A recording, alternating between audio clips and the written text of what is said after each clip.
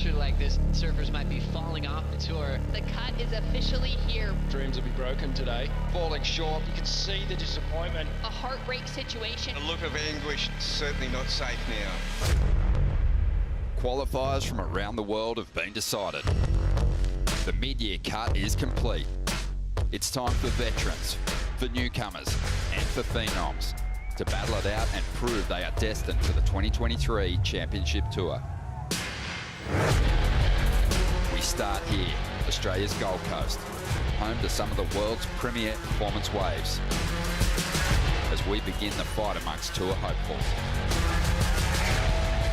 It's time for the Challenger Series to kick off at the Boost Mobile Gold Coast Pro, presented by Rip Curl.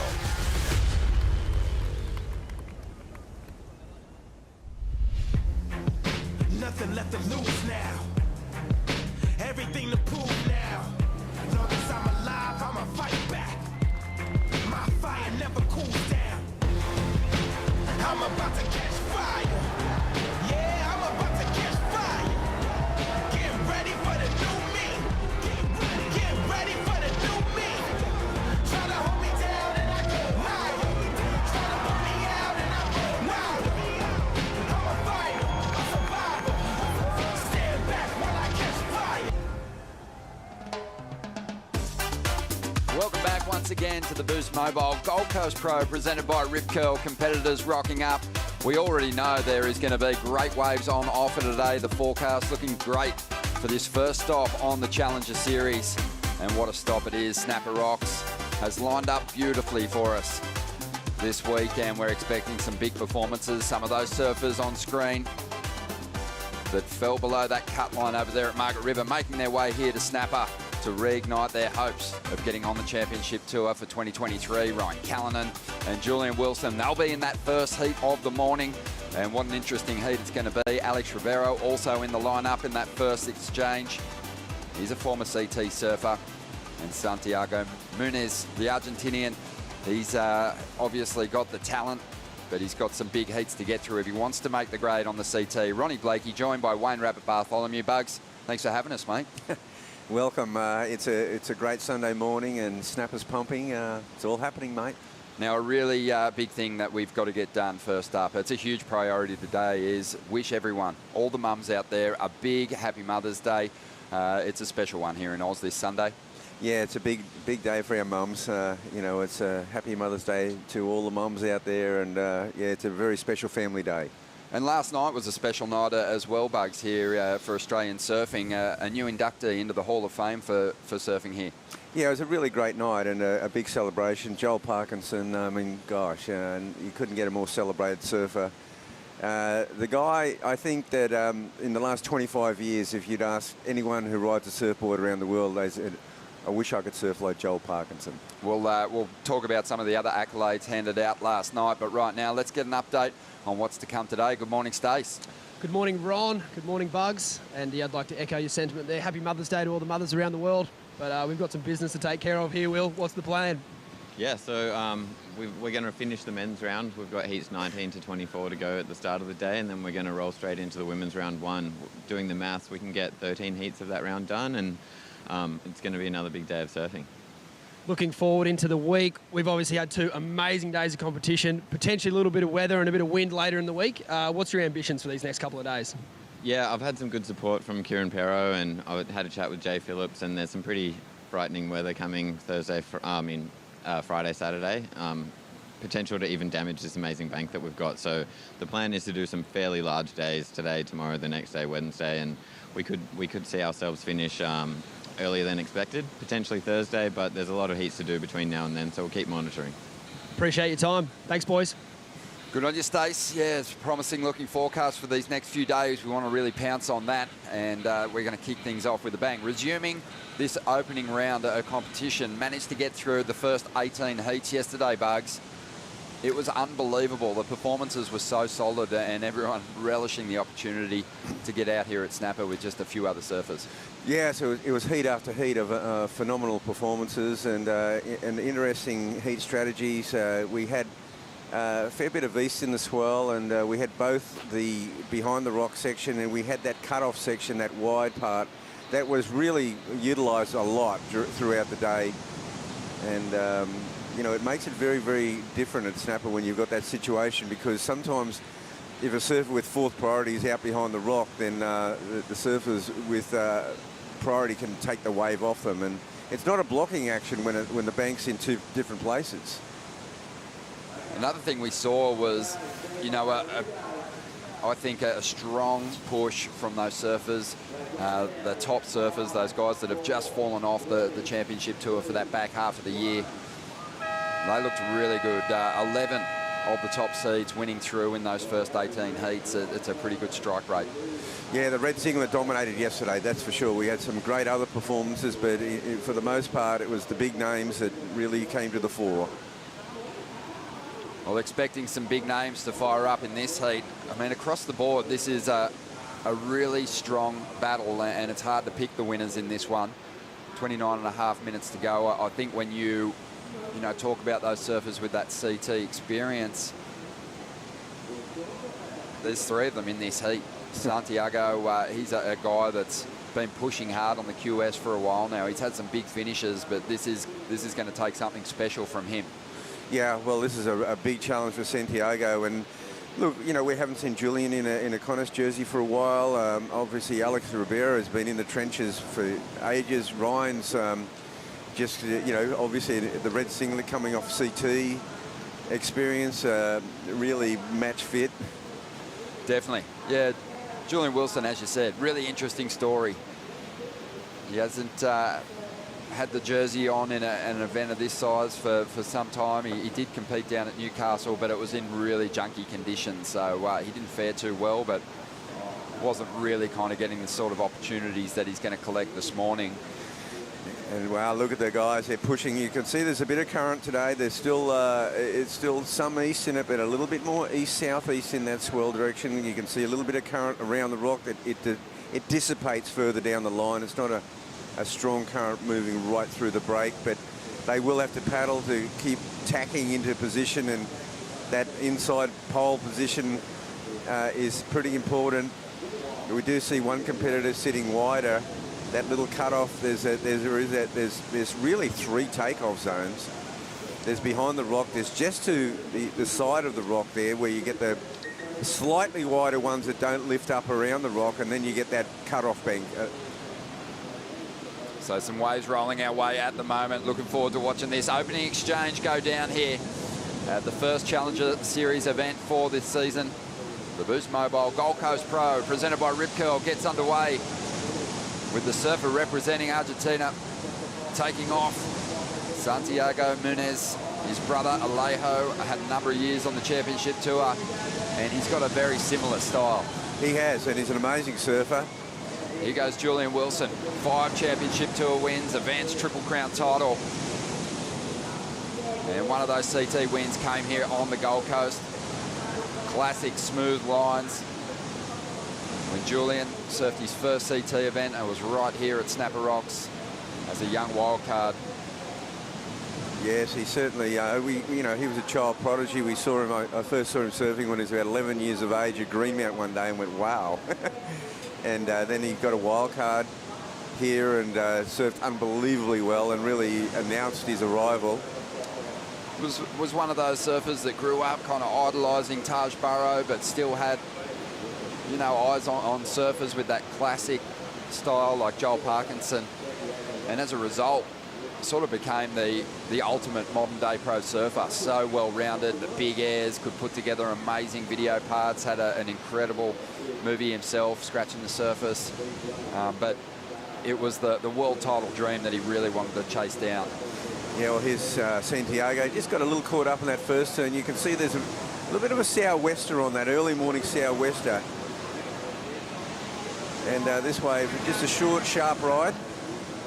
Julian dredging behind the rockets. Oh, what a way to start your day. Yeah, it's a barrel. It's so cool. Yeah. Really nice. Got some work done out on the open face as well, but you know, they're out there this morning, those tube rides behind the rock. Yeah, we'll have a fairly low tide for most of the morning. Interesting to note too, Julian Wilson, Ryan Callanan, they've had some big heats together. A final over there in France, Julian won that, but it was a pretty close one. And then at Surfest, one year they had a big matchup in the final. They actually drew. Julian got the win just based on the fact he had the highest single score. But Ryan Callanan started the year in looking fantastic, but then hurt himself resurfing and broke his wrist, needed surgery. It took him out of the pipe event, and he came back at sunset, but really came back early because there's been a few injuries. The wild card couldn't be guaranteed, and unfortunately for Ryan, he didn't chase down the results he needed to get above that cut line. It really put him behind the 8 ball. I mean, an early season, a pre-season injury is just, in any sport, it's really going to hinder you, but particularly when you've got a cut after 5 events, and really the first 2 he didn't feature. And it's so hard to, you know, he was in such arrears, and, you know, wasn't able to claw it back. So let's just quickly touch on last night, Bugs. In Australia each year, there's a new member inducted into the Hall of Fame. You joined that list pretty early on, but there's been some great additions over the last few years. But Joel Parkinson last night getting the nod. Yeah, well, that's right. Well, look, Mick Fanning and Joel Parkinson only retired not so long ago. And, you know, Mick got it last year, and Joel was, I mean, it's voted on by your peers. It's voted on by the inductees, the Hall of Fame inductees, and they're kind of like the stewardship committee, you know. And so it was really a very popular one. Obviously, Joel, always going to be a Hall of Famer. Obviously, as you said, you know, that the inductees vote on that new member. So as a result, you kind of get the who's who of Australian surfing there on the big night. And just rattle off some of the greats that turned up last night to watch the show unfold. Well, first of all, on the stage, you know, they had a couch there. Your brother Vaughan was the MC, and Reggae Ellis. They did a great job always. And on the couch for Joel's induction, I mean, there was Ockie Dean Morrison, who is one of the cooler kids who Joel grew up with, and I joined him, and it was a lot of fun going through some banter with Joel in the early days. You know, when they were kids, I took them to Hawaii, and we had a super fun time. There was an amazing day where Joel went out, and it was about 15-foot sunset, but it was so big that it was very inconsistent. Dino said Joel's already out there, and this massive set came. He was out there with Dave Rastovich, Damon Nichols, and Joel got the first wave of the set, rode it all the way through the bowl, and when he flicked out, it was a white out to the horizon. And that just typified Joel just being in the right place at the right time. The other 2 guys, complete catastrophe, broke all their boards, got washed through boneyards, barely survived. Joel didn't see anything. Love that. Joel has had some real success in this event here on the Gold Coast as well. But a big congratulations to him on that massive nod from his peers. Just on 22 minutes remaining here, let's get an update on the conditions with Stace. Fucking oath. G'day, Ronnie. Excuse the language there. It is absolutely firing today. It's a little bit more out of the south direction, which is perfect from behind the rock. You can see Ryan there holding it down. Julian's first wave is 6.83. That's such a perfect way to start a heat on a day like today, because as you've noticed, it has gone pretty slow. But I think we might have some sets approaching now that's going to light this bang right up. Stace getting fired up out there on the rocks, watching things unfold in the early stages here, anticipating great things from these competitors. Numbers in early. Julian Wilson, 6.83, got slotted behind the rock. Santiago had a 5, and Ryan Callanan looking to drop his first score.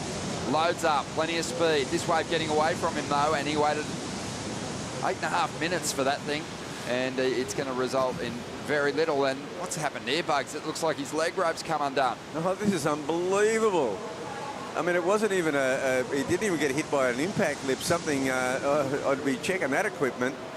The leash has either just come unstuck or broken. It's a very surprising situation. And here's the thing about Snapper too. Your board can go right down to Marley Rocks. Oh, it's just in front of him. He might be able to body surf in. He's got the fins to deal with, and he has got it. Excellent. Wow.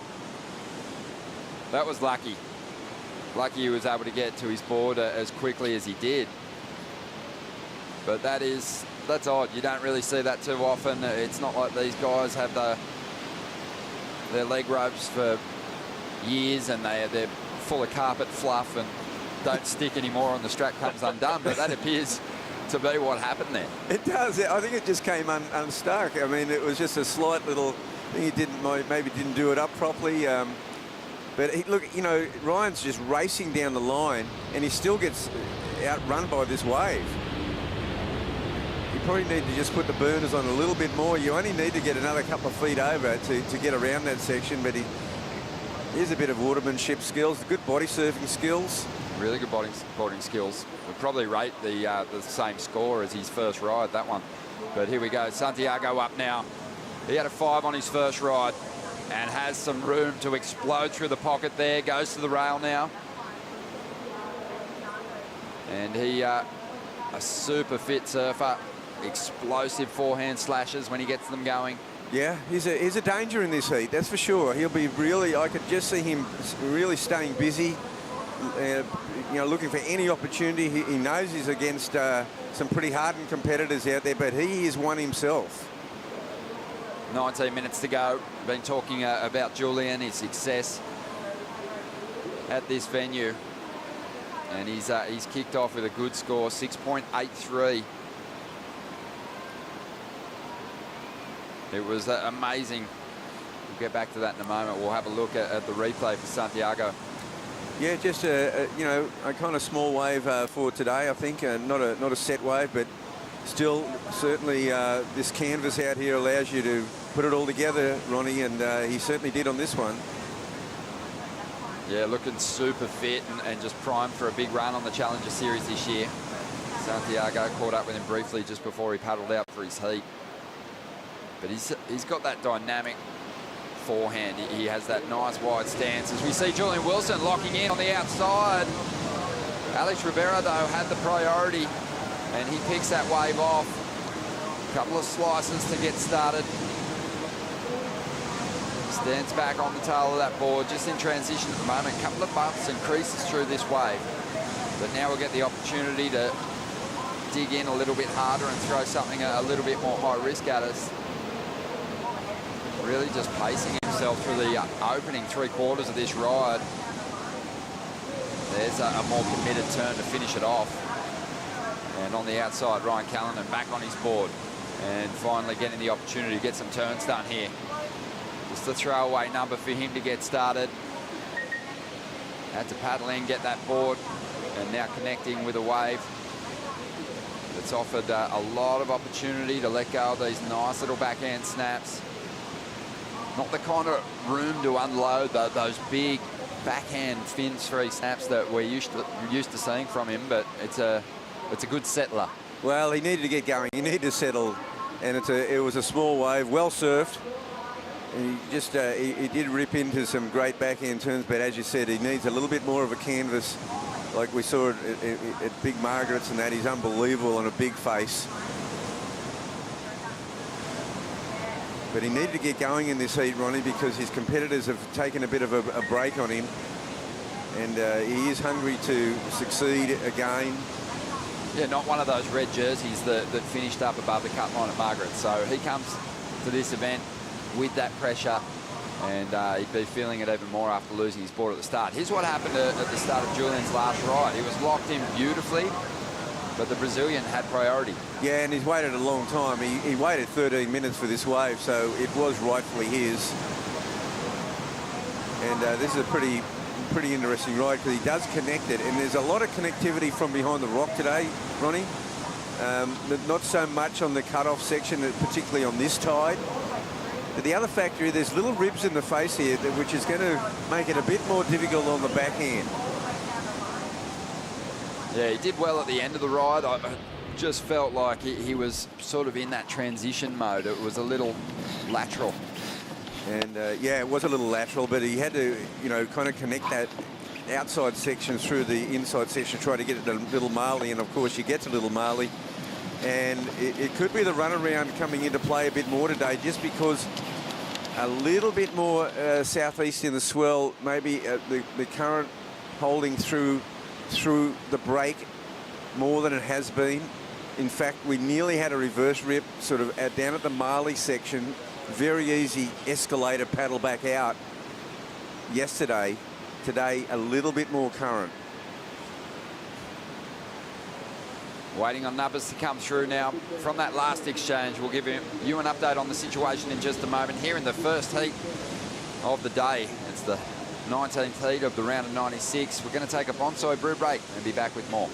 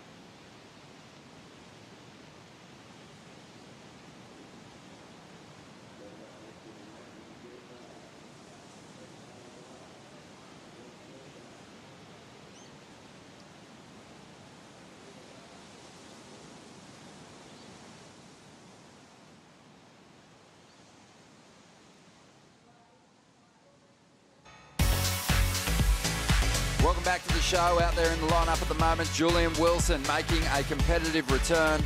And we're going back to Julian's big victory here in 2018. And it was an amazing run. He was really recovering from injury. He was nowhere near his best. He could barely move his right arm.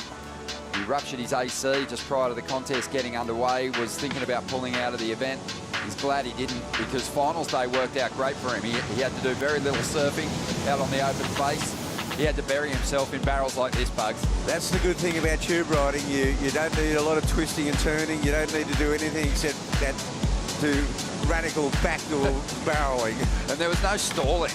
He couldn't stall on that wave, and that would have potentially, and has, dragged people's arms out of their sockets before. So Julian really did, was the benefactor of the big increase in the swell and the move down to Kira.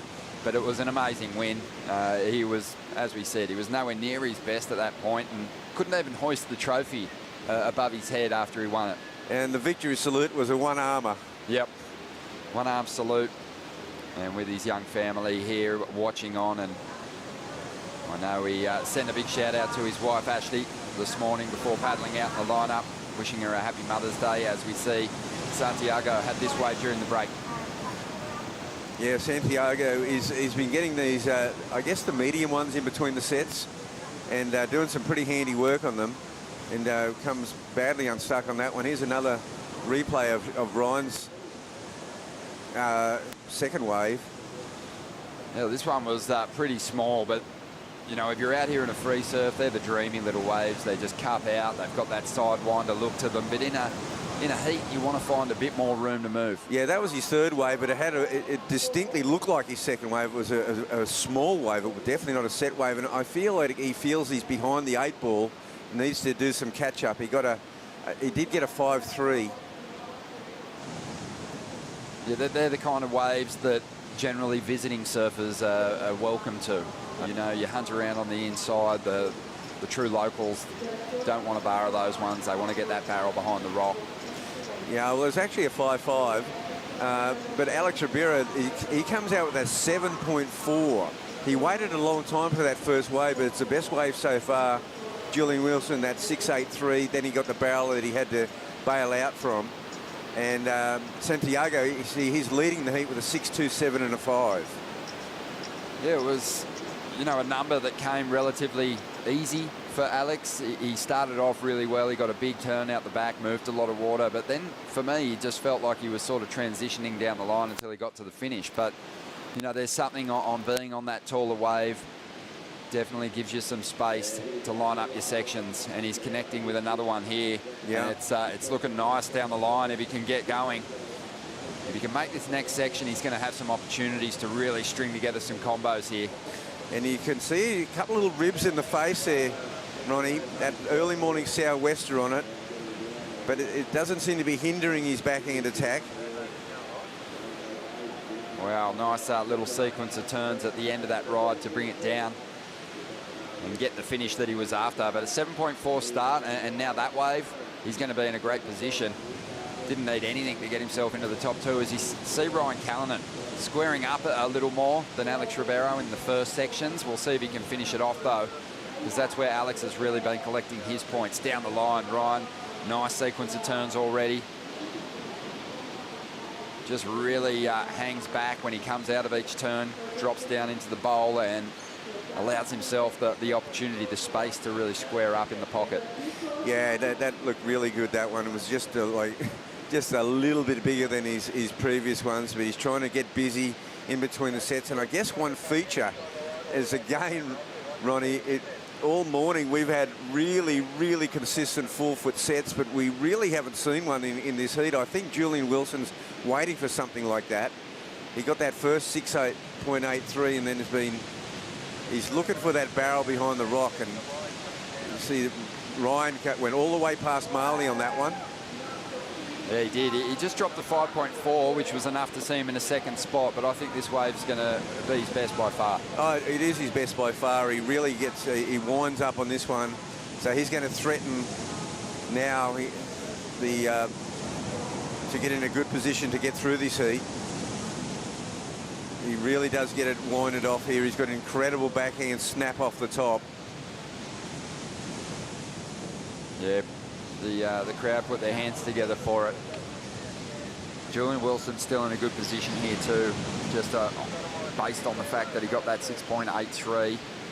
He's within striking distance of the top two at the moment, but it's going to get a little more difficult here once Ryan drops his score. Alex Rivero with a score that's going to see him up into the lead, maybe even into first place in just a moment. There it is, 5.83. The Brazilian makes the jump into the #1 position. Santiago now in second spot. And we'll see what Ryan puts on the board for that last ride in just a moment. But 8.5 minutes to go. And everyone in a pretty similar position at the moment with a comparative score in the account. And it's going to be good watching this next exchange. It's going to basically determine the order and establish who has the best shot at getting through this next heat.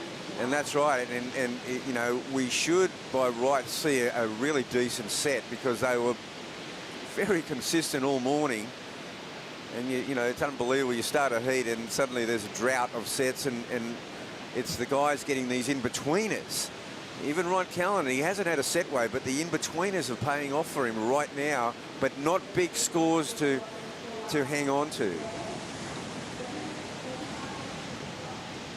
You can just see how groomed it is today. Took a walk around the top of the point here, looking down on Froggies. Evident there was more energy in the lineup and more consistency in the set waves that were rolling through. So expecting a fantastic day of competition here as Julian Wilson goes chasing a 4.44 at this point in time. But Ryan Callanan is about to drop a decent score. Julian climbing up into the pocket a couple of times here. Whips that carve. Been enjoying stepping onto some different kind of equipment in his time away from competition, but working closely with JS to find the right board for the event. And he's picked up on this one as he finishes up right there on the inside. So numbers rolling through for Callanan, looking pretty solid here. And he only needs a 5.78. Looks as though he's going to get that. Drops a 7.13. Pushes the Argentinian out of that second position now. Santiago is after a 6.37. Julian Wilson has a score to come. He needs a 5.81 out of it now. Yeah, that'll make things pretty interesting, that last wave of Julian Wilson. Take us through it, Bugs. Did he get the score? Well, he comes from deep. Let's go through it. You know, he comes from a deep position, goes into a nice carve down there. So he's going into his repertoire. This wave a little bit sloppy, but the wave itself not really standing up, but he's surfing it to its max, I think. And he's always got that line, down the line sort of eye to it. So it seems to me he's going to get the score, Ronnie. Just so slick. That first turn was beautiful. The big cut down. Always like look closely to see how deep the track is in the wave behind the surfer when they're laying that board over. And Julian took a big slice out of that first section, and just silky smooth down the line, wasn't he? Yeah, really silky smooth and really connected with the wave. It wasn't a brilliant wave, but it started out really well. It had the connection, and he was able to just transition between that outside part and then that middle part, and it ended up being quite a long ride, and he's got the score in a pretty solid way. He has 6.8. His patience paying off there with that priority on the outside. Julian in front, Alex Rivero in second place, and Ryan Callanan pushed into third, looking for a 6.11. And Muniz, he's in fourth place. He needs a 6.97. Not a lot in it. All the surface scores are pretty tight at this stage. As we dive into the Harvey Norman recap, this is how Julian got his day started inside the pit. Yeah, it was a great start, a 6.83 for Julian Wilson on a barrel, straight off the mark. As we can see, it really connecting from behind the rock this morning. And again, he pulled into the barrel, but Alex Rivera utilised his priority. He'd waited 13 minutes for this wave, so he was able to sit where he wanted to. And it's served him well, because right now he's sitting in second spot. Ryan Callanan starting to come alive in this heat. Yeah, I like Ryan's chances, Bugs, if he can connect with a wave with a little bit more open face than this, with a bit more height in that wall. Because, you know, if you make the comparison to some of the other waves that we've seen in this heat, they've been a foot of height on the wave face above that, which has allowed Alex Rivero and Julian to really open up. Ryan surfing, looking on point. Here he goes again, taking off on another medium-sized wave. Yeah, wanting to chase down that score early here after a 6.11. Bangs it a couple of times. This wave starting to fade away. Yeah, I'm not seeing it in that one. And I thought he might have, when he took off on that, I thought he might have identified a grower down the line, but it tapered off and ran away on him. What are you looking for in a grower? Oh, well, you're looking as a, you know, if you're over near the rock, you're looking for a wave that's just got body down the line. You're just seeing strength in the wave down the line. And you know when it hits that bank at Little Marley, it's probably going to be half a foot bigger than the takeoff. Yeah, it's almost the apex of the energy, or the pinnacle. It's down the line. It's down the line. Yeah. You see it surging. It's a hard thing to explain to people, but you know, quite often when you're watching, you'll identify that wave. You go, watch this one. And someone who doesn't really have that experience surfing a point break will kind of struggle to see it. But you almost feel it too. You know when you get to your feet just how much push that little wave has. You can feel it. You know, it's a feeling in the strength of the wave, the draw off the bottom. And then as you look down the line, it's lifted up, sort of, well, down near where the buoys are now. And it's just, you can already see it lifting up out down there, and that's a grower. It's the swell line, it's the sandbar, it's the vibe. Yeah. Ryan Callanan now had that foam on the face to deal with as well. Not too much of an issue. It kind of maybe helped clean the wave up to a point, but again, Ryan's just put himself on these smaller rides, and even yesterday, that wasn't a winning formula. And generally, it might get you in the lead for a moment or into the top two, but ultimately at the end of the heat, it really hurt your chances of progressing. As we see, Santiago up again, so much work done on that wave in a short amount of space. Yeah, another very similar ride to what he's had before. He's been getting these in-between waves in the sets, surfing them well, surfing them really well. He liked that one. He really did put it together well on that wave. So he's challenging. Magnesium cream on my legs just after watching that one. It was a muscle burner for sure. As we see Callanan go into the air and does hang on to it. Bit of dance floor limbo there, but I don't know how it's going to score. Well, Ryan's in that pattern now where, you know, he's never really established priority. He's never got into that priority rotation. He just keeps, I feel he felt behind the 8 ball at the start of the heat, and he's trying to make up ground all the time without sitting comfortably. Like Julian Wilson's really playing the priority. It's looked desperate, hasn't it? It's looked desperate in the wave selection. It's looked a little just impatient. I thought after he got that 7.13, he might go out there and at least try to get into second priority, wait for a set wave. All morning we've seen 2 and 3 waves in the sets. Yeah, Julian making a competitive return, but I doubt he'd be feeling the, maybe he's feeling the pressure to perform well, seeing as though he hasn't really given us much over the last sort of 6 months. But I don't think he's thinking qualification at this point. I think he's just enjoying himself out there at the moment. So he has been looking a little more relaxed in the lineup. Alex Rivero, he's been pretty composed, maybe just by the way of how the opening moments panned out, and he found himself with priority. Yeah, well, it looks like Alex is looking good to get through here, but Ryan looks like he's not going to make it with those smaller waves. Well, that's a disaster to kick off his campaign, because he has such a brilliant backhand. He would have been identifying, highlighting this event on the schedule as one to really succeed in. Santiago, he got started early and again was kind of dropping those mid-range scores. It was a common story yesterday, getting off to the quick start and kind of looking to build house. Didn't really work out. The patience with priority at the takeoff zone really seemed to be the winning formula throughout the day. Now, Alex Rivera is going to hang on to second spot here. And Julian Wilson's going to take a win in his competitive return here at Snapper Rocks. Looking sharp. It was a solid performance. Very solid, very calm, selective. He stayed on his game. So waiting on the numbers to roll through for Santiago. And he needed a pretty big one, 6, 9, 7.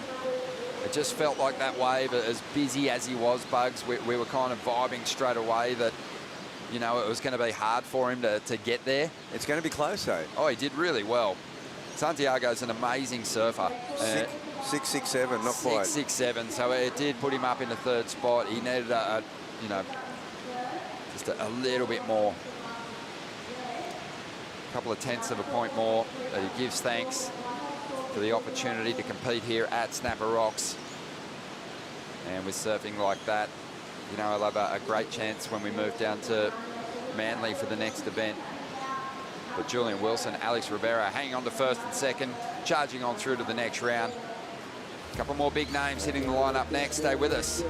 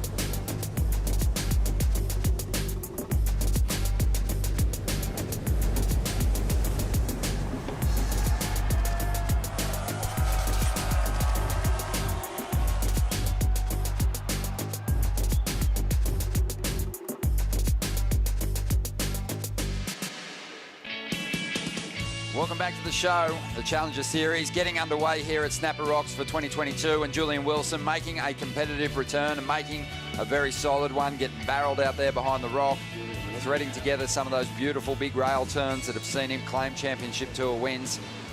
And now he's chasing a big victory here in the first Challenger Series event of the year. We're just into the second day and the conditions have been unreal. The performances have been great. We've got Bugs here. Richie Porter's joining us now. How are you, Rich? Morning, Ron. Morning, Bugs, viewers, and special happy Mother's Day to my mum, my mother-in-law, and all the mummies out there. Oh, absolutely. Legends. Thank you. Mate, the Gold Coast, it offers us so much, and you got to watch the event yesterday, but got in the water yesterday afternoon yourself. Yeah, you can't hang around here and not surf. It's part of the deal, but amazing surf this morning. I've just seen such good waves, you know. It's like stepped up from yesterday, so we're in for a cracker again. Richie joins us as the WSL judging expert. Rich, how long have you been a surfing judge? Oh, not as long as Bugs has been a surfer, but a long time. I started in the late 80s. That's how old I am, and professionally started mid-90s. What was your first championship tour event? Bells, because I was originally from Victoria, and so I was a regional judge down there, and it was quite a thing back in the day when I was a young fella. Here we go. Matthew Mcgilbray short up his place on the CT for the back half of this year and the new year, 2023. So this is a South African with a lot of point breaker expertise, Bugs. He sure does. He's hails from Jeffreys Bay, and obviously one of the best point breaks on the planet. Isn't it amazing what a bit of confidence can do for a competitor? Matty Mcgilvray looking very solid now. He's clicked back into that kind of gear that saw him get to the semi-finals at Margaret's last year, and again this year, just looking so sharp. Oh, look, it was an amazing story at Margaret River for Matthew. I mean, gosh, the year before he broke through as a breakthrough result. This year, he absolutely needed to get to where he got to, and a lot of people in Jeffreys Bay would have been getting up early in the morning to watch his heat at Margaret River. Really enjoyed that performance. Matty, he missed out on requalification last year, but was one of the first surfers outside the top 22. So he got the call up as an injury replacement surfer this year due to some of the ongoing injuries that have happened on the CT, and he managed to make it work for him. So he's short his place up. I loved his post-heat interview over there at Margaret's, talking about making the grade and getting to compete at home. I think that was what really willed him on to the big finish there, and he's off to a great start here. 6.33, also out in the lineup, Eduardo Monta, the Brazilian. This guy's had a pretty magic run on that regional series. He's been taking down some of the biggest and best names in his region, and he's looking to post a big score to get started. But he was fourth on the South American regional rankings as he brings it through to the inside and got to that position with a victory at the Layback Pro last year as a QS 3000. And he had an amazing run through the contest. He beat Michael Rodriguez in the final. He beat Iago Dora in the semis, Rayoni Montero in the quarters, and then through the early rounds, he beat Caio Abelli, Santiago Muniz, Wesley Dantes, and Hizanami Botero. So he carved up kind of the best that Brazil's serving up at the moment. Oh my God, that's incredible. That's an amazing performance, and this wave here, he surfs it well, and it kind of, I think the second half of the ride, not quite putting it together as well. He get caught up there on that one, Richie, and then it doesn't really he gets out of rhythm, so to speak. Yeah, the judges really punish those sort of faults and errors in the wave, and they're really, you go, these are some of the best, or they're the best surfers in the world, and you have to perform that way, otherwise they're just not going to get the score. One of the best Brazilian surfers, most stylish Brazilian surfers back in the day was Fabio Gouveia. Had great rail turns, but I think generally speaking, the level of Brazilian surfing, especially in that department, the rail surfing department, has just lifted intensely. Everyone's a product of their environment, and in Brazil, obviously, a lot of beach breaks. So that part of their surfing was so dialed, but now I think with the inspirational performances from the likes of Adriana de Souza, from what we're seeing by those championship tour surfers now, it's kind of trickling down and influencing this next generation of Brazilians. I agree, and when you're there, there is so many good surfers. It's incredible. It's just like every beach you go to, there's local kids ripping, and that happens all around the world. But in Brazil, there seems to be thousands of them. it's like, wow, there's so many of you guys and you're all ripping. So we're just going to see more and more Brazilians on tour, there's no doubt. And that leads me to a question, Rich, on just the scoring yesterday. We saw big numbers dropping for competitors laying deep rail turns. You know, I think when we get to these sand bottom locations, quite often we're thinking air, air, air, air. You know, it's a high performance playground out there. But yesterday, stringing together those big power turns really did fetch some great scores. Yeah, for sure. And, you know, you have to start with Jadson Andre and just smash his whole way down the line with such power. And the judges sit up straighter when they see that power. They love power surfing.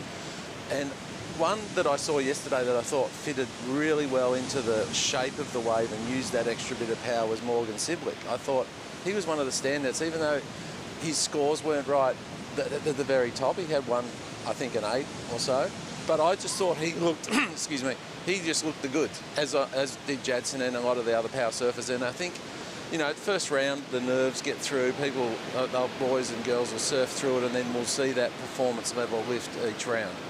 Bugs, you were at many of the regional qualifying events. Your son Jagger had a fantastic run, always puts up some great performances. Didn't quite get there this year, but you had a really close eye on the kind of surfing that was going to be brought to the Challenger Series from those real performers. How does it stack up against, say, a championship tour surfer? Are they there yet? I don't know if they're there yet. You know, there's quite a few of them didn't get through yesterday of that from the Australian region, the Australasian region, but you know, given the right conditions, I mean, they're all good performers. I mean, you know, I know Kalani Ball didn't get through yesterday, but gosh, he really impressed me through the Australian leg. There was some other great performances. I think there's, you know, at this level, for sure, but, you know, then we go to that CT level and there's probably a little bit more, you know, rounding of their entire repertoire to do. But, I mean, I think that's probably reflecting in every region. Yeah, for sure. And there are levels, there's no doubt about it. And even in the CT, you've got that echelon of that top level that's just that little bit better. And then the joy of surfing is the luck of the ocean. If you get the best wave, that allows you to do the best surfing. And people win heats. They may knock off surfers that might be a little bit better than them occasionally. And that's the joy of this game. Yeah, and even though yesterday we saw 11 of the 18 red jerseys that surf progressed through to that third round with a victory, we also did see some results from surfers that, you know, just scraped into the event. Alistair Reginato, he got himself a win in the trials, and then yesterday won his heat, overcoming tougher rivals. But I think the pathway's great now that you've got your pro juniors, then you can, as a junior, you can go and mix it with those qualifying series competitors. But this is really the first time that some of these competitors are taking on CT level competition, and it's a great test for them. So at the moment, we've got Matthew Mcgilbray sitting out there with a 6.33. Eduardo Monta is out there with 3.83. Haven't seen much of Miamana Bray, the Tahitian, but I did see Hira Teranatufa, the great Tahitian surfer down here. He's travelling with that Tahitian crew, cheering them on, giving them great advice. He was a long-time campaigner on the qualifying series and took up some wildcard opportunities over in Tahiti too, and had some big performances there. But Hira, just a big fan of Miamana's technique, his style, and likes his chances in this clash. The other competitor out there in the lineup is 23-year-old South African Josh Faulkner. This guy's got an incredible story, Bugs. Unbelievable. Came from the townships just near J-Bay, and says that surfing really saved his life. Yeah, that's such an awesome story, and I did see sort of the genesis of that forming, you know, with the township surfers and at Jeffreys Bay and other townships, getting into surfing, being mentored and coached, and given the opportunity with, you know, just basic surfing equipment, you know, a good board and a wetsuit, and the talent's there. Yeah, his upbringing, really tough. Raised by his mother, didn't really know his dad. His dad was a gangster. It's been talked about before. If you haven't checked out this book, Afro Surf, see if you can get your hands on it. It's the untold story of African surf culture, and it is just, I mean, visually, it's stunning. It's just so well put together, but really amazing life stories. and Josh features heavily in that. It's a great yarn, but this is a guy that's really starting to collect some big results on the qualifying series. Had a victory back in 2019, and you talk about, you know, deep talent pools. Africa has an extremely deep pool. A lot of great point break surfers over there, and we're starting to see two of the best of them shine through, and they're in the same heat here. Yeah, well, that's it is the beauty of the regional qualifying. You know, Rich, like, for example, with the South Africans, with the exchange rate, things like that, you know, when it's 10-1, I mean, a lot of them don't get to leave the country, but you go over there and there's incredible depth when they're surfing. And it's such a wave-rich coastline. I agree, Bugs.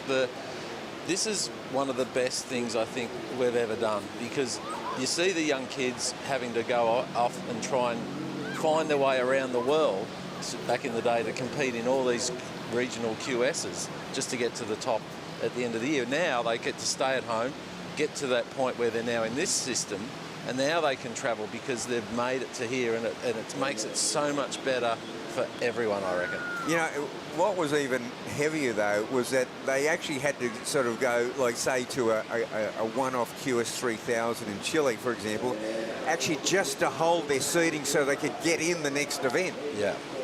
Matty Mcgilbray up again, 6.33 in his first wave. Looking to add that backup score, has some room to move.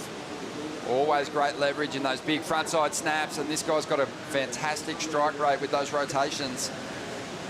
Sticks a nice little one there, but still might find some opportunity down the line. This wave standing up again. Matty goes to the rail, bringing that board right through, back into the pocket, and gets a couple more hits on the end section. I think one feature of this heat is that we may be on the ebb of the tide. It's really quiet heat. It is since dawn, pumping set after set after set, and these competitors would have just been watching this going, I can't wait to get out there. And here we have a heat that's half over, and we've hardly had any rides. Yeah, it's a tough heat for sure, and the guys now have to start scratching to see what they can get. And I think Matthew may have sensed that, and he's gone for a medium wave here to back up his first score. And it's not a bad effort. It looks like a bit of a grower down the line, and he, you know, just surfed it solid. He's confident, though, isn't he? He's in a happy place now. He's shored up that position in the back half of the CT schedule. Haven't seen him throwing himself into his turns like he normally does, but now he's just feeling that freedom. As we now see Mcgilbray, the Tahitian, driving through a couple of turns on his first ride. Wall starting to stand up now, and he'll attack the pocket. Nice hit there. Wants to really put the foot down through this inside section to add to the point score. That's a little bit more like it, a cleaner combination towards the end of this ride, and finishes with a good hit on the inside. Here goes Jose. Loading up. Let's see what he's got. Great point break read to kick things off. Has that patience that no doubt would have come to him from just hundreds of thousands of sessions out at J-Bay. But he runs with a really cool little pack of Groms. I actually got the opportunity to meet them through Glen Hall. He was kind of taking them under his wing and coaching them through some sessions over there. But his friends Jerry, Angelo, Dylan Hendricks and his younger sister, they'd all be tuning in and watching Jose compete on the Challenger Series this year. Let's see this ride again. Big first turn, Bugs. Yeah, great first turn. Sets it up beautifully. And the second one, those first two turns were really good, and he's sinking down the line, a float over that section. Long bottom turn here. So this first half of the ride, Rich, it's pretty solid, and then the second half gets a little bit scrappier. Yeah, but interesting, obviously, from a point, grew up surfing a point, knows how to surf a point. Yeah.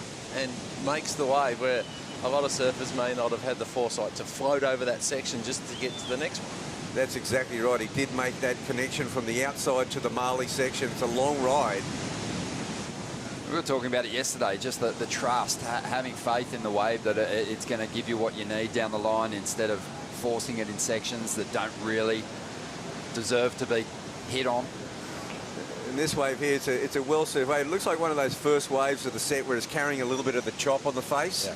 It's difficult on your backhand, but it cleans up down the line here a little bit. Miamana, you know, a great surfer, I think has another speed that he can surf at. It just felt like on this ride and having waited this long, you know, you don't want to waste that opportunity. You don't really have time to warm up now with just over 12 minutes to go. But we'll see where the judges place that number. And this was a solid one from Eduardo.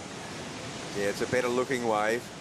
Looks like it's got just this nice line right through that midsection of the wave. Nearly loses it there. And he's kept himself busy. Really just hitting all the points here and finishes it up. So he was happy with that. And he'll do the run around. Oh, I thought he was throwing the claim out to nobody, but there's actually already a crowd down on the beach here this Sunday. Everyone loving the opportunity to see Snapper Rocks light up again with world-class surfing. 11.5 minutes to go here as Eduardo makes the run around, waiting on those scores to come through for a few competitors now. The situation's going to get a little closer out there in the lineup.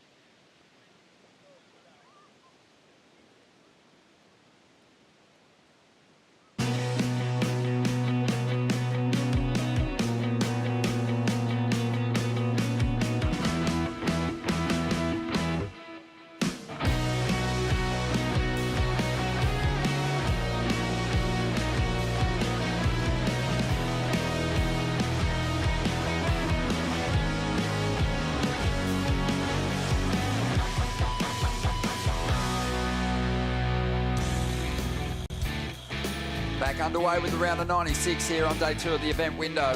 The Boost Mobile Gold Coast Pro presented by Rip Curl. We just saw Julian Wilson win through in heat 19. Big victory there for him.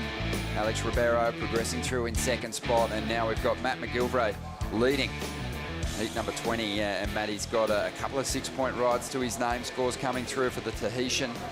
Miamana Bray, he got a 5.87. Jose Faulkner, the South African, a 5.43. And the Brazilian, Eduardo Monta, has a score on the way. Just over 9 minutes to go. Let's hear from the winner of the first heat of the morning. Doesn't get much better starting the day like that. Blue barrels. Very nice. After yesterday, watching a lot of heats and getting pretty excited, I was fingers crossed for some conditions like this morning. And yeah, it's almost even a little bit better than yesterday to start the day. So pretty stoked. Talk to us about the difference you found in the lineup up there. What's your read on it?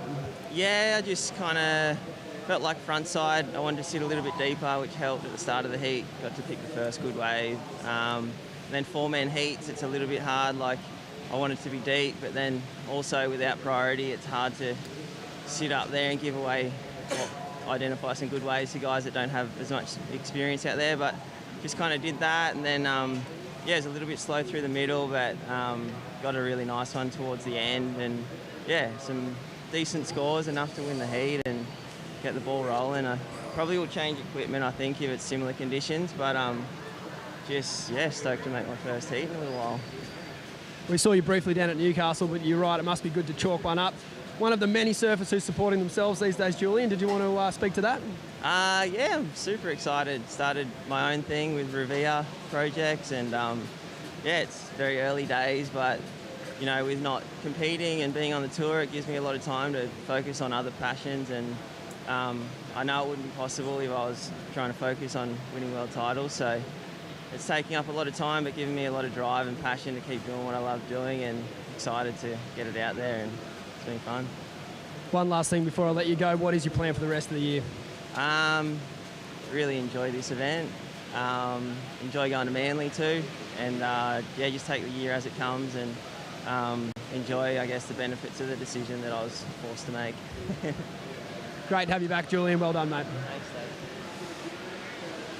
Dave. Yeah, he looks sharp, and you just know that he'll settle back into the jersey now, Julian Wilson.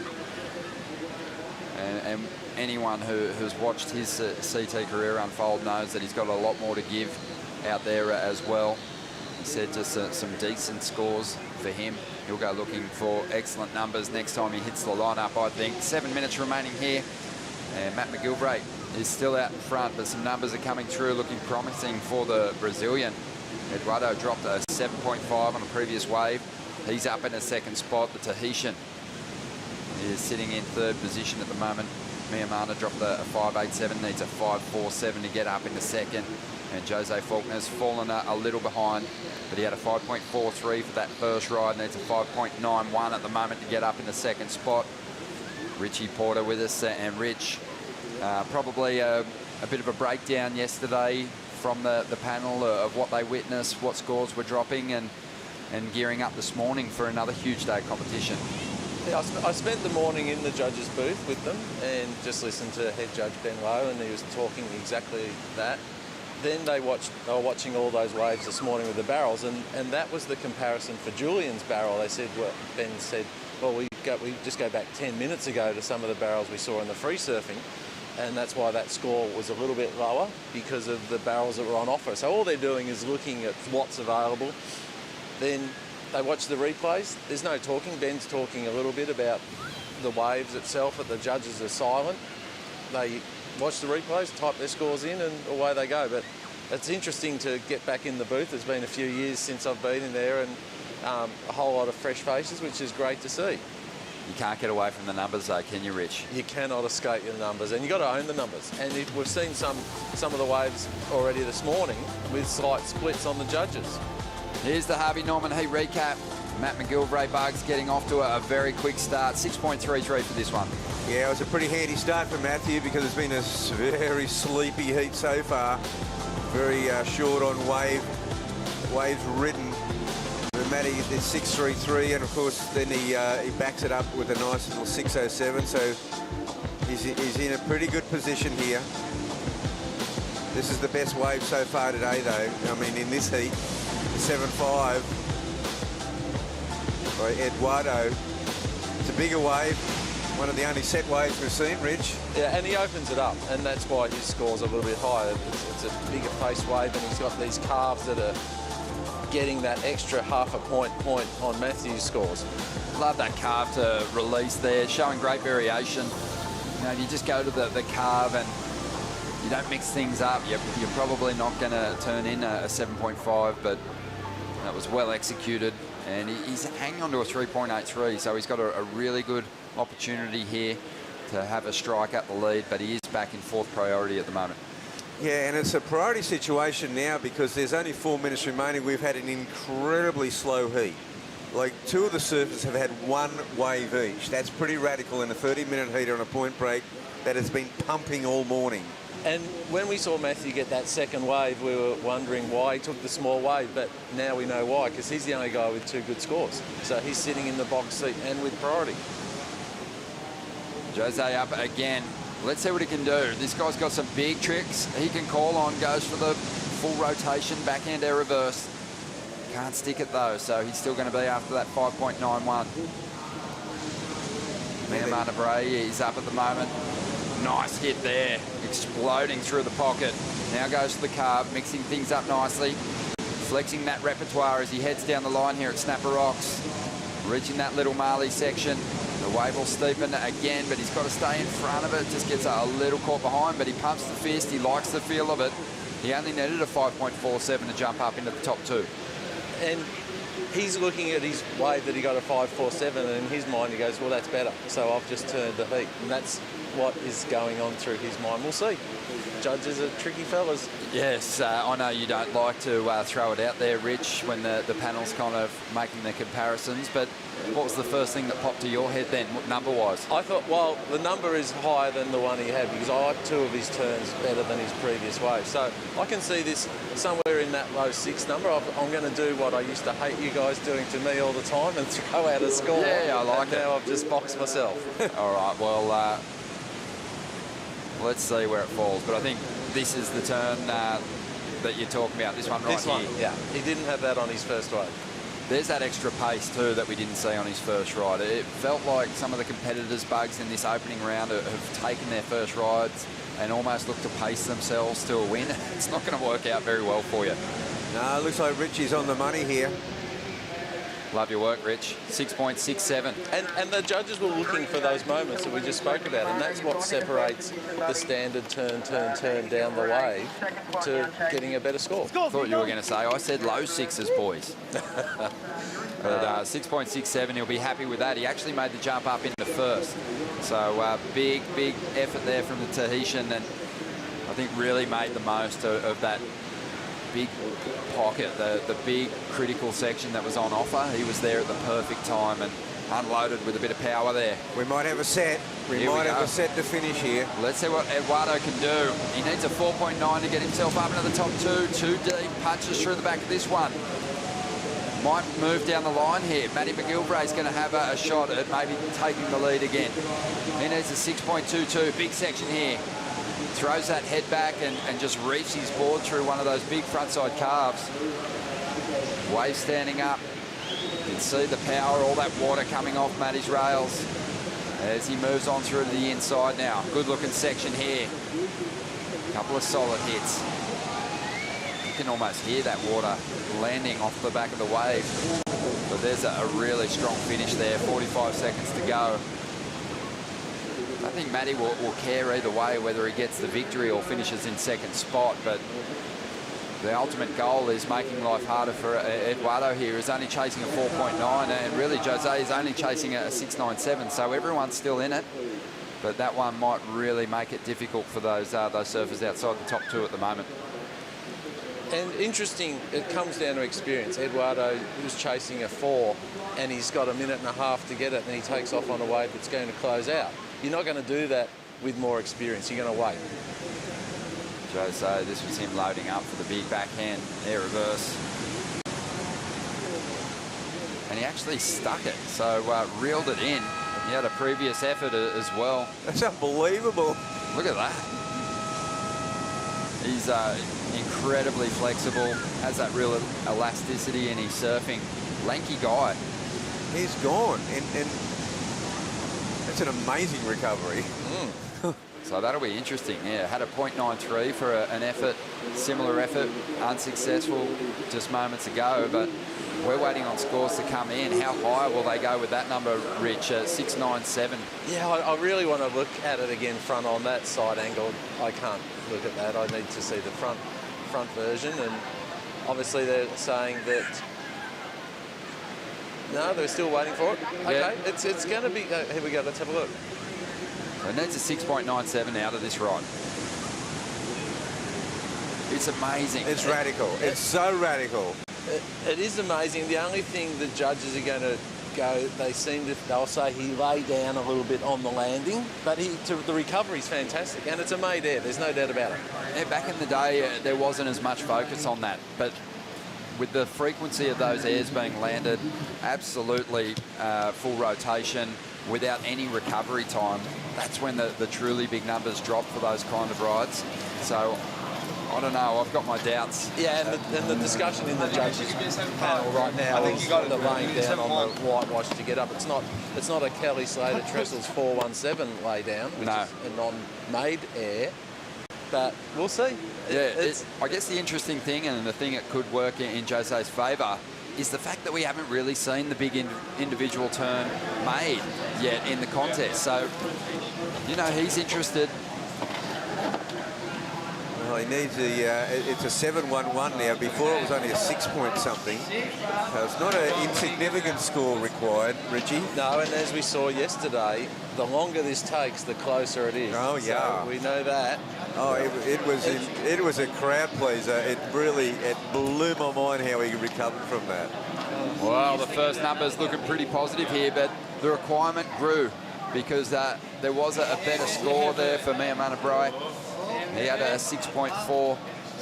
Oh, sorry, he had a on his last wave. He upped the requirement and he had a 6.67. So it was a 7.11 that he needed. It's right there, right on the line, but it looks like it's probably going to fall short here. 7.11 was the requirement, and what an amazing last-ditch effort, though. Truly amazing. And there you go, a 3-2 split, and that's how the numbers fall. And it's unfortunate for him, but that's why it took so long. Is that 100th of a point? Yeah, unbelievable. But it was a strong performance there from Matty Mcgilbray and Mcgilbray. What a great effort from them. Bugs, always a pleasure. Yeah. Thanks for your wisdom. And thanks for calling in those set waves. And we also want to thank Rich Porter. Rich always loved picking your brain. And 2 from 2, mate. Pretty solid. Oh, I'm trying my best. All right, we'll take a quick break. And when we return, we'll be back with more big heats. And Kelly Slatter's coming up in the not-too-distant future. Don't go anywhere.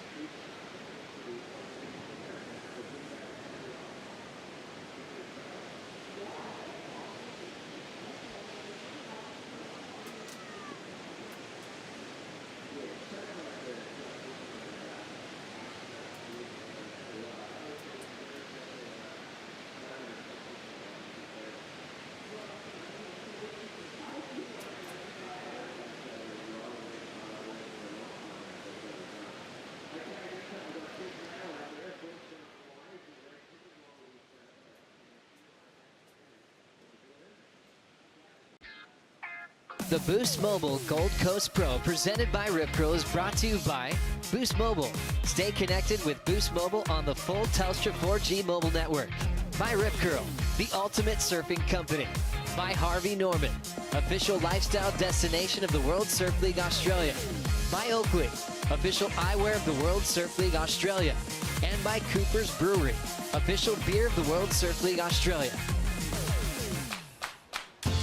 Wow, that last heat came down to a very close finish for the young South African Jose Faulkner, losing out by just 0.01 in the total. Shannon Hughes alongside one of my BFFs, Jess Grimwood. It's great to call action with you, but that was a heart-aching loss there for Jose. Oh, yeah, and that's like why we love surfing, isn't it? It's professional surfing. It's everything we love about it. We heard the cheers going on in the athletes area, and it's just, that was a really massive last-ditch effort.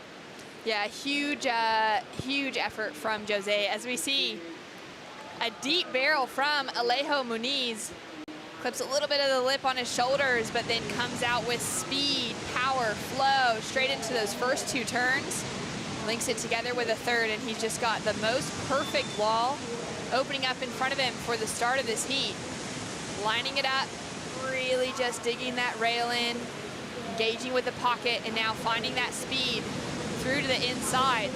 Connects with the lip again, off the bottom, off the top for a powerful finish, and that'll be the first wave of the heat. Wow, how's the work rate as well? As we were saying yesterday, it just seems to lift and shift up into the gears, and it's hard to believe we're still in the round 1 of the men's, Shannon, but there was a lot of stuff done on that. I feel like he didn't get super deep in that first part of the tube, and we heard Richie speaking about it already this morning from a judging point of view. They're judging off what's on offer on the canvas, so if it's going to be a good scoring barrel, it has to be one of those really chunky kind of ones that come through behind the rock, and they have to pretty much completely disappear, because we saw Julian's one was incredible this morning and he got a high 6, so that was more of a setup, and here's a barrel. Here's another one, plenty on offer this morning. Eli Hannemann coming out straight up into the lip for those first 2 turns. And it just seems to be the rhythm this morning, breaking off the rocks, being able to find that barrel. Now it's going to matter on depth within, and then finding how much else the wave has on offer coming out of it. Eli doing well as he comes through to the inside to just find some speed. Now he goes up into the air, doesn't complete the maneuver. Would have been looking for something exciting to finish on.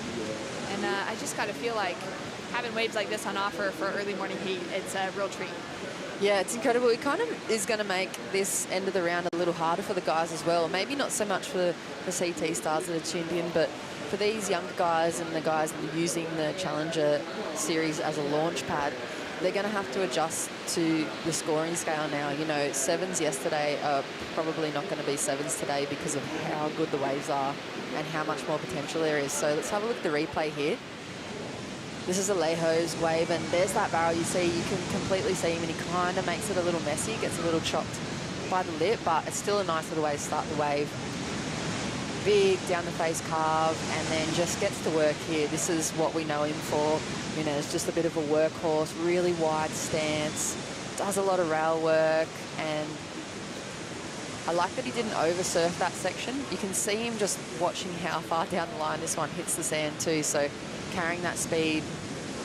There we see nice bottom turns and a little bit of a wobble on the rail on that last bottom turn, but like we said, it's a nice way to start the heat for him. And here's another replay angle right there of the barrel. You can see the judges really look at how deep they get. Can they completely disappear behind the foam ball? And, you know, the cleanliness and the style also that goes into the barrel riding. And that's one of the best things about a snapper is you've got to be good at aerials, you've got to be good at rail work, and you've got to be really good in the barrel here. It's pretty exciting to see the versatility that these surfers have to carry with them. We've got some scores through. So first of Eli Hannemann, a 4.5, or just a single score through at the moment, because the judges are taking their time with that first for Alejo Muniz. Yeah, and it's looking like a pretty good score for him, actually. So the rate of work getting really rewarded. Here's a nice little replay there of the beginning of Eli's wave. Similar looking barrel to Alejo's as well. And then just gets to work on the open face. You can see how beautifully green the conditions are again this morning. And it's just wave after wave here. These guys are going to get the opportunity over and over again to really display every bit of finesse in their performance. Here he goes for a little alley-oop. He sets it up, kind of gets a little bit stuck, doesn't quite get the pop out of the lip, and he buries over the toe side on the landing. But, I mean, he did a lot of work on the outside, Shannon. Yeah, I brought in some variety on the finish, which is great to see, and something we so expect of a name like Eli Hannemann. Now scores through. Alejo Muniz significantly gets the upper hand on that first exchange, deeper barrel, and got really good down the line surfing. That work really done. Drops through as a 7.67. Yeah, nice score too. Actually, yeah, I thought that wouldn't have gone as high, but it's a really good way for him to kick off. Zeke Lau, undercover, comes out clean, throws that stall in to set himself up at the beginning of this wave, and now he's looking for that speed down the line. Different approach as this wave continues to open up for him. Lays into a great turn now off the lip. Goes in for that floater as well. Trying to project down the section, but that wave just has a bit too much speed for him. Eli Hannemann now up and riding again and goes into the air, but does not make the land. Yeah, I think this is going to be the flavour of the day. It's just exchange after exchange. You can see everybody kind of starting to dig into their strengths. Obviously, Zeke, real big powerhouse. He's got that variety. He kind of got hung up a little and stuck behind the section, and that wave didn't quite hit the sand as well as some of the sets we've seen this morning. But, I mean, all these guys, apart from Gasvar, now have a number on the board, and I think I'm interested to see where Zeke's falls into the scale already this morning, because I haven't seen that big a jam kind of laid down too early on this morning. So here we go. Here's the replay. Little barrel kind of spits on him and he has to stall, brush off some speed, just a nice little cover up, bit of rail work and just pushes through that chop there. You can see how much power he has.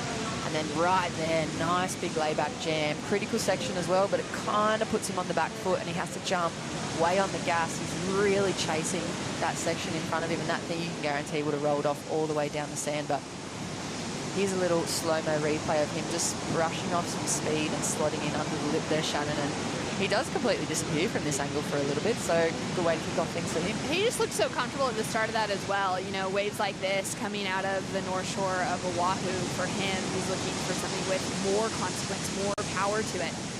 And so for him to just find his way through, nice snapper, some speed to it, some critical space right on the rocks as well.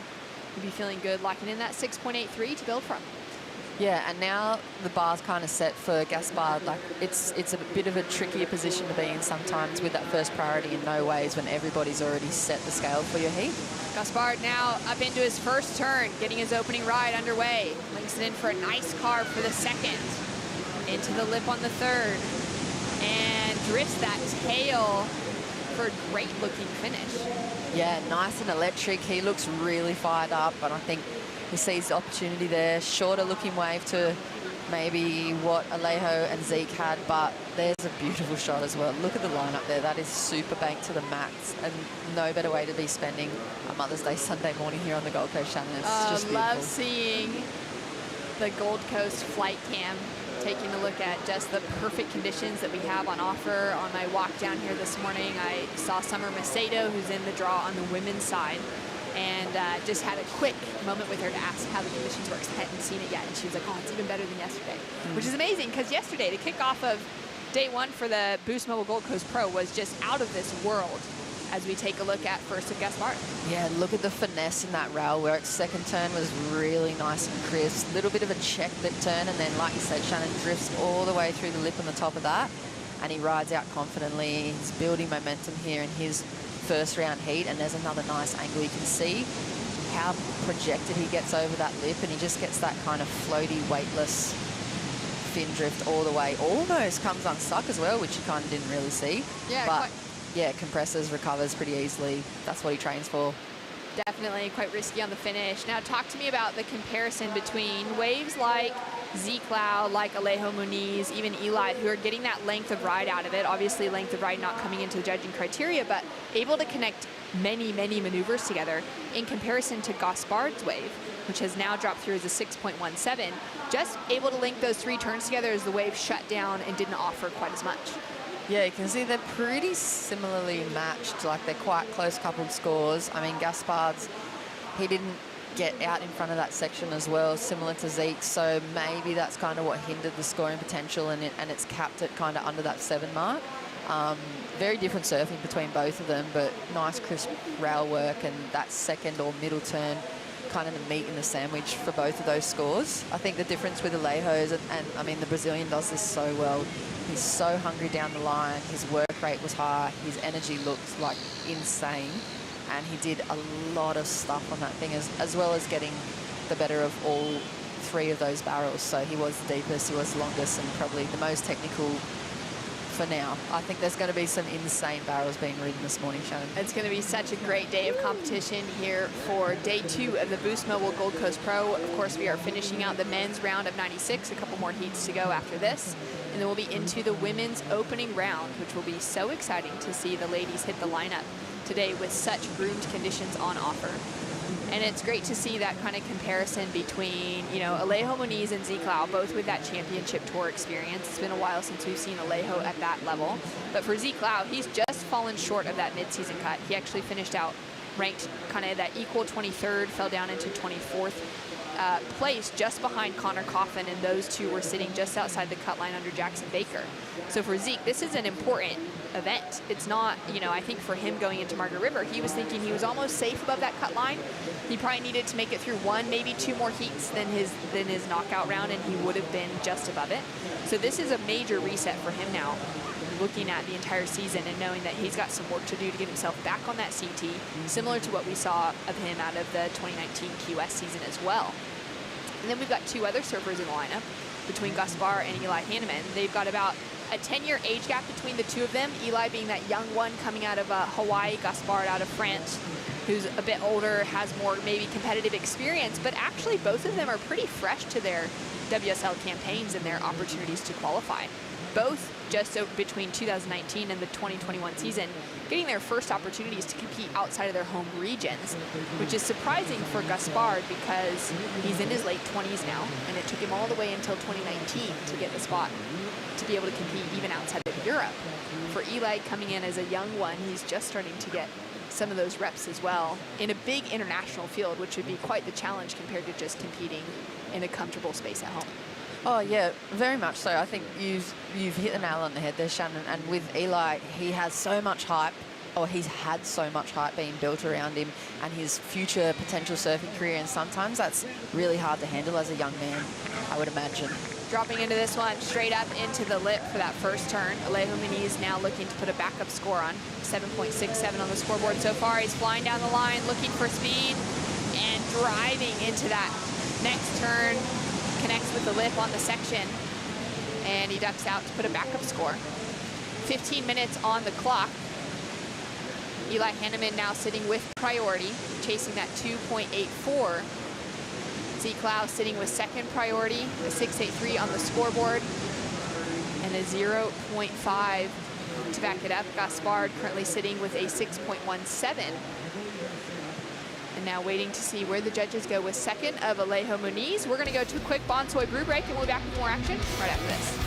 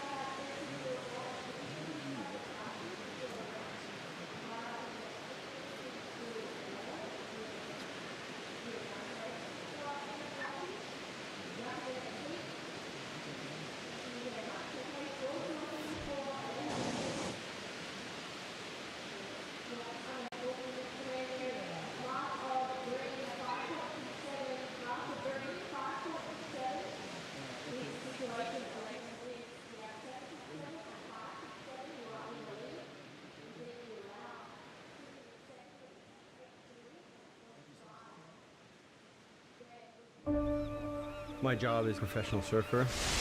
The best job in the world. My goal is to win titles. That's what I'm here for. The world's best surfers in the world's best waves. Guys, if you're listening, we're lost. This is the first time ever the women are a pipeline. We have never been given an opportunity like that. We've had a shark attack. Whoa. It's the most intense surfing scenario you can imagine. He saw every bit of this. I have to step up my game now and not make any mistakes. And he goes for it. Oh my God.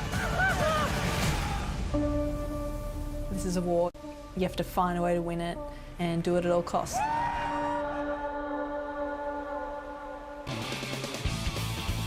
Now streaming worldwide on Apple TV is the new docu-series on professional surfing, Make or Break. Be sure to check it out and get all the insights of what went down in the 2021 Championship Tour season. There's definitely a few juicy moments to give you a great behind-the-scenes look.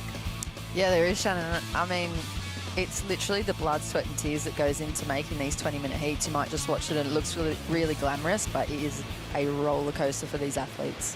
Everything on the line. Down to 12 minutes on the clock, and we do have that backup score in now. Alejo Muniz sitting in a confident lead with that 5.67 that's dropped through. And for the rest of the field, that's going to be the battle of that backup score and to see if they can reach into that high 7-point range that Alejo's already found himself in. Yeah, and look how quickly the clock has ticked down in this heat as well. They're already almost at the 10-minute mark, and Alejo is the only one with 2 solid scores under his belt. It just shows his maturity, his heat intelligence, and obviously he's got some strategies up his belt from so much experience. So I think it's almost harder. I heard Sally Fitz say yesterday that it's almost harder having 30 minutes on a heat clock than it is with the 20-minute normal heats, because you think that you have a lot of time and then sometimes you just let it go. Eli Hannemann using priority. The only decent wave rolling through in that set. Straight into the pocket for that first turn. Wider wrap on the second two. Looking really smooth as he cuts his way through this one. Now looking to just connect with that lip, throws that stall on. He's going to be trying to gain some speed, goes for the alley-oop again. Rides out complete. He's tried that one a couple times now. Yeah, I think he might just be trying to build some confidence. He fell off on the last two, and I mean, I don't think it's going to be consequential. It's more like a little bit of a chop hop at the end of that there. And you can see at the start of that wave, though, interestingly, with conditions, he had a bit of cross chop at the very start, and as that wave kind of wrapped into the bay, it kind of smoothed out. You can have a look right here. It's a little bit bumpy and cross choppy as Eli kind of comes into this next section. Stays really high on the line. Nice big deep bottom turn as well. Light on his feet. You can see his fin just flaring. That's how hard he's going into the rail. Full tilt for those bottom turns. Stays high. Going for calves and getting a bit of work done. Like you said, Shannon, chucks the stall on. He's looking for that end aerial section, but just kind of flattened out there on the face, and he didn't get that pop and projection. So that's, you know, it's going to be his backup score, but it's not going to be super consequential, hopefully, by the end of this 10 minutes. Yeah, judges rewarding him just a 3.5. It does have him sitting in second place at the moment. Zeke Lau chasing a 1.17 now to move back into the advancing position as we come down to 10 minutes on the clock. So a few really good waves coming through, but it still has been slow throughout the morning for those sets. And really the potential that these guys are looking for those waves that are going to offer a little bit more. Yeah, and there are like 8s, 9s. There's potentially some 10s out there as well. As we move through the tides today, we're probably going to see those come in and out of focus depending on the conditions. And yeah, it's hard. How do you pick a perfect wave? And we've heard so many athletes say as well with surfing snapper, they're stoked if they get 2 or 3 of the scraps, you know, scrapping around with the rest of the crowd. So it's a whole different ball game once you get put in the heat with 3 other men in the water. It really tests your decision making under pressure. Especially knowing where to be sitting in the lineup, finding those markers, not being able to bank off of a crowded lineup and working out, okay, how many people are making this first section? Do I need to move farther down the line, or can I go deeper? Yeah, you've got to make all those decisions as well, and that's where we were speaking about yesterday. And I heard Bug speak about it. The time in the water here is like priceless. Those guys that have turned up early, that have spent the reps going with the crowd and just battling every morning out here just to get a look at the waves at least that they think that can get them through these rounds. Those are the guys that have been doing really well. So Zeke, at the moment with priority, he needs another wave, and you know he's just going to be sitting there waiting for that bomb because he's got some power to unload on this first round. I think he's got a little bit of a revenge to seek as well, being that he just lost out on tour. He's going to want to come out swinging. He's going to want to get himself into that excellent range, as we've seen so many CT or former CT surfers drop through yesterday in competition. He's definitely one of those that I think is going to have that fighting at him, that he wants to make a statement today. He doesn't want to just be advancing through, but he really wants to show that he's a threat coming into the Challenger Series. Yeah, he's like the Hawaiian warrior, isn't he? And he kind of has that similar kind of personality trait to the Spartan, and they just come through. They really excel when they're being pushed against the ropes, and they have that kind of backing of themselves and that confidence and that air about them that they are literally ready for battle. Down to 7 minutes, 30 seconds on the clock. Zeke with a requirement on the board that's really small, but looking for something with a little bit more substance to it. Be looking for something significant. Yeah, there's no way he's chasing a 2-point ride. He's out there looking for something better than that 6.83, and he's smart enough as a competitor and experienced enough to know that he can't leave the door open on guys that are coming up through this Challenger Series, because we've already seen the level. That you see names that come through the draw that you may have only briefly heard about recently in the regional format of the tour of the QS, and they are taking down some big names on this Challenger Series platform. So, I mean, Zeke's a very smart competitor. He'll be looking for a really, really good-looking score, and probably to push that 6.83 back into his second scoring wave. Alehu Muniz currently sitting up in the lead, while Eli Hannemann just picks off another wave on the inside. Just looking so rippable through these clean sections. Hardly any wind on the surface of the ocean this morning as Eli connects a few more good turns together, looking to build on that score line, that 4.5 being his high mark. Staying freed up in that 4th priority position at the moment. Alejo Muniz currently sitting in the lead. His brother Santiago was also in the draw, but unfortunately lost out in that first heat of the morning, went down in 3rd behind Julian Wilson and Alex Rivero. Also 2 surfers with that championship tour experience getting the edge over someone who's been looking for that opportunity. Yeah, now, in regards to Eli's last few wave choices, if you have a look at his score line, he's picking the similar kind of way. He's like small, he's kind of like groveling under the pack at the moment, and I just have this feeling, if you have a look at his body language, that he's really hunting down a big ramp, and he wants to go the air, so maybe perhaps relying on the aerial maneuvers as his strength. I mean, he's got rail game to match it. He's just not on the bigger, better looking waves. I think maybe just trying to get that ball rolling, and I just feel like he's chasing down that ramp, and that's where his strengths lie, where he's really, really going to get technical, and he's chasing the scores. I mean, we saw Jose, the South African, in the last heat, bring that to the table already this morning, and I think it's fired up the rest of the competitors. They're like, oh, okay, here we go. We're going to go to the air. We're going to probably get pretty technical, and it's going to be a really exciting day surfing. Yeah, it'll be exciting to see if Eli can find himself with one of those good ramps. He's also, you know, that younger competitor coming in just out of his teens. He's been such a household name as far as that expectation on him to qualify young, maybe to have already qualified for the championship tour, being one of the best aerialists in the business. As we see Zeke Lau now driving down the line, also looking for that speed, now linking in the power, check under the lip, looking for another section. It's taken him a while to find this backup score. Engaging the rail and just throwing so much water. He has so much power within his surfing. And now projecting through because he doesn't want to fall short on that section like he did on his first wave. Another great wrap. And it continues to stand up for him on the inside. Great variety, going vertical, going back into that face, finds a cover up through the inside barrel, and that is some very good surfing coming from the Hawaiian. And he's ever the showman, isn't he? He's such a great performer. He always makes things really intense and dramatic for me when I watch surfing as well. And I really like that way. It was super smart, great use of priority. He got a lot of work done on it, and there was a little bit of everything. And you can see, as he was adjusting to the sections, it wasn't a typical perfect snapper wave. So he had to really instinctively adjust to each section, and he just does it so easily. He just goes, okay, what have I got in my toolbox? I can use this turn, I could use this.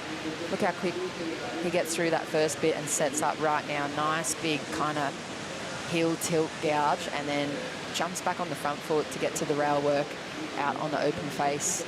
Sets up some nice big turns, so smooth, so powerful, negotiates these sections. That's a really critical turn there. And then you can see he's like, okay, what is this wave going to do? It's kind of a bit of a different one. There's a bit of ripple. Slides the tail out there on that turn. And then I love how he kind of jams in the pocket there. He realizes that he has to pull the board back up under his feet, and a nice little showman kind of shampoo for the morning. Little inside barrel, and loves the feel of it for Zeke. A little bit of riding on the finish from what we've seen. Guys starting to push into the air. Zeke looking for the cover up instead. Now with the runaround, he's got 2.5 minutes as he checks his watch. Runs back up to the rocks to head out again. And scores still waiting to drop through from the judges. Oh yeah, he's going to go straight to, I would imagine he's going to go straight to the lead, if not second position. Obviously, Gasvar and Eli are going to have to really do some work in the last 2 minutes. I don't know if they're going to have to reposition. Gasvar's obviously locking in and waiting for a set, so Eli's going to have to definitely throw away the 3A, but Zeke's score is going to really, really put the pressure on for that second position as well, because it's beautiful. It was one of the biggest waves we've seen. I'm not sure how it's going to compare to Munez's first two, though, so let's see how it locks into the system. Chasing a high 6 to a low 7 to take the lead away from Alejo Muniz. Eli Hannemann definitely in a danger position now, and he will be chasing a score, as Zeke is requiring only that 1.47 to move up into second. Now, being patient, I'm wondering, is he gonna paddle back out? He's taking his time here as he's waiting for scores to drop. Nice turn from Gaspard to start off. He's also been patient, only a 6.17 on the scoreboard. Now taking off on his second wave with 1:30 on the clock. Great smooth style coming through. Connects with the lip again on the inside. He was looking for just a 2.13 to move up into an advancing position. Now Alejo Muniz building as he goes down the line. Really aggressive attack. Engages the rail. Snap on the lip and puts it up for one last foam climb. Rides out incomplete as we're still waiting for scores to come through for Zeke Lau. A couple judges going into those high 6s, one judge up into the 7s so far, so we could see him inching into the lead. Wow, down to the final minute. Zeke's not going to get that opportunity to paddle back out. There's just not enough time for him probably to catch a wave before the buzzer goes off. So he's already going to head in, and there it is. A 6.8 takes Zeke Lau into the lead. Scores now coming through for Gaspard, now chasing a 7.18 to move into the advancing position.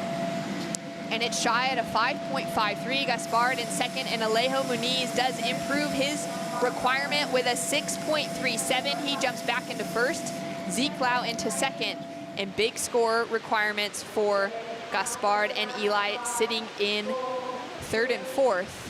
And the two with that championship tour experience advancing into the next round.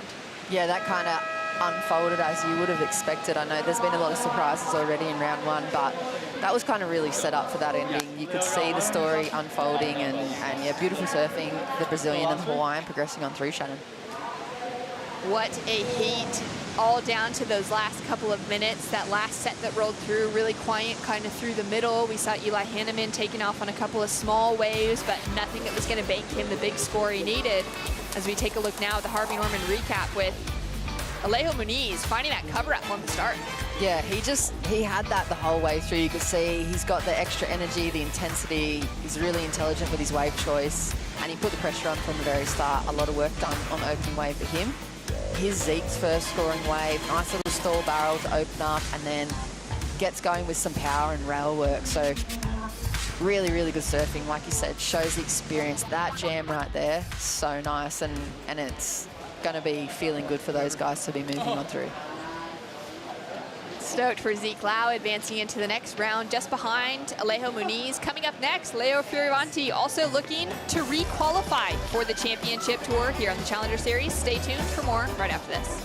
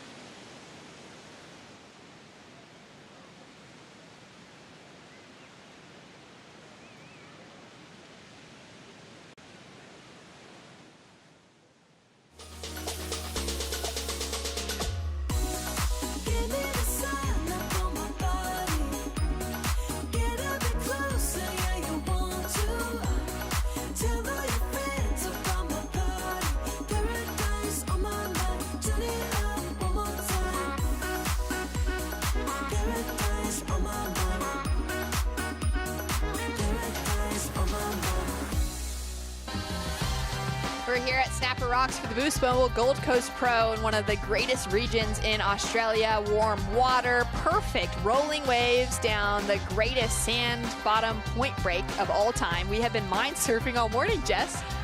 Yeah, it's incredible conditions. This is the Goldie. It's literally nirvana for surfing, and we are very lucky to be enjoying back-to-back days of pumping Superbank.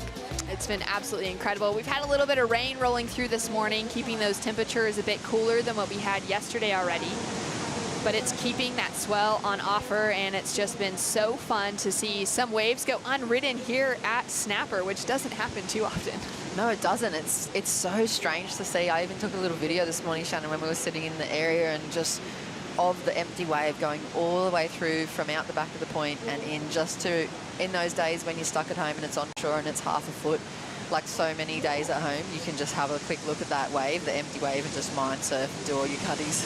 It really just felt like we were suddenly on this secluded tropical island with crisp, clear blue water in front of us and just the sun shining, rainbows out the back, until you kind of looked up the horizon and saw Surfer's Paradise sitting there and reminded you that we're right here in the heart of the Gold Coast. Yeah, and there's everything around as well. Like you just saw for the Goldie, there's the hinterland and the mountains and beautiful waterfalls just behind us, you know, 10 minutes, 15 minutes inland. And then there's, I mean, Surfer's Paradise, which has everything. You can see right there. There's the famous Cavill Avenue up in Surfers and plenty of restaurants and nightlife. And then you have one of the best waves in the world right out front here at Snapper. Just such a pleasure to be able to spend the week here. Hopefully we'll get to spend a few more hours out in the lineup as well. The end of the days, maybe the end of the waiting period. And it's going to be a good one. Out in the lineup at the moment, 25 minutes to go, 30 minutes on the clock. We have not seen a wave ridden, so slow start to this heat, 5 minutes down.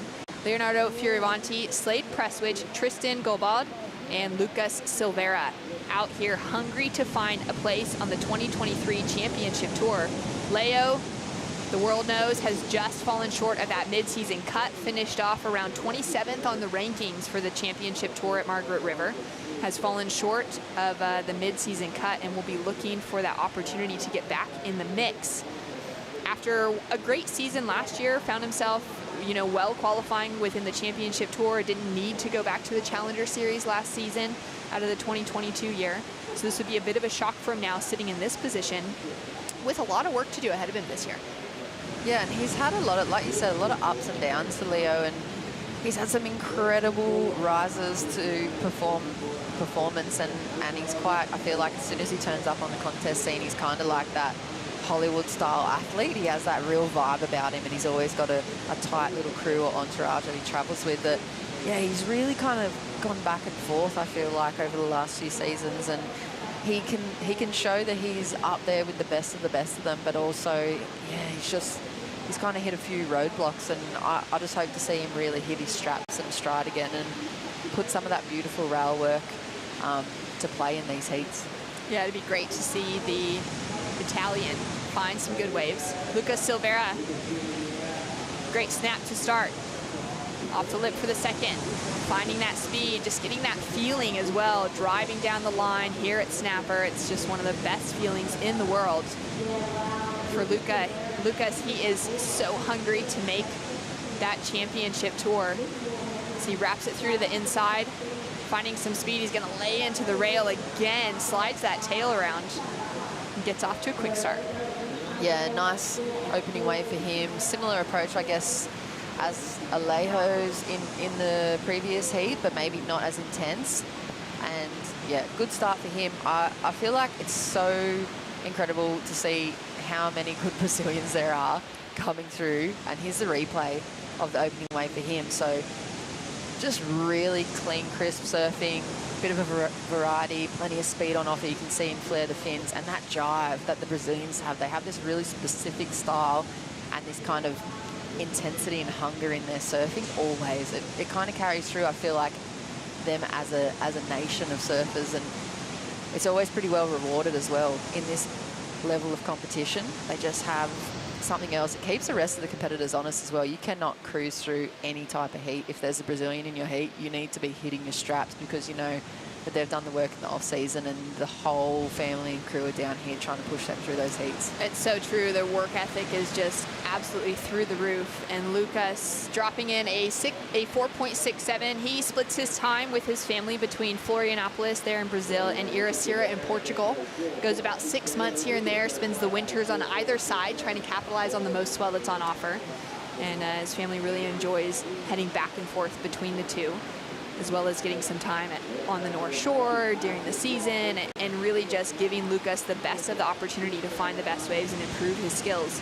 As we see Leo coming through to this next section down the line, he already off to a great start, finding so much speed. Goes for a huge floater, projects around the section, carries that speed into the pocket now, engages the rail really deep. And now looking for that finish. Throws the tail, throws the variety. Doesn't ride out complete on the finish. Got a lot of work done before that. Yeah, he kind of just got a little disconnected there at the end unfortunately for Leo. He kind of tried to like huck it into the flats and just kind of disconnected with everything and wasn't able to ride on out. Do you think that was a mistake coming into the finish, being that he'd connected some strong turns together? Should he just stay to sticking for a complete on the end? Oh, or is it a good risk? I mean, definitely. Anytime you fall off, I guess for Leo, he's going to feel like that's an opportunity lost. But I think he just knows at this level of competition, and you can't just kind of tap that last section anymore. I mean, you never have been able to, but especially here out at Snapper, you can't just put it up there for a little Rio. You have to do something that really, like we heard Richie say this morning, gets the judges to sit up in their seats again and go, oh, hey, right, that's pretty exciting. That's something a little bit different. So I like the intention. I think he'll dial it in throughout the heat, though. 20 minutes on the clock, some great waves rolling through. Kaipo, you enjoying the side of it today? Yeah, I'm out the back with Dometic, and looking at the conditions right now, they're dreamy, like perfect waves that you would, draw on a notebook if you would. But what's coming into play right now is the section behind Snapper Rocks, behind the rocks there. We see a hollow section coming up, and the prediction of the surfers moving further and further behind the rocks, maybe a couple barrels on offer. We're going to see how it plays out. I love it. I love seeing that those surfers have that as an opportunity today. Yesterday, we didn't see too much of that, Jess, even in the early rounds when it was still that low tide. Yeah, we didn't. I think Bugs was talking about the direction of the swell here and having that change a little today, and hopefully that we do see it kind of hit the sand there. I mean, the sand is there, but there's always a little hole just off to the left of the screen that you can see here that kind of, in the higher tide, when we push through that, the wave linking kind of disappears and you get the two distinct sections. So, yeah, hopefully we see a few more. I mean, this has got to be one of the only places that you can stand on the takeoff zone, like 20 foot away from the barrel while world-class athletes are getting pitted up. Can you imagine standing in the middle of a pit lane at a, Formula One race? That's probably what it's like standing right out there on the rocks waiting for those guys to take off in the barrel. Oh, that's the best analogy, because that's exactly what it is. And I think it's one of the things that makes surfing just so special is the fact that we can stand this close to watching the world's best perform like a stone's throw away. You could swim out to them in a minute, out, that quickly out in the lineup. As well as then that opportunity when these surfers come out of the water for kids to just be straight up to their heroes. Locking in for a big barrel, and his board just slides out from under his feet. That is an uncharacteristic slip-up from Slade Presswich. Lucas now finding another wave to build from that 4.67 he found earlier on. Gets that little float. He's looking to project around the section here. Now timing it up for that rail work. He'll kick out knowing that maybe not too much on offer. Yeah, I'm interested to see the replay of Slade's here, because I think this is a perfect example of time in the water or not spending enough time in the water. I'm definitely no local, but I'm super well aware of everybody talking about and experiencing myself. That lump that reverberates off the takeoff rock on the barrel, that will catch you off guard if you're not expecting it. Look at the lump that comes back at him sideways and catches his rail. That could have been a really nice score for him. And there you see Lucas able to capitalise on the lost opportunity for Slade. So this is going to be another good score for the Brazilian. And I mean, it's kind of like a bonus, because Slade really had something on offer there. If he had made that barrel and he's tapped into this end section, he had probably a pretty good score ahead of him, but it's going to pretty much be cut in half. It's going to be Lucas's second score for now, probably a throwaway by the end. But yeah, Slade, he's got to watch out for that little bump that reverberates off the takeoff rock, and all the locals are the best at it. You see the guys like Joel Parko and, you know, Fanning and all those guys just know it so well. They're anticipating it. They've set their rail and they're lined for it, and it rarely catches the guys off guard that have spent a lot of time out here in these conditions. 17 minutes on the clock. Small scores across the board. Still waiting for Tristan Gulbad to get his opening ride. In that last heat, we saw domination from the former CT surfer, Alejo Muniz. On a bench, congratulations. Well surfed heat, Alejo. But there's some crazy waves out there, even behind the rocks. Yeah, I'm so happy to make this heat. I had an injury during my event in Argentina, and yesterday was my first surf since there, 4 weeks out of the water. And I didn't know what to really expect, but the waves were so good, and I saw so many good barrels behind the rocks, but I had third priority at the time, and I didn't want to push the guys all the way to the good waves, so I just had to enjoy myself watching those waves going by itself. Speaking about enjoying yourself, you got the rest of the day off. You did your job already today. What are you doing for the rest of the day? I might continue my physiotherapy on my knee, you know. As I said, that was my first real surf, so I'm just happy to make my heat. I'm taking this very seriously, and thanks the WSL too for the wild card, you know, and I'm just happy to be here with my friends and my brother. Congratulations. Huge result for Alejo Muniz, coming through as that CT replacement, getting to compete with his brother, as he said. And I wasn't aware that he'd just come off of an injury. I mean, what a way to make a comeback, take out a big heat. Yeah, you couldn't really tell, could you? But maybe just the intensity and the hunger level. I mean, he's been starving for waves. Obviously, when you're laid up with injury and being a surfer, it's pretty much the worst thing in the world. All you want to do is get water time in and just get those wave counts up. But yeah, you couldn't really tell that with him. And it's nice to hear that he's tapping into the local community as well. Probably there's a huge, big Brazilian contingency here that reside on the Gold Coast, and he's probably tapping in strongly to the community. Yeah, I couldn't agree more. Luca's currently sitting up in the lead, 15 minutes on the clock. And as we wait for that next set to roll through, we're going to go to a quick break. We'll take you back into the action right after this.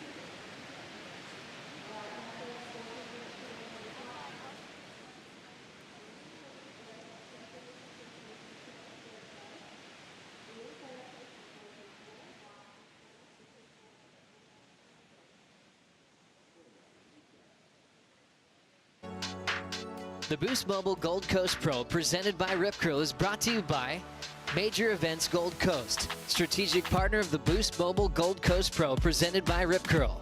By Bond University, official higher education partner of the World Surf League Australia. By Good Surfer, surf safety and etiquette initiative proudly developed by City of Gold Coast. And by S&S Group, official property development partner of the Boost Mobile Gold Coast Pro presented by Rip Curl. 13 minutes, 20 seconds on the clock, and live action here at the Boost Mobile Gold Coast Pro. This is what we want to see here at Snapper Rocks. A few great lines rolling through, plenty of opportunity for everyone in the lineup. We're going to track with Lucas Silveira, as we saw 3 surfers up and riding on the set at the same time.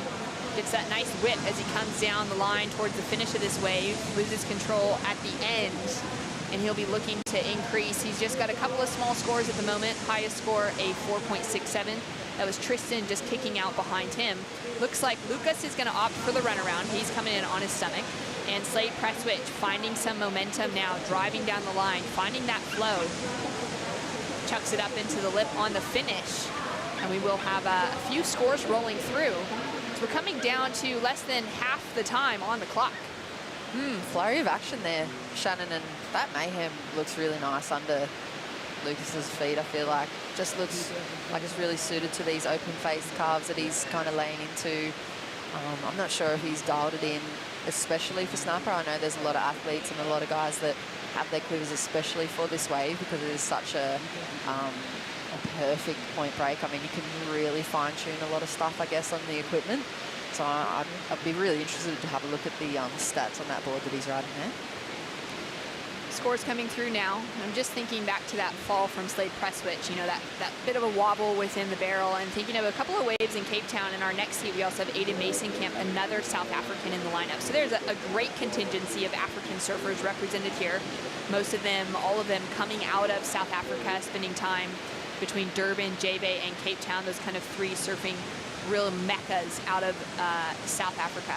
And there's a couple of waves where these two would have just spent so much time getting the best barrels of their lives between Nordic in Cape Town and Dunes. And they both have this backwash that kind of hits, and you're operating out of these corner wedges.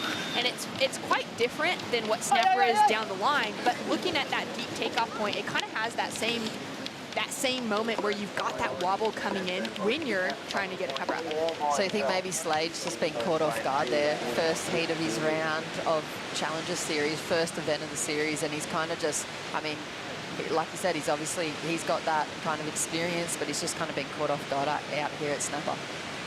10 minutes on the clock. Lucas going for the run around. He'll be back in the lineup in just a couple of seconds as he runs past some of the fans right at the top of the rocks. And we'll take a look at this one. Yeah, nice wave choice, nice down the face carve there as well. Smooth surfing. He kind of has a nice, quiet, patient approach in between his turns, I feel like. It's really pleasing to watch, and you can see he's just ready and loaded up and kind of just setting up this inside section as well as it steepens up and connects with the lip. Nice full wrap and kind of drives the tail out a little as well. Again there, a little bit too hard though, and buries the fins and goes down. Answering back was Tristan getting his opening ride. Yeah, this is the one we saw the end of, and I'm not quite sure what happened here. I guess he kind of just looks disenfranchised with it. He just doesn't look that keen on what's on offer down the line, and then it kind of catches his attention again there, that as this thing is one of those growers, like Bug says, and he's putting it up into the lip there, but they're kind of just like down the line floater maneuvers, and he's not really hit anything. He looks like he's more feeling it out, or I don't know, kind of looks a little bit, I don't know, questionable to me, the way he's feeling on that wave. Leo out the gates with speed, attack, tenacity, straight into that first turn, flying down the line for the second. He is not satisfied with the position he's currently sitting in. Goes for a big maneuver on the finish and rides out. That was aggressive. Yeah, I think it's similar to his last ride as well. I mean, he obviously got the completion, and I think that's it. He's just like washing it off, and he wanted to get that full confident ride out on that end huck, and he got that one there, and he's just going to be hunting down one of those better waves. He needs one of the bombs that comes through, like, ooh, goes down over the rail, but like we saw Alejo on, and you know, he's got the surfing there, obviously. He's a world-class competitor. Leo on the paddle back out, flips to go on the inside under the rest of the pack. Drives through that first turn, links it up so smooth into the second, pushes that tail, gets that little slide and drift going on. Really smooth transitions for Leo. Small size wave, but man, he is really generating speed and power out of it. Yeah, nice variety shown from the Italian as well. I feel like he's just building and building, just really, I guess, foundation stuff for him, building the blocks for the heat, just trying to improve on those smaller scores as well, and here's another set. Tristan, so some action as we're coming under that 10-minute mark. Nice carve to open up, connects with the lip, and just gets a little bit caught off guard on the timing for that second turn. Now, you pay attention closely to his back foot, you'll notice that there's an ankle brace there. He did suffer a sprained ankle about 2 months ago now, at the start of March, and it took him out of that first QS of the season in Israel for the European QS. Slade Presswich getting to town on a growing wave down the line. Great drive off the bottom. Nice carve, and really just gets that extension as he continues to have that nice open face in front of him. goes for Zeke's move on the inside to try and find a little bit of a duck in. So we've got that was a flurry of action, Jess. We've got scores outside of Lucas Silveira coming through. Lucas has dropped in a 6.17, which has him up into the lead. That was his best scoring ride so far and the best ride of the heat. As we see Leo there with a quick run around. And now scores come through.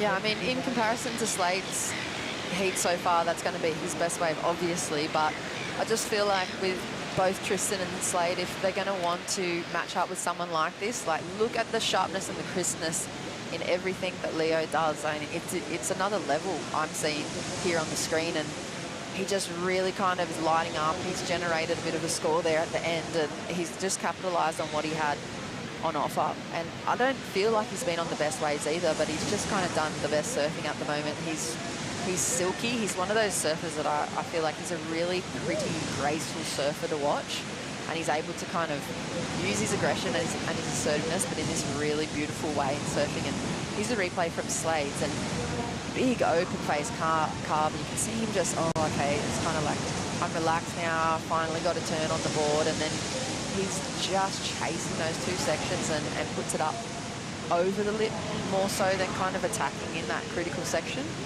I mean, there's still a lot of work done. It's definitely going to go on the board for him. It's not going to go up into that really big range, I don't feel, just because of just that level. There needs to be that step up. I mean, but look, full wingspan extension, brings the nose all the way back around. Like, it's a beautiful turn nonetheless for Slade. I think he's just going to have to really build on that, use his confidence. He's obviously got the surfing there, but he needs to step it up at this level of competition. There's not really that space to show the hesitancy or the softness at all in surfing on the Challenger Series. That's so true. I mean, at this stage, you really have to come out and just take control straight from the start. That was Slade's third wave. We've got scores coming now for all four surfers across the board. We'll give you that situation update as we have it in. 5 minutes on the clock, and no one's been able to get out of that 6-point range. Lucas Silveira finding the highest score of the heat so far. Leo just bettering it with his second score of a 6.5. We still do have a score to drop in for his third wave, which is looking likely to be even better and to come through as the highest wave of the heat. Still nothing on the board for Slade's last wave. And this one for Leo, it's going to set himself up really well in the lead. So he's got a 6.5, and he's just improved on that with his last wave of a 7.77.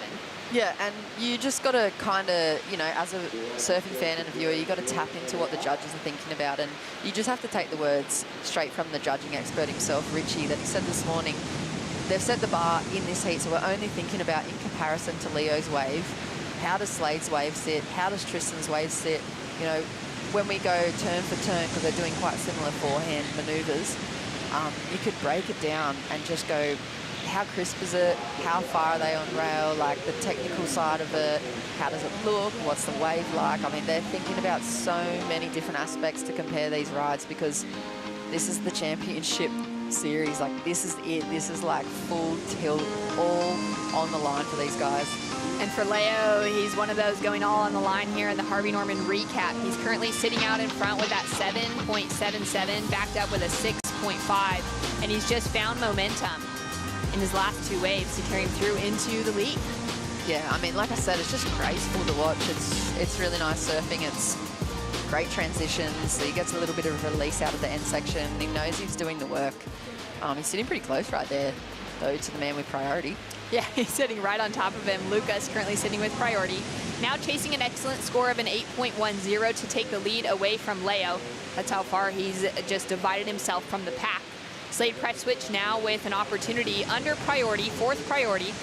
Has a little chip into this one, decides not to go. He's chasing that 4.51, but also would be very well aware that Lucas Silveira was just heats away at Haleiwa at last year's Challenger Series from qualifying for the championship tour. He just needed another heat or two, a couple places higher, and he would have been one of our 2022 rookies. And that's a lot for the rest of the pack to kind of be up against. Slade press switch, really hungry to qualify for that championship tour for next year, as well as be one of those South Africans fighting for a chance to represent their country at the Paris Olympics in 2024. That's one of his goals. He's been very vocal about it, straightforward. And thinking of names like Jordy Smith and Matthew Mcgilbray, who are those two outstanding surfers on the championship tour out of South Africa, it's great to see that Slade Prestwich has that hunger to get to where those two have set the standard. Yeah, and perhaps I was a little too harsh on his last ride. I was really picking it apart. I mean, the judges gave him a 6.33 and rewarding that first critical section and the full wingspan wrap and the technicality that goes into kind of releasing the tail through the end of that turn as well. But I mean, he's got to step it up to really, really take it to Lucas and Leo right now. He only needs a 4.51, so in comparison to the rest of the waves that have come through this heat, he's pretty much got to be looking for something like what Leo just had, because you just can't leave the door open. I think Tristan, he's got some work to do. Obviously, we spoke about that, the bigger wave that he's had. He's been on the better waves of the sets. His wave choice was really, really nice on that last holder priority. But he kind of just placed those turns, and he's been crucified for it pretty much. You know, 3.7 and 3.1. You're not going to make it through a heat with little waves like that. Slade Prestwich with an opportunity. He's chasing that 4.51. He was sitting with fourth priority in this. That was a great looking turn. I mean, really just connected in the pocket, finding that speed coming out of it. Goes for some variety on the finish and falls. 4.1, 4.51. I mean, like you said, beautiful rotation. I think it's called like thoracic rotation through that upper body for those big forehand wraps. There wasn't much else on offer. I mean, at the very end there, he kind of went soft with that aerial attempt, and I don't know what else he really could have done. Maybe like a bit more of a big power hack to kind of generate that 4.51, but you got to compare it to the sixes. Like his last wave was a 6, and you know how big that wave was and how many opportunities he had to kind of perform. Look, nice wrap. Yeah, not a very big wave. Kind of goes through this section, and then he kind of sets up, goes for a bit of a lofty kind of tail waft, like reverse, and you're just not able to capitalize. Scores shy at a 3.17, keeps Lucas Silveira currently in second as he's racing down the line. Looking for that next opportunity. Goes for that little hand drag layback. Nice snap up into the lip vertical on the second. Not quite finding that power, that water displacement, but finding some speed as he comes through to the inside. Doing a great job to just keep his focus moving forward. And with that, looks like the last wave of the heat. Lucas Silveira should be locking himself a spot into the following round. A score to come through for Leonardo Fioravanti as well. Slade Prestwich, his last opportunity, just a 3.17 was not enough to meet his 4.51 requirement. Tristan Gobald with that ankle injury, just unable to find the rhythm, maybe just needing to nurse that as well, to not push too hard and maybe head back into the crutches, back into the boot. Going to be a sad loss for those two, as we are waiting for the last scores to come through, but it's from those two in those leading positions between Leo and Lucas at the moment.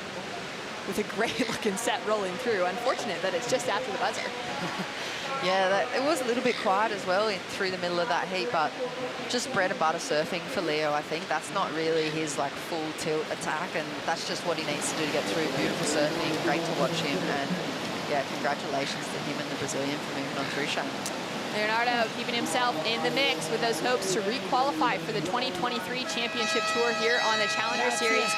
Lucas Silveira booking himself a spot into the next round. And we'll be right back. Michael Dumpty, Aiden Mason-Camp, Cam Richards, and Mateus Navarro hitting the lineup. Thank you. Stay tuned. Of course, yeah.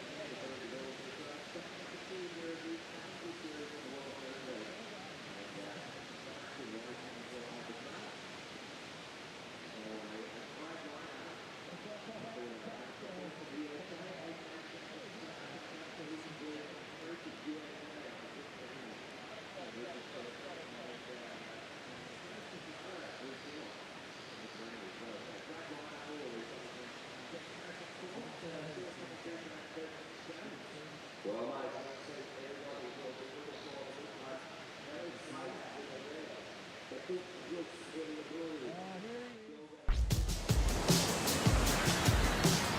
Coast has always been one of my favourite places in the whole world. Not only does it have incredible waves, but the whole area has so much potential. There's so many beautiful sights, good people, good food. I just love it. I think what makes the Gold Coast so special is you can jump out of the surf at Snapper after having a great session, ride your bike up to Chugan, grab a juice.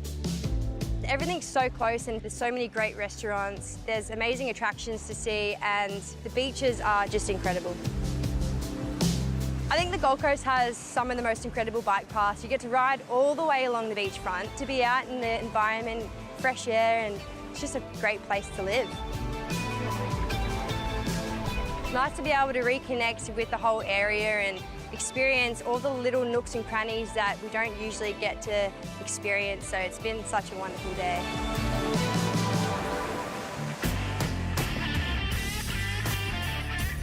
Welcome back to the show. Just a couple more heats remaining in this first round for the men at the Boost Mobile Gold Coast Pro presented by Rip Curl. And as you can see, we'll just beyond the contest area, everyone's enjoying the beautiful conditions here at Snapper Rocks on the second day. It's just been absolutely firing. The performance levels are lifting too. Some of the top seeds really performing well. Leonardo Fioravanti and Lucas Silveira in that last heat, very strong.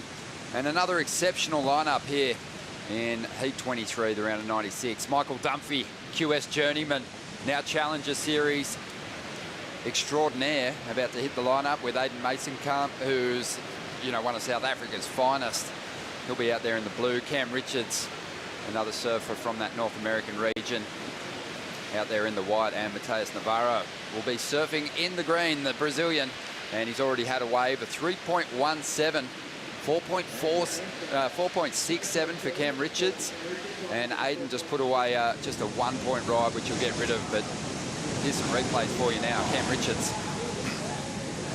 Yeah, well, Cam's another journeyman. He's been on this program for quite a while. We've got a couple of East Coast USA surfers in this heat. That's right. He's a great surfer, Cam. Really good in the small stuff, but you know, has collected some amazing rides over on the North Shore the past couple of winter seasons as well. And he managed to find two in the early stages here, Bugs. And this will be better than his first, 5.67 for this one. Yeah, this is a pretty solid ride. It's a bigger wave. It looks like from what I've been watching, that consistency's come on again as that tide shifted, and a little bit of a pulse happening out there.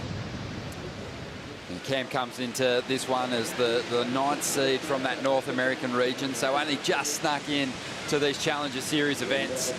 Here's the big South African, Aiden Mason-Kamp, the #1 seed for Africa. Quite an accomplished QS campaigner. He's had a few wins, made plenty of finals.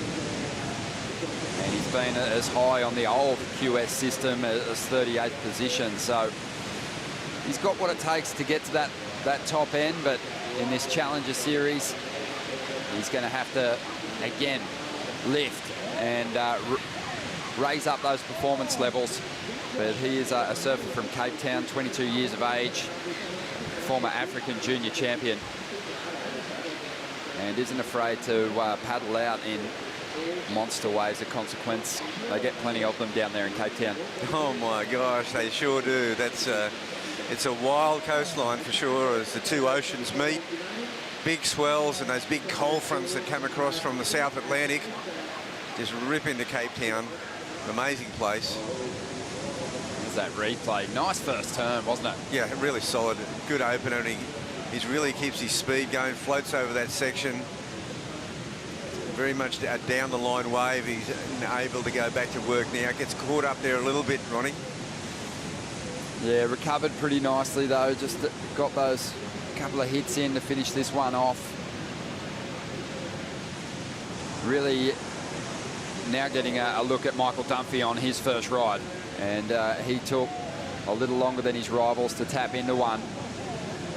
But Dunph, a great surfer, coming off the back of a fantastic run through the regional qualifying series over there in North America. Yeah, he's really got that experience you know, he's like, I guess from our region, he's kind of like a Billy Stairman. You know, he's really been in there in the game for a while, and his experience really comes through on those at that regional level. It sure does. Yeah, 31 years of age. You know, had a good role going early on in his career. Won a QS 1000 in 2015, but then a big break until his next win, which came recently. He had a victory at the Ron John Quicksilver Pro at Cocoa Beach, where he beat Jet Schilling. But the big win came in Barbados at the Barbados Surf Pro recently in a 3000. Yeah. But Dumpy's been awesome because he is one of those guys who's been at it for close to a decade. And, you know, recently caught up with Dave Proden. It was awesome that Dave picked the brain of one of these QS campaigners, because he gave great insights into life on the road, chasing down a dream and not giving up on it, as we now see. Mateus Navarro. He's found a nice looking wall. Love the way he just slides across the lip and does it a couple of times now. And this wave really starting to clean up and steepen through the inside section. Wants to stay out in front of it. Did well there and plants a solid float, weightless on the drop there. Stuck it nicely. Just a 317 on his first wave. That's definitely going to improve his chances of getting through this heat, as we see Cam Richards up again. He's got big airs, he charges, and now we'll get a glimpse of what he can do on the backhand with the opportunity to link together some big combos. Yeah, well, they're definitely getting busy in this one. We saw quite a few waves ridden in that last heat, and this one for Cam, it's just a nice wall, nice line to it, isn't it? Beautiful little snap away, beautiful three-footer. Oh, that was slick off the bottom. I mean, didn't really get the big tee-off section that he would have loved, but yeah, you can tell he's got some form. Definitely got good form coming into snapper, and now this lines up through the Marley section, and it all gets much more top to bottom down here. Cam's one of those guys from Garden City Beach, as you mentioned, on the East Coast. He's had that competitive dream, but also been able to really drop some amazing video edits on us throughout his career. This is Mateus Navarro on the replay. Love the aggression on that outer section. Yeah, I'm liking this ride a lot. It's he's surfing it very aggressively and absolutely, you know, joining all the dots on this snapper wave as it goes through the Marley section. He just finishes it off very stylishly. It seems, Bugs, from the last 2 days, you know, if you're patient, if you get that wave and you don't surf it to your full potential, you're really leaving yourself open to being overtaken by surfers that are going to be more aggressive with those medium-sized sets that give that opportunity as well. And Mateus, on that occasion, I think, not only did he connect with the right wave, but he surfed to, you know, probably almost his full potential on that ride. I agree, and the thing is, what happened, like, if you look at the Cam Richards waves, they're the kind of waves that have been overtaken later in the heat by really good quality waves. You know, he's around that 587, 577 mark. It hasn't been good enough to hold on to that advancing position towards the end of the heat. You need to get some 7.5s in there. Yeah, like making a house of cards, really, instead of laying down some concrete foundations with solid scores. And there is a big number coming through for Mateus Navarro. We're going to see that in just a moment. But right now, we're going to hear from Kibes. Leo, congratulations on the heat win. But talk to me a little bit about refocusing with the goal on the Challenger Series now. For sure, you know, after the Margie's event, it was like 2 days, which is, it's definitely really heavy. Like I think they should have had more time in between for all of the athletes that, you know, are here to make it back to the Dream Tour. But, you know, it is what it is. I think all of us are not going to cry about it. We're going to, you know, drink a cup of cement, as a good Aussie would say, and get back out with fire. And I think I've done that in the first heat and excited for the rest of this event. Certainly done that in this first heat, but how nice is it just to surf this epic wave, Snapper Rocks in competition? It's really cool. You know, the free surfs, you get the waves, but then you can't take the lines that you want because there's always people in front of you.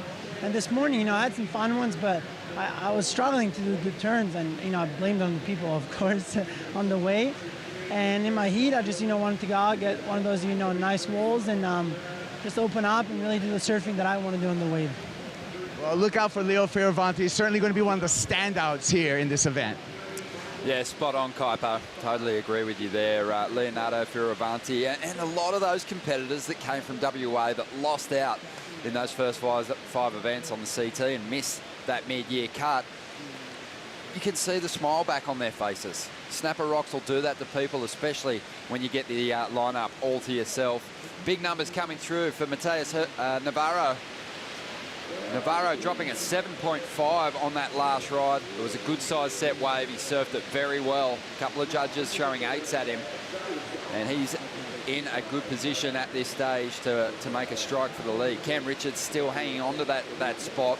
But as we mentioned before, it's fool's gold for him out there at the moment, because a lot of surfers have done this. They've established that lead with 5-point rides, and the surfers that have been more patient, well, they've eventually overtaken them. So he's out there without that priority now. I think if Cam Richards can be patient enough to let all the medium-sized sets and smaller rides pass through and get his opportunity with priority, I think he'll have a good shot as well. But Michael Dunphy out there holding on to that priority.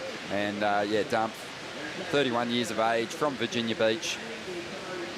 And always just one of the friendliest characters that you run into, despite the fact he's been grinding away on this QS for a long period of time. Did get an opportunity to surf at the Freshwater Pro last year in the CT event, which he would have just absolutely relished that. But that's a really difficult contest to be called up for, I feel.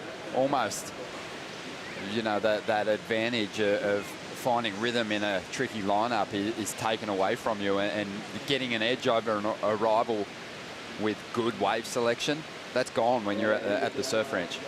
Yeah, and that's exactly right. That's a tough one to get called up from, but he would have still relished the opportunity. And here's Dunphy now in a bigger wave. Ronnie. Nice looking wall here, standing up for the pride of Virginia Beach as he rips into a couple of nice calves to get started, and now starts to spin that tail around. This is a very well-rounded surfer, a fiery competitor who takes his losses hard but really celebrates his wins. So you were mentioning that he won at Connoisseur Cocoa Beach. I had a couple of finals at Canaveral Pier, Cocoa Beach, with the great Pat Mulhern back in the day, and I'll tell you what, it was classic. His father was standing on the pier throwing beer cans at me. Well, that was those were the days. Let's have a look at this first turn here, Bugs. Yeah, it's a solid first turn, just nice and setting this wave up. The thing I love about that first move, and it's just picking up on the little things really, but when a surfer's in a carve and you get to see a couple of their fins as they push that turn to the point of releasing their tail, but they don't, that board's on edge. When someone's surfing flat through their turns, you don't get a glimpse of those blades. So I think Dump, even though it was smooth, that first manoeuvre, he cut a deep line in the face of the wave. Now we're seeing Mateus Navarro go after a good backup score, trying to get rid of a 3.17. Willing to stay with it for a bit just to see if it connects with the inside bank, and now he gives up on it. But I mean, in a free surf, you might take that wave a little further down the line. This is a magic place.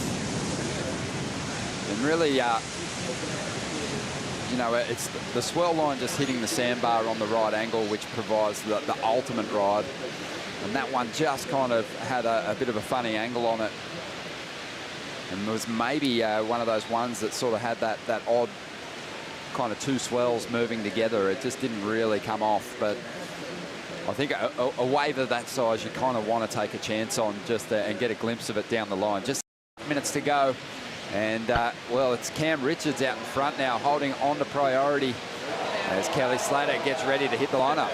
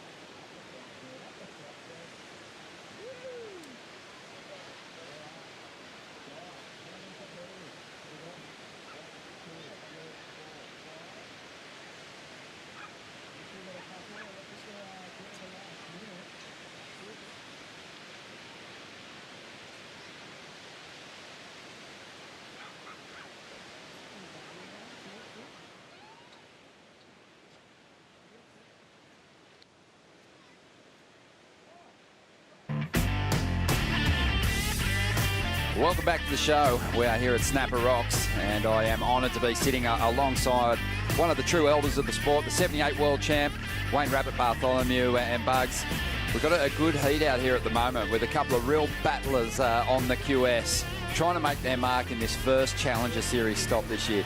No, there's real battlers in this heat, and it's amazing, really. They've had ranges of success. And they've really been in this level, even though now it's a brand new series, the Challenger Series. It's a wonderful initiative, but some real, WQS campaigners from 10 years ago. Yeah, one thing we haven't really spoken about too is obviously every event is a Challenger Series event, and they all carry the same amount of points. So it's taken away the pressure when you start thinking about what events you're going to do when you look at the schedule, because the QS events popped up in all the different regions previously that everyone could access. And if you were kind of struggling for results and there was maybe a QS 3000 way over in Brazil, but you didn't have a lot of time left in your schedule, you kind of had a tough decision to make. And am I going to go chase some points and have to fork out all this money to go compete over there and improve my chances of qualifying? You needed a good 40, 50 grand to do it. To do it properly, you needed a bankroll, and a lot of those bankrolls just are not there anymore, Ronnie. So I'm liking the fact that the WSL has looked at that bigger picture. And the other thing is 8 events on the schedule. You know that they're all going to have great broadcasts, and they're going to have a real championship tour feel to them. So for any potential sponsors looking to back some of these kids in their dream to make the CT, you'll be well recognised and represented. The other big factor is that there's no second, third, fourth round seedings. Everyone starts on a level playing field. You're in it from the round of 96. That's a great point. Even those championship tour surfers have to fight their way through that first round, and some of them yesterday did not make it. And we'll see how the rest of them fare as we get into these last couple of heats here. 10 minutes remaining, and coming up next, we've got the 11-time world champ, Kelly Slater, hitting the lineup. He'll be up against one of Indonesia's best, Ketut Agus. Jorgen Kuzene, the French surfer who's come so close to qualifying in the past. Big, powerful unit he is.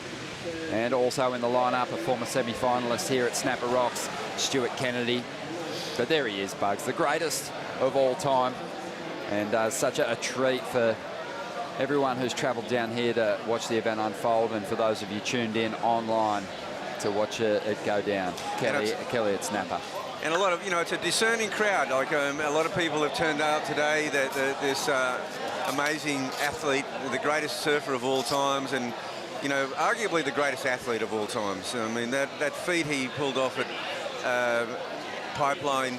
Seriously, Phil Mickelson won a major tournament at 49, but this was at the Banzai Pipeline. That's what I say to people all the time. They say, who's the greatest athlete? And I say, well, winning a major is huge when you're that age, and you won your first major at such a young age, but you're not really putting your life on the line to do that. And to overcome just that next generation of pipe surfer that you inspired with your performances and to still hold an edge over them, it's remarkable. And I think it's one of my favourite CT victories, if not my favourite that I've ever watched unfold. It was awesome. It's my favourite too. I mean, and the moment where him and Seth Menis, embraced after the final, to me goes down. It's like one of those iconic moments in sport where the true emotion of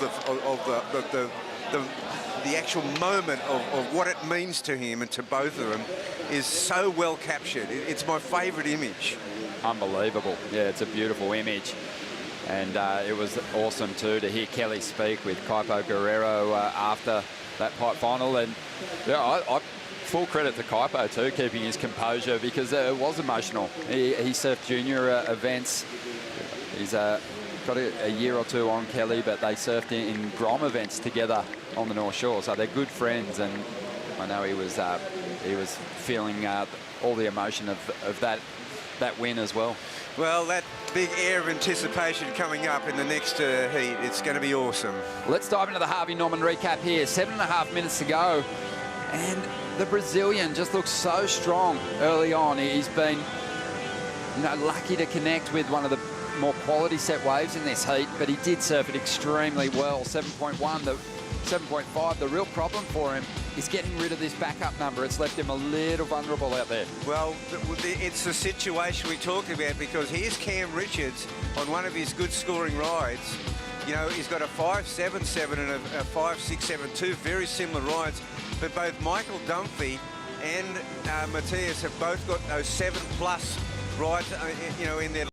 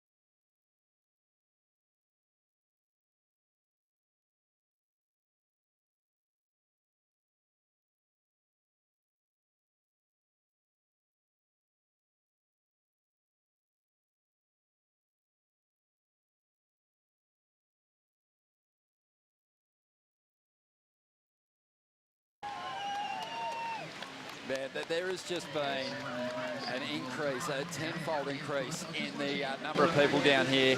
We mentioned it yesterday, you know, no one pulls a crowd like Kelly Slater. That's one place where he's lost absolutely no edge.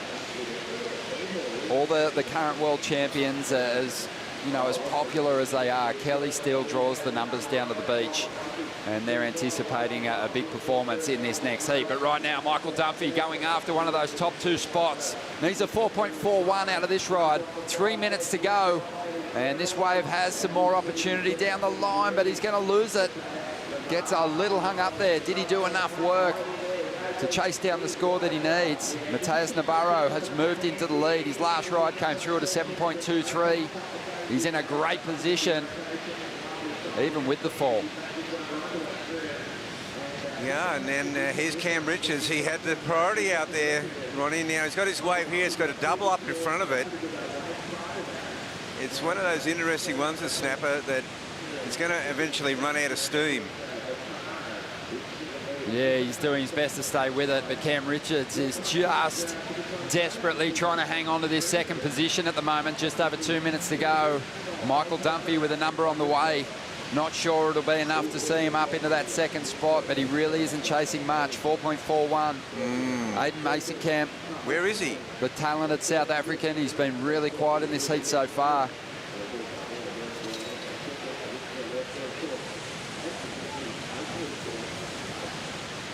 We expected a bit more of a push from him, but, you know, with 4 surfers in the heat and only those, you know, a couple of opportunities on the truly high-quality sets, it's not a big difference size-wise in the highest scoring rides and those medium sets, but just that extra foot in the face of the wave gives the surfer more time off the bottom. It allows them to flex their repertoire just a bit more. Yeah, it certainly does. And, you know, the heat before this, there was quite a few sets. This heat has been a little bit of a quiet one, sets-wise. Michael Dunphy on the replay here. Did he get the work done, Bugs? Well, I don't know. This wave, it's only a short ride in the end. He's done some pretty slick turns. And this will hurt him. That will hurt him for sure. Well, he did do some nice hits on that outside, but this wave for Cam Richards was a bit bigger, and he did a couple of huge turns, finding a bit of release there. Well, I think Michael Dunphy is going to actually move into second place, but that Cam Richards here now is looking to get out of that 5-point range. And look at this inside section for him. He knows it's lining up. Yeah, the wave, it just lost all its surge, all its energy toward the end there. But the work was really done on those outside hits. They were big moves. He definitely pushed that board to the point of release on that second turn. And Michael Dunphy, 4.93, so he did get the score he needed to get in the second. Cam Richards needs a 6.2. So the judges, I think they're going to be doing some video reviews. They have their own camera up there on the panel. It's just a repeat of their perspective, and they'll break it down. And here he is again on a small insider. Well, he had to push it on a wave that height. It's a scenario we spoke about, though. And this wave looks like it's in the heat. Yeah, Dumph, he's not banking on progressing through just yet. But he is going to try and stick with this one. 4.93 in his last wave. Not sure this one's going to better his situation. But we are still waiting on a score for Cam Richards. Mateus Navarro, though, he had a great showing. Connected with two of the really high-quality waves in this heat and surfed them well start to finish. So he should be sweet with a heat score total of 14.73.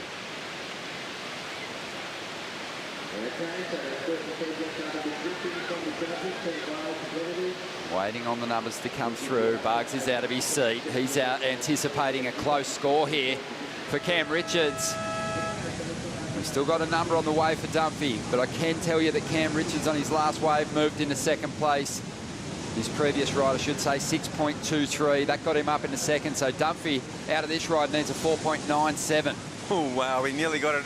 He got a 4.93 on the previous one, but it looks like it's going to come up a bit short. Yeah, that one you could tell just didn't have the same fire on the outside section, and it's only a 4.17.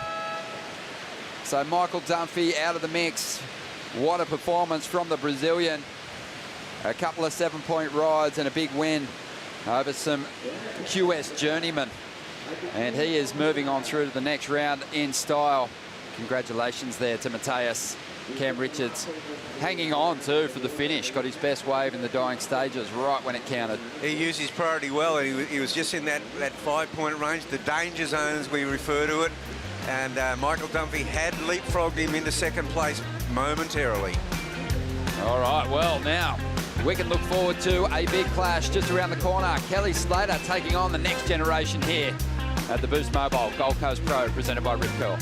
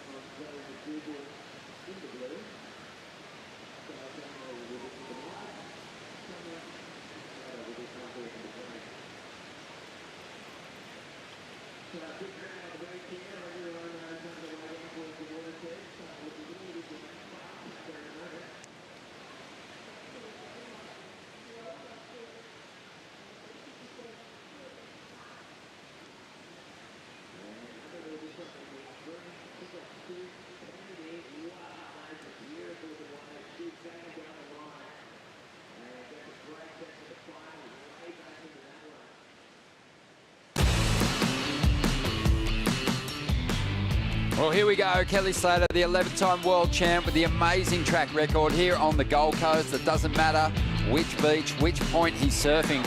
He's had success at all of them. Ronnie Blakey with Wayne Rabbit Bartholomew. Bugs, you've witnessed firsthand most of these performances, and Slater just comes to life when he's competing up here on the Gold Coast. He loves it so much, he bought a place here. Well, you know, when he was a young guy, he called Kira his favourite wave in the world, and when I used to run that little Kira Pro, it was a 2-star QS. He came out for it, and he was the one who said to me, Bugs, this has got to be a CT. And Bugs, that's who you go to when you want to make stuff happen here on the Gold Coast. You want to pump some sand around here on the point, ring Rabbit. You want to get a wave here at Snapper. Don't ring me. You take off and Rabbit drops in on you. It's fantastic. I've only shared one wave with you, Rab, and it was good just to get an idea of what lines I should be drawing. As I disappeared deep inside the barrel, I got a great view of you getting spat out of the tube. And here we go. Stuart Kennedy getting started here. You know, there's going to be a lot of focus on Kelly in this heat, Bugs, but this guy's got a strong track record at Snapper, a semi-final in the CT event in the past. And he is a point-break bred surfer, so expecting big things. Yeah, well, this was a kind of a one-off set wave, and it's a good, solid wave, and now it's ripping on down through the Marley section. There's a connector all the way. So he's really started out with a great point-break wave and an awesome performance on it. So that's a keeper for Stewie. He just gives it a little bow. He's pretty stoked to start his heat with that wave. As we see a little bit of current coming around there. And Stuart Kennedy, I want to get your take on his surfing first up, and then we're going to talk about just the character that is Stewie. But the surfing, it's super dynamic, plenty of release in the tail, but we'll get back to that in a moment, because here goes the surfer representing France. Jürgen Cousinet, he's an unbelievable talent, big, powerful guy. And he has come so close to making the grade on the CT before. There's some of that layback, trademark layback jam surfing that he relies on. Big power is one of his favourite turns. We've seen him get the call up to compete in CTs before, just based on those big QS performances. But this is the Challenger Series, and everyone looking to get off to a start in this redesigned format. And he looks pretty happy with that one. yeah, that was a good one. He got that one just on the inside of Kelly Slater. So he was in the prime position. It wasn't a big set wave, but it had a nice wall on it, and he connected it very well. So now we've got, I guess Kelly's in the prime position now. He's pole position. Stewie comes in with that 6.33. Not a bad opener. Really strong. Of course, let's see what happened here. Yeah, well, he gets that inside on Kelly there for this one. He sets it up nicely. He looks down the line. Everything he does, it's down the line in mind. You can just tell here. Right now, he's gone, right, there it is. Down the line. Streaking across this section. He'll do the big float here. Got one more section to get around before he can go to work. Now he's in that zone at Little Marley where it's just standing up beautifully, peeling off on that sandbar. So it's just a good, solid ride by Jordan. Yeah, found that little connection through to the inside. Really well-rounded surfer. Has some big tricks that he can call on. But I love when he keeps his board in the water, those big rail turns are great to watch. So 6.6 for him. Ketut Agus, the young Indonesian, earned his place in the mix by the Bali Pro event, where he's semi-final. And Slater out there too, waiting for his first opportunity. And I got a feeling that Kelly, you know, obviously, gosh, he's so qualified. He's right up there in the top 5 right now. But I got a feeling he's just going to wait for a bomb. He wants to be on, even if he only gets one wave, he wants it to be an absolute cracker. Yeah, I think Kelly too. He's just looking to recapture the magic that saw him take the win in the first event of the season. He didn't do too bad in Portugal. He got himself back up into the top 5, but there was a huge shuffle up at the top end of the Championship Tour ratings after Margaret River, and Kelly actually dropped outside the top 10. He had a big tumble down the ladder. So he's really looking to reconnect with a couple of big scores. But you could tell he was really jumping out of his skin to hit this lineup in front of this massive crowd that's gathered here on the shoreline. More on that in a moment, but right now, let's hear from Kaipo with Mateus Navarro, who blitzed the last heat. Mateus, parabéns, congratulations. How you feel winning your first heat at Snapper? Yeah. First, I need to say thanks God for the opportunity to be here, to surf this wave. Competing here in Snapper like a dream, and yeah, I'm so happy to make this first round, and I hope to surf with Kelly in the next round. This is my another dream, and yeah, I'm so happy. Thanks God for the opportunity. Thank you, guys. Obrigado, galera do Brasil. Anything in Portuguese you want to say to your friends back home? Yeah. Queria agradecer aí toda a galera que está na torcida. Galera do Brasil sabe como foi difícil para eu estar aqui. Muito feliz com essa oportunidade de poder realizar um sonho de surfar aqui em Snapper. E o Challenge Series é uma nova etapa na minha vida, na minha carreira. Feliz de ter começado bem, 2 notas boas. E é isso, espero conseguir surfar com o Kelly alguma bateria aqui nesse evento, vai ser demais. E é isso, quero manter o foco e bateria por bateria. Valeu. Obrigado. Thank you, Kaipo. And well done, Mateus. I mean, for a lot of those surfers, that especially coming in as the low seeds from their QS region, big opportunity to put yourself on the map here at this first Challenger Series stop. As we see Slater taking off on the outside, stalling for the barrel. He'll find his way through, moving with great speed. A well-placed turn there, just in transition at the moment, but will now find some open face to lay into. Climbs the roof one more time and winds through a beautiful top turn. Cutting back now, and we'll watch Kelly step on the tail here and wait for this wave to do its thing through the inside section at Little Marley. But it's been a great start on this ride so far. And Kelly, really, you can see him just taking himself right back to the surf ranch. This wave, really long, but he's going to have the stamina to keep providing hits down the line. Got a little tangled up in a tricky section at the end there. But dropping straight into the bowl of that first wave, the big kickstall bugs. Beautiful to watch. Vintage stuff. Vintage stuff, a bit of everything, and a real leg burner too. He'll be feeling that in his legs for sure. I think it might even be a little bit longer than the surf ranch. I don't know about that, but it is definitely a long ride. But Slater, you know, classic read. Have a look at this. It just draws off the bank. That wave had a beautiful line to it. A nice barrel there. Kelly Slater saw a little bit of everything on this one, Ronnie. Just patience too. You know, had to go to some transition turns to find this open face down the line, but did it with great placement. Old Faithful, he's riding Old Faithful from 8 years ago.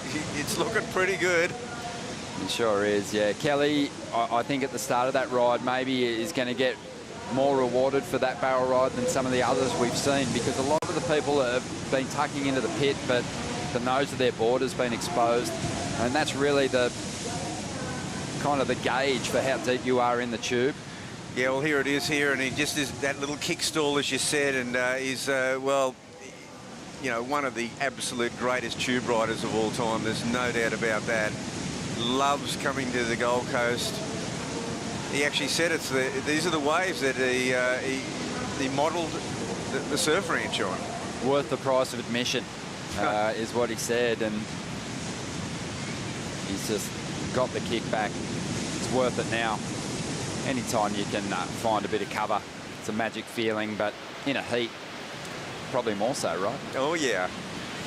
Yeah, that's what I mean, the variety was fantastic, and he's got some scores that he's got to come up against. These first round rides of Jorgen and Stewie, not bad, but I think that's going to top it. Yeah, I guess the promising thing for Kelly, he's just dropped an excellent ride. I think when you reflect on some of the other barrel rides we've seen today, Julian Wilson got pitted. That one bowled out a little more and kind of had that kind of classic snapper feel to it. Slater read it beautifully. He let go of some decent turns, but he does have more to give. He's got that incredible power on the forehand when he finds a steep section. Really, the steepest section of that wave was the part that Kelly got barreled in. Yeah. The rest of the wave was relatively flat. So 8 points tells you that if you can find a good one behind the rock here, you can still get an excellent score with the barrel. But the classic, this is the second part of the takeoff. It's the ones that don't quite stand up right and deep behind the rock, and they hit that just right next to it. I love these ones. They really hit it nicely, and you get that barrel, that opening barrel section. Plus, you've got the line all the way through on this one. Some of the ones from way behind, they peter out. This one, he picked it so well. That was kind of taken from that spot. If you jump off the rocks and suddenly a set comes and you take one from behind the rock and get it, generally the local guy that's been waiting a while, he takes off where Kelly paddled into this one, and yeah, you just watch that unfold and there's nothing you can do about it. You might not ever see him again either. Yeah. It's a long ride, but Slater getting the work done on this ride to get himself into the excellent range to kick things off. Well, it's a long paddle back. He decided to do the paddle. I think Jorgen did the run around. Of course, you do the run around, you're jumping off the rock or going out through the keyhole. You're straight back in the lineup, but the long paddle out, what it does though, it gives you the opportunity of a wide one if it appears. There's not as many today. They are coming more on the traditional bank with the hookup. Big crowd turned out to watch Kelly Slater. A lot of the greats down here tuning in as well. The man sitting next to me, but Bugs, I saw Mark Occhilupo down here. But that's a daily occurrence for you, bumping into surfing greats. Who are some of the elders, some of the legends that you see here on the Gold Coast pretty much on a daily basis, or when the waves are firing? I'll tell you two guys that you see here all the time that to me they're the stay-home guys. Not so much stay home for one of them, but they're the guys that just day in and day out blow minds all the time. They're not the superstar names like world champions, but it's Jay Phillips and Asher Pacey. Those two guys are two of my favourite surfers from Coolangatta. Yeah, they are incredible surfers. Jay running the Snapper Rocks Board Riders Club now as president, doing a great job. 15 minutes remaining here. Slater out in front with an 8-point ride. And we'll see if he can back that up. Right after this, we're going to take a bonsai brew break. Don't go anywhere.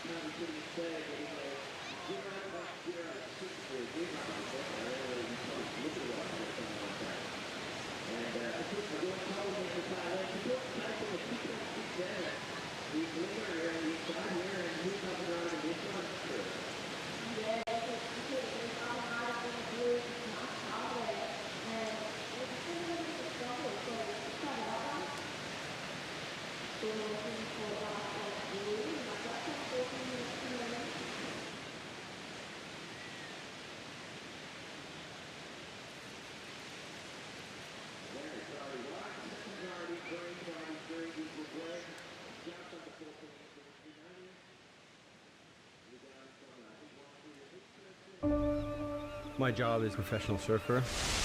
The best job in the world. My goal is to win titles. That's what I'm here for. The world's best surfers in the world's best waves. Guys, if you're listening, we're lost. This is the first time ever the women are at Pipeline. We have never been given an opportunity like that. We've had a shark attack. Whoa. It's the most intense surfing scenario you can imagine. He saw every bit of this. I have to step up my game now and not make any mistakes. And he goes for it. Oh my God. This is a war. You have to find a way to win it and do it at all costs.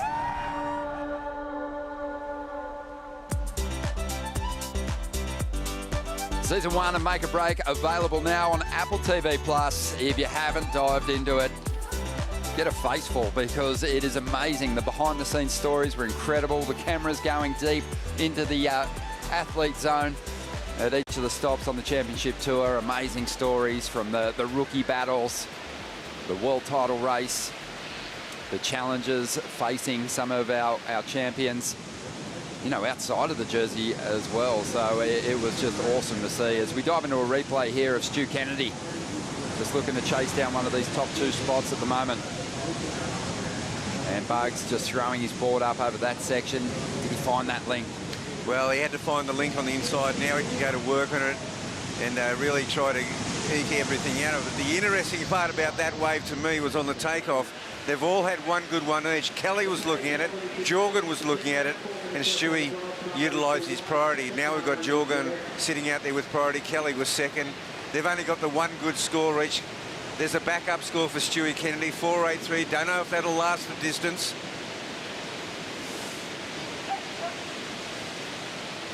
.5 minutes to go here, and Kelly Slater started with an 8-point ride. The crowd's reaction was massive. They're just relishing the opportunity to get eyes on the greatest of all time. Yeah, that's right, Ron. I'm out the back with Dometic, and the surf is perfect out there. But on the beach, when Kelly shows up, it's a closeout set. We got all the people on the shoreline right here waiting to see the GOAT, and he's performing. Yeah, looking really sharp. What did you think of that barrel? Is it the best tube ride we've seen in the contest so far? Isn't he magical? Like, there's guys, Tom Curran, Kelly Slater, certain surfers can just conjure up barrels almost as if they're speaking to the ocean. Yeah, I love it. Yeah, Bugs, he brings up a good point. What I liked is the read. You know, the kick stall has kind of, in some ways, been outdone by the backdoor barrel approach and getting yourself so deep you're on the foam ball, but also just entering the wave in a critical way. But it's a classic read, and you know, anytime you see someone execute it that clean, to me, it's a skill, almost a lost skill. Well, I mean, but you know, in really true tube riding, if you really judge tube riding, to me that kick stall and pulling into the barrel is so much more skillful than just putting an arm in the wave and holding on. It's just, you know, there's not even close to how different that is, in my opinion, to what a true tube ride is. And the fact that really, I guess the judges are looking for, they're always looking for critical. What's critical? And a late drop straight into a barrel is perhaps more critical. Yeah, but sure. Skill-wise, it's more difficult to get that kick stall right. Yeah, because you know, your arm's free. You're using every part of, you know, your surfboard, your body movement, you know, gauging where the lip's going to hit, slotting in there. I just love the hands-free part. Yeah, and there's been obviously some dynamite kick stall exponents over the years here at Snapper Rocks and Kira. Who are some of the surfers that do it the best, that come off the bottom and then just line that section up and almost do a mid-face re-entry to set up those big tubes here? Well, I mean, you know, no one does it sort of better than Parko. Parko really is a classic tube rider, and he does it. It's very important for him to get in clean. Dino Morrison and Kira is an amazing tube rider. There's so many in this town, it's ridiculous. Of course, Mick is incredible out here. But then, you know, you've got a lot of, you know, guys like Mitch Parkinson. I mean, you know, Sheldon. Yeah, one of my favourites, Stephanie Gilmore. She has an amazing ability to get so compact and actually cut that kick stall under the lip. Well, we've seen it before at Karamas on her way to 10-point rides.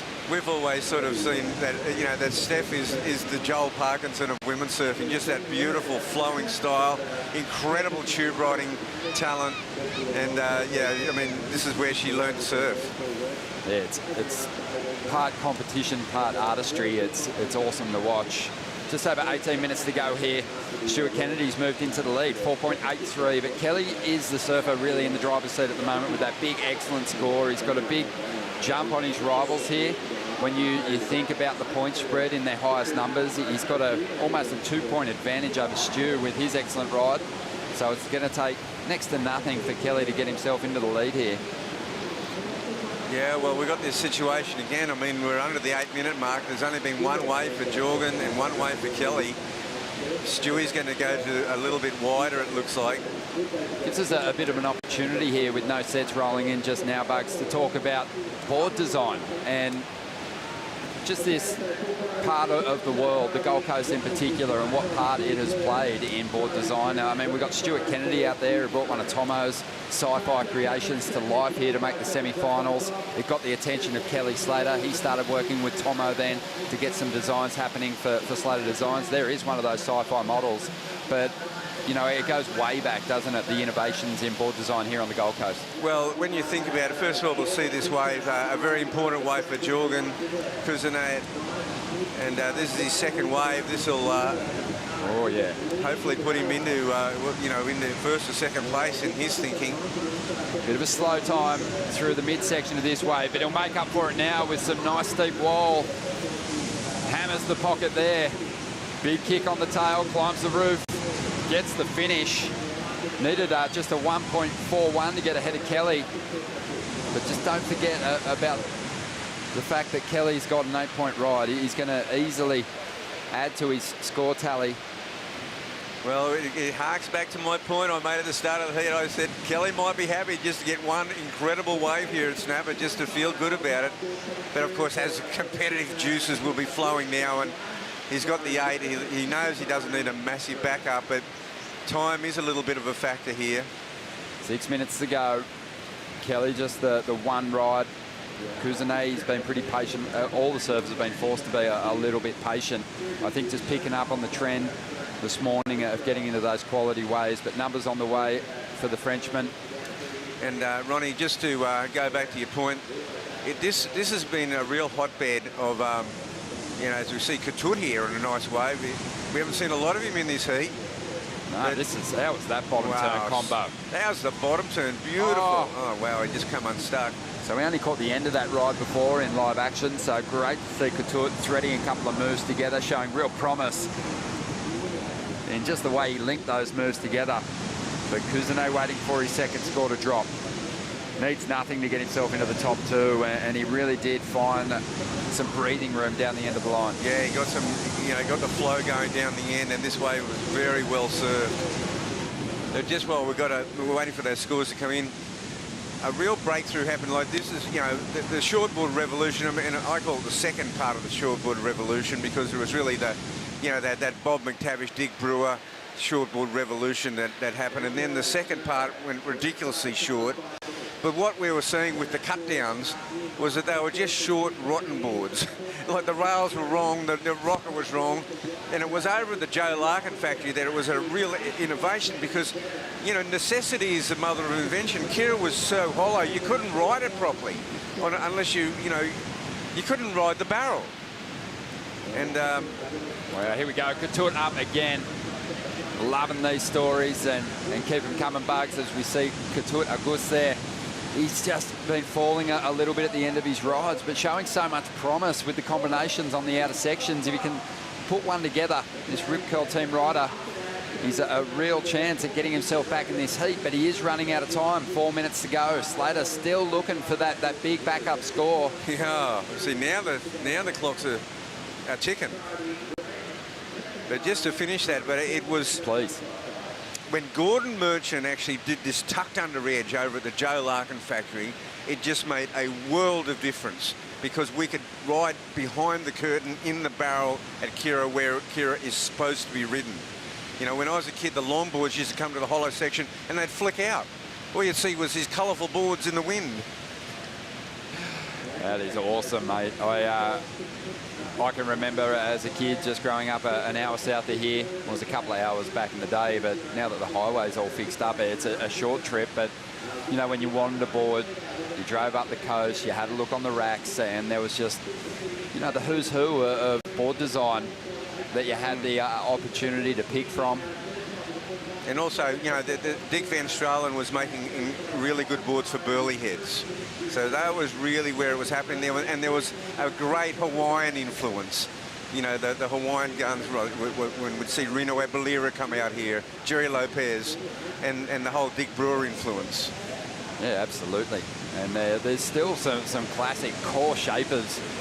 An American export, Richard Harvey, he was shaping some great short single fins. I actually picked up one of those not too long ago, and it's a classic board. Goes like a thruster, a modern day thruster. Oh yeah, Richard Harvey's a masterful shaper. Time is such an element now, Ronnie. Gosh, I mean, I don't want my prophecy to come. I want Kelly to slay to at least get another wave, and for the fans, everyone on the beach does, I'm sure. Yeah, no doubt. 2 minutes and 20 seconds to go, and Slater's still on the look. Look out for a backup. He only needs a 3.16 to jump up in a second. I mean, I think typically if he'd only just banked the 8, he's just out there thinking, oh, cool, now I've got a shot. But at this point in time, it's a little different, the scenario. You've been sitting there for a long period of time with priority, wondering when you're going to get that shot. As we see now, Katut up again. This guy's just got so much potential. The surfing is there, just a couple of falls costing him potentially bigger scores. As he climbs the roof, gets back out in front of it. Nice rip off the top there.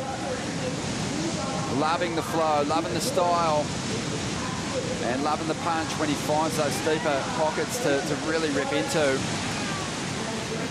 And Katut looking to finish with a bang here. He does manage to hang on to the finish. He loves the feel of that one. There's a big flex. Needed a 6.49 to get himself up in the lead. Slater now thinking about taking something just to get himself into the top 2 here. And he's making his move. This will be his shot at it. And he's going to need something in maybe the 4-point range out of this ride. We've got to see what Katut drops for his last wave, but Slater's going to work this one over to the best of his ability. We know for sure he needs a 3.16. Loading up now as this wave starts to hit the inside. Just looking so smooth and stylish at this stage. This wave's a grower, and Kelly digs in. And he gives it another one as he keeps hammering down the line. Will he get extra time for a finish? Climbs the roof for a moment, hanging in, thinking about the barrel for the moment, but this wave stretching out. Slows up again, and Kelly goes for the reverse, incomplete, but I feel like if it's only the 3.16 that he's after, he should be sweet. Katut Agus is the worry at the moment for Kelly. He just went pretty wild on that last ride. Got a lot of work done. Riding a fun little swallow. You can see there's quite a bit of width in the nose of that board. Looks like a good little small wave craft. As this one comes to an end, it's, as it always is, it's in the hands of the judges, but we might have to wait for some reviews to get the outcome. We might be here for a while. Well, that wave just, you know, Kelly had to make his move, Bugs, but the wave worked out great for him. It really did pick up the energy as he moved down the line, but it was reeling through the Lil Marley section quite quick, which made it hard to get combos strung together. Well, and it'll be very interesting to see what Katut gets for his wave. He had a bit of a sleepy heat, showed some flashes, but he probably needed a bit more. Let's check the last exchange on the Harvey Norman recap.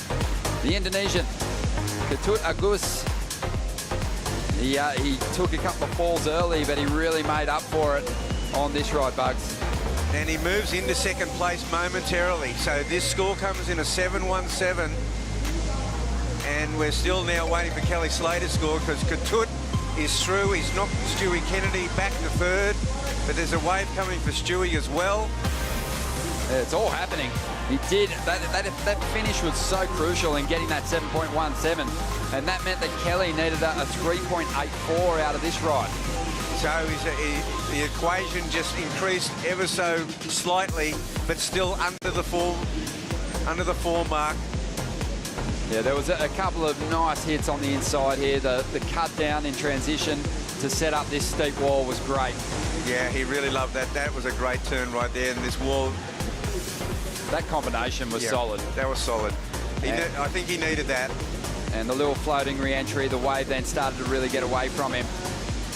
But I like the combination. I don't really think it's going to affect him too much. This score is going to be interesting to see where this one comes in. Stu Kennedy trying to get rid of a 4.83. Needs a 6.61 out of this ride to get himself into the top 2. Kelly momentarily has moved himself up into second place. Incomplete on the finish for Stu Kennedy. It might hurt his chances here. Yeah, I think it will. I think that one's going to be not enough for Stewie. Well, it was a 4.93 for Slater. That got him up into that second position. Kuzene holds on to first spot. And Stuart Kennedy has just banked a score that's going to fall below the requirement. He got a 3.77, so Slater survives just 2 rides. Just like the winner of the heat, and he's marching on through to the next round. We're going to take a quick break. More action to come here from the Boost Mobile Gold Coast Pro presented by Rip Curl in just a moment.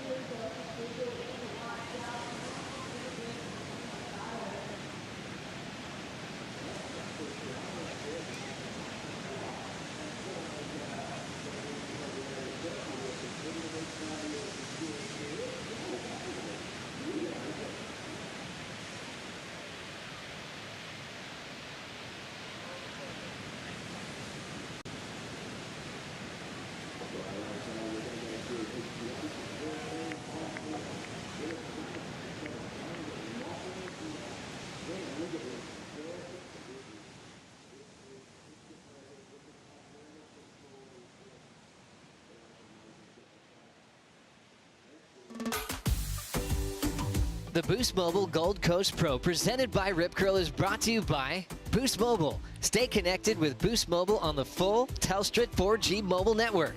By Rip Curl, the ultimate surfing company. But is it Bonsoy, the official golden halo of health? By Dometic Outdoor, official camping gear partner of the World Surf League Australia.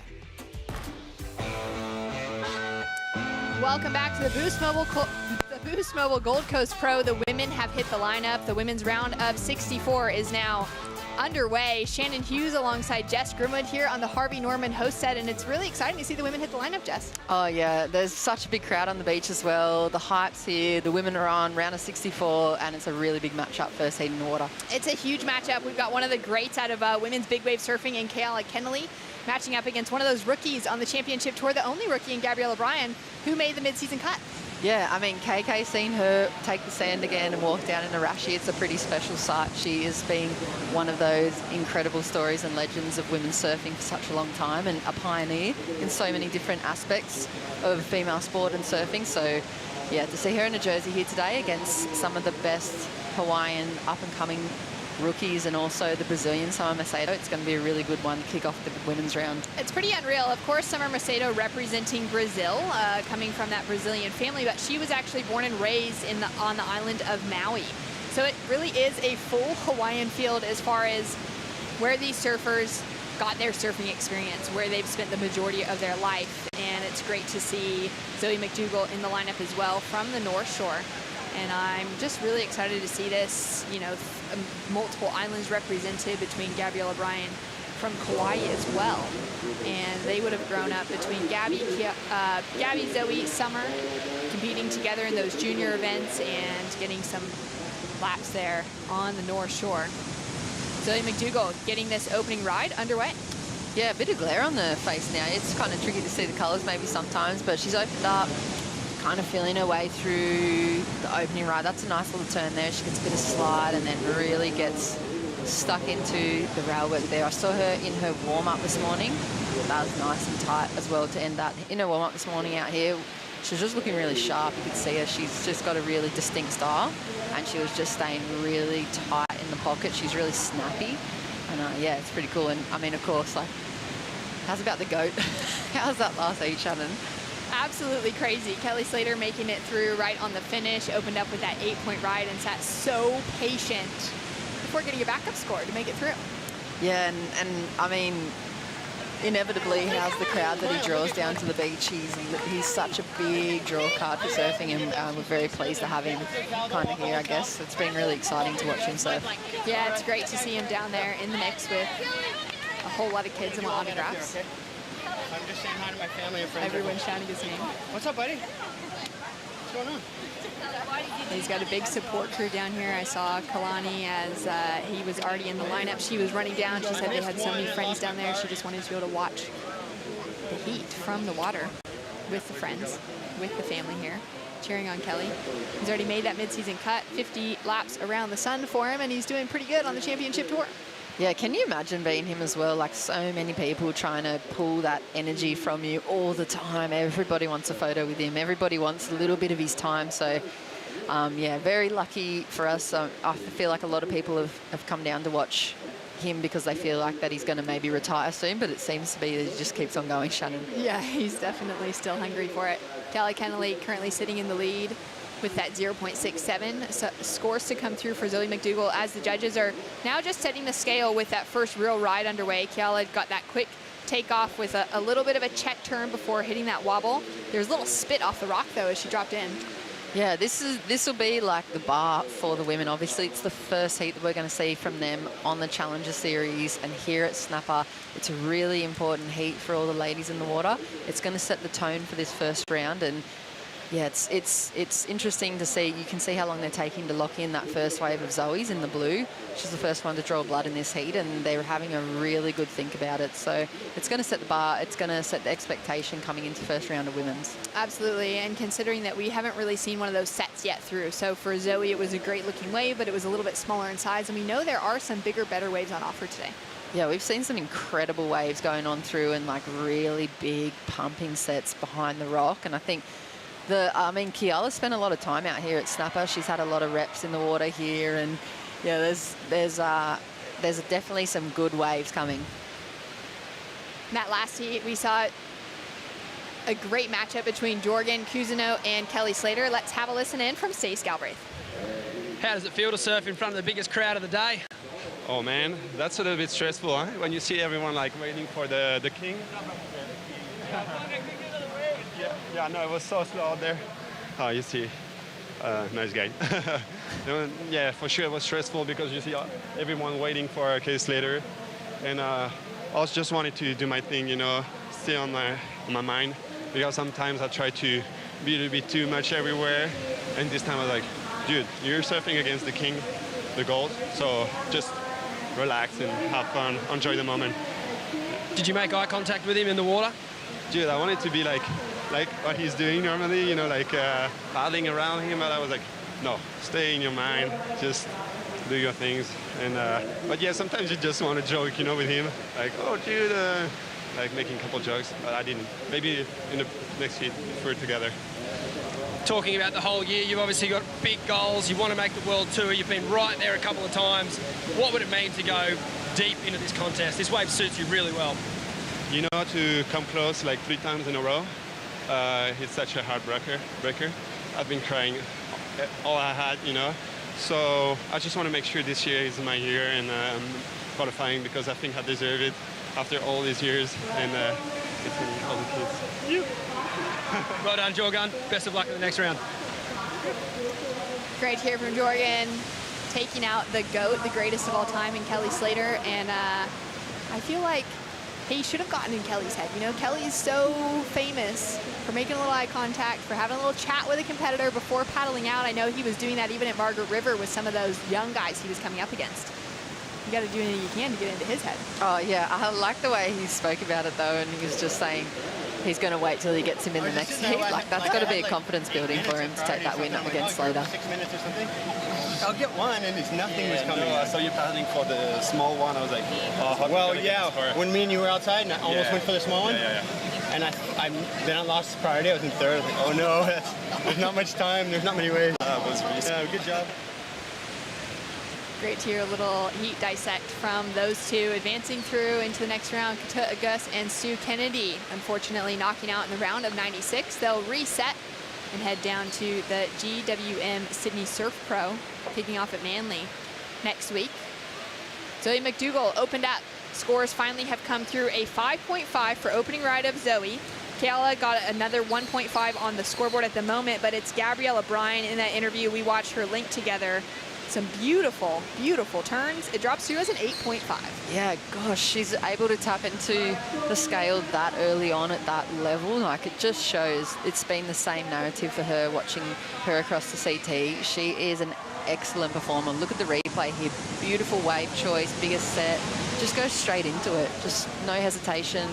Cracks the first section. It looks like she's kind of setting up through the inside. So a bit of rail work, little rebound, and then starts to just lengthen the rails and really spread the wings and kind of show off a bit more style, power. You can see it building as she goes down the line. A bit more speed, a bit more power, and a bit more critical approach to every turn.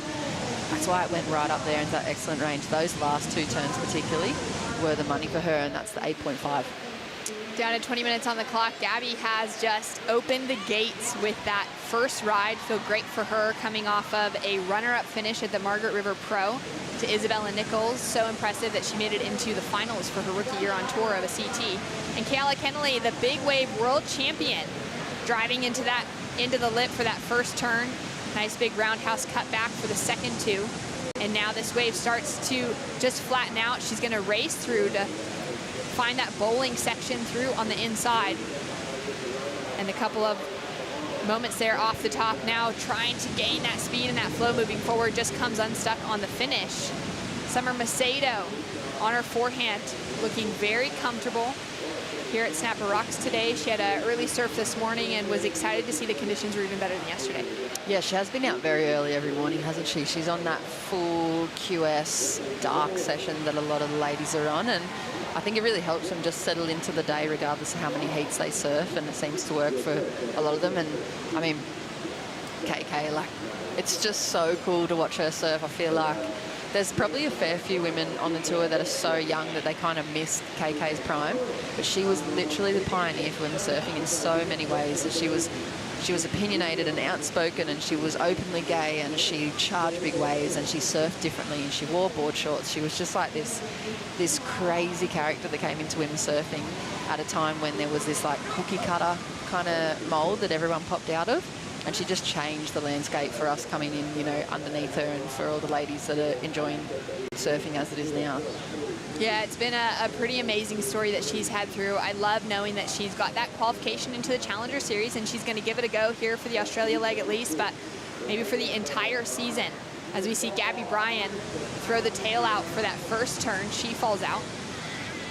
17 minutes on the clock, scores now coming through. Kayla Kennelly drops into 2.6 for that last wave. Gabriella Bryan with a small score to back up that 8.5 as the scene is being set.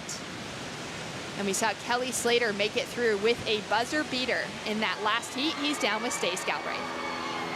Firstly, it's great to have you here. You must be stoked to get a couple of waves. Literally 2 waves. I actually thought about last night. I was like, you know, it only takes 2 waves per heat. Let's see if I can get 2 good waves, but I got 1 good one and 1 pretty average wave. But you know, I did the work on that first one, so I didn't dig a hole for myself. But with priority, I missed a small wave that was actually probably a better wave than my last one. I was sort of like just faking I wasn't going to go because I didn't want Jorgen to take it, and And but there was like 8 minutes left or 9 minutes left at that point. But when I missed that, and then those guys were paddling back up, and I was sitting in third priority, I'm like, ooh, this isn't good. So I was a little desperate at the end there to just try to make that wave. I was just begging that wave to build back up through Little Marley. You didn't come in and really do a couple of turns though, did you? You wanted to get piped and you did that. Yeah, that first wave was a spectacular wave. I mean, those are the ones you dream of on an empty surf day, but if you catch it, there's 72 people in your line. So lucky to get that. I mean, that's what I was saying to Kaipo before the heat. It's like just getting a wave or two like that's worth the price of admission for the contest. And if you make it through a few heats, it's a bonus. But looks like we're going to have good waves the next couple days, and I'm excited. A lot of questions about your equipment and a unique fin setup there. Did you want to go into a bit more detail?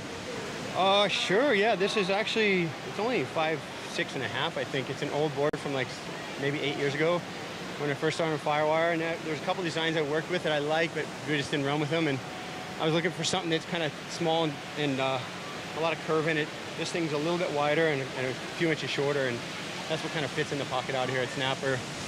I opted to go for this fin that Greg Weber and I have been messing around with for a couple of years.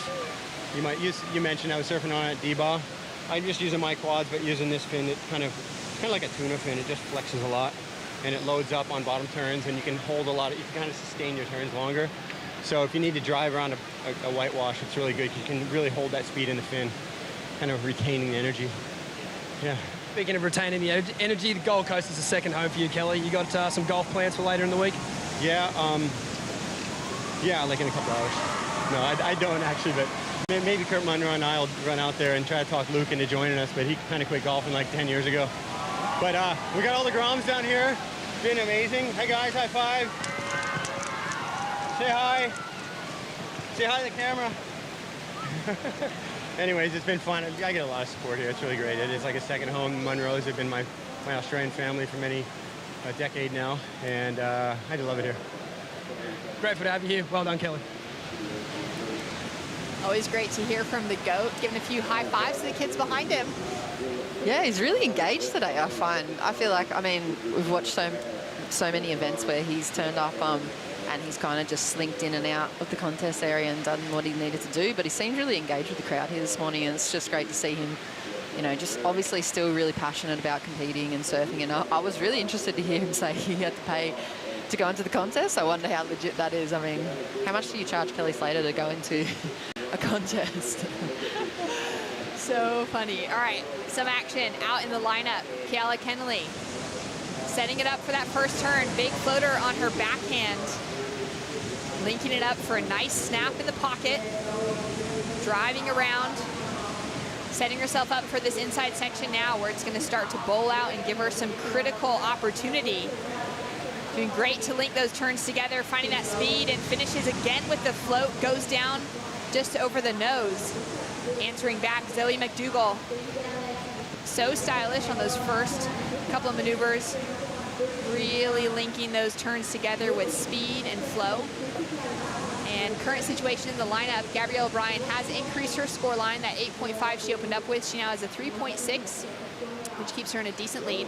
Zoe McDougall chasing a 6.61, but she opened with a 5.5 and has set herself up in a good position. Summer Macedo with a 4.33 now on the scoreboard.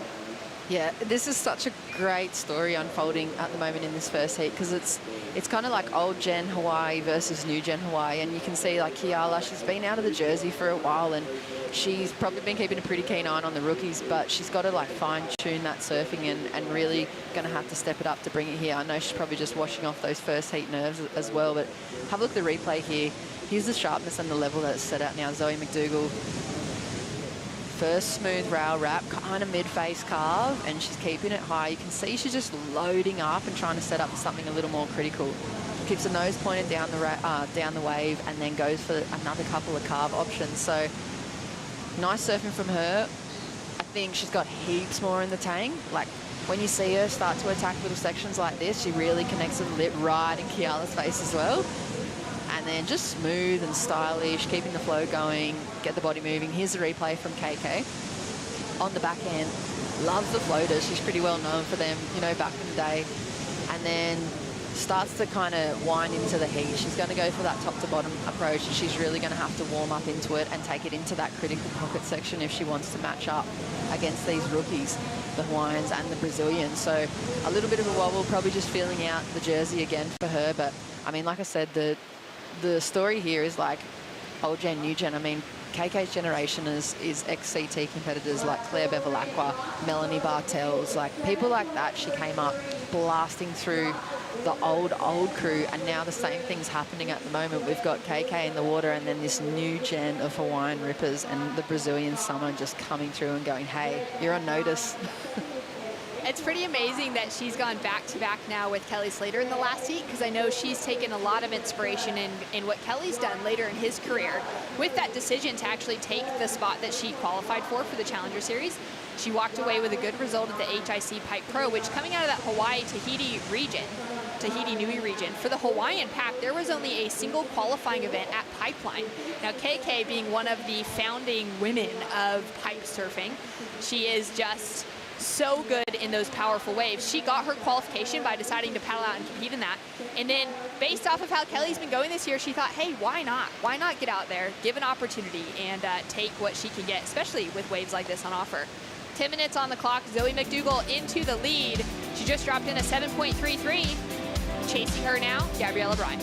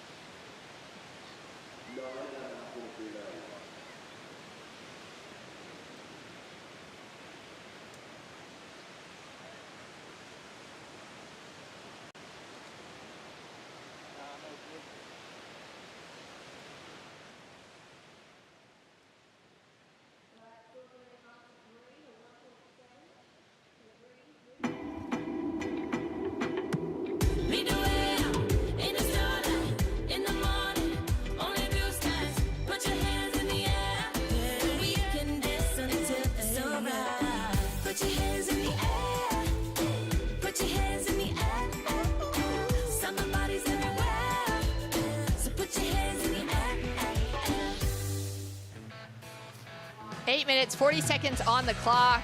And another great day here on the Gold Coast of Australia. The waves have been cranking, and we're just so excited to spend some time here with some warmer weather. Although we've got some rain on the horizon, you can see those clouds brewing out the back. Yeah, and what a good way to spend a Sunday as well. And happy Mother's Day to all the mothers out there. My mum, your mum, Shannon, all the mums, and you should see the beach as well. It's pumping. There's such a vibe going on here, and it's a really good Sunday. Really fun family day here on the sand. It's just such a great venue as well here at Snapper Rocks for so many. I mean, you can see spectators literally just like a few feet from the competitors hanging on the rocks. You got a whole family set up there, a couple boards in the quiver. Yeah, is he going for caddy? Is he trying to get a position as a caddy for one of the athletes? Because that's a serious setup right there, and I think, who knows, they could be taking notes in the athletes area. You get him on the run back up from kicking out at Little Molly, run back at the beach. He can be like, all right, these are the boards I got on the wagon. And Gabriella Bryan, she opened up with an 8.5, nice snap to start off. Around the section, smooth carve, showing that power and that grace within her surfing. Another great snap, goes in for another carve, throwing in that variety with each turn. Linking it together now through to the inside, and times the finish so well. Kelly Kennelly there with the quick kick out, and it cannot go unsaid. Knowing that KK is in the lineup, if this heat right now was set in heavy waves, Jess, KK would be dominating. Put her out at any wave, a chopu, a pipeline, anything of consequence. Talking about the current championship tour schedule that those women are finally getting to compete on. That is why KK is here on the Challenger Series, because she would love to be competing on that current tour. Oh yeah, she's completely crazy when it comes to waves of consequences. She'll throw herself over the ledge time after time after time. She's just so good out there, but that was a huge answer from Gabriella Bryan. It's going to be a really, really nice score. I can't wait to see how that locks in. Little whip back into the pocket, throws the stall, mistimes the finish there for KK. She'll kick out. Scores to come through now for Gabriella Bryan, chasing just that 4.33 to take the lead away from Zoe McDougall. And Gabby has just come off of that runner-up finish at the Margaret River Pro. She's the only rookie of the women's class this year for the 2022 CT to have made the midseason cut and to be booking herself into a left-hand point there at G-Land. Yeah, look at this. She just jumps on the front foot there and just so much speed, so much style in the down the face carve and plenty of spray off the top as well. A few setups and then does it again, kind of unleashing a bit more through this wave. I feel like she's feeling a bit more comfortable, beautiful consolidation of the ride. And she's just one of those surfers. I mean, the first few times I watched her surf, she was really unpredictable to me. I feel like her style is hard to pick sometimes. Zoe McDougall with an opportunity in front of her now. Also just linking those turns together. Nice smooth transitions off the top. She's going to need to bring a bit of variety in here though. 3 turns looking really similar. Goes for that float lip line to finish.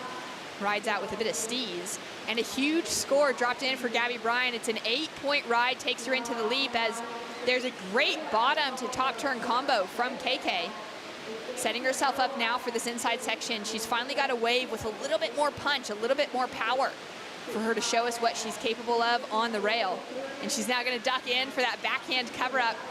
And she won't come squeaking through, but she covered some ground.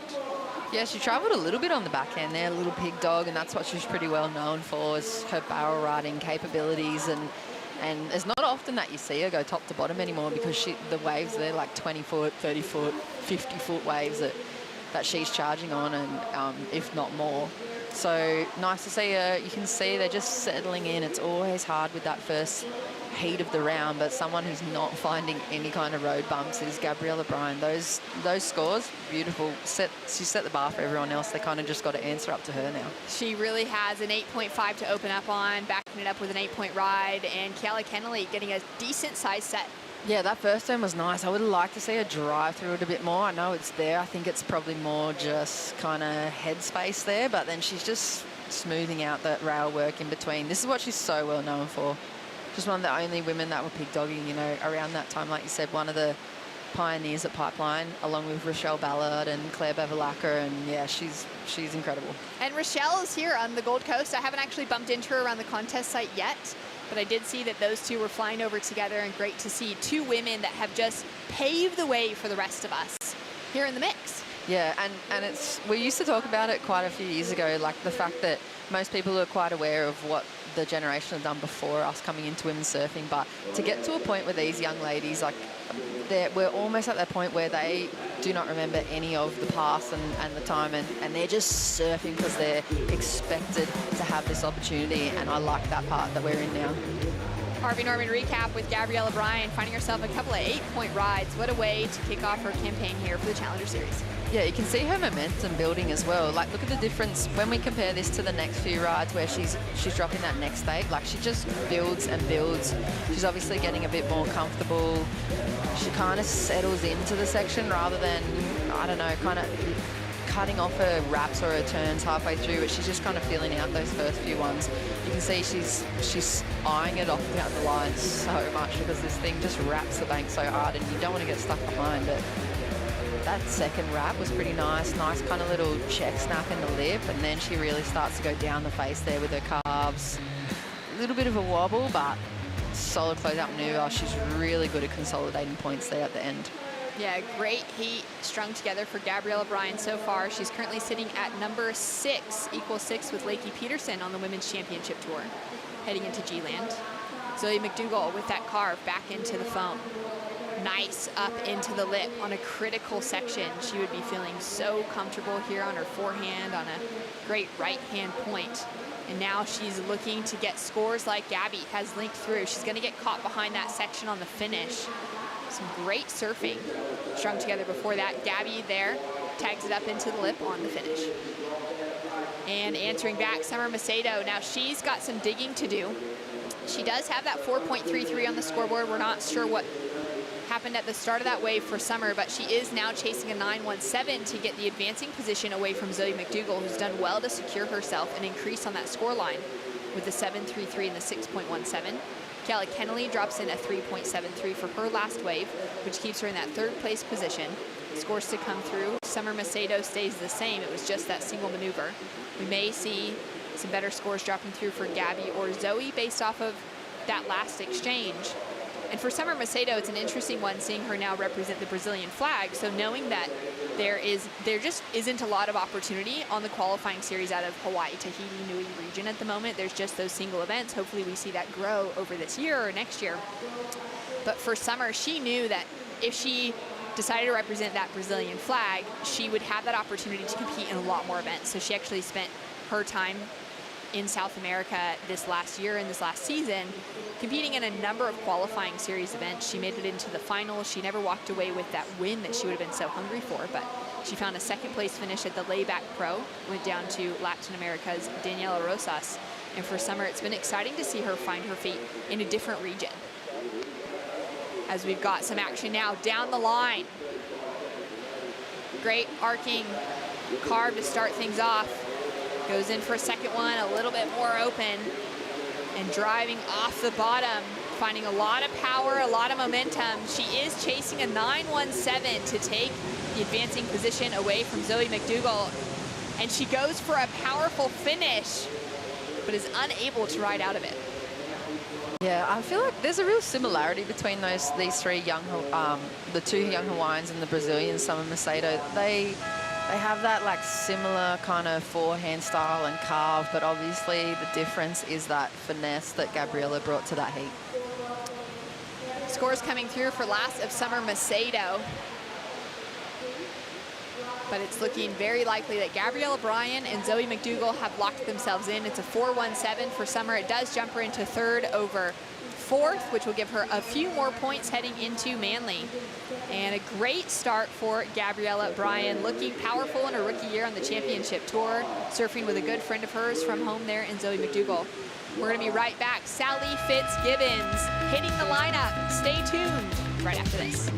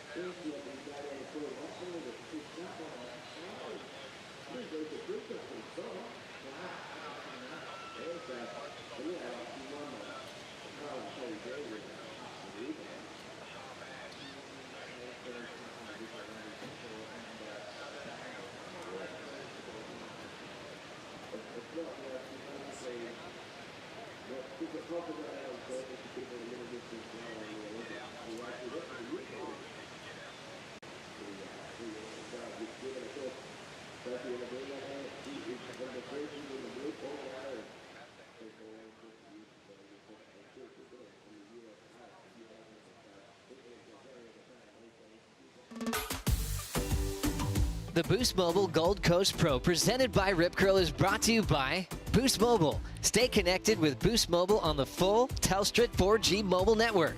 By Rip Curl, the ultimate surfing company. But is it Bonsoy, the official golden halo of health? By Dometic Outdoor, official camping gear partner of the World Surf League Australia.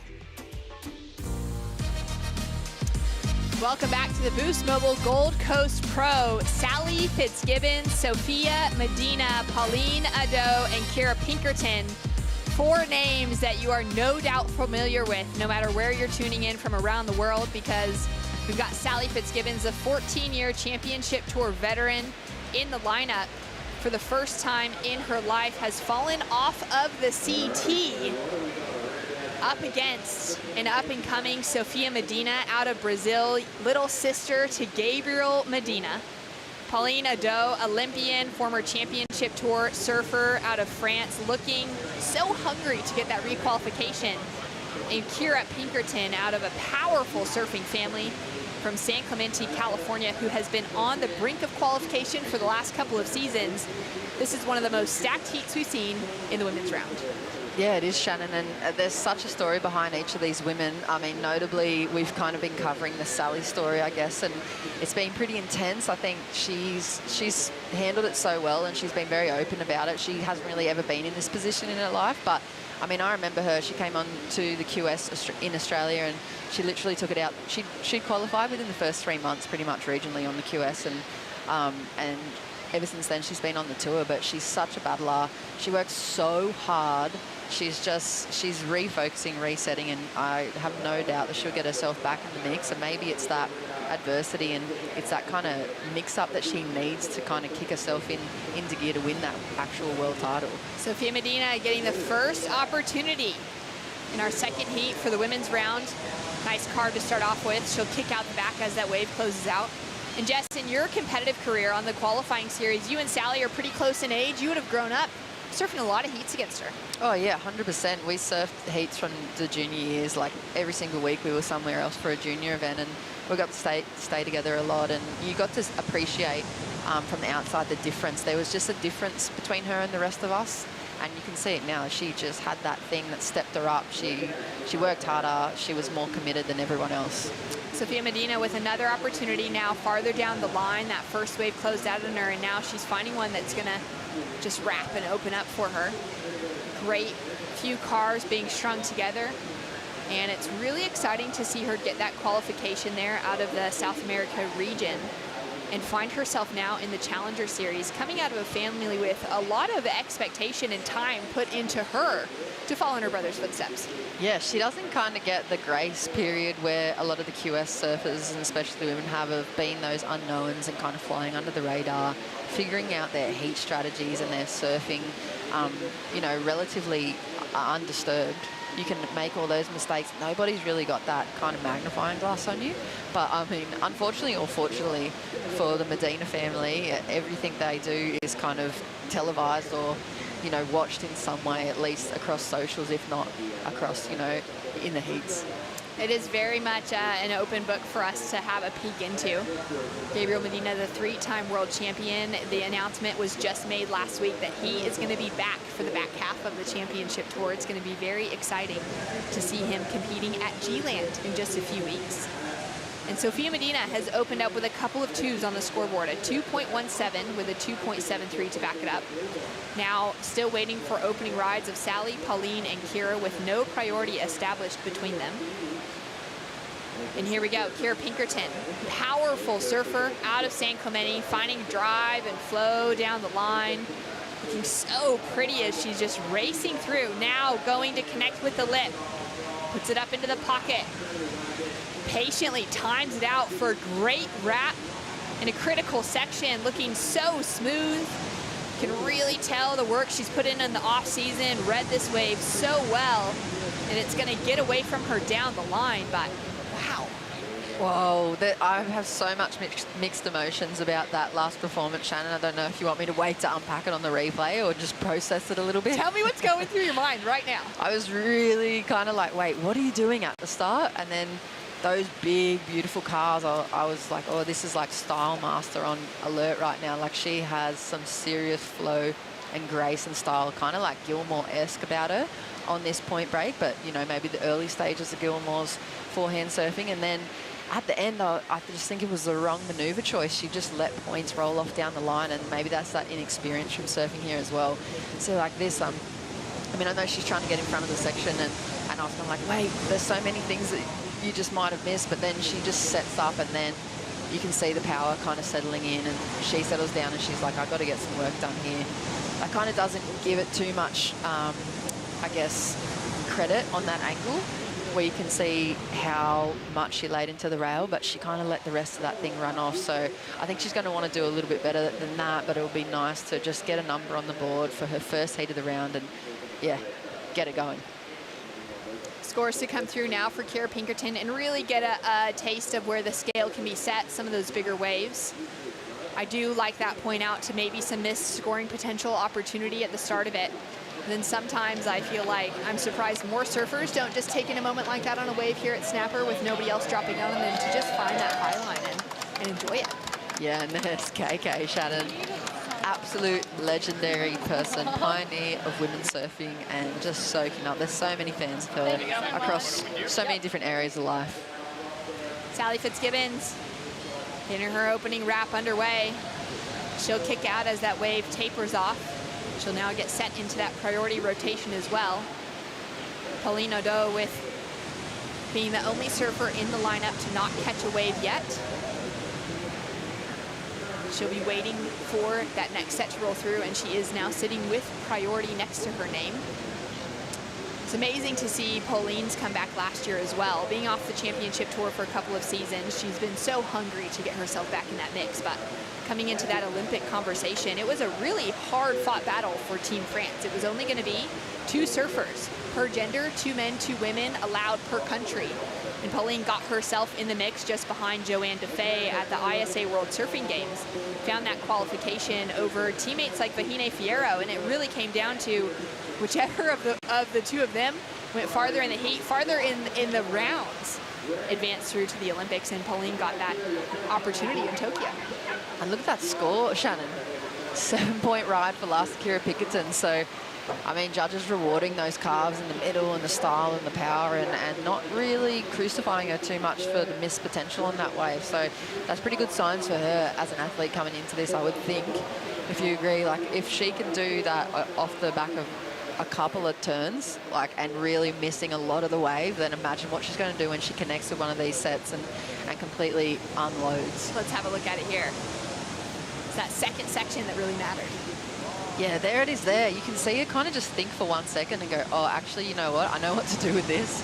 Nice down the face carve, smooth, silky surfing, and just gets to work there. Here's where it runs off, I think. That last turn, she kind of probably brought it around too much, and there she's there getting some, maybe giving some advice to Slater about where to sit, or maybe a little breakdown for Kelly. Now that was after Kelly's heat before Kira paddled out. A little bit of advice from him to the young Californian. He would know Kira from plenty of events. Kira's had those championship tour call-ups as wild cards to his wave, to the Kelly Slater wave pool.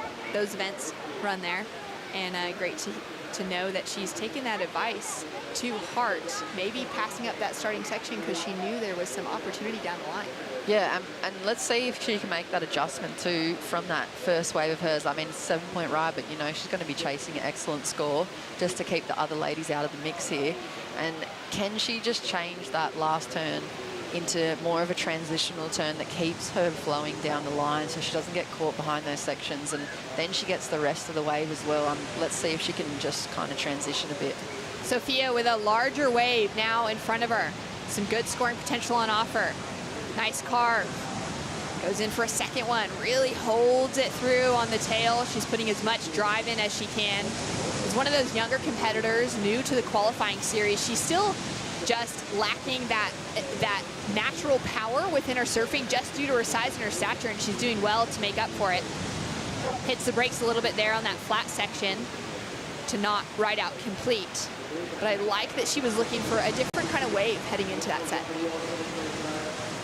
With an opportunity now, Fitzgibbons knifing it through for that first turn, keeping herself compressed, keeping that speed and flow. She's got a frothy section up in front of her, tags the lip. She's looking smooth.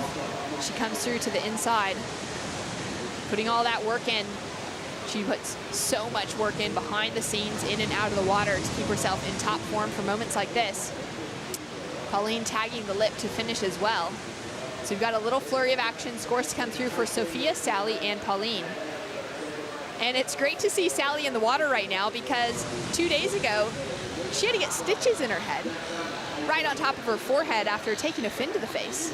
Yeah, she was saying that, I mean, one of the biggest dangers here up at Snapper with the crowd is having somebody else run you over. So, I mean, to run herself over and covered, she's kind of had a really rough couple of weeks. But yeah, like you said, she's just a battler. She'll just get back up every time. She's little Rocky Balboa out there fighting back, ready to take anything that comes at her. We do have some scores to come through, but before that, we're going to catch up with Gabriella Bryan, finding 2 8s in the opening round. Kauai in the house. Yeah, there's all of us were from Hawaii, and me and Kiala were from Kauai, so it was pretty cool to have all Hawaii heat. It's really cool to see you get thrown a hat for a press interview. I know you had a long slog on the QS where you obviously didn't have that support, and now you're on the World Tour just on fire. You must be so proud of yourself. Yeah, it's been a lot of hard work and a lot of grinding it out and just trying my hardest. And the beginning of this year when Hurley picked me up was so exciting and so awesome to have that support, and I'm really grateful. When did it click in for you? Did you take an event or two to get the feel for it, or did you have that belief in you from the get-go? I believed in myself from the get-go. I would say on the World Tour, having those first 5 events, you really got to find your feet fast. And there's no holding back on the World Tour. And I learned that really quickly after Pipeline, that you give it your all or you're left behind. So I'm always learning as I'm going along. And yeah, it's been really fun. One remarkable thing about your surfing is how hard you push through your turns, but you just don't fall. What wax are you using? My dad does my wax. Lucky wax job, that's for sure. I love power surfing. It feels so good. And yeah, I better thank my dad for my sticky wax job. Congratulations. We'll see you later in the week. Thank you. I love Gabriella Bryan. She is just such a sweet soul. Stoked to see her absolutely ripping out there. She just comes across as like so innocent, so happy, and she is just a lethal weapon of competitive hunger when she hits the lineup and pushes through those turns. Yeah, dad on the waxies as well. What a good guy. Kara Pinkerton finding a couple more waves to link together. She's looking to back up that opener of a 7.00. She would have seen those scores dropping through for Gabby in the last heat. Seeing where the scale is going to be set for this opening round, for the women's round of 64. The women didn't have that opportunity to compete yesterday as we ran through the majority of men's round of 96. And these women now fighting for one of 5 spots to qualify out of the Challenger Series onto the 2023 Championship Tour to join that pack that had just graduated past the mid-season cut at Margaret River. Pauline, great opening turn. Sets it up for a second, more drawn out. Driving off the bottom, connects with the lip. Really smooth, linking those turns together. She comes through to the inside. Great surfing from our French competitor. Yeah, no, I'm really interested to see in this next kind of unfolding of scores. Like, I think it's really gonna like kind of shuffle the pack and kind of set everything out. You know, we've seen some really, really good waves go down, and there's plenty of numbers to lock on in. That last wave for Pauline, and she used to be the it girl for France before Joanne. You know, Joanne was coming up underneath her and Pauline was the girl. And then suddenly Joanne just skyrocketed her performance. So to see Pauline, it's been a bit slower for her to get back to where she wants to be, but she's looking like she's on the way. Sally Fitzgibbons had a piece of this one. Yeah, some kind of a bit of a frothy one. Maybe a little bit of wave choice coming into to play there for her. She might have just wanted to get things going and get another number on the board. And yeah, I mean, you have to surf that wave into a point because it's not the right one that's hitting the bank, but there's still opportunity, and there's the signature Sally hair flick, and obviously the stitches aren't hindering her too much either. Kara Pinkerton with another opportunity, finding a really clean face in front of her. Hammers it off the lip. Just swings past Sally Fitzgibbons on the duck dive. Looking really smooth. I love that call earlier, Jess. The likeness to Steph Gilmore out here. You can really tell Kira's just kind of grown into that style. She takes the lip to the forehead to go down on the inside, but it's just that those moments of watching her feel at one with the water, at one with her board. Sally now into a huge section on the paddle back out. She lucks into this one. 2 really critical hits to start off. She makes it around, and now she's going to stick with it as it stands up on the inside, but decides to kick out. Yeah, geez, so much has happened then. There he is, Charlie Medina as well, just wanting to hear the scores they've taken. You know, they're really thinking about those numbers. And have a look at that last one of Sophia Medina. Like, if we're going to you have to remember that all of these are compared to each other. So that little wave that we saw of Sophia's earlier on in the heat, it looks like she only locked in a 4.5 for it. She did a lot of work. The technique was there. Like you were saying, maybe lacking a bit of power and push, and the wave was a bit smaller, so it kind of really just limited that scoring potential. And then the numbers coming through for the other ladies, I mean, they're pretty good looking numbers. It's going to make it really hard, but there's 12 minutes on the clock. Let's just see how everything unfolds and maybe have a look at some of those replays and dissect what's the difference right now between Kira Pinkerton and the rest of the pack. Yeah, she's definitely set herself apart. Scores coming through now for Paulina Do, currently sitting in 4th, but she just jumped to 2nd as she's dropped in a 5.77 to improve on her 4.5. Scores now coming through for last of Fitzgibbons.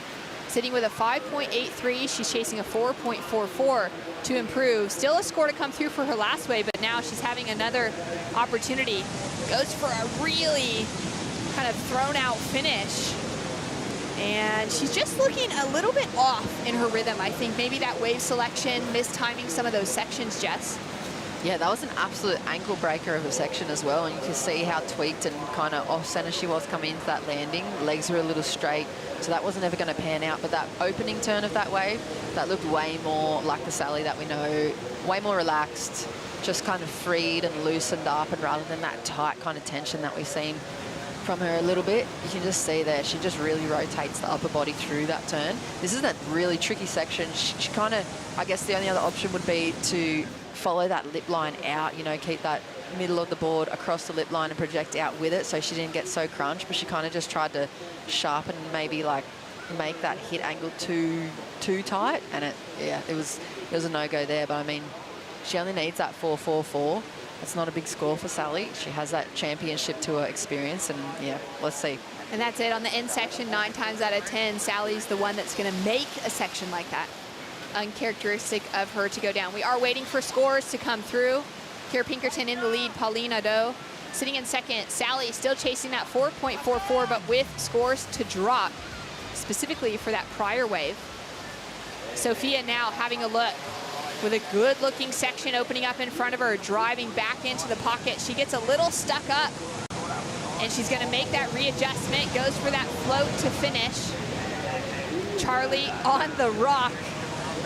Having a look, Paulina Do with more waves coming down the point. So much action here at Snapper Rocks today. Connecting through that turn into a 2nd, throws a bit of spray. She goes for the cover up. Will she come out? Not gonna happen, but I love what a stylish little Poland. Scores to come through across the board. 9 minutes, 20 seconds on the clock. We'll go to a quick Bonsoy brew break. Brew break and be back with the replays.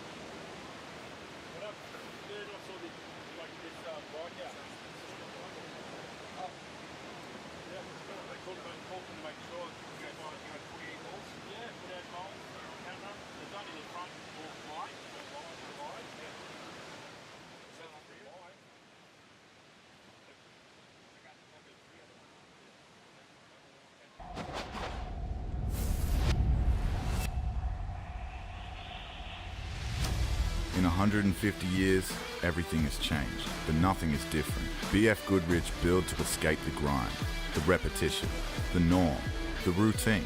We don't build for the faint-hearted. We build for the creators, the workers, the achievers and the adventure seekers. For 150 years, BF Goodrich has been building for you. What are you building for? Scores are in. Sally Fitzgibbons dropped a 5.67 for her previous wave, which takes her into an advancing position for a moment, but we are waiting for scores for last of Pauline Odo and Sophia Medina, both with bigger requirements on the scoreboard now. Pauline chasing a 5.74, which she's already found a wave slightly above that, a 5.77, so it wouldn't be her highest score of the heat that she's chasing. Sophia Medina, on the other hand, chasing that 7.00 to get herself a position into the advancing round. 7 minutes, 15 seconds on the clock, and this woman, Sally, now sitting with priority. Yeah, so smart surfing from her, what we would expect from Sally, just kind of chipping away. She's got those 2 scores now. You're going to look to see her shift into that hunt range where she's looking and hunting down those bigger scores and excellent scores. She's not worried now because she's got those 2 mid-5s sitting in her back pocket. She won't want to rest on those, though, whatsoever, because Pauline and Sophia, like, they're chasing and they don't really need that much to take over second. Scores are in. It's a 5.13 for last of Pauline, just shy of her requirement of a 5.74. Medina now with an opportunity. Her last score, a 3.2. Links up into a great-looking layback, drags the hand, throws in some style, nice open carve, and that wave's going to taper off for her. We're looking for it now to hit that inside double-up section, and here it is. Great carve back into the pocket, milking it for all that it's worth, and links together a few great turns. Sally Fitzgibbons now answering back just behind. Quick snap, smaller wave, but some speed to take her down the line just past Sophia. And she goes for that little textbook lip line finish on a smaller section. Scores to come through now for Sally Fitzgibbons and for Sophia Medina. And we've got a conditions update with Stace Galbraith. Thanks, Shannon. I'm out the back with Dometic, and look, I'm pretty excited to see Sally Fitzgibbons doing a run around here. So I'd love her to jump off the rock. Some really, really quality waves coming through. The tides today, there's not much in the differential, so the low tide isn't too low and the high tide's not too high, so we're not going to see the conditions change too much throughout the day, which is a good thing because it's absolutely firing. Oh, so good. Is there still some of those waves that are spinning off the takeoff? Look, there is, and as you saw in Kelly's heat, it's a high-risk strategy. I don't think you could spend the whole heat up there, but I think even with this last ride of Sally's, there was 2 turns in that wave before she even took off, and the good thing about today in this swell direction is that there's not too much of a current. Going out through the keyhole is an absolute disaster, but if you time it right, you're good to go. Another thing that these women could employ is just get up on that rock and jump off. Oh, I love it. Well, Sally going for the runaround now. Still 5 minutes on the clock, so no doubt we'll see her at a backline before the finish of this heat. Now waiting for her last score to drop through, but the situation remains the same for her. She's sitting in that second place position, and she's currently chasing a 5.98 to take the lead away from Pinkerton. Yeah, I don't think she's going to be looking for those 5s or 6s. I think she's going to have to do something like what Stace said, and she'll be well aware of it as well. And I mean, Stace is super onto it. He's coached so many of the women at this top level. Here's the replay now. Like he said, there was 2 turns on offer out the back before this even started to be Sally's wave. So kind of just some carve downs, because this is the low key part of the wave and the downtime sections, because you have to set up for that inside as it starts to wrap the bank. But it does just that, and she kind of lays in to a bit more Sally Fitz rail work, like we said, looking looser and a bit more in rhythm as we go through this heat. Just nice top to bottom surfing for her, just putting numbers on the board. She realizes, you know, the look of her tour is going to change a lot. She goes back to that QS grind, but as I've been saying, it's what she's made for. It's what she trains for. She'll get up in the morning, surf, and then run 10Ks, and then surf, and then do some type of other cross training, and she's just an incredible athlete. And we've spoken about her story a lot, Shannon. You know, at that teenager level, she could have been pretty much a junior Australian Olympian in running, or she could have played touch football for Australia, but she chose surfing, and we're pretty lucky to have her. Yeah, it's pretty amazing. She actually did represent Australia as a runner at the Youth Olympics, and then represented Australia as a surfer at the Olympics. Incredible story for Sally Fitzgibbons, a career, a lifelong athlete across the board. That runaround just now would not even take the breath out of her in the slightest. She's going to be straight out there, paddling just around Paige Harrop. Good friend of hers. Those two have been sparring partners for years on the championship tour, and it's fun to see, even though they're different heats. Kind of look at that keyhole right at the same time. Paige Harrop will be in the lineup against Leticia Canales there in red. Sarah Scott and Sarah Baum, a couple of South Africans, hit the lineup as well. Scores through. It's a 6.73 for Sally Fitzgibbons, takes her up into the lead over Kira Pinkerton. So if we have a look at those scores then, we dissect that in comparison to Kira Pinkerton's. The ability to draw that type of number from what we heard Stacey say, missing pretty much 2 sections at the start, is why Sally has been on top of her game for so many years and well over a decade. I mean, I don't know many other surfers that could have pulled almost a 7 out of that wave, especially with just kind of the open face that was available, and that's what Sally's so good at. She's just building and building. I'd love to see her on a bomb set as well and just really get to open up and lay some power into it now the pressure's off and she's in the lead. But yeah, I wouldn't count out. I mean, Pauline and Sophia. Sophia's style that I've noticed in this heat is so textbook. She has no like adjustments in between. Her bottom turns are really smooth. Her technique is pretty, you can see that she's obviously working really hard on it and she's putting it all together, and there's no wiggles or kind of grom adjustments, which is what I was kind of expecting from her. Kira Pinkerton now with an opportunity to steal the lead away on one of the better looking sets of the heat. Great wrap. Linking it through for another one. Looking really smooth. Extending those shoulders and just gets caught behind there. Yeah, we've seen that happen a few times, I feel like, already for Kira. I don't know how much time she's spent out at snapper, but just trying to really tap into the right ways and choosing the right maneuver just before it starts to run off on that bank is so important, like we've seen. I mean, she's already got 7. She definitely wants to replace 4.8. A lot of these athletes, you know, looking at heat by heat performance rather than if they win or lose. They're just building long-term performance. Down to less than a minute on the clock. Sally off the jump off is straight into a great looking wave on the inside. It's a smaller one, but really allowed her to start opening up on some of those turns to find that rhythm. She is currently sitting in the lead over Pinkerton. Kira now with a score to drop through. She is chasing a 5.56 to take the lead away from Fitzgibbons. Ado sitting down in 3rd, chasing a 6.04, and Medina down in 4th, now with priority. But she is chasing that 7.30. It would be significantly higher than the scores that she has been able to put on the board so far, as we're down to that 15-second mark. Fitzgibbons now taking one last lap. She may hang on to the lead depending on what happened with Pinkerton's last wave. She's just gonna find some rhythm, some drive through the inside. I wouldn't be surprised if we see her go to the air, and there it is, throws the tail out. Sally Fitzgibbons is here. She's on the Challenger Series. She is taking it so to heart to want to re-qualify for that 2023 championship tour. She knows she's got a long journey, a lot of work ahead of her, but she is ready to do anything she needs to keep herself in the mix. Now, we did have a flurry of action there. We've got scores coming through across the board. It's seeming at the moment that Fitzgibbons will stay in that advancing position. Scores through for last of Ado and Medina, it's not enough. Now just waiting to see if Pinkerton is going to take that lead away. She's chasing a 5.56 to take the lead away from Fitzgibbons. And she opened up with this one in the Harvey Norman recap, a 7-point ride for Pinkerton. Yeah, standout rail work from her in this heat. I actually thought she kind of surfed her way into the win this heat. Great wave positioning, wave choice. Maybe just a little think back on maneuver choice as well for her is going to be important going into the next few rounds.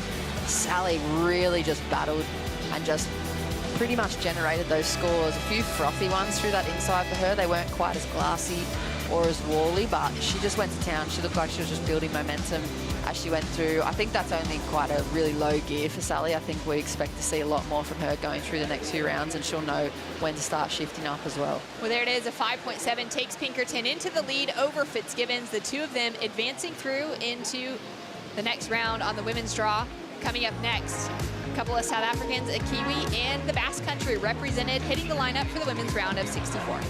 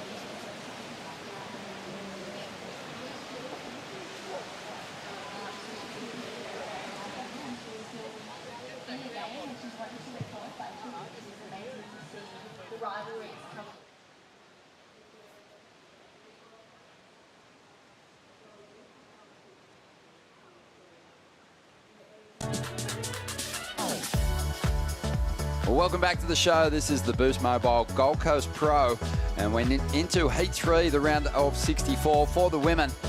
And we're getting our first look at the women this morning and seeing what kind of form they're carrying. Good scores dropping so far. We'll see what Leticia Canals-Bilbao, the surfer representing Spain, who came through that European region, can do. She's up against Sarah Scott, one of the informed South Africans who's getting her first shot at a Challenger Series event.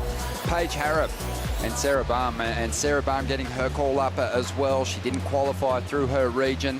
She went down to Newcastle and competed at Surfest. She lives here on the east coast of Australia now. She's been in Newcastle for about 4 years. She ended up making the final, so really did stake her claim on a position in this first Challenger Series event, because we know that that event down there at Newcastle was hotly contested. Ronnie Blakey with Kaipo Guerrero. Kaipo, waves are pumping. Yeah, absolutely beautiful. That's what we're looking forward to, right, Ron? This is exactly playing to the script that we wanted to see, opening up the Challenger Series here, which is really the launching pad for the championship tour, and it's just a spectacular venue to start this series. Exactly, yeah. It's really a two-step program now to get yourself onto that CT. It's a lot clearer, and it works well for the surfers domestically or within their regions. You know, you come out of the juniors, you can get yourself into some of those regional qualifying series events, test yourself against some of those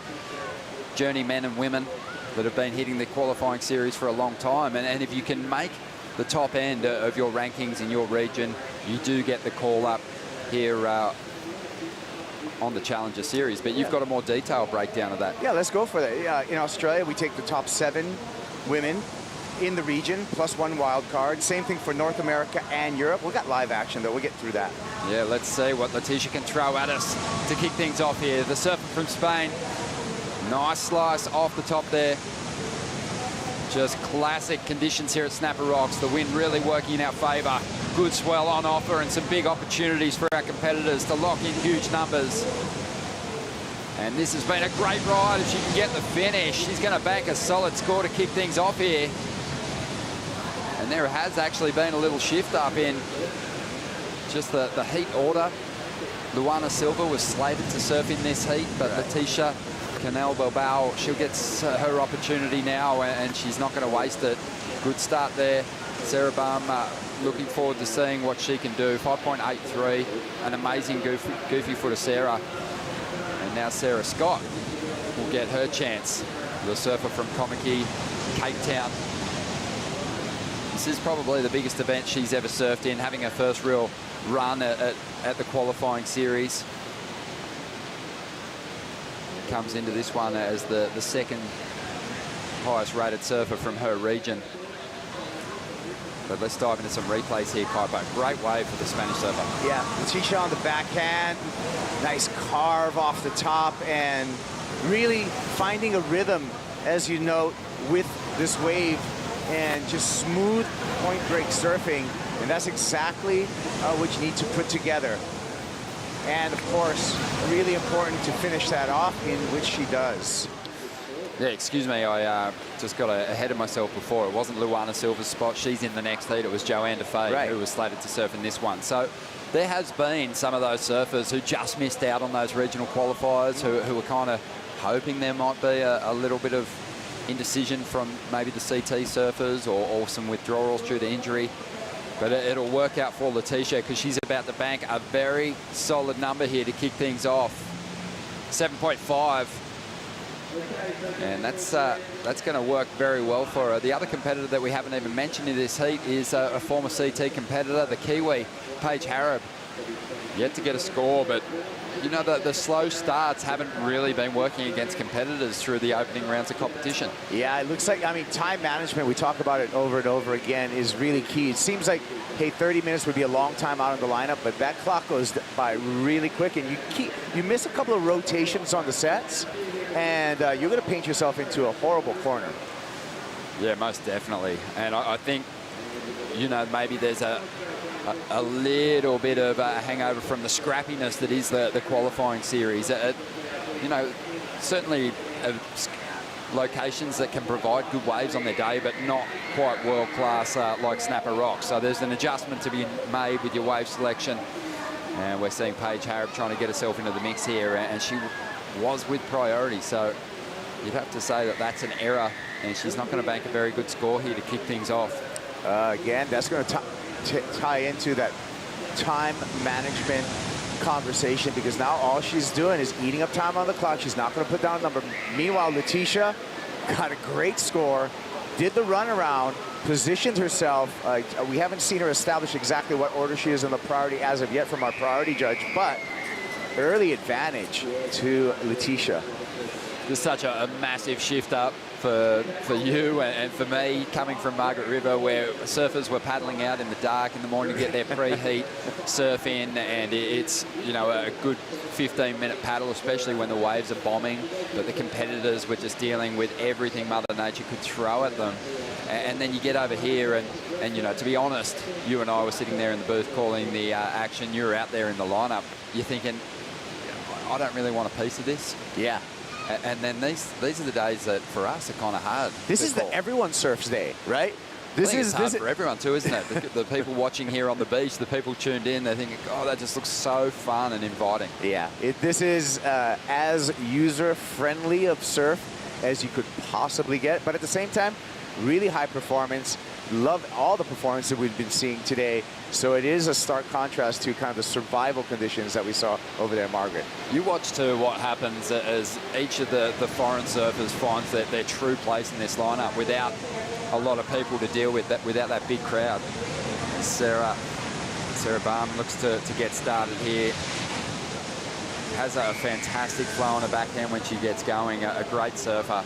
It's a surprise to me that she's never actually made the grade and made that jump onto the championship tour, but she'll have a good shot this year.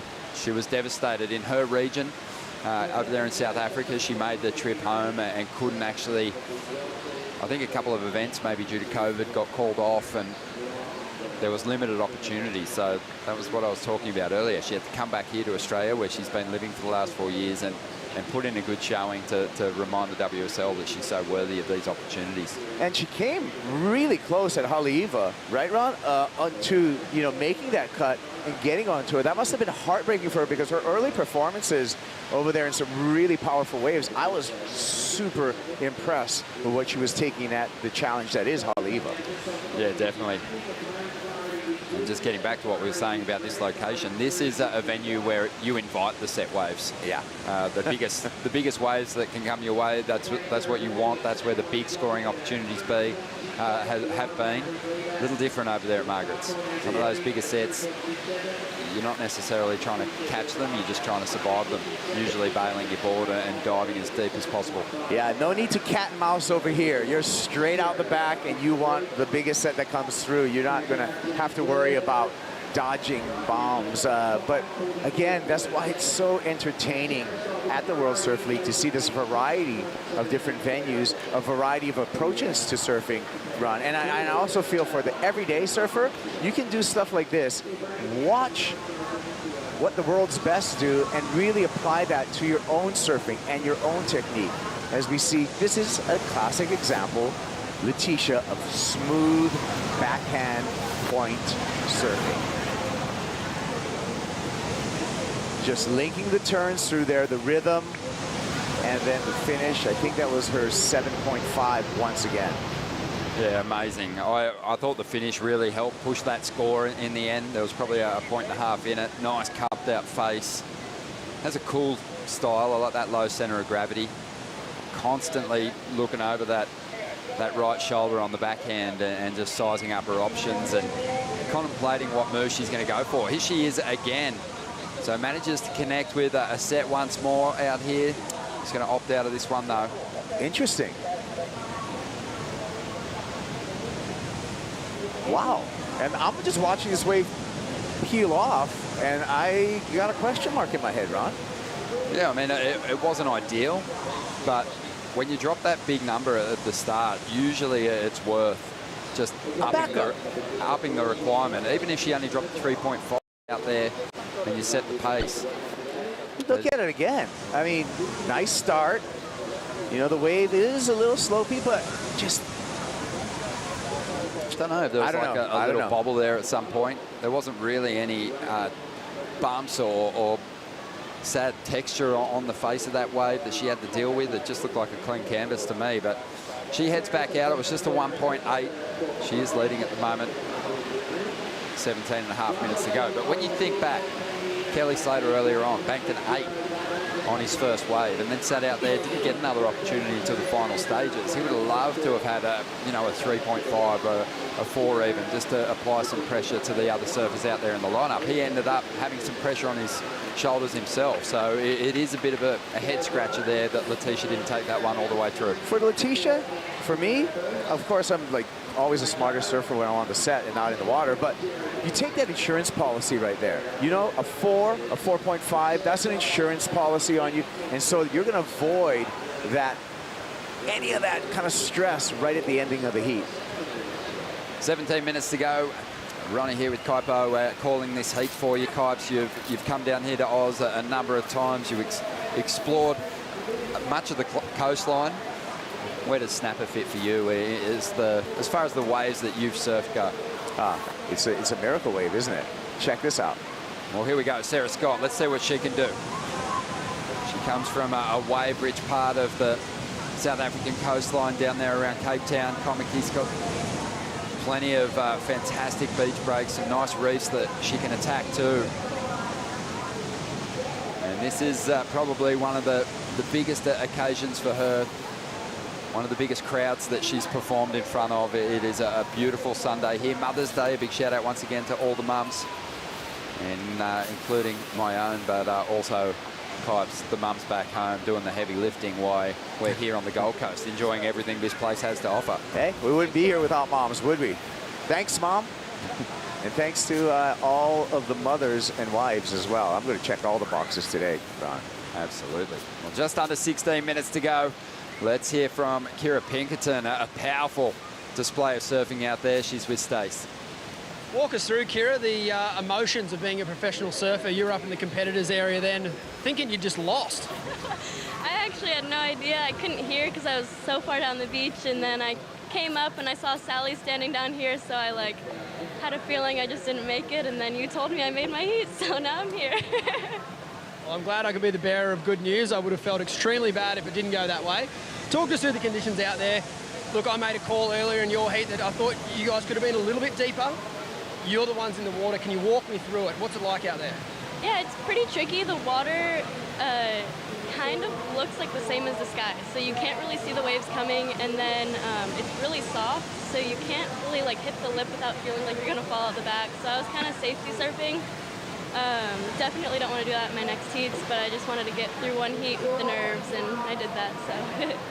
I've seen you in some amazing barrels in Indonesia over the break that everyone had. How's Behind the Rock looking for you? I'm hoping that one day during the week it looks like it's going to get bigger. I can get a few barrels and get 6 or 7 turns down. I want to get a 10. That's what I'm hoping for. We hope so too. Well done, and we'll see you in the next round. Thank you, Stace. Yeah, interesting.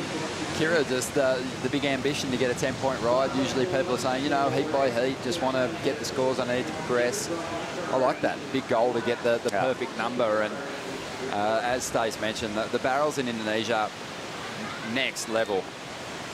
Yeah, she brought up another point too on the flat light that's out there that we may, we can't see it from the water, right? But evidently from her conversation, there is a bit of a flat light out there. When you have that, you don't have that gradient, it does make it challenging to see the transition of the wave. So maybe that's something that we're paying attention to as well, is that flattish light where the horizon kind of blends into the ocean surface color as well. Yeah, it has that same color as the swell lines. 13.5 minutes remaining here. And Letitia's stepped things up, 6.33 on the last wave, well out in front. 13.5 minutes to go. We're going to take a Bonsai brew break.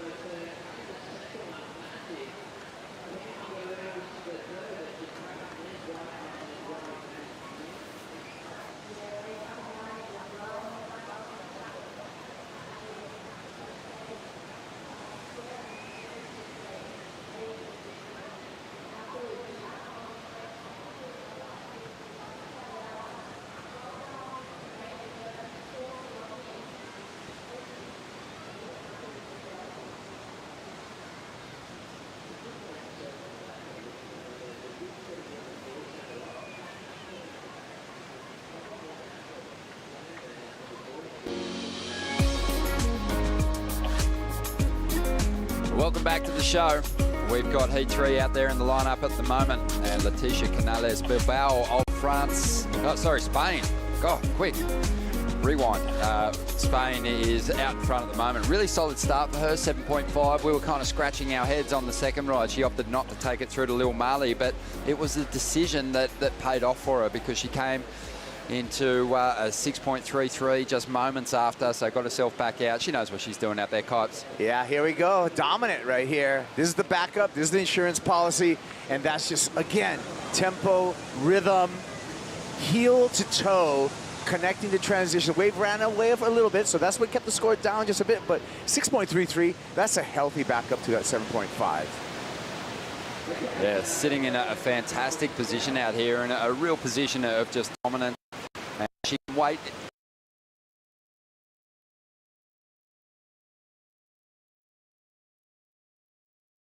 Control the later stages of this heat. At the moment, it really is a bit of a battle for second spot. Sarah Barmer has moved into that second position. Sarah Scott back in third place. She needs a 5.28. Paige Harrop's been a little quiet in this one. Paige, she has been on the CT. She had her best finish in her rookie season, got to 9th place. But she was the first female to qualify for the CT ranks and represented strong on the championship tour for a long time. Great surfer. Yeah, great surfer. But as we mentioned at the beginning of this heat, time management, she sat a while with priority before she took that first wave. She took that first wave. She got a 2.6, and you can see her paddling out. So I believe she may have completed ride number 2 to catch us up. Yeah, Paige is definitely one of those surfers, having fallen off the championship tour and then regained a spot on the CT. You know, she's no stranger to surfing heats with 3 other competitors out there that you've got to find your place in that order to get your opportunities. So it's not like she's rusty at all in that space. But I just feel like on this wave, it does force surfers to be a little more patient, a little more picky, and she did waste her first opportunity with that priority. And so she's trying to kind of catch up now, and she's been forced to get busy and make her move rather than sitting out there and really waiting for the 2 quality waves that roll through.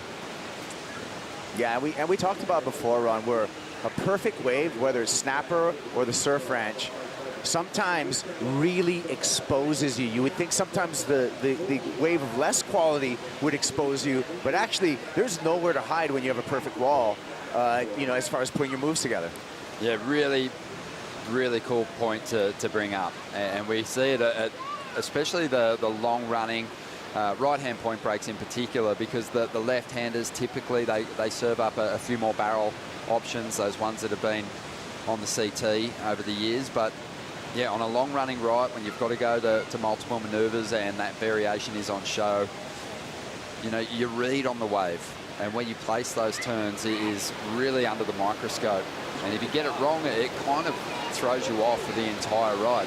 Paige Harrop, though, her barrel riding is something she can really call on, especially the backhand tube riding. I think she really refined it once the surf ranch came onto the championship tour schedule. We saw her absolutely just dragging the body through those right-hand barrels at the surf ranch and getting as deep as just about anyone in the contest. Yeah, and that is a skill set that's really, really specialized, because you have to control your speed and be right on the edge. You can't be too deep, you can't be too far on the shoulder, or so now you get barreled.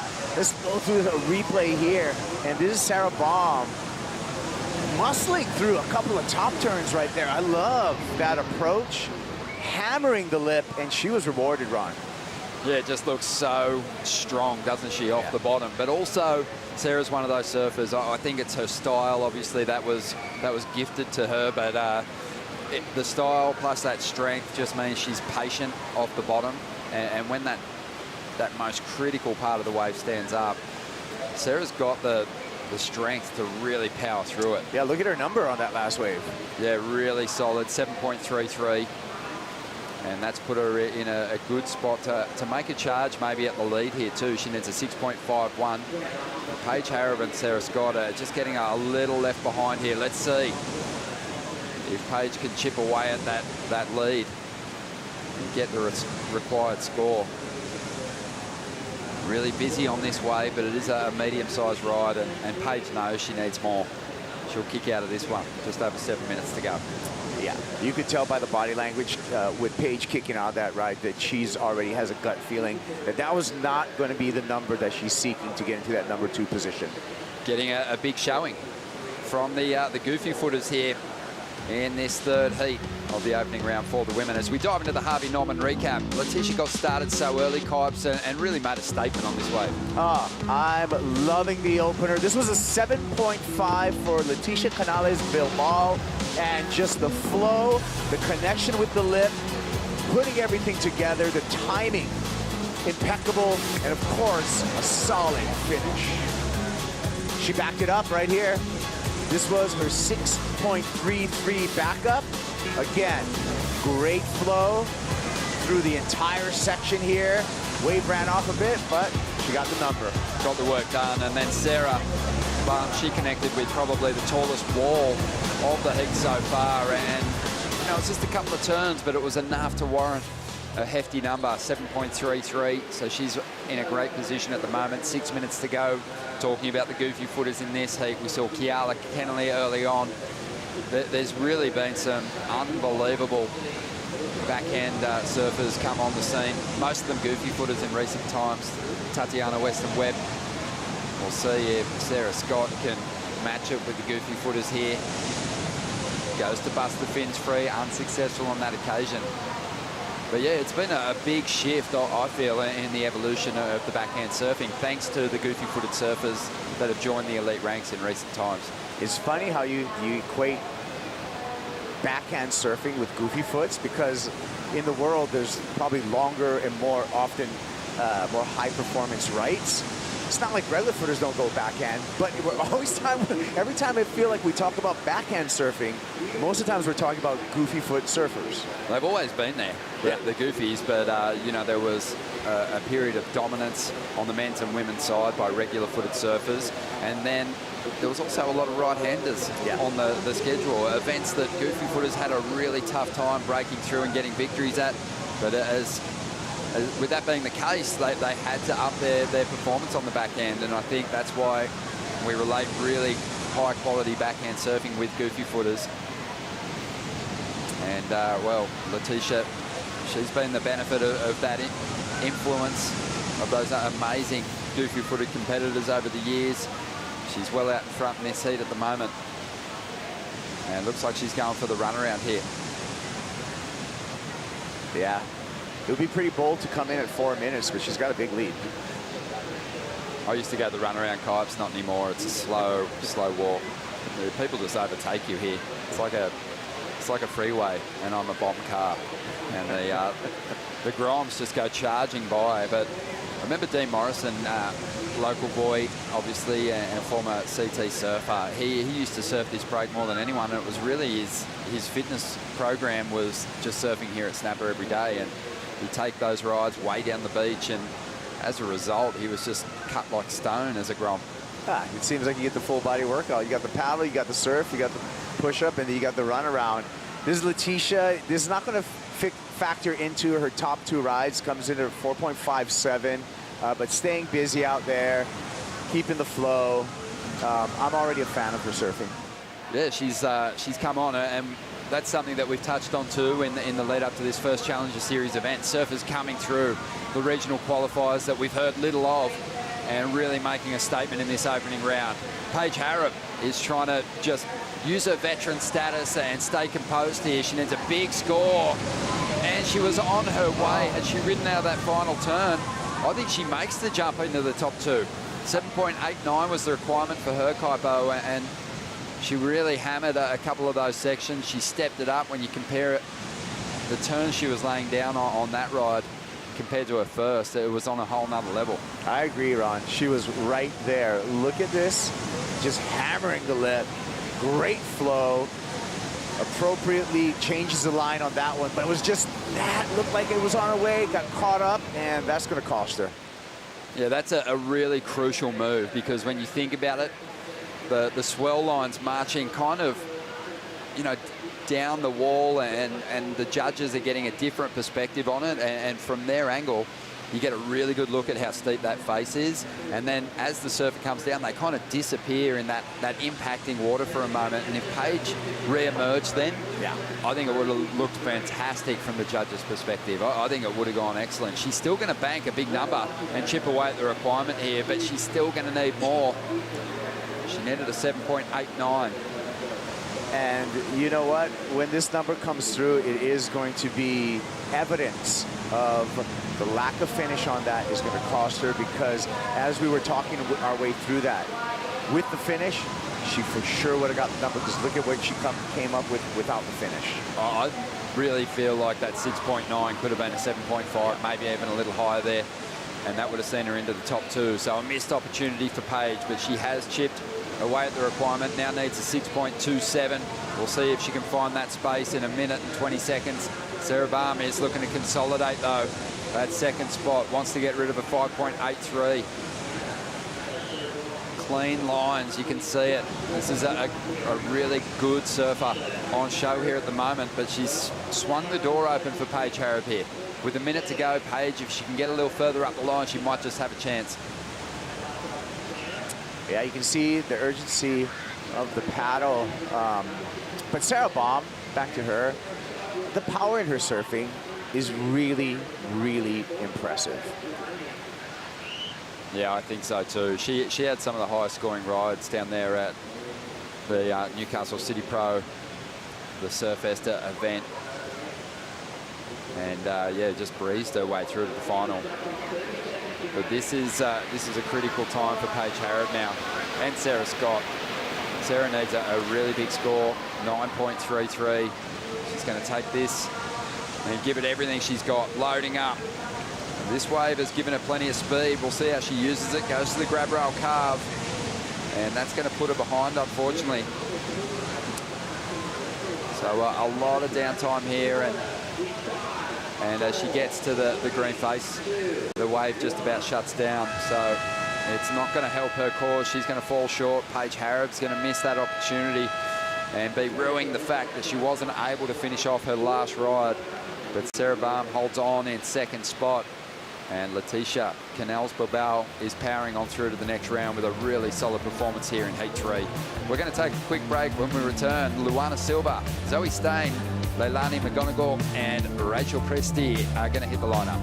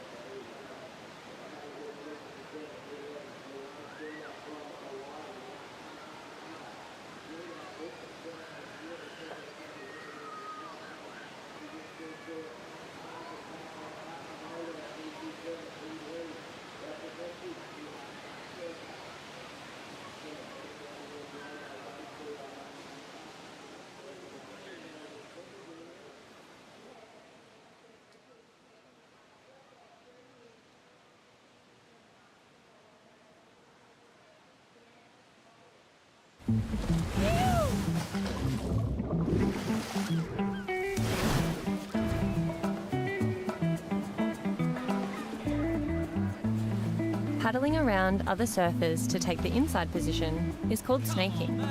It's considered extremely poor behaviour. Hey, are you serious? Let the other surfer go. Good things come to those who wait. Be a good surfer. Share waves, smiles and good vibes. We are loving the Good Surfer Surf Safety and Etiquette Initiative. And when you think about the Gold Coast, 52 kilometres of unbelievable coastline, some world-class waves in the mix. It's a region that attracts around 12 million visitors annually, and probably about 11.5 million of them surf type. So it's important to have the rules in mind, to have that respect when you enter the lineup here. And it's just it's a cool message to spread, because we know that everyone wants a piece of these waves. Yeah, and like I said before, we don't have a referee out there to give you, could give you priority like we do in competition, but in your heart, in your head, every time you're paddling out there, you know what your priority is, and just act accordingly. Exactly. Yeah, I see surfers that have been surfing just a few months, getting the waves of their life out here, and as a surfer that's been at it for a long time, sometimes that's a little hard to take, but you've got to remember that everyone deserves that magic ride, and you don't want to cut people off, you don't want to snake people, just be cool. Yeah, I'll give you a wave, then, you can return the favor too. Yeah, be a good surfer. All right, out in the lineup now, we've got another stacked heat. Luana Silva, really looking forward to seeing what she can bring to this heat, because on the championship tour, she was just so impressive. And Leilani is going to get started too, the surfer representing Costa Rica. Had an amazing year last year, got the opportunity to represent her country at the Olympics. It was magic for her, Kipes. Yeah, and she's just got such a good surfing fundamentals, but she comes from a great surfing pedigree as well. A dad, a great surfer, brother, a great surfer, a surfing family that moved from San Clemente over to Costa Rica, a great wave-rich region. Here we go with Luana, like you were talking about, Ron, and we're expecting big things from this young surfer from Hawaii.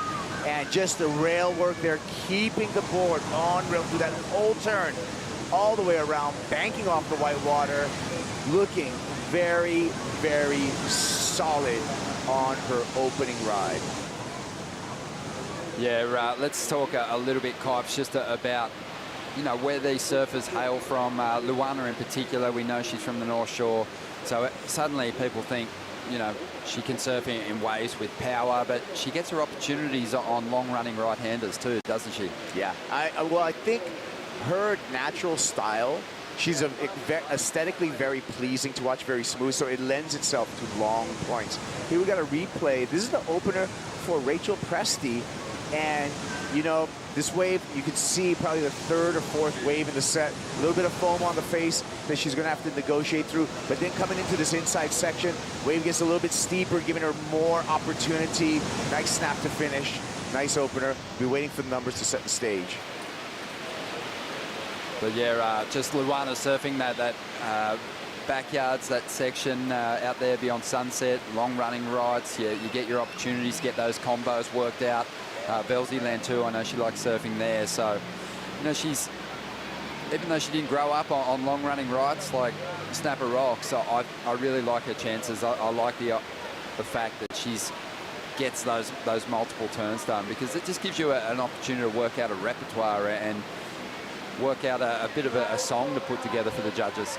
Yeah, I mean, really, when you look at just the art of surfing, a lot of it is about repetition and muscle memory. And the more cracks you get at it, the better you're going to get.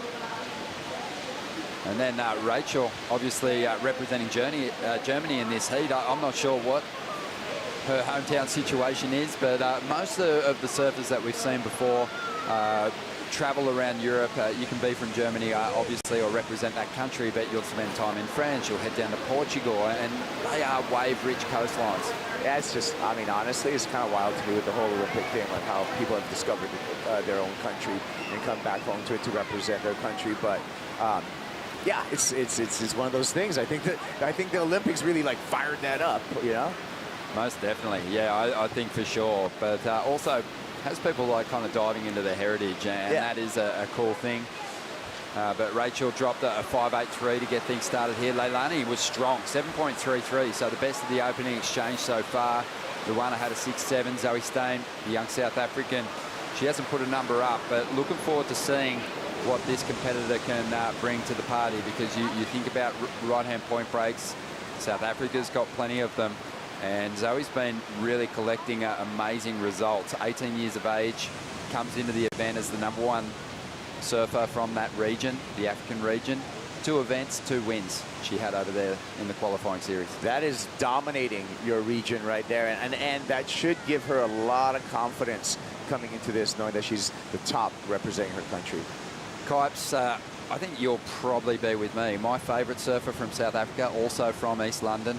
A massive inspiration for a lot of the youngsters that are coming from that area. Do you know who I'm talking about? No.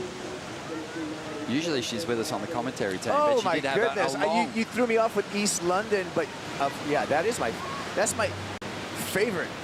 She's actually, now she's American too. That's right. Yeah, Rosie Hodge. And I'm sure she'd be tuned in to watch Zoe compete here. And we'll see how she goes. She hasn't taken a wave just yet, but still lots of time on the clock. 22 minutes to go. And we'll throw it down the stage to catch up with the winner of the last heat. Your first time to the Gold Coast, Letitia, you must be stoked to win that first heat. Yeah, I'm pretty stoked. At the beginning of the week, I didn't know even if I'm going to be able to compete here, but I have like a last call, Joao canceled, so I was into the event. And I really want to thanks to my bus crew, Nadia, Martin, Adur, that they pushed me. They told me, hey, come to Gold Coast just to train, and we will see if you are into, so thank you for them. He seems like a ball of fun, that guy. He had his headphones in this morning, dancing around the contest area. It must be good to have that support. Yeah, of course. I think in this kind of condition, the mind is super important to be focused because it's huge. Like it's a dream compete here. So yeah, we have the help of Martin, that is psycho, and he helped us to be focused. Did you want to say a quick hello back home? Yes. Hola chicos, wow, la verdad que increíble. Muchísimas gracias a los que estéis viendo. Y bueno, he venido aquí a disfrutar, a pasármelo bien y nada, a seguir a tope. Gracias, que ricasco. Well done. Yes, representing the Basque Country, I'm guessing there, and doing a fantastic job. Wow, what a performance from Letitia, as we now see Leilani on the outside. Already banked to 7.33 earlier on, falls at the end of this ride, but starting to find that rhythm on the backhand. One big hit after another. But it's so cool to learn new names, Kipes, and also, I mean, I've seen Letitia compete before in qualifying series events, but that was a really strong first round effort. Yeah, I mean, she's got a new fan in me. I absolutely loved the mechanics of her surfing and just her style, not just the maneuvers, but the way she put everything together. I'm right there with you. Well, Leilani was on her way to a solid backup number there, that 4.17. Could have gone a point better, but she'll be happy with where she's sitting at this stage. Just under 20 minutes remaining. And the surfer from Costa Rica, she is currently out in front. Luana Silva needs a 4.81 to get herself in the lead. Not a lot in it between the other competitors. Rachel Presti just after a 0.88. But we know they need more. And we've seen a lot of surfers get that quick start, bank those 5-point rides, and at the end of the heat, after sitting in the top 2 in a qualifying position, are left out there wondering what went wrong. You really do got to get yourself on those quality rides. And there's one standing up here on the outside. This one might barrel, but not in position. Rachel lets that one go by. Good looking wall. Wow. And maybe pouncing on it down the line. Leilani. I don't mind the positioning here from Leilani. Just really identifying that there's scoring opportunity down the line on some of these bigger sets. Didn't even need priority. And she's on her way to improving that 4.17 and really adding to the requirement for her rivals out here at the moment.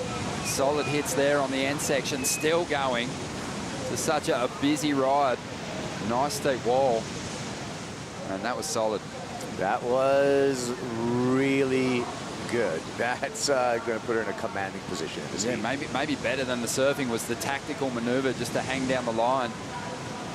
But here is Rachel now getting her opportunity. She's going to run out of room. That wave shutting down eventually, but yeah, the surfer's sitting deep, kind of out of position. I think Bugs made the point yesterday. If you're up the top, you know, you can put yourself on the shoulder where you can't actually catch up to the section, whereas if you sit a bit deeper, you get a nice little roller coaster drop into the first section that gives you speed to power down past some of those faster sections. Yeah, and sometimes it's a strategy. We'll get to that because we're going to enjoy this replay of Leilani McGonigal. And the beauty of this, look at how she opens up her shoulders on these bottom turns, really knifing into it. Then when she gets onto her toes, she's able to just snap off the top. But just the open shoulders on the bottom turn really helps with that whole body mechanics on the backhand. And it's rapid fire through this wave for Leilani. That's great surfing. Yeah, at first, the first turn, I think she realized she was on a great wave. She kind of got there early, but she made up for it. The second and third move, really solid, linking it nicely. Rachel had some class on show in this ride, but just ran out of space. Yeah, just though that one closing out, got caught a little bit behind. Again, that goes back to the conversation run where Leilani was further down the point, and that gave her more of an opportunity where the wave's more paced. You can see the three surfers in the water. Old coach of mine, Ben Ipa, it's a point break phenomenon when you're surfing competition. A lot of times you want to be the third surfer because surfer 1 and 2 closest, they may push each other too far up the point. You're the third surfer, you're sitting in open water. Sometimes you can snag those open ones. Good point too. In that situation, when you're third priority, it's usually second going, I'm priority next. I might wait. Yeah. And in third, you might just get a nice little rebate offering on the inside. Just on 16 minutes remaining here. And Leilani's jumped up into the lead. It's a pretty healthy lead. She's got another score on the way. And the others are going to be playing catch-up soon.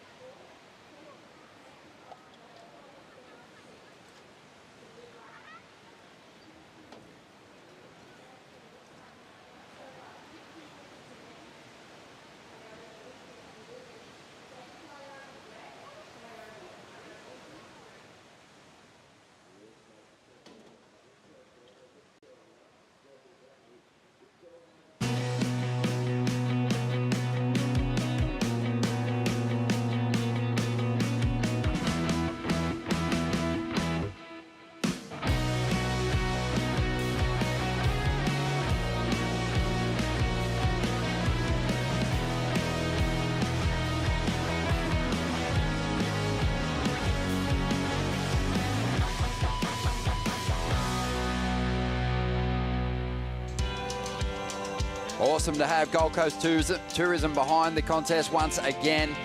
It is a really popular stop on the schedule for the competitors, for those of us that are working on the event, but also a big opportunity for everyone to get eyes on some of these foreign surfers that live in different parts of the world, really classy surfers that come here to compete, everyone chasing that same dream, a spot on the championship tour. And here we go, surfer in green, Rachel Presti here.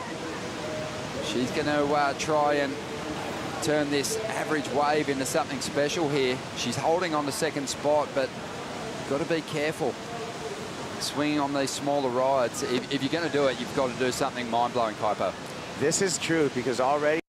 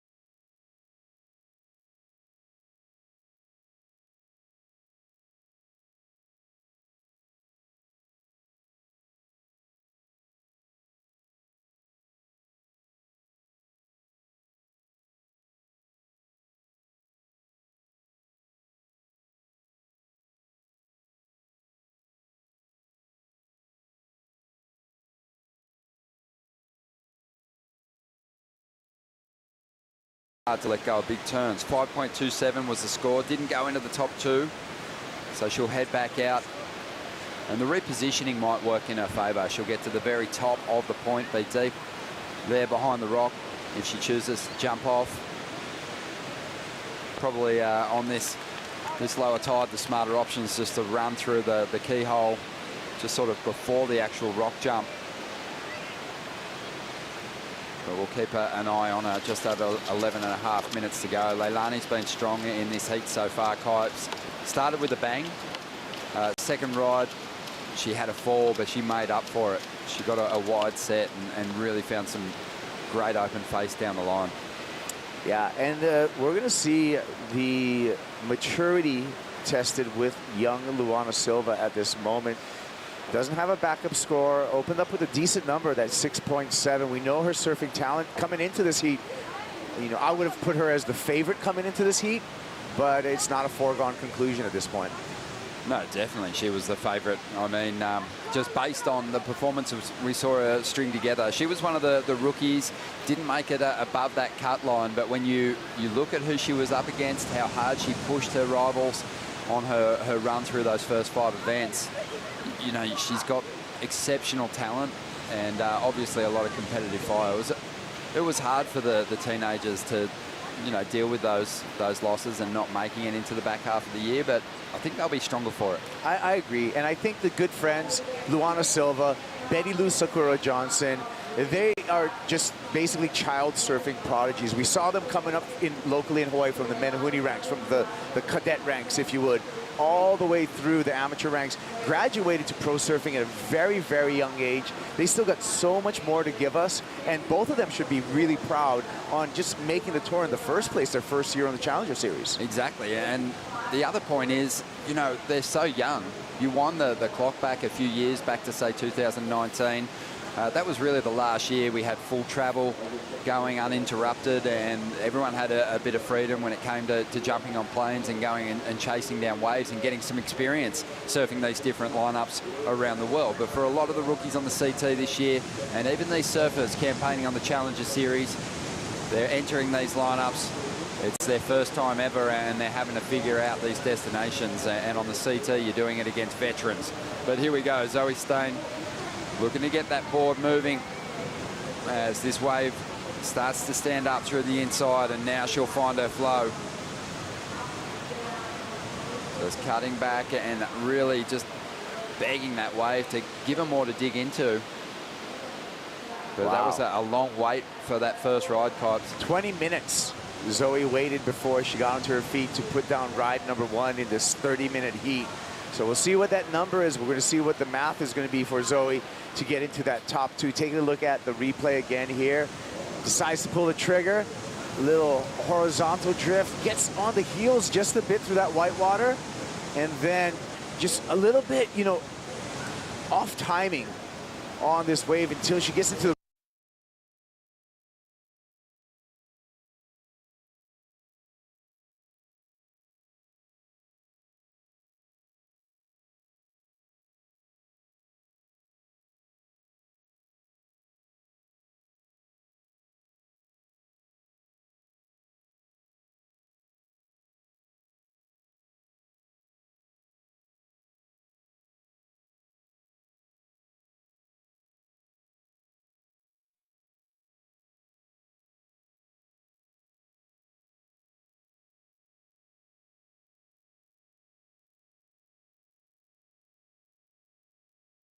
on the Gold Coast competing for us in Australia, Kipes. So I guess, you know, the pinnacle, the place that you wanted to check off the list really was the North Shore, because you'd heard so much about it, and the waves are also legendary. And then obviously Indonesia, an easy one for us here in Australia.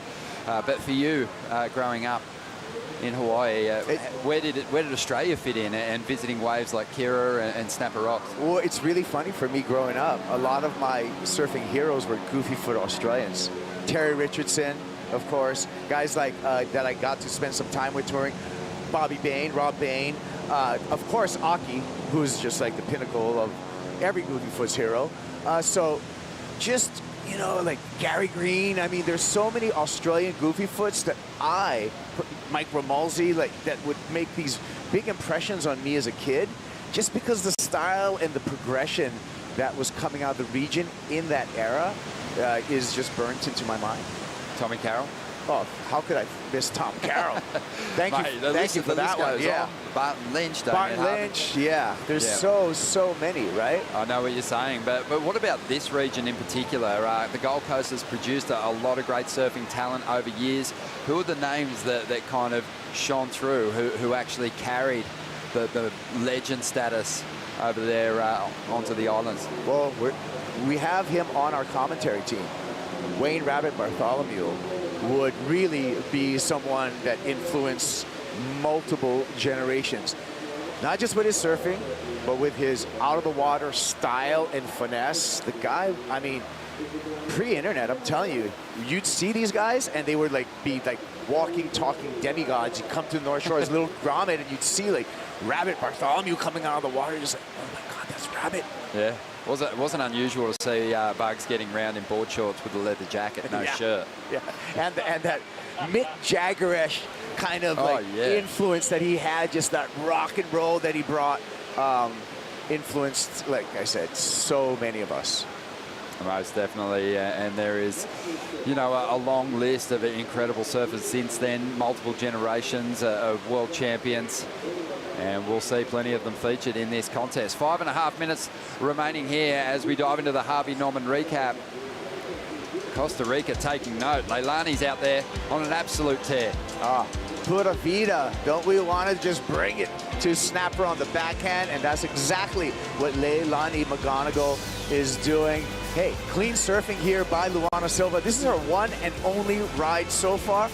A 6.7 for her starter. She's been quiet since then, but you can see the smooth, controlled rail work of Luana Silva on display here. Love the surfing, love the style, but Leilani, electric on the backhand, back and forth, up and down, getting it done. Getting it done, sneaking waves when she doesn't have priority, using the entire length of this lineup to really find her opportunities. On the outside, Luana Silva's been hanging on to priority, waiting for a shot at a second score, and she's opting for this one. And she drops to the bottom. Big section standing up, belts that first section. So a critical turn to get started. She'll want more. She's back in third position at the moment. Needs a 5.06 out of this ride. Nice swoop off the top. So much composure here. As she goes to that rail, you can see some similarities to a Macy Callahan with those big frontside wraps. As she digs in again, nice cut down, combos it up for the finish, but just gets hammered by that impacting white water and knocked off her feet. But she was only after a 5.06, and that was one of the better set waves we've seen roll through. Do you think she's going to get there, Kyle? I think she got the work done there. Tidying up the finish and riding out of that last maneuver would have ensured that, but I'm pretty sure she's going to get that number just based off her surfing, and especially really attacking that first section that was high risk. We're going to take a look at it. She utilizes priority on Rachel Presley right here. Rachel has to bail out, but right here, this first lipper, that was high risk in a steep section, and then she goes to work on the open face. Nice coming around bottom turn, opening up the shoulders on the cutback. Again, rail control on display by Luana Silva. Yeah, you bring up a sharp observation there. Just look how clean she keeps the rails of her board throughout. There's no catches. The equipment looking good. The finish here is so important. So we're interested to see where the number does go without the finish. Leilani's not letting up, having another shot at it here. 3 minutes remaining.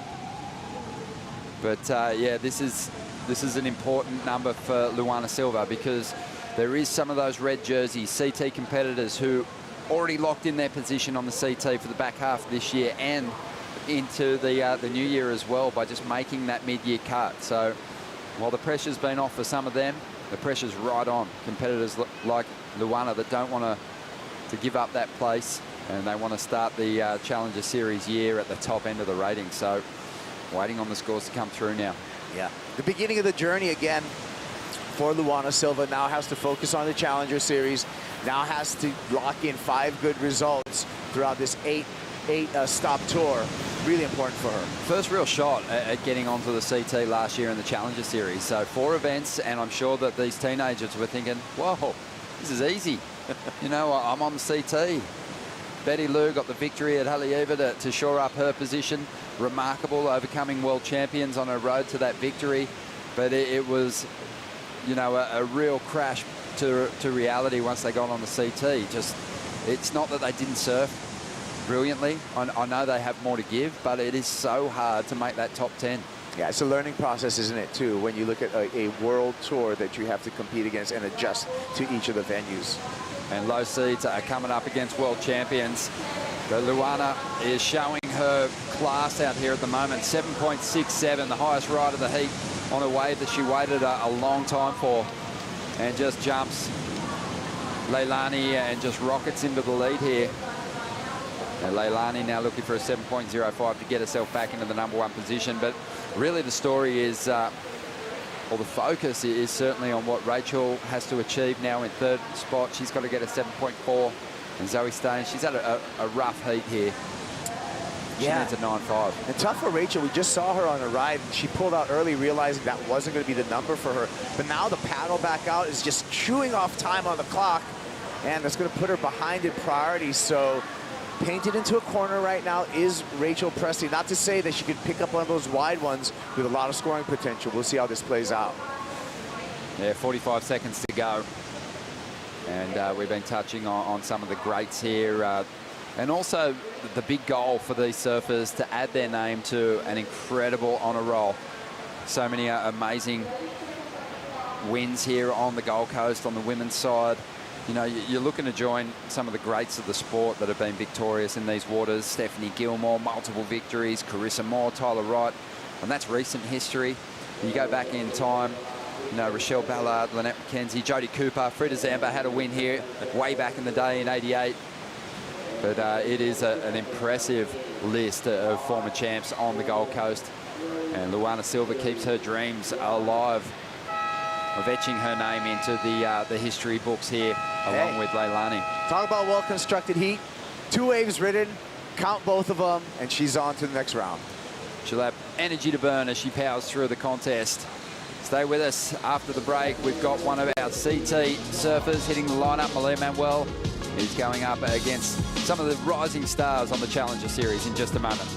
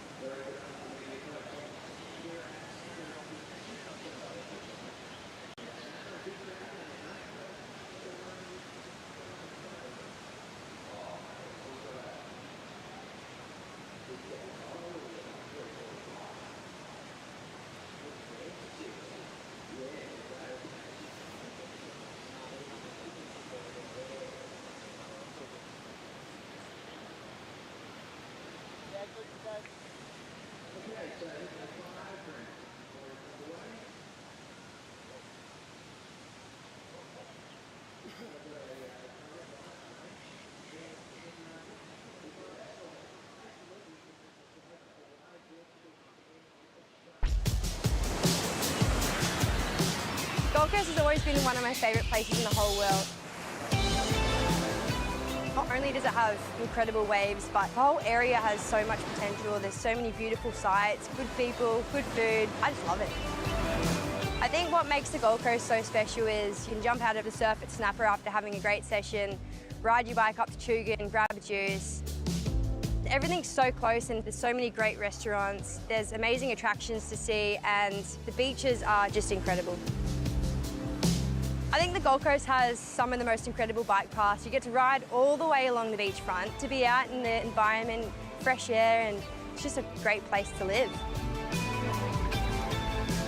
It's nice to be able to reconnect with the whole area and experience all the little nooks and crannies that we don't usually get to experience, so it's been such a wonderful day.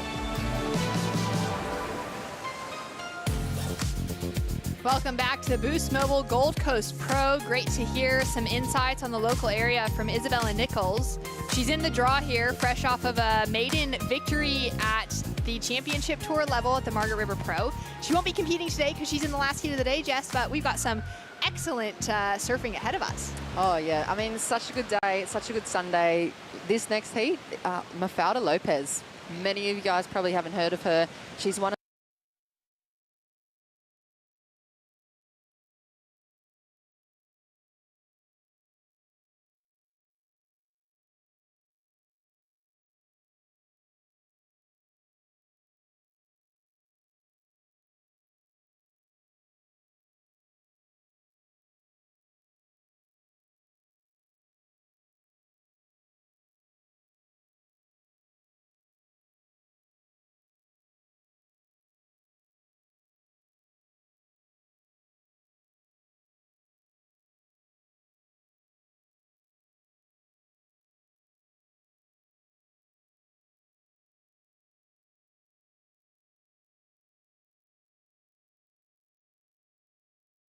Yeah, silky.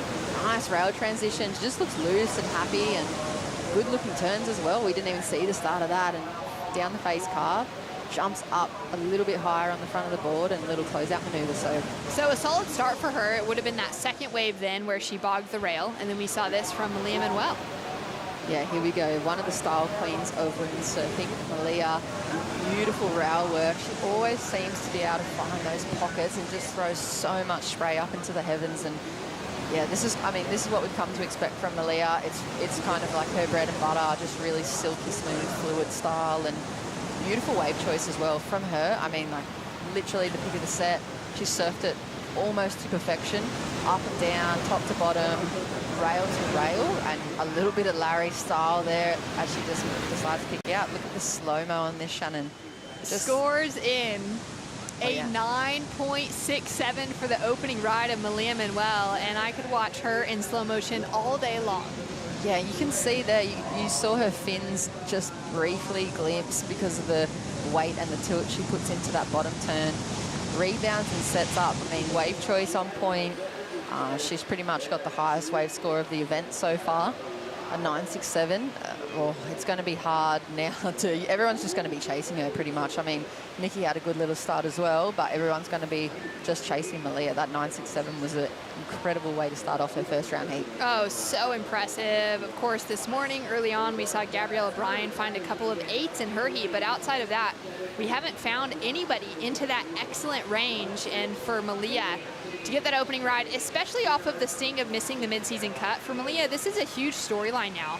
Paddling out here on the Challenger Series, she was the next person in line to make it onto the tour heading into G-Land and get that requalification for 2023. It all came down to that final moment when Isabella Nichols made it into the finals of the Margaret River Pro. Because of where Malia had fallen out early in the draw, it was then out of her hands. She was sitting above the cut line heading into finals day, but there was this chance that both Gabriella Bryan and Isabella Nichols could take her spot away.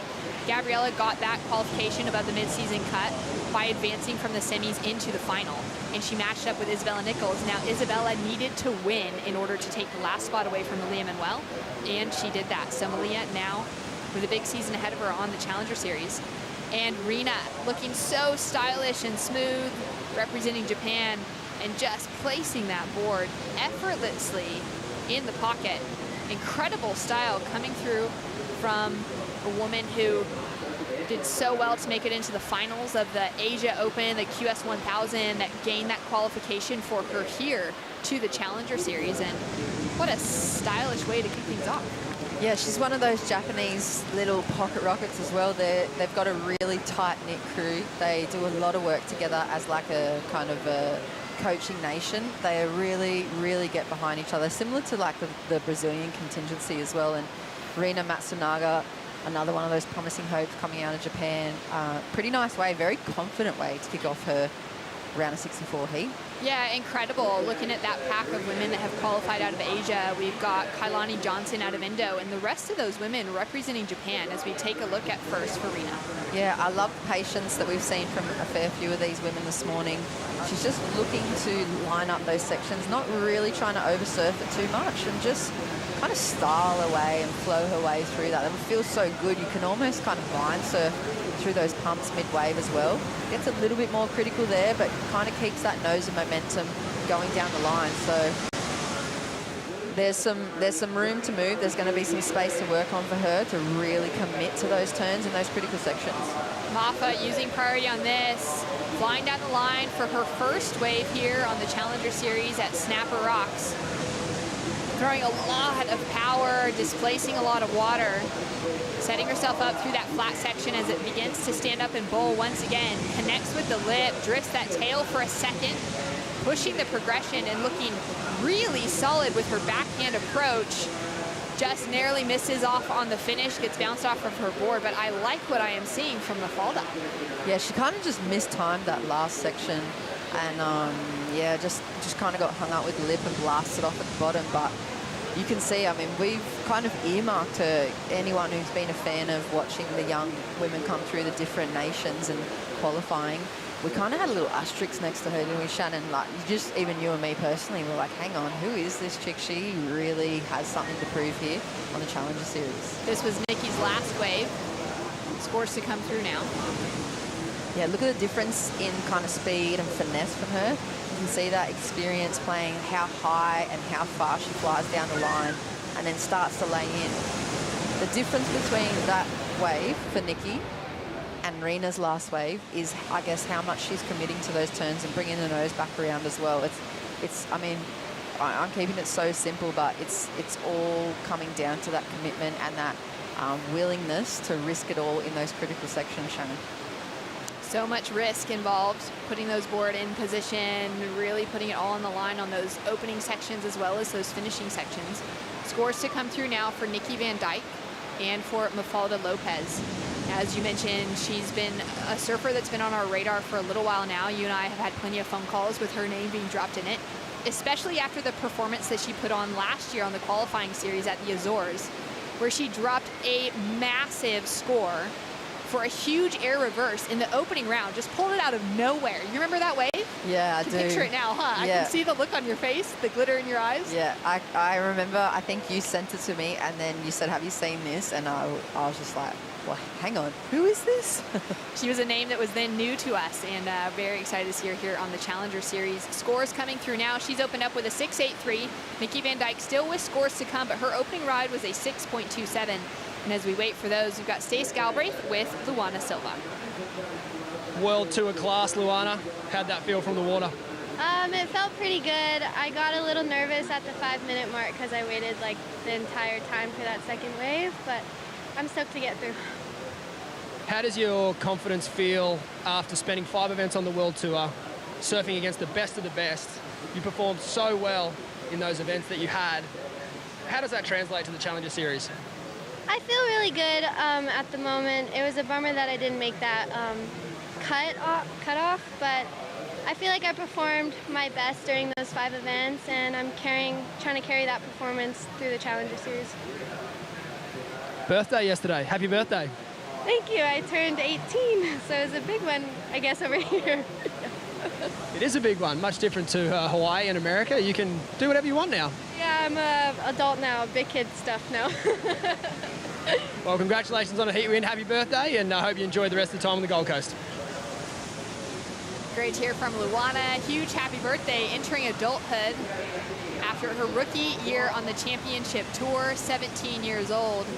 To get that first experience with a lot of woman-on-woman heats, getting to surf the first official event at Pipeline, getting to compete at home for her at Sunset Beach. It was a pretty incredible way to finish out year 17.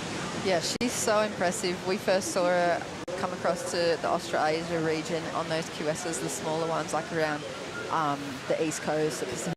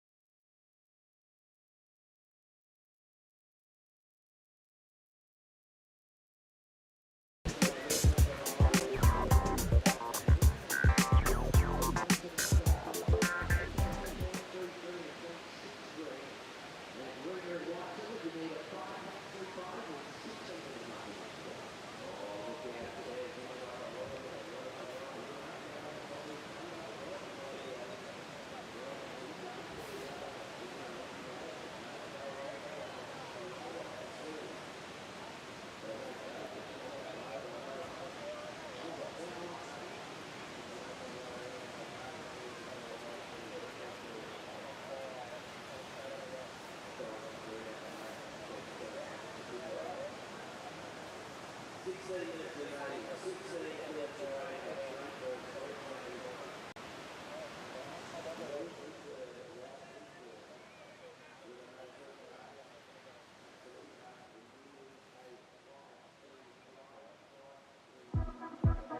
Boost Mobile Gold Coast Pro presented by Rip Curl is brought to you by Major Events Gold Coast, strategic partner of the Boost Mobile Gold Coast Pro presented by Rip Curl.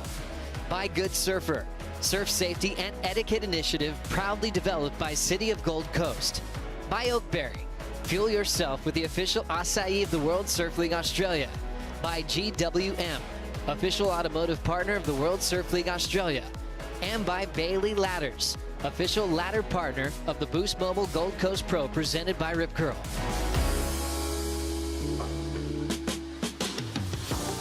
The Boost Mobile Gold Coast Pro underway. Nikki Van Dyke with a quick kick out, maybe moving herself down the point, finding a little bit of distance between the rest of the women in the lineup.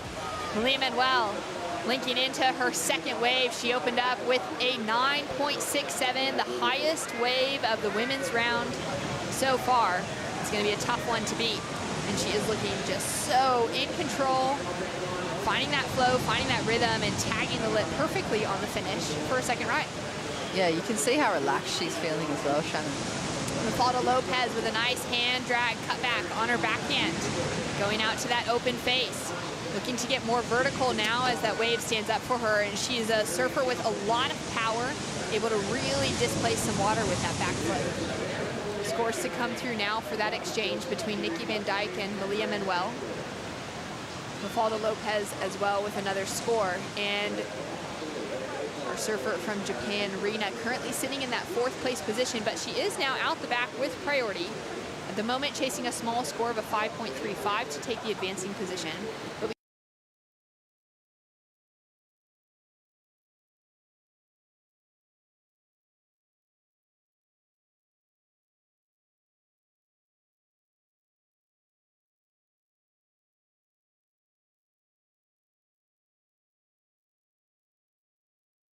'After that wave, and then she wouldn't have to stress so much. She'd have just that couple of extra points under her belt, and she could really start to search out a better looking wave.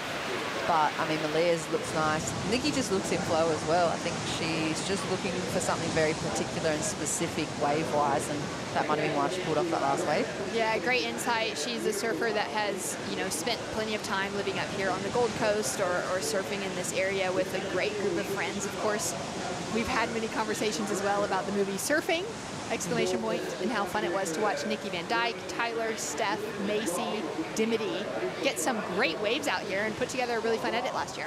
Yeah, it was cool to see their personality come out a little bit as well. I feel like when Nikki was on tour, there wasn't that much of an opportunity for her to really kind of shine, and she's a pretty dynamic character. She's really fun. She's always bringing a different perspective to the comp side as well, and she's a bit of like a fashionista, if you will. She's always wearing something pretty quirky, along with all those other ladies. They just got some really interesting stories and quirky personalities, and it's cool to see that come out in that movie.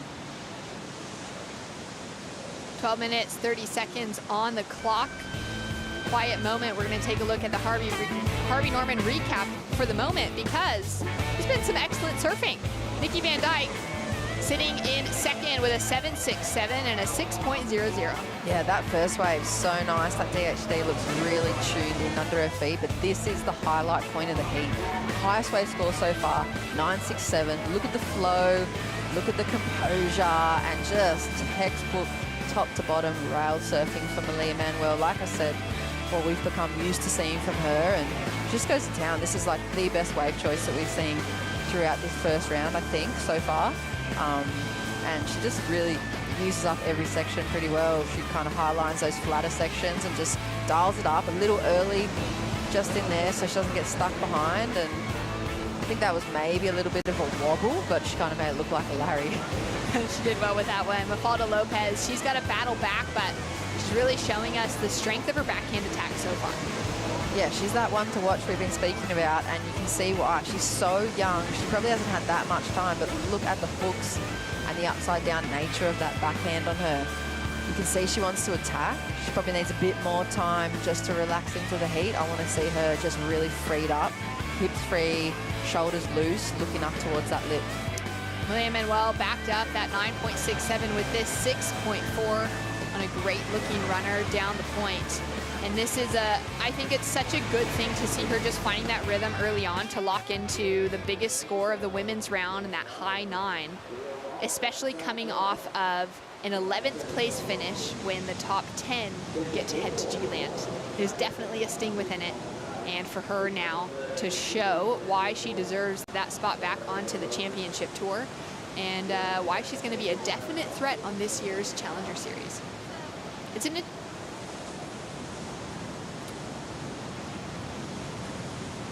down to 10 minutes on the clock. We're going to check in with Stace Galbraith out the back with Dometic and former coach of Malia Manuel. Yeah, that's right, Shannon. Malia's come to the Gold Coast early, probably the last 5 years before the Quicksilver Pro, so she spent a lot of time here. She's very comfortable in this lineup. And yeah, like you mentioned, finishing 11th after 5 events. Put a bit of fire into her belly, I think. Sort of cheekily asked her, how do you want to surf this heat? And she just looked me deadpan in the face and said, like I'm a world champion. And I think she certainly did that on her first wave. Oh, that's such good insight. Talk me through that 9-point ride, her opener. She'd be feeling so stoked with it. Yeah, look, and to be fair, it's all about positioning out here. She took off on the spot. Down to 9 minutes, 30 seconds on the clock, taking off on the spot. You can see her there just getting those shoulders loose, getting ready to unleash. Maybe hunting out a 10 this time because she just got a little robbed there. Yeah, she can get barreled as well, and I love that insight from Stacey. She's done so much work with him. He's spent so many hours on the beach, and they've been picking apart, you know, this place, and obviously it pays off. We've been saying it all morning. I've heard Bug speak about it a lot, just that time in the water out here, that, I guess, intelligence of the lineup, that understanding how the waves hit the sandbank and what's going to happen with the tides throughout the day and the winds, and, you know, which wave to catch. How often are the sets coming through? Is it the second or third wave? Are there 4 waves a set? There's all these different things that go through the competitor's brains trying to unpack this and then put it back together to put together a heat that looks something like Malia's. That's the dream for most people. That's definitely the dream, and definitely this is the place to make those dreams come true. Currently sitting in that 4th position, Rina Matsunaga from Japan, sitting with priority. She's got some work to do to get herself back in the advancing position, but she's another one of those young competitors just starting to get some rhythm. One of the newer names to the group of women that qualified out of the Asian regional qualifiers. Kailani Johnson out of Indo, we've seen her around for a few years now in the qualifying series. Manami Nanaka out of Japan and Amuro Shizuki have had more success than what we've seen out of Rina so far in their careers. Of course, Amuro walking away that bronze medalist at the Olympics with some opportunities on the championship tour in the 2021 season. And now using priority here. Our surfer in white with a nice snap to start things off, goes in for that second carve, a little bit more into the open face, but that wave is gonna die on that middle section, and that may just come with that experience out here and not knowing the wave quite as well as Nikki Van Dyke. Laying a couple of great turns together, nice snap, throwing in some variety, really pushing that back foot and driving up into the lip. It's a little feisty on the tail there.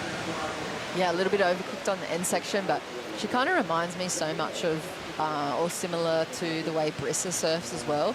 They both have that kind of similar approach to putting together their combinations, and I feel like they're both the type of athletes that really, really dissect their own surfing and go back to basics to rebuild it so that it's stronger. I think they're not afraid to do that, and I think that is going to bring Nikki back into the mix and on that tour conversation that she is used to being on. Here's the replay from Nikki's, and just a nice, a pretty easy looking kind of rail snap in the face, and does a few similar turns, a little bit more tweak through the tail on that one, and then a little bit more spray there, but kind of very similar repetitive turns to open that up. There she goes a little bit more vertical on those and kind of snaps and forces that tail through the drift on the end of that and goes down. And then Rina got this one to answer back, chasing from behind for a big score.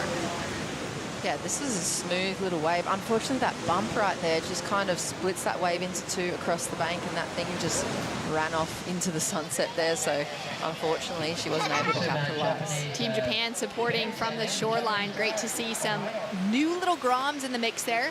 getting a little feeling for what it's like to paddle out here and send some inspiration into the next generation. How cool is it? I watched Sally, I think, sign autographs for about 3 hours with the little Grummy girls that are running around, and it's just so cool to see there's so much support for these women in the water, and there are so many girls that are going to be coming up through the ranks, especially with this new format. It just gives all these local kind of girl rippers the opportunity to take it up, you know, against people like Malia Manuel and Nikki Van Dyke. Yeah, it's really amazing for them as well to get that experience with surfers who maybe have had stronger runs through the qualifying series. As we've got the little Groms down there representing Japan, just as such a strong surfing nation, and undoubtable that these two are just being baptized in it from birth. Yeah, I mean, you spent a bit of time over in Japan as well this year, haven't you? They're such a proud surfing nation, and they are the most beautiful people, the most beautiful humans, but in the water, ferocious. Oh, absolute ferocious lions when they hit the water, especially in a jersey. But Japan, a beautiful country, a great surfing community, really cool style that comes through. And I think every Japanese surfer really takes ownership of their own style, whether it's the van that they've kitted out that they live out of on the weekends, or the surf shops that they associate themselves with. Every different beach has a string of surf shops there, and they almost function as local surf clubs, and different surfers will associate themselves to that surf shop specifically. Sometimes they'll only surf right out in front for the real diehards.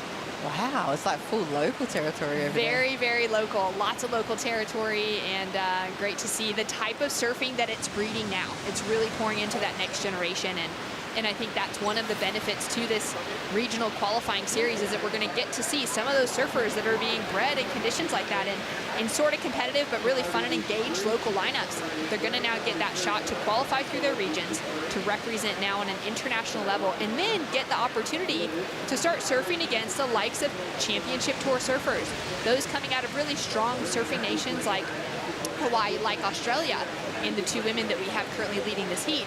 It's a great opportunity for them to start getting a feeling for where their surfing is sitting, and maybe what they can bring home to pour back into their local community as well. Yeah, well said, Shannon. It's totally sponge mode out here. If this is your first time over in this type of performance level, you've got to be soaking up the stuff. Like, I'm kind of thinking about the fact that Stacey said that Malia had said that she's going to surf like a world champion. Is that like a little bit of a clue for us into where she's thinking for the future of her career? Is she going to push back onto the tour and hunt down that world title? Oh, she absolutely is. I like that with that tenacity of an answer, that it's clear she's going to be going all the way on the Challenger Series this year. It is an interesting one. Looking at both of these women in the lead, Malia and Nikki were on tour last year, fell off the tour, but did not go for the Challenger Series. Now, Nikki Van Dyke then didn't get an opportunity to compete on the CT this season for 2022. She didn't compete in any of those Challenger Series events at the end of 2021. Malia Manuel also opted not to try to requalify that way, but she was given that WSL wild card, that replacement spot into the tour this year. She was that next call-up just outside of the qualification. So it was great to see her get a run. Malia then also found some really good momentum out at Sunset, walking away second to Brisa Hennessy, which was another amazing result for her. Jess, it was her 7th championship tour final, but she has not locked away a win. And I feel like that's probably the only thing that's divided her from walking away with that world title in her career, is those women like Tyler, like Steph, like Carissa, they're the ones with those CT victories. Mafalda Lopez now driving down the line, finding that speed, strong off the bottom, up into the lip. Placing that board so well up into the pocket, that wave softens out, and she's going to kick out. Rena now flying down the line, has to wipe a bit of water out of her eyes so that she can see that next section to connect with. She is now sitting in a combination situation, as we've got some big scores that have dropped through. Nikki Van Dyke has put through an 8.13 for her last wave, Jess, and has her in a significant second position just behind Malia Manuel. So if you're one of these other women athletes watching this heat, it's kind of really obvious what they're looking for. They're looking for that composure, the fluidity, the criticalness of the rail work, or in Nikki's case, she kind of went back to back with 3 whacks, or 3 down the face kind of whacks in her wave, and they're rewarding it. Wave choice is going to pretty much be the thing. Stacey said it on the rocks as well. If you get one of those waves, that's going to be it.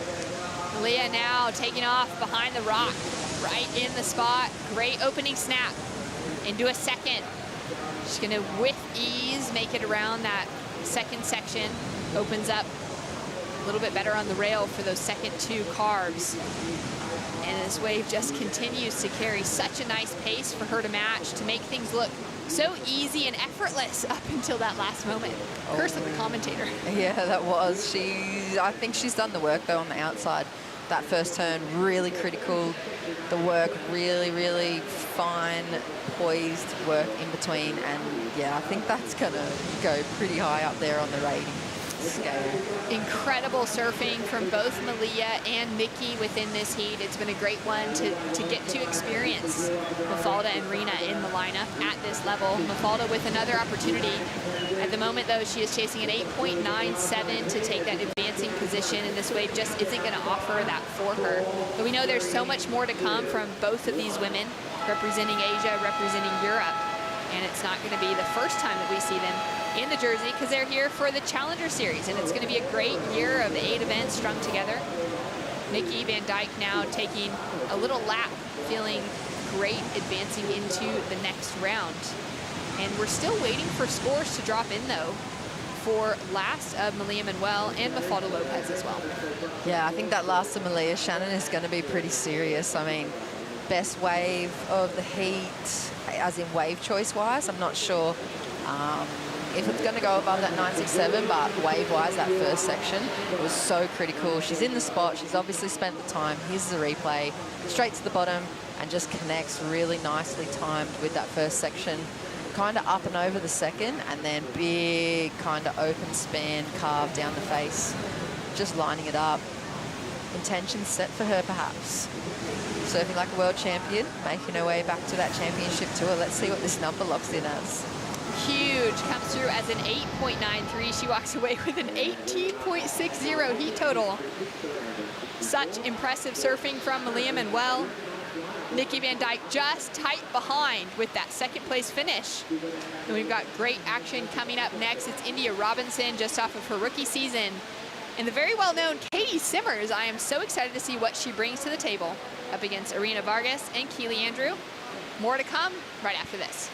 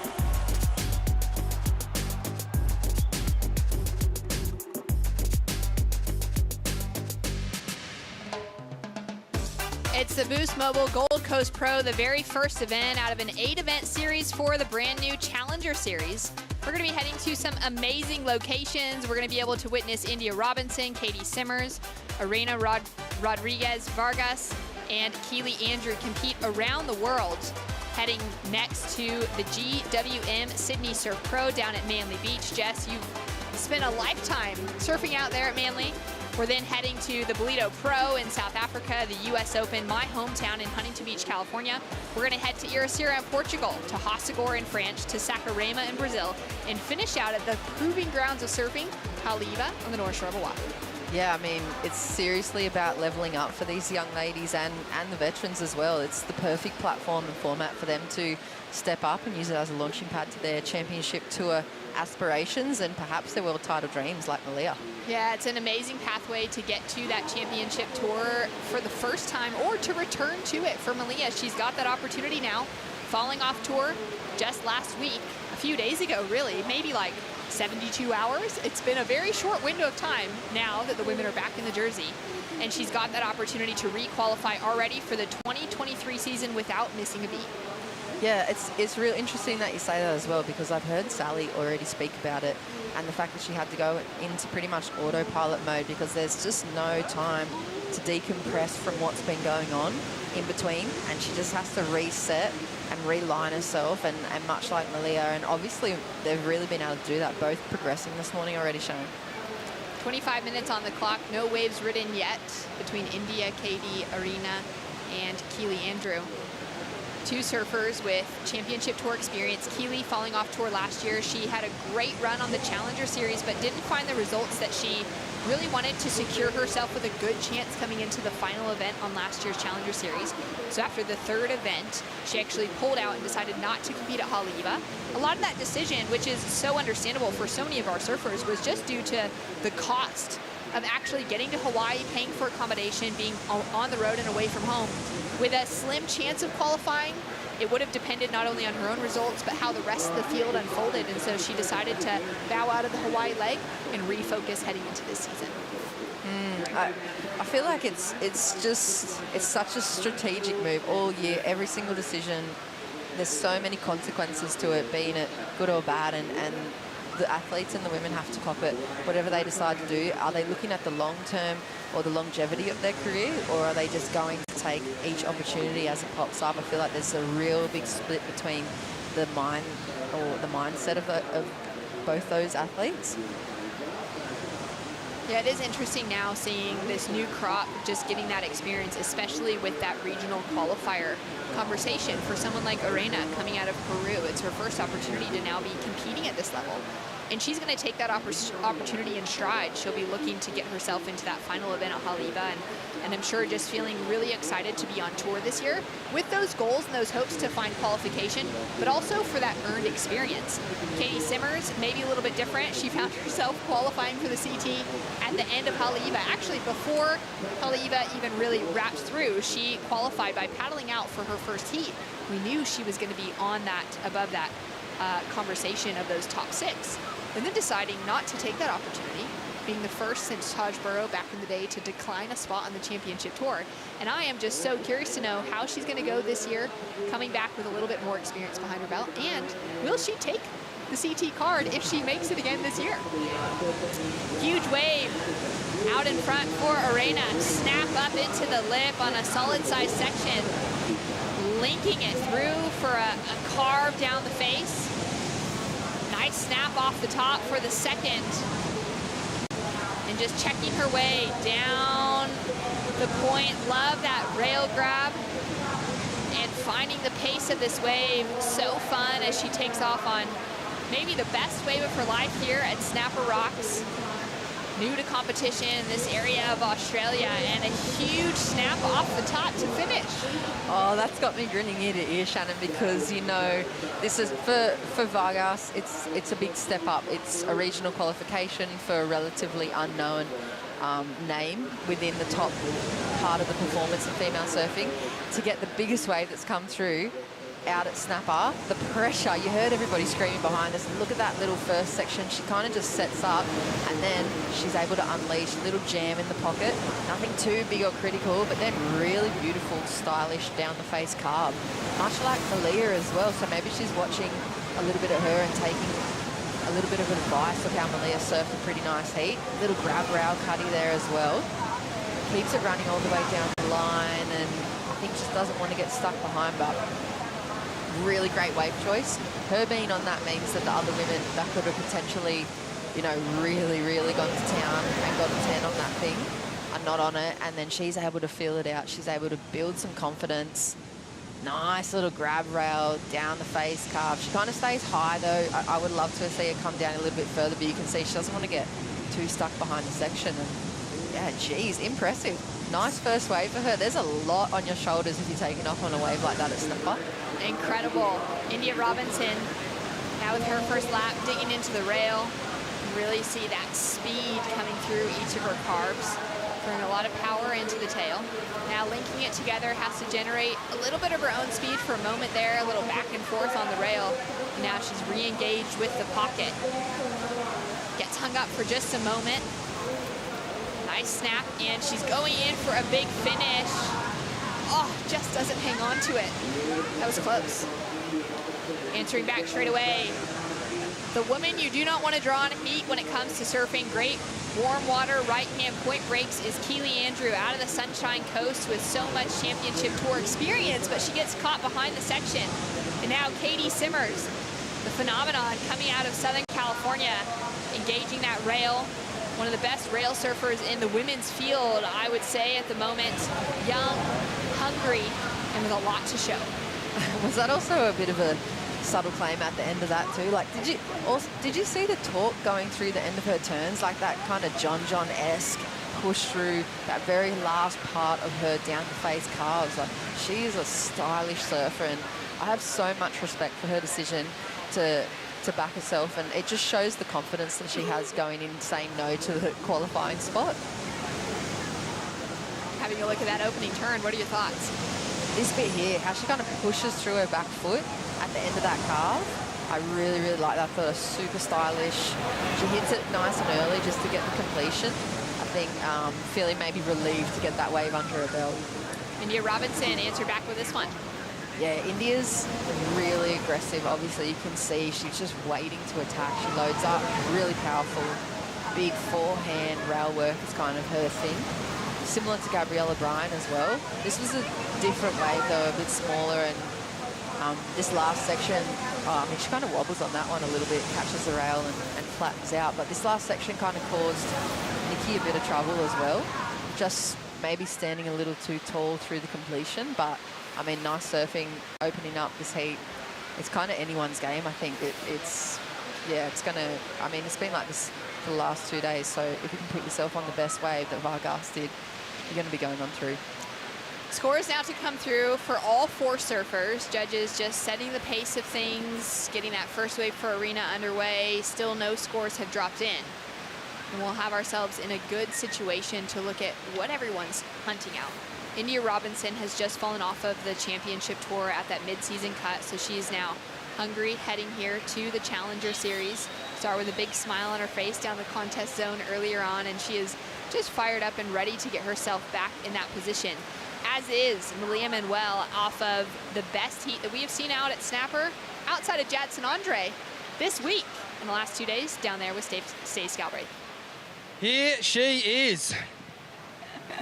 Hi, Stace. Good to be back here at Snapper. Second home? Yes, I'd love to call this my second home. It's been over a decade since I've been coming to the Gold Coast, and it's one of these venues that really brings me a lot of joy and happiness, especially coming off such like sad, frustrated week last week. I kind of decided like I really need to focus on what makes me happy and complete, and Snapper is what does it for me. Gold Coast Tourism Marketing Ambassador right there. You've had a couple of really good warm-up years here, obviously spending a lot of time before the Quicksilver Pro was in town, spending sessions with Joel Parkinson and the light behind the rocks. How much joy does that bring you? Thanks, a lot of thanks to you for that. Spent a lot of good free surfs and training days with you, and have some family here and made a lot of good friends and a lot of good support, and I think it's one of the best waves in the world, and you can tell because a lot of people growing up here, and you know, you're surrounding yourself with such great surfers at such a good wave. I reckon you sold a few surfboards then. What are you riding? I'm riding a DHD DNA 5.7. It's a little half an inch bigger than I normally ride. Been working really well. I've loved every single board that I've had this year, and I'm hoping to just get more opportunities to ride them. quick shout out back home. I'm sure Dad and the family are watching. Of course, everyone watching at home and even here, just all my friends and fam, and happy Mother's Day to everyone. Well done. Impressive heat from Malia Manuel, but what we're witnessing from Caity Simmers right now, the double barrel on the inside section, I don't even think she can believe it. The Grom smile on her face. Malia needs to be careful.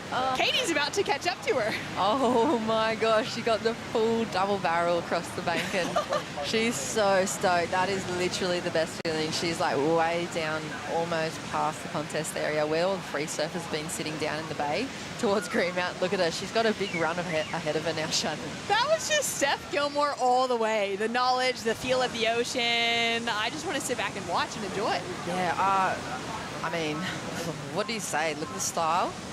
Look at the rail work. She can see how much this thing's lining up. Look at the highline trim, almost like she's on a twin fin.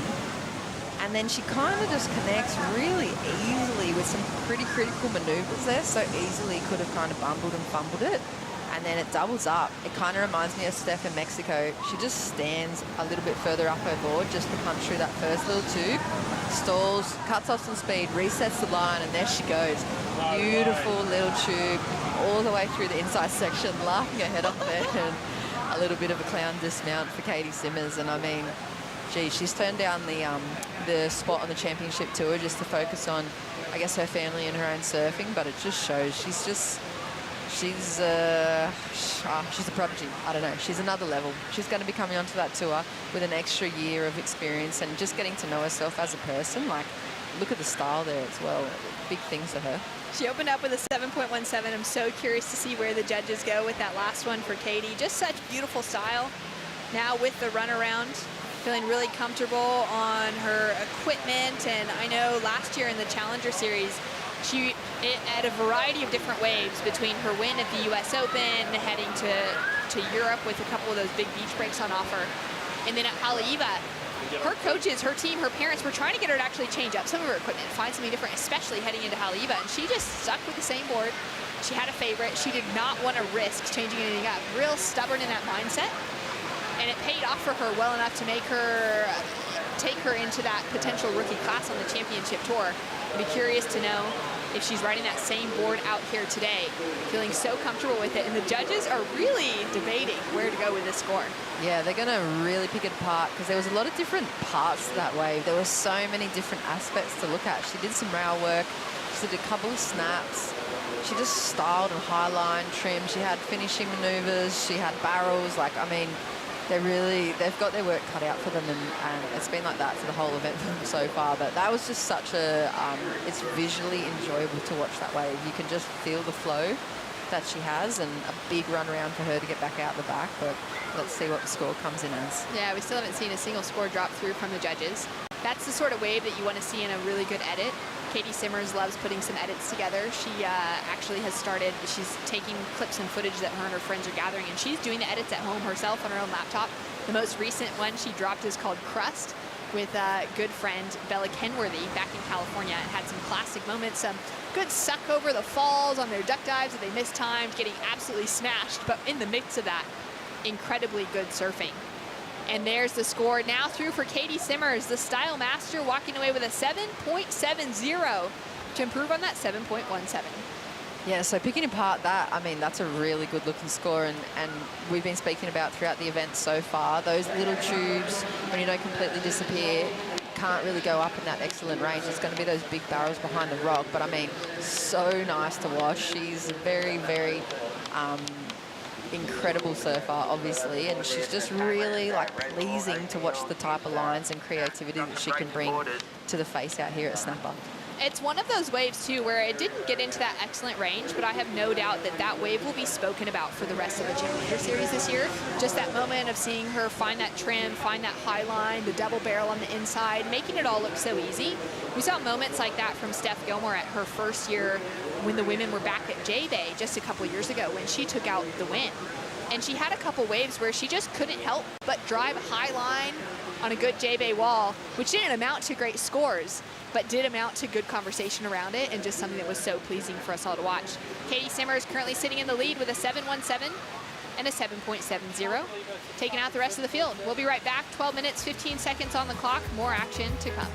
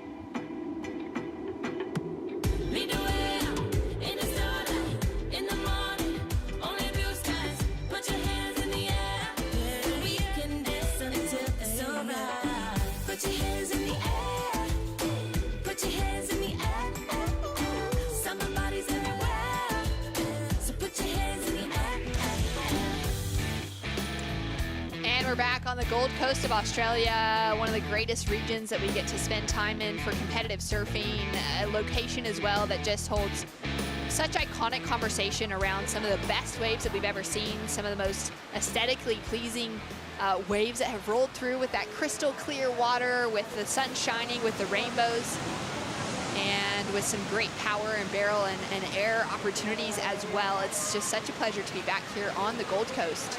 Caity Simmers currently sitting out in the lead. Keely Andrew is sitting in second, but she's only got a couple of threes on the scoreboard, which to me is so surprising because Keely, coming out of the Sunshine Coast, this is home for her. These type of waves, you really couldn't find anyone better suited for them. Yeah, she really does light up the point break normally.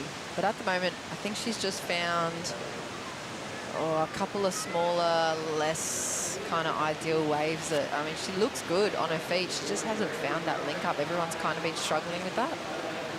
India Robinson as well, struggling from behind. She does have a good score of a 5.5 on the board and now chasing something to get the advancement. Great power turns connected together from the Torquay local down in Victoria. Colder water, but actually she's relocated herself up to Pottsville, New South Wales, just across the border. Spends a lot of time surfing in this area, working with the High Performance Center for Australian surfing and doing a lot of time coaching a handful of Groms. It's been great to have India with that opportunity on the championship tour this season. But now she's looking for some scores to put herself back in the mix.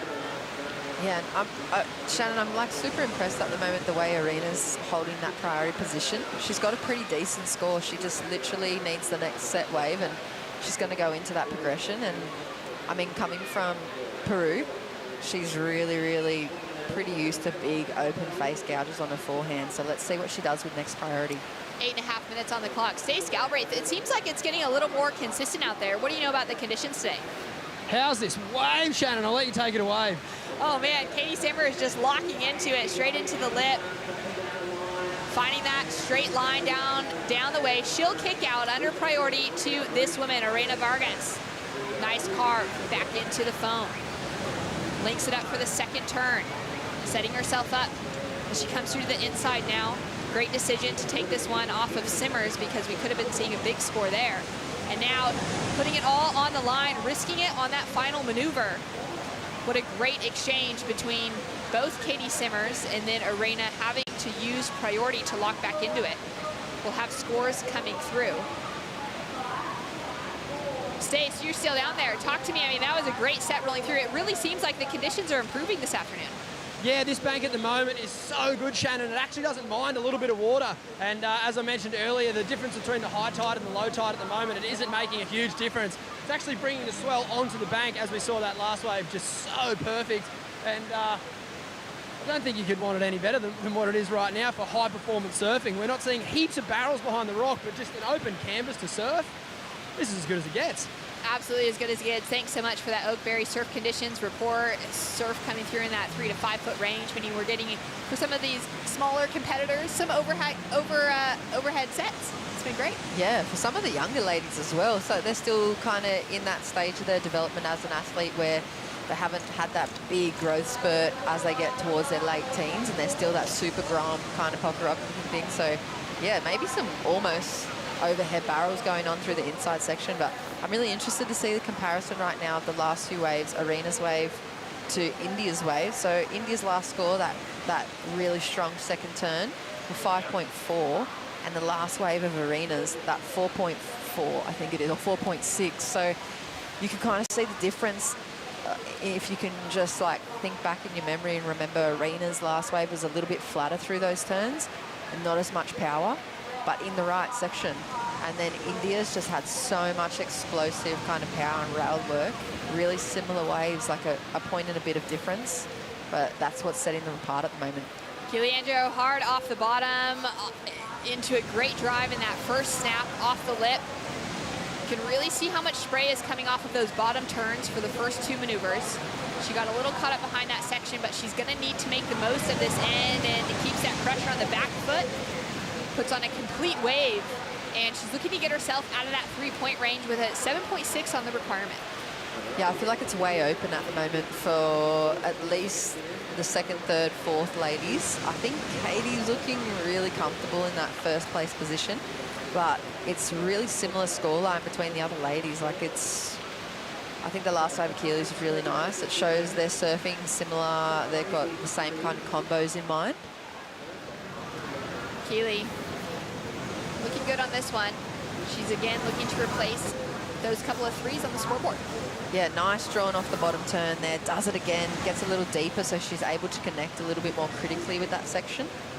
And then kind of just has to wait through. I don't know, she could have maybe gone up and over the foam, but she doesn't want to oversurf it perhaps, and she just wanted to put that, they always say the exclamation mark at the end of that wave and just be confident with it. India Robinson way down the line, just struggling to find that momentum that we would have expected from a power surfer, from someone who's been spending more time in this region, in this northern New South Wales to southern Queensland area. She's really struggling to find that rhythm and that pace that she needs to get herself into that advancing position.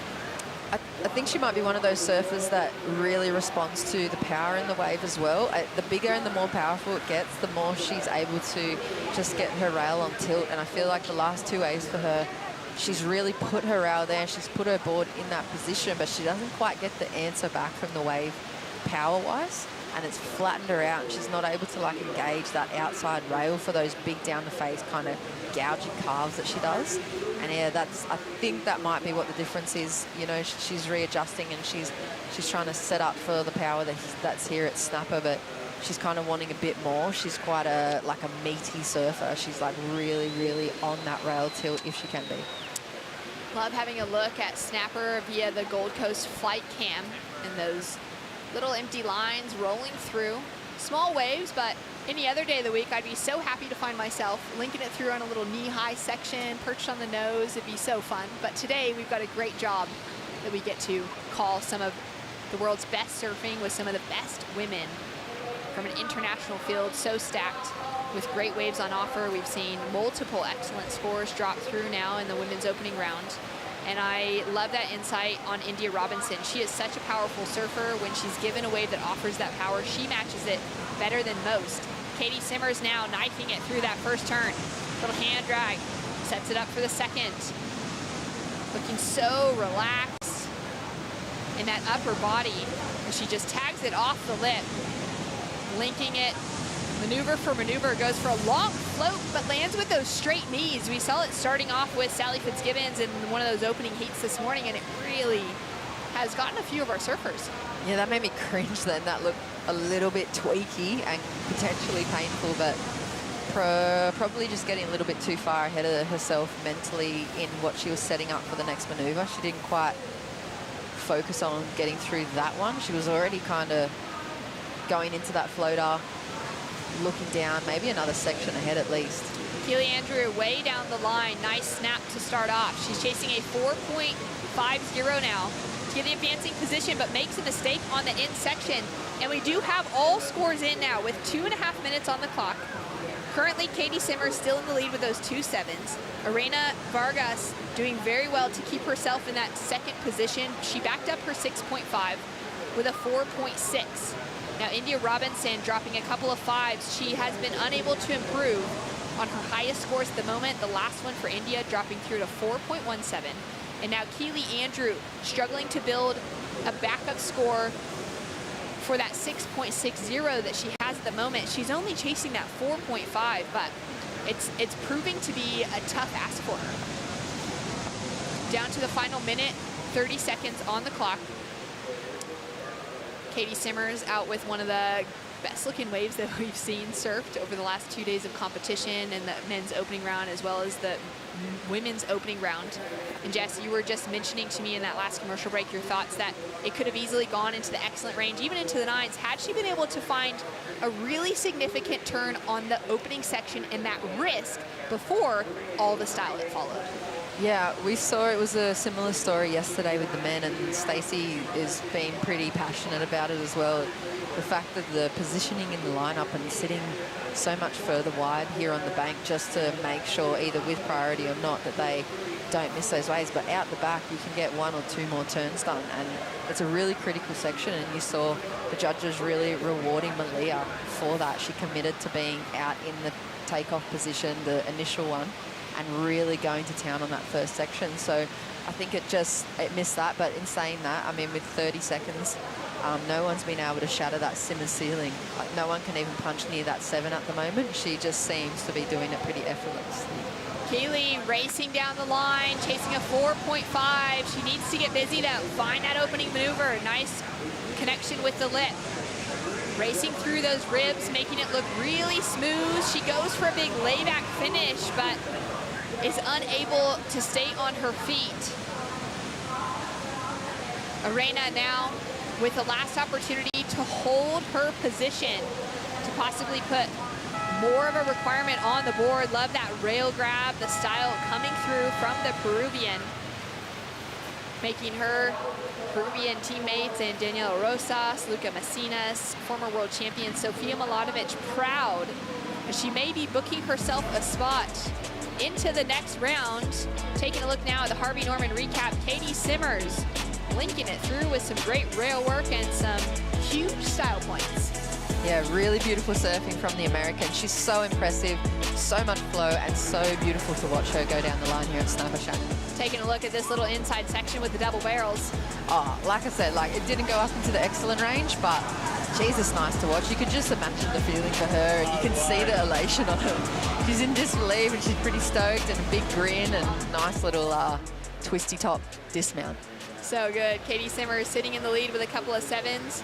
Scores still filtering through now for the bottom 3 surfers. Arena currently sitting in second position, looking to improve on a 4.6 to increase the requirements. India Robinson is sitting in 3rd. She's chasing a 5.61. The woman just off of her championship tour rookie season has fallen off and was expecting a big result here for the first Challenger Series event. Keely Andrew as well, looking for an opportunity to book herself into the next round, and scores falling short. It's Caity Simmers and Arena Rodriguez Vargas heading into the next round. Coming up next, Macy Callahan, Alyssa Spencer, Holly Williams, Zoe Benedetto.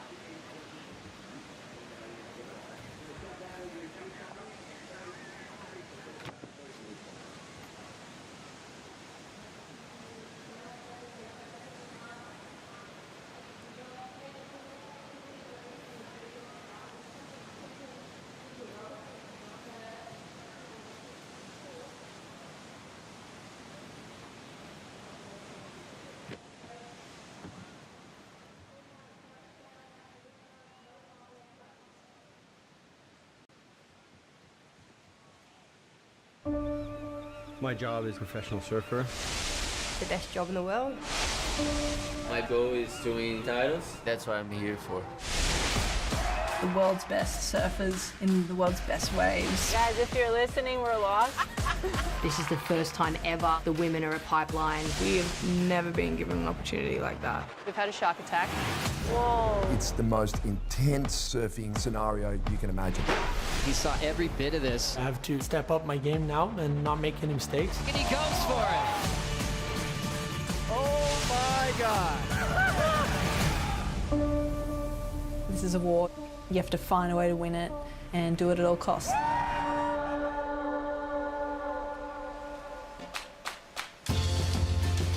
Make or break, the incredible behind-the-scenes look at the World Surf League's Championship Tour is now available on Apple TV+.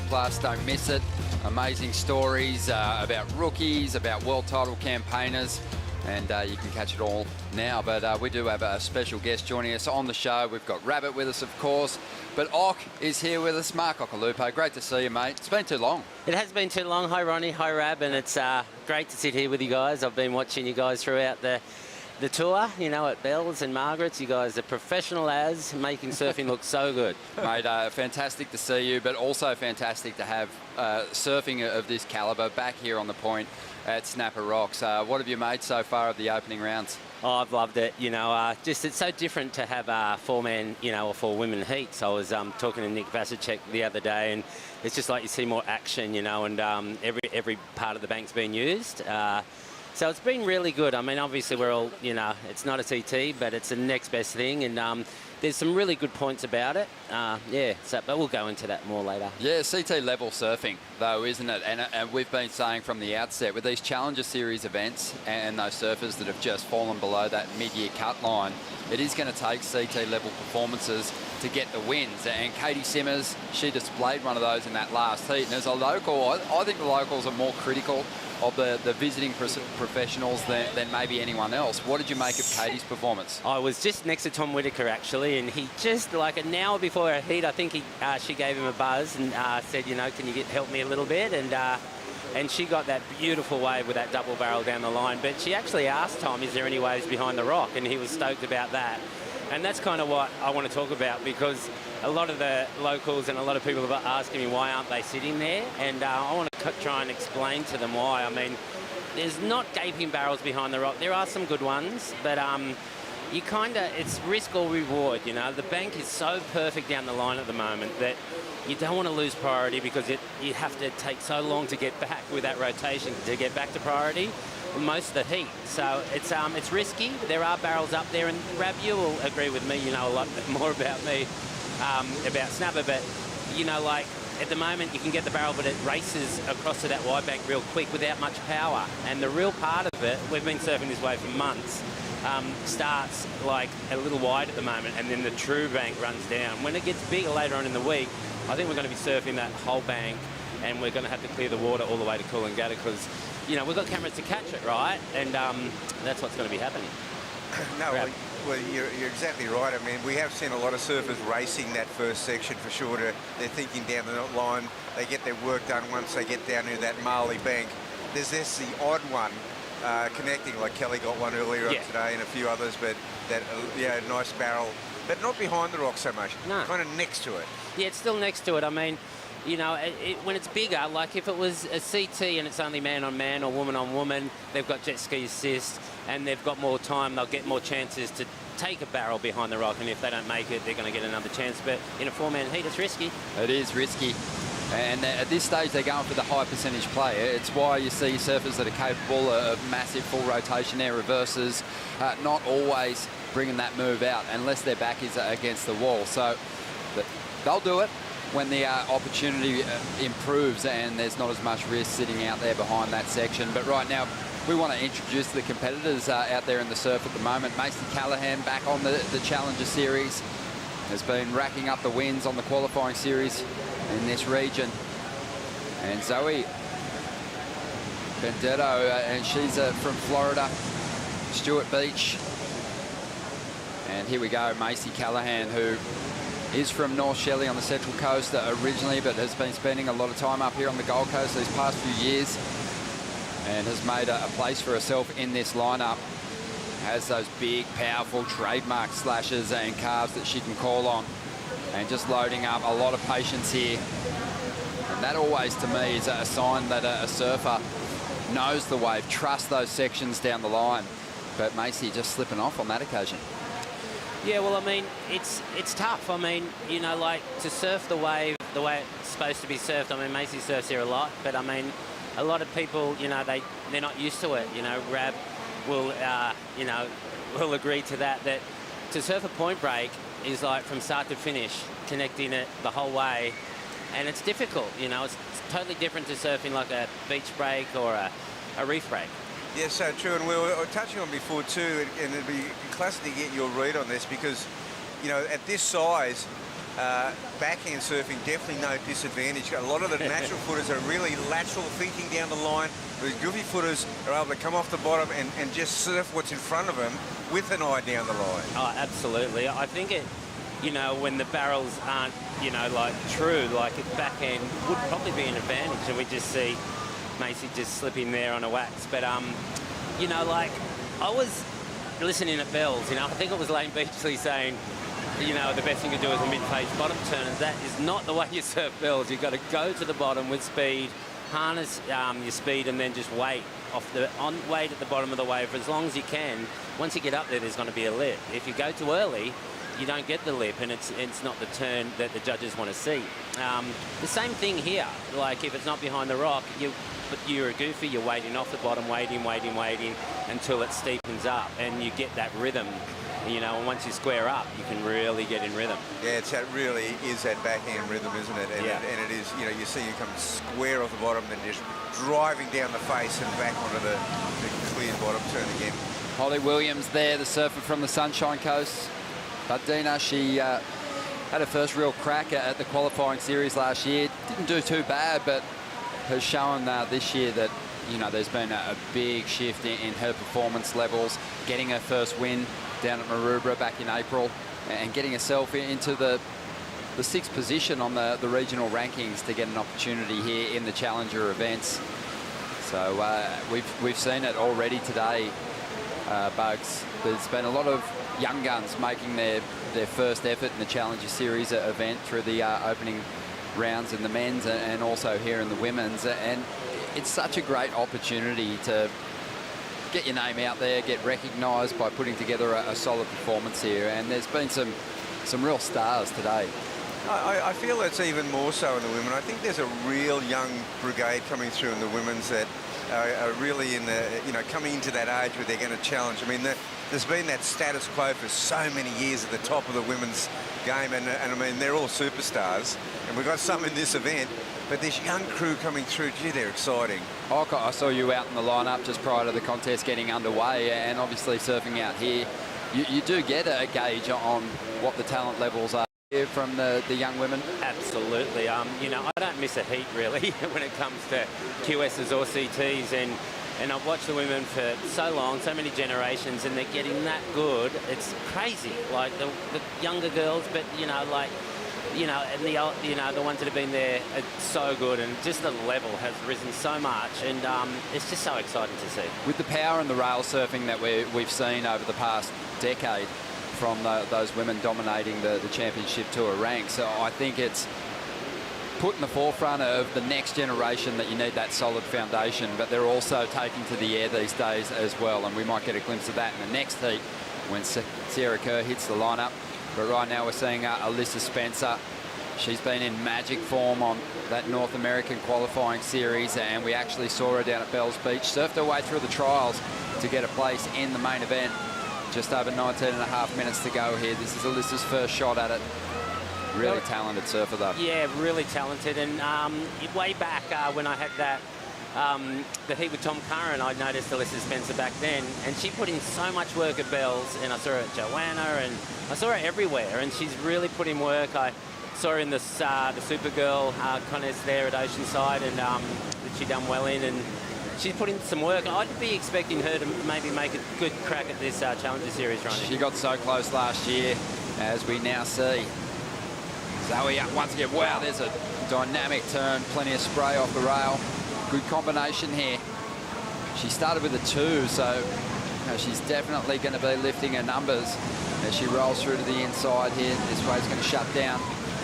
19 minutes to go on the outside. Holly Williams gets another opportunity here. Bit of foam on the face to deal with.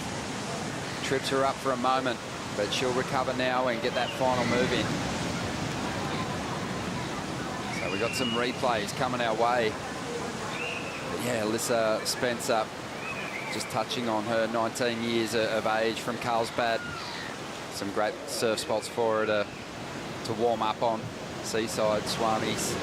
But here's the replay of her last ride, Bugs. Yeah, it's a smaller wave. It's not a set wave, but she starts to get into that backhand rhythm.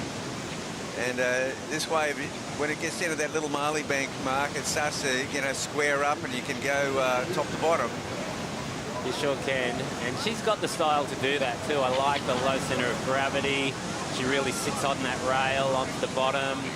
She's got a good repertoire for sure. Now, we don't know much about Zoe, but this is a pretty impressive ride. Floridian, and she's her first time a snapper for sure. And she's doing a series of covers. Now she gets into a nice wall section. This is a bigger wave. Wow, that was nice. Yeah, she's got a great wrap on her, and yeah, she's put together a pretty decent ride here. She has, you know, and she's been patient too. And for her probably not to surf here before, it's impressive, you know. Like patience is a key here, right, Rab, in surfing the point break. Sure is, and you know, with 30-minute heat, you know, you generally think there's enough time. It's definitely had a bit of a pulse, I think, even since the men's heats this morning. Oh, it really has. You know, I was just watching from home, and it's definitely on the rise, which is exciting. Conditions so clean. It's just this contest is going to be a real good one. Back-to-back days, I believe. Back-to-back. Talk to us about what the visitors are chasing, those surfers paddling out here for the first time, because I think there's going to be such an adjustment from your free surfing sessions for the young women as well, compared to when you get the jersey on, because as a visitor, you are kind of just looking to swoop on the little growers and waves that sneak underneath. You don't really have your eyes on the set, so when you start to think about identifying a really good set wave, you don't really have an experience until you're out there in the heat. Yeah, well, there's a couple of things. Yeah, you can get a bit lost because when there's so many people out there, obviously it's really hard to get a wave, but you know, you can line up with where they're all sitting. You can get a bit lost. You can also get way too excited because a half-decent wave will come through, something that you would crave for in a free surf. You've got to pass up in a heat, you know, and you've got to wait for the good ones. And it's not easy for those guys because as soon as they see a perfect wall at snapper, they want it. But there's going to be maybe a better one behind it, or, you know, you've got to be patient. I just think that would be, for me, if I was to pull on a jersey here, that would be my undoing, because I never look for the good wave. I look for the wave that no one else wants, and that's the easiest way to ensure that you do get one. But I know during the free surfs, the competitors were doing that. I mean, you think about this contest. This is the round of 64. 64 world-class surfers. In the men's division, 96 competitors. They're all out there. Throw the local crowd into the mix and visiting surfers who've come to watch this event and rub shoulders with the world's best. And really, there isn't a whole lot left. Every single surfable piece of water that moves through this lineup is swooped on. It's true, but when I was having an early surf, like, I didn't notice, sort of like 96 plus whatever, I didn't notice any change in the crowd because it's always so crowded. Yeah. It was actually better because everyone could surf, so it was more like, you know, you're right. It's, you know, it's so different going from a crowded free surf to a heat. And I remember that, competing here for so many years. You know, when it's empty, it's just a different feeling. It's a great feeling. I remember when Joel Fitzgerald didn't even turn up for one of my heats, and I had snapped it to myself one back in the day. But yeah, well, I'll let you carry on there, Ronnie. Yeah, Holly there having a look at one. I guess that is the final point on that, is that they've been catching the smaller ones, and then a medium one comes your way and you're like, wow, this one looks really good. And you know, if you use that priority at the wrong time, then you'll find yourself struggling to get back in the heat. There's 14.5 minutes remaining here. Zoe's out in front. Holly's moved into second position. Macy Callahan and Alyssa Spencer, the two favourites in this heat, are playing catch-up. We're going to take a quick bonsai brew break as Brisa Hennessy, the current #1 on the Women's Championship Tour ratings, gears up to hit the lineup.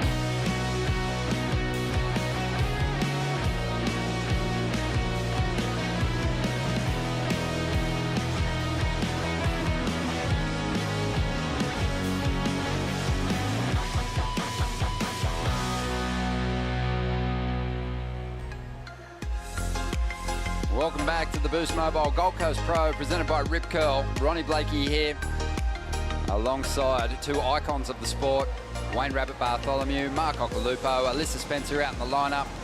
Just trying to get herself a bit of momentum here. It's been a sluggish start to the heat for her. She's back in fourth spot. Doesn't need a whole lot to get herself up in a second position. Macy Callahan in third. She's also chasing just a small number at this point in time to get into the second spot. Holly Williams is in the second position, and Zoe Benedetto is currently out in front, 6.5 and a 2-point ride. A few waves been ridden though, Ronnie, because there's no one's with priority right now, so they're all paddling back out. I think we'll see some replays. Yeah, these ones taken during the break. Macy up first. I'll take us through this one. Macy, a little cut back there. It looks like it might have some more, but I'm not too sure. Macy will know better than us sitting here in the booth, but she gets some speed and slides her tail a little bit. The board looked a little wobbly for her, really. She flicks out. That wave kind of didn't have much. It might have raced down the line, but Ronnie. Yeah, Holly Williams on this one, Bugs. Yeah, well, Holly actually needs to get going. She's been caught behind here, and that was an aggressive attack on that one. Another short ride, though. They're really not quite thinking down the line, but if Zoe on her last wave is anything to judge by, she is thinking down the line, and she put that one together. It looks like another, without major manoeuvres yet, but now it starts to stand up for her. But she's in a good position. She was leading the heat before this exchange. Zoe, you can tell, is one of those competitors that's kind of figuring out the wave through the heat.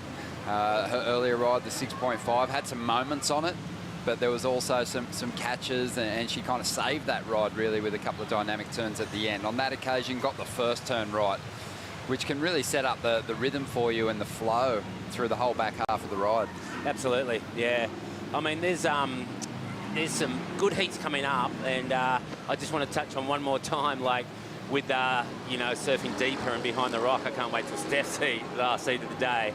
But I think the judges are great because they're setting the scale. They're leaving room for if someone goes up there and does take off behind the rock and get that barrel and connect it right through, which I hope Steph does in the last heat of the day. What do you reckon, Rab? Yeah, well, I mean, she knows it so well, and I'm sure she will at least start a heat up there, but I could see her going back there. I mean, the tricky part is to go over there with fourth priority, though. That's where it's really tricky right now. Yeah. I think the key for Steph will be at the start of the heat, who's going to push her for the inside position, and if she can hold it, I think she'll get the big advantage, and then she's free to roam that end bowl and obviously dice it up. I don't think anyone will push for it. I know Steph's going to jump off the rock, and I'm surprised that hardly anyone has been doing that, even though I watched Kelly's heat and he didn't jump off the rock, even though he surfed a great heat. You know, he took off fairly deep to get his barrel on the wave that he got.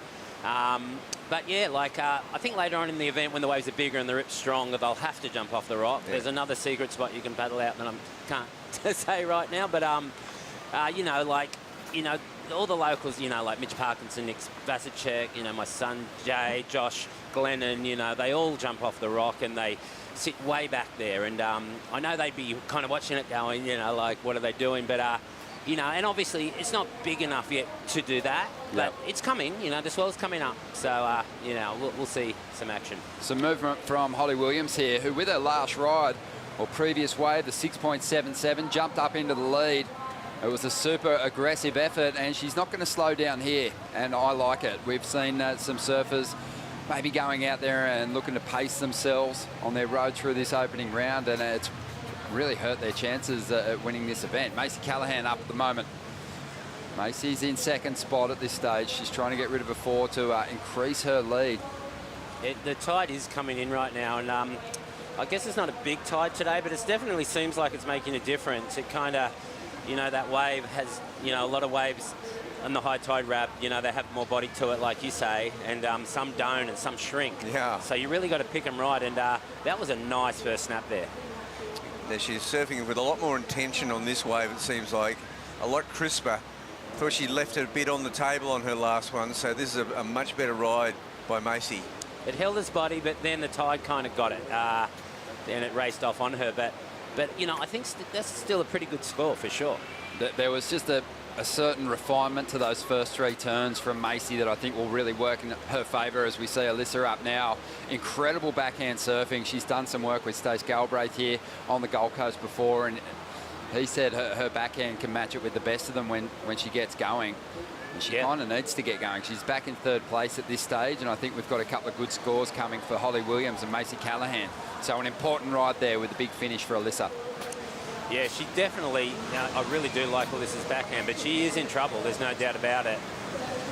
She's going to have to get going a bit of time, but, you know, like she needs to get back in that priority rotation and get a good wave. Yeah, having a look at her clock there and just seeing that there's still 7 minutes to go. Was thinking about paddling back out. But it can be a long road sometimes, especially if you've got to duck dive some waves. There's a lot of surge down the bank here. Not so much today, but definitely when it's bigger. Definitely, she's going to come in and run around. So, like you say, I mean, that priority, when they drift down the point and they haven't got priority, it's kind of, I heard you guys talking about it, when do they lose priority? Like, I haven't seen anyone lose priority yet from drifting too far down the line. I mean, you know more about the rules than me, Rav, I don't know Ronnie. Well, it's been a lot of heats. Yeah, it's been a difficult one though, but just because of that cut-off midpoint there, and you know, it's like I haven't really seen them using that as a blocking tactic. It's more that they've been hunting for waves. Yeah. It didn't break behind the rock. They've abandoned their position. Yeah. They're kind of in no man's land for a while. Yeah. You know.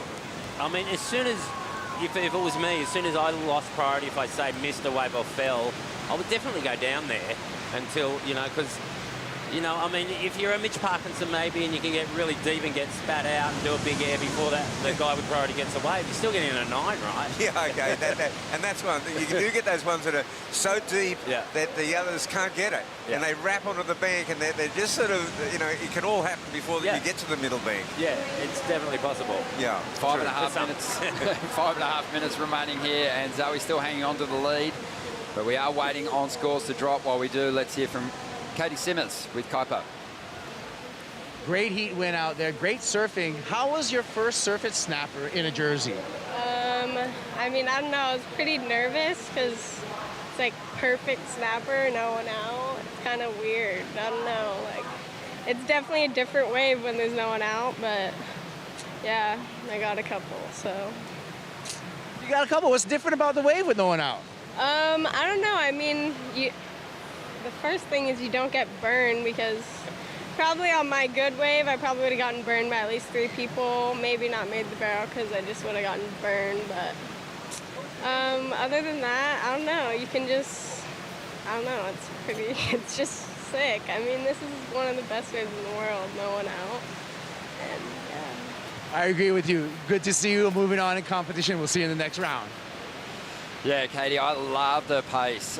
You know, it's always awesome when someone's in full attack mode and just really alive and just powering through each of their turns, one turn into the next, really squeezing them in. But to watch someone take their time, highline a couple of sections and set up some barrels on the inside, it was special for me. As we see now, Holly Williams, she's been pushed back into 2nd spot, so it was a huge exchange. And it really worked in Macy Callahan's favour with those scores coming through. 7.57 for Mace. She jumped up into the lead. Zoe now in 2nd spot and trying to improve on a 5.2 to consolidate that 2nd position. A 6.75 will see her back up into the lead, driving into this foamy section, doing well to negotiate these bumps at this stage. She's connecting really nice hit. Excuse me, Ronnie. Yeah, nice little cut down carve. So mixed it up nicely. It wasn't an easy way to surf with all that bump and foam on the face, but she did string it together nicely. Yeah, I guess we haven't really seen Alyssa Spencer on one of those really good set waves yet. I'd like to see what she can do on a backhand if she gets a really good one. But Zoe, her wave choice has been excellent. It has, Rap. And, like, I think Alyssa might have priority by now. It seems like most of them have caught waves. So with 3 minutes left, I'm hoping the set comes for us so we can see it. Alyssa's got her score on the way for that last ride too, and it looks like it's going to be the number she needs. But this wave might make things interesting, because this is better than the 5.2. Zoe's going to up her score tally.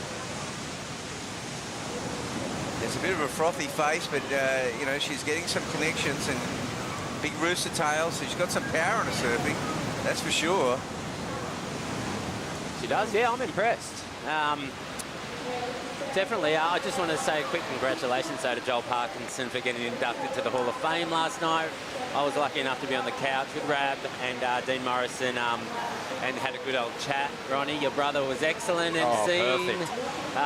Yeah, it was an honour, and it was so fitting for Joel to get inducted into the Hall of Fame. Yeah, absolutely. And some Performer of the Years announced too. Morgan Siblick on the men's side, and Molly Picklum took out the Australian Women's Performer of the Year award, so that was great for them as well. A big nod in big years. And Surf Lakes got inducted for, I mean, not inducted, sorry, they got the Innovation Award. Innovation Award, yeah. So I got up on stage a couple of times. I had a good night. I wasn't expecting it, but it was a great night. Everyone had a great time, so yeah. The Hall of Fame induction night is always a big one here on the Australian surfing calendar. Numbers starting to roll through. Alyssa Spencer gets a 6.67 and jumps up in a second spot behind Macy Callahan. Holly Williams, she was in that top two, that qualifying position for that next round for so long there, but she slipped down to third place, and she almost got herself back up there, but her previous ride came through at a 5.23. She needs a 5.33. And Zoe is now back in fourth, looking for a 5.61, but still has a wave on the way. And that's the wave we just saw. So that's going to be, let's just see where that goes. She's still in this game. Yeah, nervous times for Macy and Alyssa on the outside section here. I think if a wave comes, they'll need to go it to at least keep Zoe and Holly off that ride and limit that opportunity, but also they might need a number. What an exciting heat. It really has. Alyssa struck right at the right time, but let's see if she can hold on to that. Yeah, with under a minute left, I can't see a whole lot coming, but Macy looks comfortable out there now. Pretty amazing to look at the numbers for Macy Callahan and Alyssa Spencer and think, wow, they have so much more. Like they really didn't do their best surfing. I think they kind of struggled to connect with those set waves bugs, but even Macy had a fall on one ride. So I'm expecting a big improvement if they can survive this heat. Yeah, Macy on her first wave definitely turned a 7 into a 5.67, but she made up for it. She got that 7 under her belt, so she's ended up with a pretty strong performance. And, wow, Zoe. Number in for Zoe, and it's a 5.83, and she does jump ahead of Alyssa Spencer here in the final stages, and the heat is coming to a close. Heartbreaking there for Alyssa, one of the real favourites in this event. But you've got to give props to the surfer in green. Zoe Bendito, what a performance. A late charge from her and a very important, crucial ride. And she's going to make it on through to the next round behind Macy Callahan. And we'll see just how she strung those points together. But really, I think when she got to the end of that ride, at the end of the Harvey Norman recap, we're going to see it. She dealt with all the foam really nicely, and the one big scoring opportunity that she had on that ride, she nailed. She did nail, yeah. I was just wondering where that score would go, and the judges liked it. Macy surfed great, Pete. You know, she obviously knows snuffer better than the other girls, and you know, came through with it in the end. But it was an exciting heat.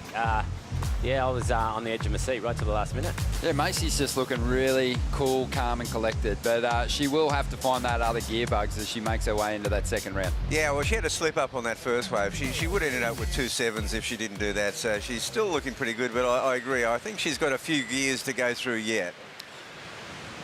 Well, she'll be pretty happy about that, charging on through to the round of 48. And happy to sign a few autographs down there as well. Bugs, it's been an absolute pleasure. Don't go anywhere, mate. Stick around for the next heat. Oh, so great to see you as always, mate. Thanks, and Ronnie. please come into the booth and join us again at some stage during the event. I sure will, yeah. Yep, tomorrow maybe, or whenever you want me. Come by tomorrow, Thanks, mate. Rab. It'd be great to see you tomorrow. It was a pleasure. Thank you, Good Ronnie. on you, mate. Thanks, All right, Rab. we're going to take a quick break here. When we return, we've got another fantastic heat for you. It's going to be Brisa Hennessy, the current world #1 championship tour, heading the lineup.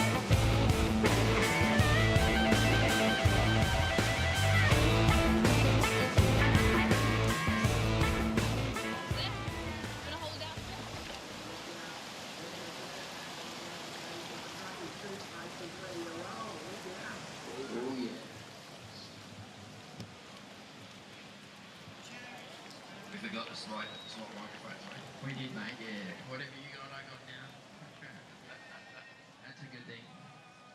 Yeah, stoked to be back. I'm just walking around, picking up on the vibe outside, and there are a lot of people out there, a lot of smiles on goals. Everyone's stoked, you know. It's nice to be back to normal after a couple of crazy years. That's where it's nice to have a yeah, of course.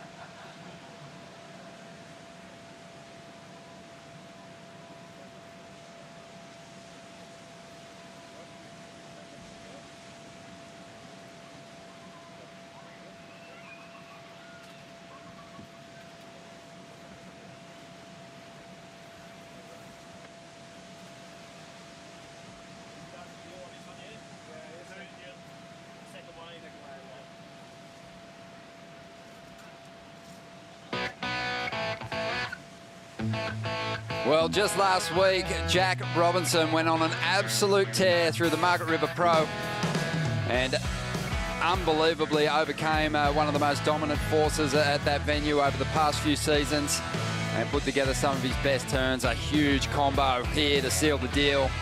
And Margaret River have been waiting 33 years for a West Aussie surfer to break through and get the victory on the men's side. And Jack got the job done, and what a performance it was. He's elevated his position on the Championship Tour rankings. He's right up there in the top 5 at the moment as we get set to head over to the next stop over there at G-Land, and he's going to have a fantastic shot there as well, but he was absolutely beaming for good reason. And he had a big smile on his face on his run through that contest. He's still got a big smile on his face right now. Jack Robinson joins us, Boost Mobile team rider. How good is this, mate? Oh, it's fun watching. It's probably be more fun even to be out there, but yeah, I'm just happy to be here and yeah, watch it all go down. Mate, I got to say it. Congratulations once again. Has the feeling sunk in? I know you had the big win in Mexico last year, but that was to save your place on the Championship Tour, and this time you've gotten yourself into the top 5 picture, and also a win at home must have been so special. Yeah, I had my moment straight after the final, and I was in the water, and yeah, it sort of hit me then, and then after I went, all right, my work's not done, you know, I've got a long year ahead, so I enjoyed it, I had my moment, and I was pretty tired, you know, after the last few events, Portugal, Bells, Margies, it's full on. And Margies alone, I mean, you guys did so much work to make that final heat. There was, you know, a lot of big conditions, and I think sometimes with main break, it's so far away from the shoreline that it's hard to appreciate just how big some of those waves were. Were they some of the biggest waves that you'd been in for a while? Yeah, it was bigger than last year on that big day that we had. This year was huge. Like when I went out for the afternoon heat, I mean, of course it gets the biggest during my heat, and yeah, it was, you know, everyone was a little bit scared and nervous. So, but I'd surfed it, you know, a little bit like that. So you're used to the power and just respect it, you know. Definitely, Bugs. John Florence has owned that event the last few years, and going into the final, of course, the hometown crowd wanted Jack to go on to win the event. But were you blown away by the medal that Jack showed in that final? Oh, absolutely. I mean, in actual fact, my favourite heat of yours, Jack, was the one you had with Ethan, because you were both going blow for blow for blow for blow, and you actually had to pull it out of the fire right at the end. Yeah. Yeah, well, it was interesting. That event, I feel like I didn't really hit my straps completely, you know. I have way more left. It was a matter of being smart and making the heats too, you know, getting through. And I thought Ethan was going to be the hardest guy, and which I felt like it was. You know, he was surfing really good all week, but it was okay. But then I wasn't too worried about each guy. It was about going out there, and you know how Margies is. You got to be in sync with it, don't you? So, and then I mean, you won that heat with Ethan, and then you came up against John. It must have been just such a great anticipation to make that final at home. Yeah, it was incredible. I had the heat with him last year in Hawaii, but it was a 4-man heat. At Haleiwa, we had the final, but this year it's good to man on man. It's a bit different. So. Yeah. Here goes Brisa Hennessy. She's the current world #1 on the Championship Tour. No yellow jersey in a Challenger Series event, though. So Brisa starting in this first round, just like everyone else, but getting off to a great start. She's been so consistent this year. An exciting talent that's also in the water at the moment, Sierra Kerr. And Jack, you've been surfing with Sierra quite a bit. Just unbelievable how well-rounded she is. Yeah, we spent some time with her in Hawaii, her, Josh and Nikki, and they were staying at the Volcom house during the winter. And yeah, just a super fun, you know, good time we had with them during then. And yeah, she's such a good talent. I'm excited to watch this heat. Also getting in the mix here, Kalani Johnson, and she's from Indonesia. She's had some opportunities in big events in the past. Now looking to get herself through the Challenger Series and potentially onto the CT. She's going to kick out of her first ride at 4.33. Sierra keeping busy. Yeah, I'm sure Sierra's going to give us a glimpse of some of her variation. You can see just going to that laid-back jam, mixing up her carving approach. But has spent plenty of time here surfing snapper rocks over the past few years. So I think she'll have a bit of an edge over her rivals as far as picking off the best waves that really do set up nicely through that inside section. But it must have been great for you staying with Sierra. I mean, you went through it, that the pressure of being a child prodigy and having so much attention on your performances, and I just think having people scrutinise everything that you do. But we'll get back to that in a moment as Brisa gets up once again. This heat's got a lot of waves. It's going off out there right now. It sure is, really pulsing on through. Yeah, if the replay pops up for Brisa, feel free to jump in on it, Jack. But how's that been? Has Sierra been picking your brain and leaning into you for any advice in just dealing with all that pressure? I mean, I can see, you know, she's innocent. It feels like she's having fun as a kid still, which is great. Like, she's enjoying it. That's one thing you can't forget too. There's so much noise and things going on around you. You're just a child. Like, I mean, she's so young. You got to enjoy this. It's only once, and that's what I try to do. Yeah, I think one of the interesting things that maybe you didn't have, even though for sure you had interest outside of surfing. Yeah. She's got so many other sporting interests. Yeah. But for you, Margaret River, it was just like, check the surf, get out there, surf all day. Have a surf in the morning, have a surf before lunch, have a surf in the afternoon. But Sierra does have like really varied interests, doesn't she? Yeah, it's really cool. I mean, and Josh is still so into it, and he's having a lot of fun, it looks like. He's got a lot of things going on, and she is too. So they look like they have a lot of fun together and go and, you know, enjoy it. Some people are just born for it, competition bugs, and Sierra seems to be one of those kind of people. Yeah, she's naturally competitive. I mean, you know, she loves the free surfing too, as Jack said. I mean, she spends her time. She's got a lot of homes really. She's got here a snapper as a home. She's got Southern California. She spends time in Kendui, Maldives. Isn't it funny? Like, Dad always gets to go along on those ones, right? Isn't it? And I think it's funny because if you want to be the best as well, like, just as an athlete, as a surfer, like going to all these locations, I think just putting yourself there and being there, like, I mean, that's one of the things you got to do, right, once you get on tour. So yeah, I think she's got the edge in that she has travelled to a lot of these destinations. Some surfers in this event making their first trip out here to Australia, seeing locations like Snapper Rocks for the first time, and absolutely loving the experience. Kalani Johnson dropped a 4.33 in her first wave. Yet to see a ride for the surfer representing Portugal, Francisca Vaselco, and she's got an interesting backstory too. I believe she was born in the States and moved over to Portugal at a pretty young age. But looking forward to seeing what she brings to this lineup out there with priority at the moment. And generally that slower start and getting the priority early in the heat hasn't really worked against the competitors' bugs if you can make good use of it. No, we've seen them do really well, particularly if you get a set. I mean, a heat, there's a little bit pulse. There's a few consistent sets, and just having that priority at the start, it just gives you that comfort to be where you want to be. And she's, you know, she's sitting in a pretty good spot, I feel. And Jack, I mean, you know, you've been coming here for a long time. You know, I mean, I think I first saw you here maybe in the King of the Groms or something. Yeah. You know, like when you're about 12. Yeah, even actually, I think the Oki Grom, I did it, you know, when I was around 9 or 10 maybe. Classic. It goes back a while, doesn't it? But, oh, yeah, I always wanted to surf a CT event out at Snapper. I think it's really good that Boost ended up taking this event and running it this year. So it's good for everyone. Before they get on tour, they get to surf, you know, what the tour is like.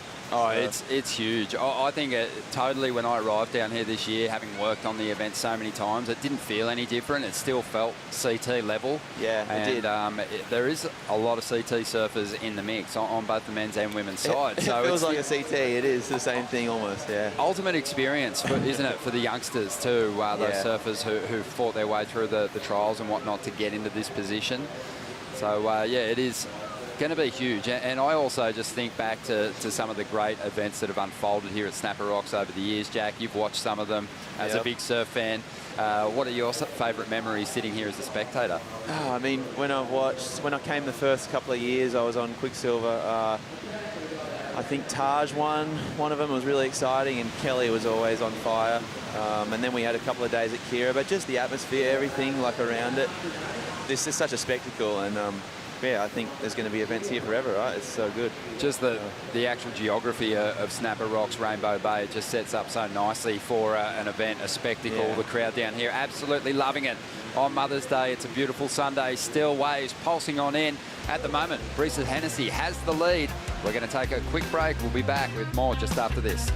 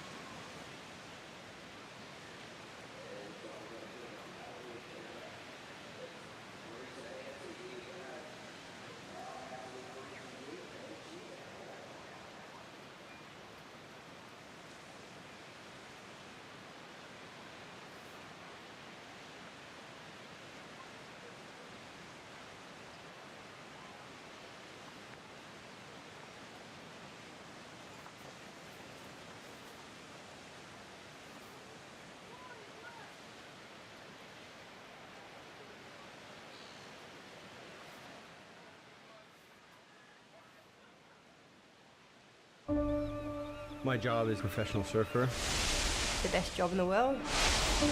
My goal is to win titles. That's what I'm here for.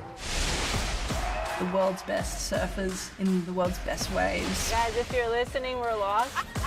This is the first time ever the women are a pipeline. We have never been given an opportunity like that. We've had a shark attack.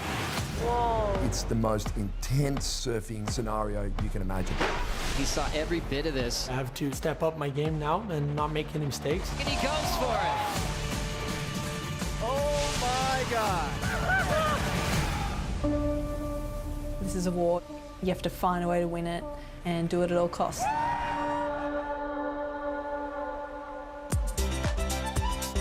You can catch Make or Break now on Apple TV+.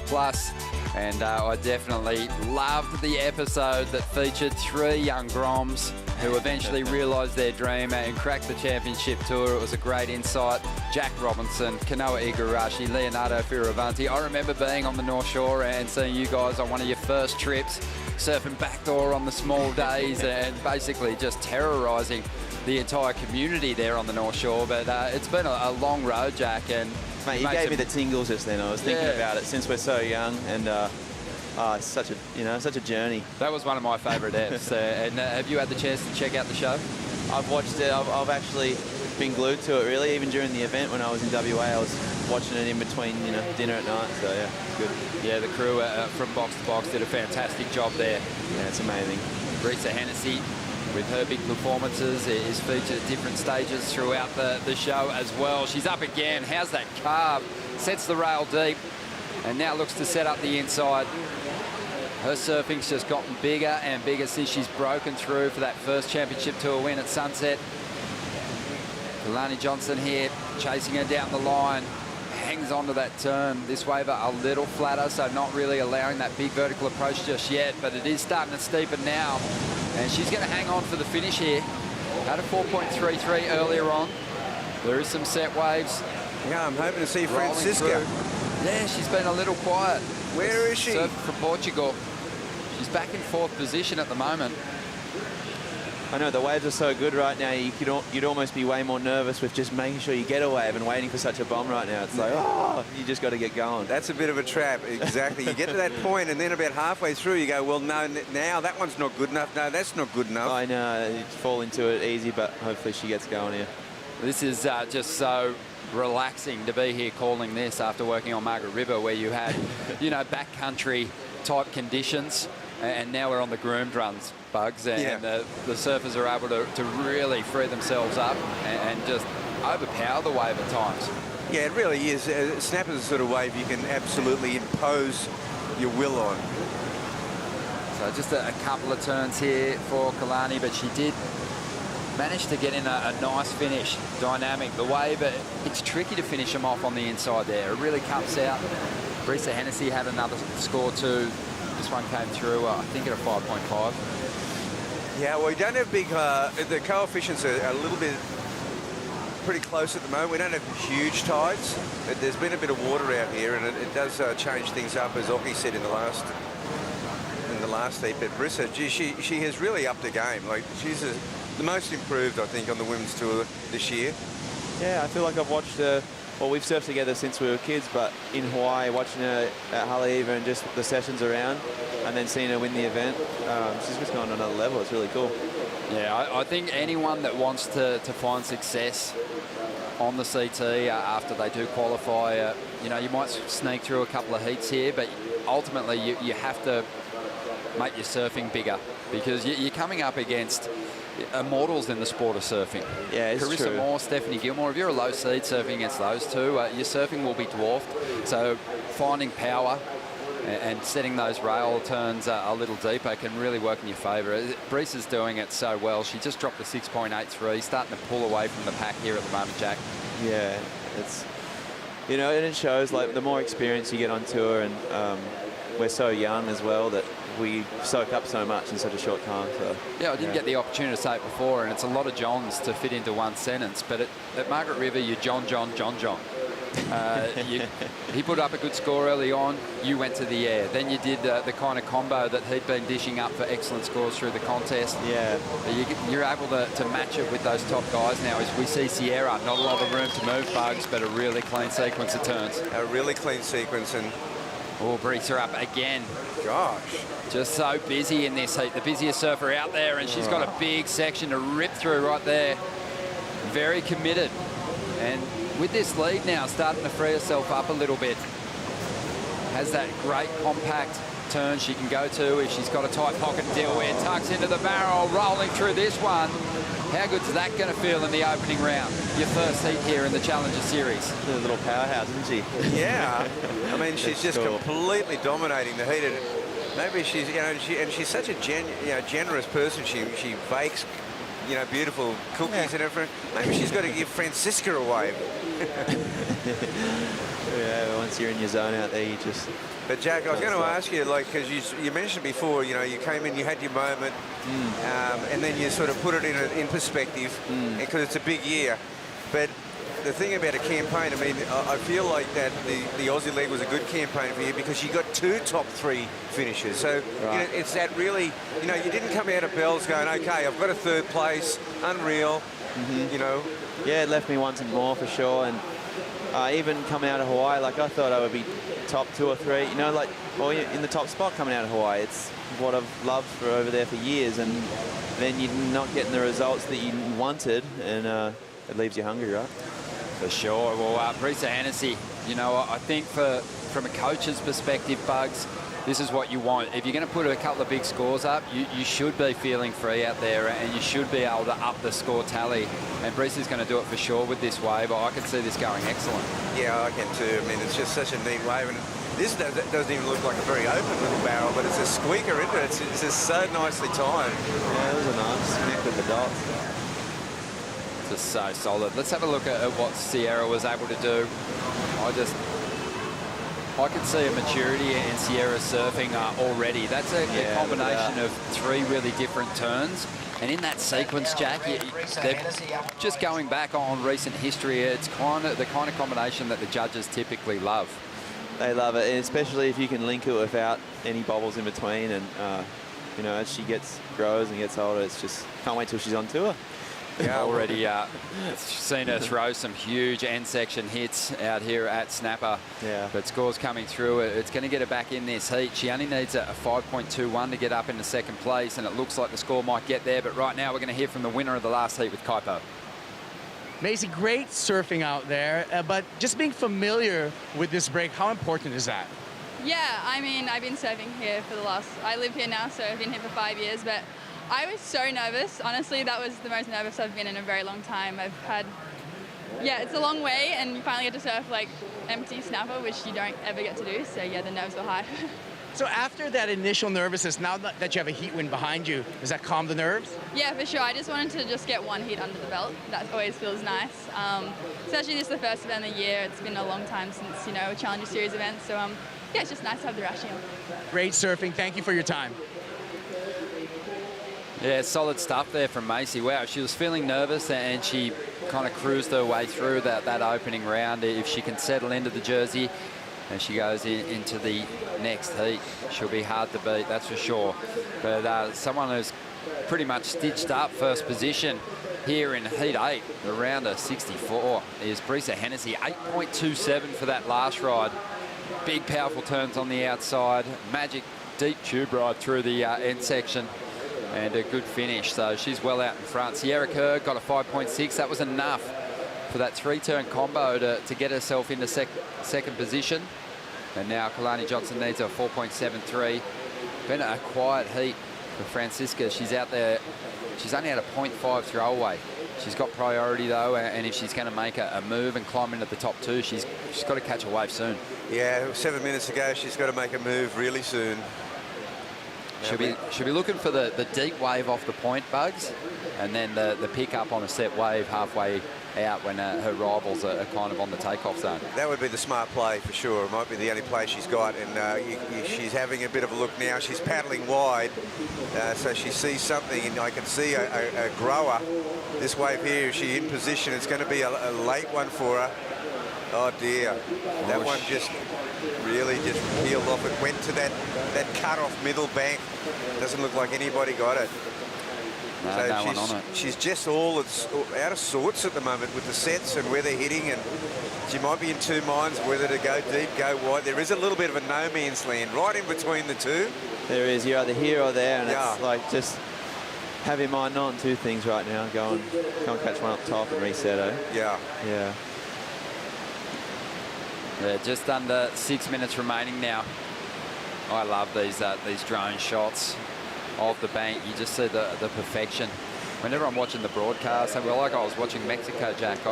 You're on your way to victory there, and competitors are sitting there. You're watching these little ones roll through that no one's on, just going, oh, just please give me one of those. Please go, little chippers that roll underneath. It's You know, the first time we went there for the Rip Curl search, right? Yeah, that first time, that wave. It reminded me so much it reminded me of Snapper, Burley, and Kira, all in one go, right? All in the one, yeah. And Kira at that time was a bit, you know, weird. There was too much sand, and I remember saying to someone, I said, "Wow, I had to travel 12,000 kilometres to get barreled at Kira." Yeah, well, it looks as good as a wave could get. I mean, this year behind the rock, if you went deep, you would get them. But you know, the year that you guys were there.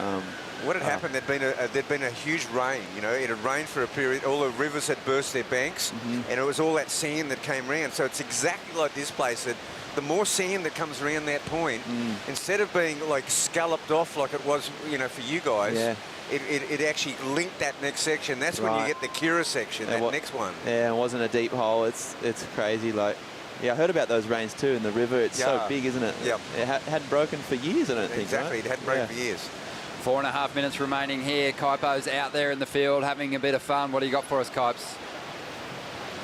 I'm on my sturdy Bailey ladder so I can update the draw, and it looks like we're going to see Macy Callahan right here in heat number 4 of the next round. Thank you, Bailey. Climbing the ladder. Kaipo doing a great job out there in the field. 4 minutes to go here, and we've got Brisa Hennessy well out in front. 8.27, 7.67, one of the highest heat score totals of the day so far. Sierra Kerr's hanging on to that second spot. But it's a good little battle for that second position between Sierra and Kalani at the moment. She only needs a 4.73, the surfer representing Indonesia, to get herself up into that second spot. And yeah, we are getting to the point where it's going to be really difficult now for the surfer from Portugal, Veselko, to get herself in this heat, as we see Sierra up once again, fading back, giving way. Jessica finally. Yeah, here she goes, loading up, little lip line float, tail drop, and I think that is, you know, putting the pressure on yourself, really. That's what happens. She had to kind of force it. She wanted to get a turn in before she started racing down the line. She's taken a fall, so just a couple of throwaways. You know, I mean, as Jack's pointed out, you know, when you're in two minds, first of all, that really messes with your head. And then when you sit for so long, you know, you can tighten up. Oh, and you want to be free, really, to surf good and bring better and better performances into heats. It's like that even on tour. You can still do this on tour. You sit around and that's what happens. But when you get more free, you bring more free surf into the heat, and that's what it is. And really, it really is the key to performance surfing, to be able to surf free. It takes a long time to get there in a heat when you put that jersey on to clear everything. Takes a long time, yeah. and to actually do your best surfing. Right. You know, I think Toledo is the classic of that. Yeah, yeah. You know, completely. Mate, I guess what we need to kind of talk about, which maybe you suffered from in the opening round as well, is going from having just one other rival out there in the lineup where you're splitting opportunities to having four surfers when there's quite a bit of a period between the swells, and you know you're not going to see too many opportunities. Is it hard to connect with that rhythm of the ocean sometimes? I mean, it's a lot different. And yesterday, when I went out there, I was excited, but then I think just being tired, and it takes so much mentally from these events that, you know, I wanted to surf snapper and stuff, but when you want to get into a comp zone, you can try and get yourself in there, but you do need energy also in your mind to go, okay, I'm switching on right now. I'm completely on, and it's just takes a little bit sometimes. Didn't really find it yesterday, but yeah, moments, mate. I had moments, but yeah. Sierra Kerr taking a fall there. Francisca Veselko, she's about to put up her best number, and it's going to help her break combination here. 1 minute to go, 4.17 for that last ride. She needs a 6.36, and she has got a bit of a ways to go to get in a position, but if a wide set comes, she might just be in the perfect spot when this wave arrives. Well, it's really also Kalani Johnson, though, that is in the prime position to have a shot at this, because she doesn't need a big number. Wonder how Josh Kerr's feeling right about now. 40 seconds to go. We'd probably be feeling pretty nervous, because it's not a safe position that Sierra's sitting in at the moment. Having a look down the line, there is some wave action coming our way. Good set standing up here. And swooping on it is the current heat leader, Brisa Hennessy. Just having so much fun out here at the moment. And she looks up and sees that she, in fact, did have that priority, so she's going to keep going. Again, silky smooth carve off the top there, and hammers the section. Really feeling freed up now and willing to throw a bit more risk at it. This wave's going to double up. She might just get pitted again on the inside here. Starting to stall for the barrel. Tucks in, finds the vision, and back out in front, and I thought she might go again. But behind her, Sierra Kerr up. Couple of solid hits already. Not sure if we saw Veselko or Johnson get themselves into a ride, but Josh Kerr's clapping his hands, and he wouldn't do that if he was feeling nervous or anxious. Happy, I think she... Well, I think Kalani was somewhere involved in that Brisa wave. Yeah, that was bizarre, wasn't it? Well, that was bizarre. I mean, because she had a higher priority than Sierra, but she kind of paddled for that wave that Brisa was on, and she just appeared there for a little while. You saw Brisa kind of look up and look at the priority disc and sort of say, oh, yeah, cool, I'm sweet, I'll keep going. Yeah, you don't even usually get time when you're on the wave. You're so focused on the wave. Look up there quickly. Oh, okay. Yeah, that's really having a presence of mind to be able to look up there and see that. Yeah, well, expecting another good score here for Brisa. Interested to see if maybe Sierra Kerr ups her situation as well, improves her heat score tally, but there was I believe, an interference, white on red. So Kalani Johnson there, maybe she just thought this will be my only chance. So she almost got Brisa in a way. Brisa kind of looked to back away for a second and went, hang on. But the problem was that Sierra was on the next wave, and that could have been the wave for Kalani. That's right, yeah, sure. So, yeah, that really could have been the wave. That was a really big error. Still waiting for the official result to come through here at the moment, but Brisa, such a comfortable victory, and she's making a habit of stitching up heat wins like this, Bugs. She really is, and she's on a roll. And you know, I mean, I tell you what, there's a lot to be said for confidence in surfing. Yeah, she looks good. She looks like she's having a lot of fun. Look at the spray. A little tip of the cap to Sean Munro back in the day. He had a similar kind of spray job on his boards. Might be a stretch. But here we go. Here's the Harvey Norman heat recap. Risa Hennessy started strong and finished in the same fashion. That was the final exchange. But have a look at this next section. Beautiful combination on this one, Jack. Yeah, she fully laid into it. This is when she was feeling it. She's already got the heat locked away and just locked it up even more. And went looking for the vision a couple of times in this heat, Bugs. Yeah, she did, and she saw this one. She just felt it. It's tube riding is just such a feeling, and she just felt that wave. She went over the little double up. There it was. She got an 8.4 for that wave, so added to that heat score total, ended up on 16.7.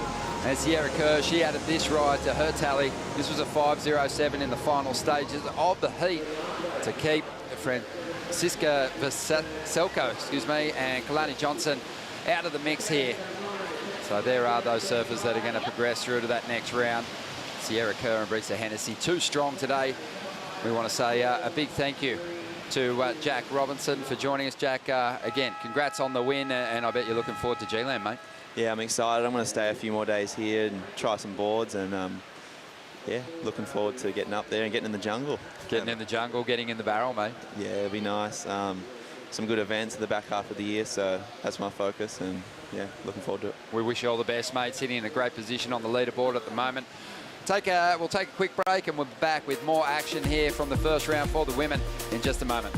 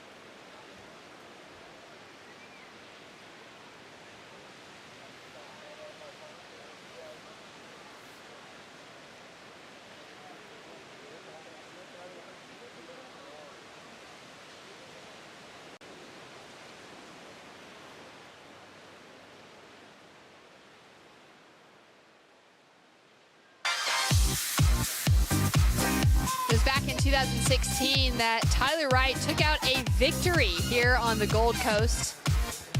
Second time, some great snaps, some classic roundhouse cutbacks, and just some epic conditions to see Tyler take away a victory here back in 2016, Jess. Oh, one of my standout favorite performances from her, really dominant. You can always kind of tell when Tyler's on. She has this air about her in the contest area, and a way she kind of moves her body around, and she just had that thing about her there, and it was an emotional win for her too.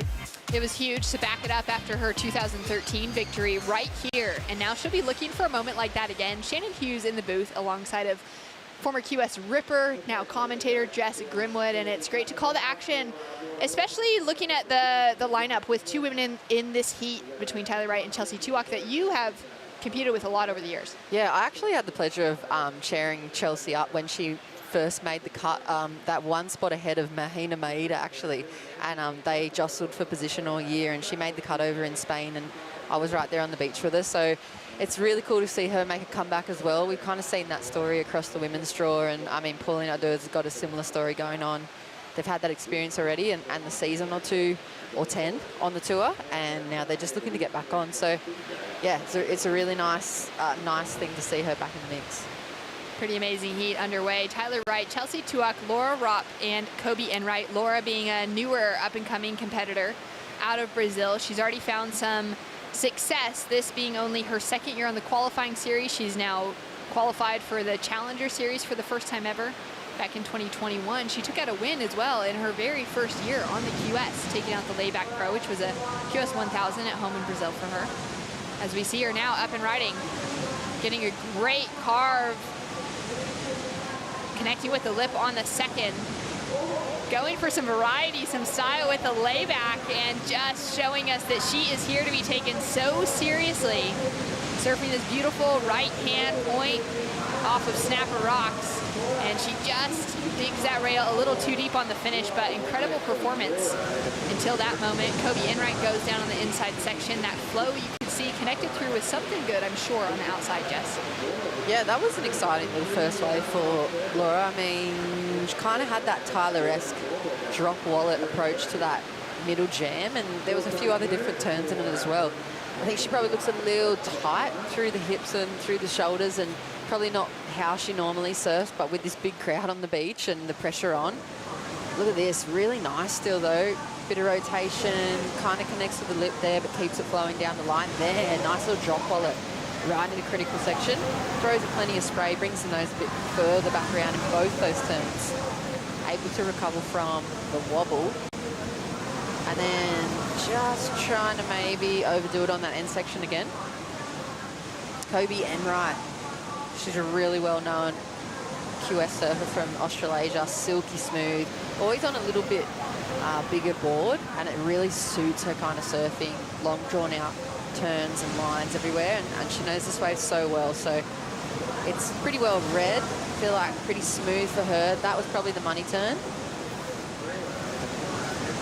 Tries to close it out early, kind of ahead of the lip there, but kind of misses that opportunity to consolidate it. Some great flow within her surfing before that, though. She's one of the women from the Gold Coast here, from Coolangatta, and just knows this wave. Like you said, you can tell within her surfing that she's been raised, having Snapper as one of her home rides, being raised with these great right-hand points in front of her. We're seeing, you know, similar conversation that comes through when we talk about Steph Gilmore, when we talk about Keely Andrew. These women that have grown up, bred to surf waves like this, it's just naturally smoothed out their style.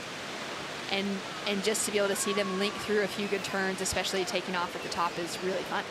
Yeah, I feel like sometimes they get a little bit criticised for being, or they call it in inverted commas, like slow in those transitions, but it is that relaxed approach. I guess they're not preempting that section down the line. They've had enough experience out here that they are just surfing it kind of bit by bit, and not really chasing and hopping on that front foot to get down the line. So yeah, it's a pretty even matchup between these three girls. I feel like Tyler, performance-wise, stands out, obviously, for obvious reasons, and I'm pretty interested to see what her first wave choice is going to be here in this heat. The two-time Gold Coast champion, Tyler Wright, two-time world champion, and coming off of a victory for an Australian CT that has been just outside of her grasp for her entire career on the championship tour, she finally won at the Rip Curl Pro Bells Beach. Yeah, that was a pretty massive win for her. There's been such a shift that she's had so much adversity over the last few years as an athlete, having to just readjust and pretty much rebuild her whole life and everything around her surfing career. So I think it's probably been an advantage, or it will be an advantage going into longevity of the career. But yeah, I think it's been a pretty tough road, and she's obviously fought really hard to get to know herself and get to know where she wants to go in surfing. Well, notice there's some kinesiology tape on her back there. I know you were mentioning, Jess, that Tyler on her walk down was going a bit slow, and I was wondering, is there any chance she's nursing some kind of injury? She's just come off of a good performance at Margaret River.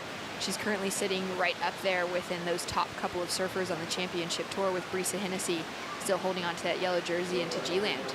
But I am curious to know, for Tyler, is this going to affect her performance at all?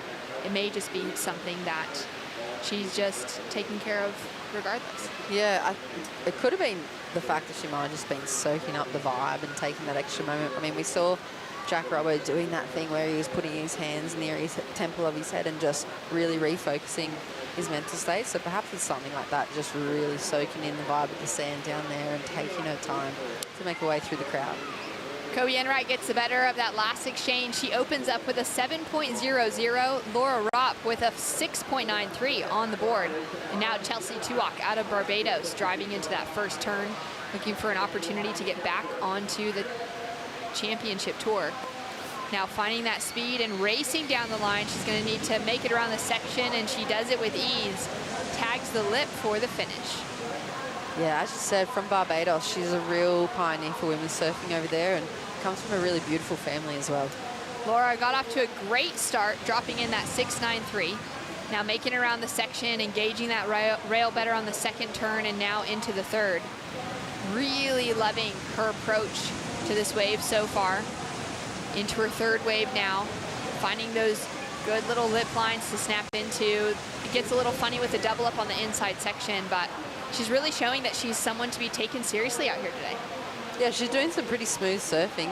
That first wave, or the bigger wave for her, that 6.93 and a 4.67, that's a pretty good way to open up a first round heat. And within 10 minutes, we've seen even the more experienced women sit there for 15 minutes without a score, anything like that, and only need things like a 4 or a 5 to progress. So to be able to put, it's going to be 3 numbers on the board for her.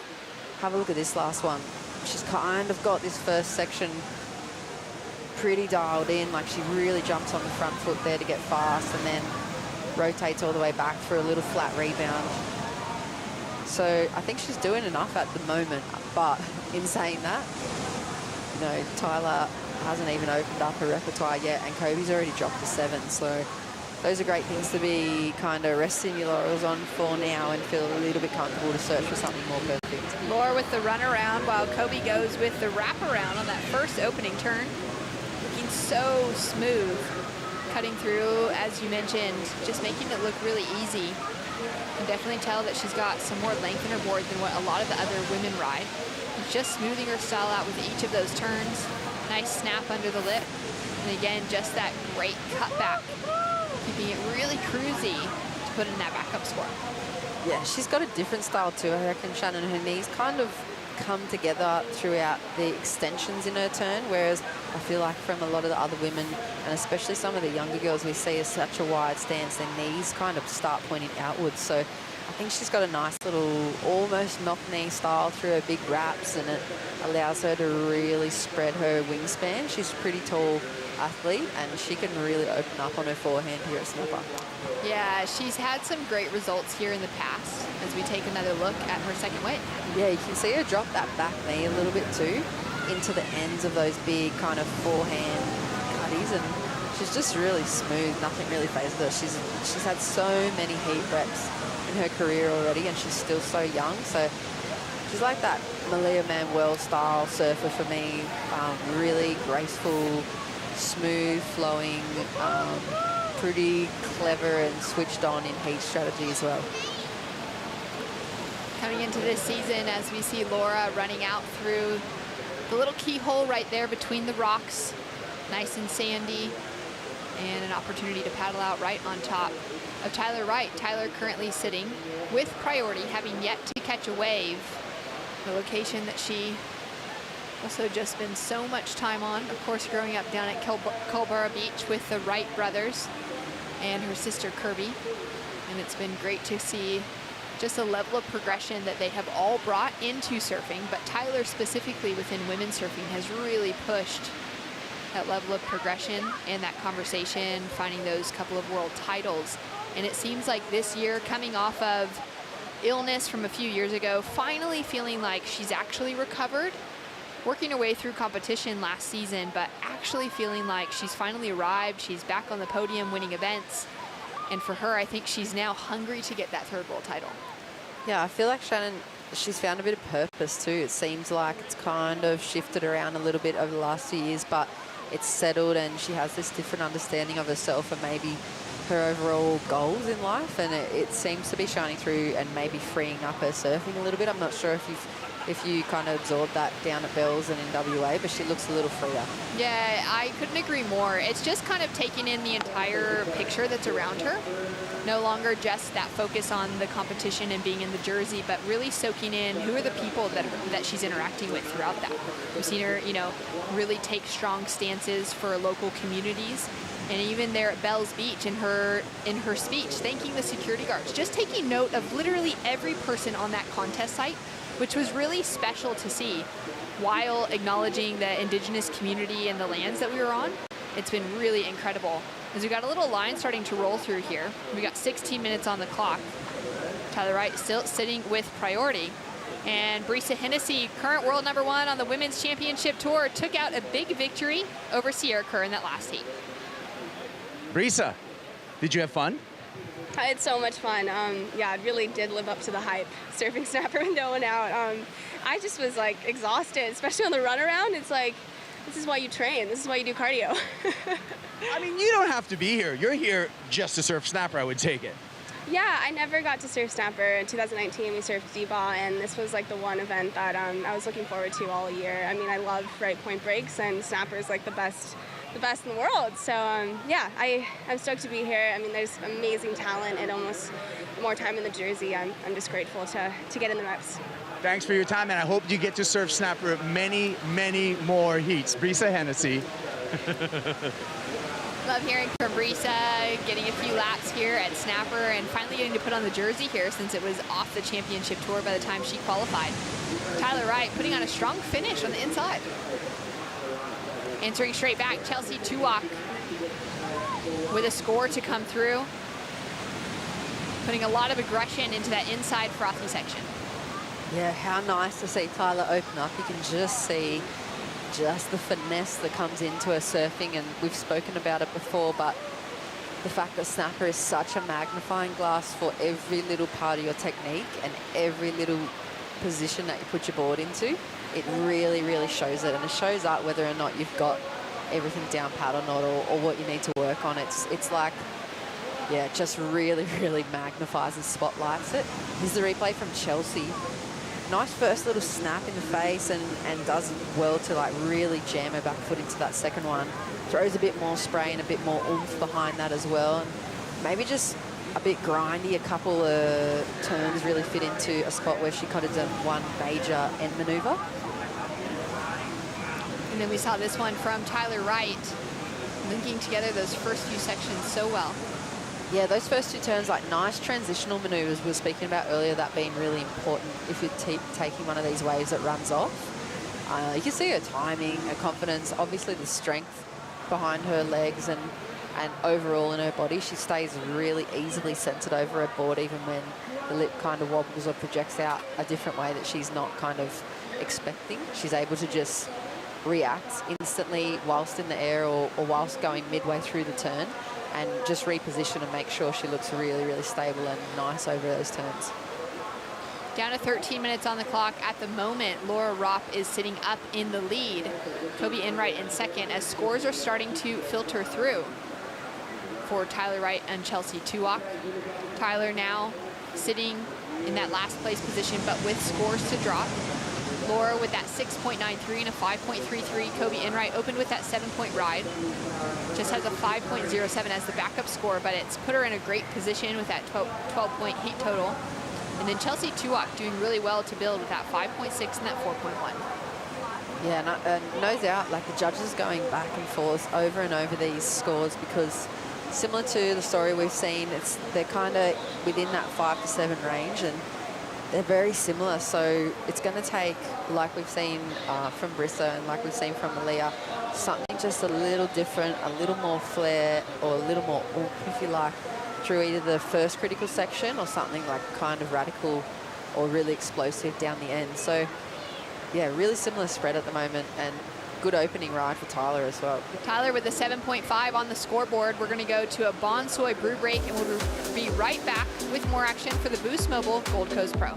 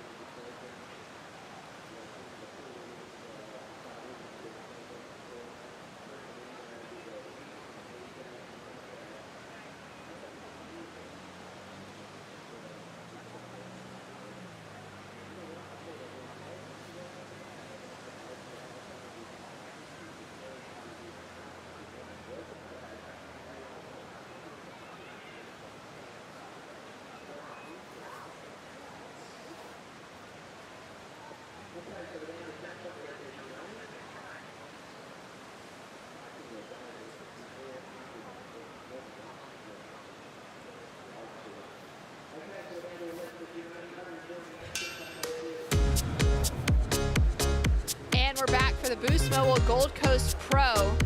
Another great set rolling through the lineup. It's been an incredible day of perfect waves. Some offshore conditions, glassy at moments. Kobe Enright going for a big turn out the back. The wave shuts down in front of her. We've seen those conditions really shift around from this morning, Jess, when we showed up, and there was barrels coming off the rock and waves that were just peeling so perfectly down the lineup. And then through this afternoon with those tide changes, we've seen a lot of those waves having different sections, and it's been difficult for the surfers to put themselves in the right place. Yeah, I had a little chat to Bormy after her heat, Sarah Bourne from South Africa, and she was saying it is so glassy that it's almost hard to see where the top coping of the wave is sometimes. It's almost helpful with that little bit of ruffle so you can really see where to position your turns. Laura currently sitting in the lead. Strong opening maneuver. Second strong turn. Just gets caught off on the timing there with the hand drag. Loses balance. Tyler Wright now drawing a smooth line to start things off. Nice big wrap back into the pocket. Goes in for a second gouging carve. And now just checking her speed.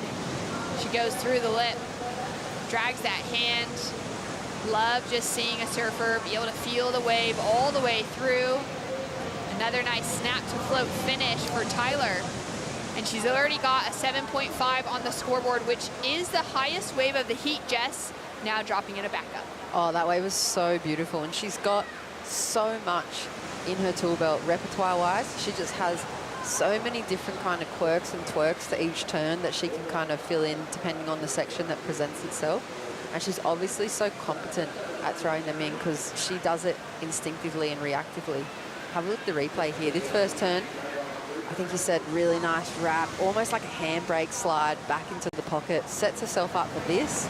Beautiful down the face style carve, and then regain speed, big section, transitional kind of snap through the lip, and just beautiful surfing, really smooth, really controlled, powerful, little rock and roll flow to the finish, and really nice combo from Tyler. That is some pretty insane surfing from the two-time world champ. We've got scores to come in now for Tyler Wright, backing up that 7.5. And that's a surprising situation to see her down at the bottom, but with the best surfing coming through, we'll definitely see that situation shift up. Laura Romp doing really well to set herself up with a couple of solid scores coming into her first year on the Challenger Series, her first year competing against the best international field with that opportunity to qualify at the end of this year. Able to get a lot of momentum and a lot of experience for Laura up against women like Chelsea and Tyler who have that CT experience. And then Kobe Enright, the local. She went off to a great start this year. She had a couple quarterfinal finishes here on the Australian Regional QS between Avoca, which was a QS 3000, and the Tweed Coast Pro, which was a QS 5000.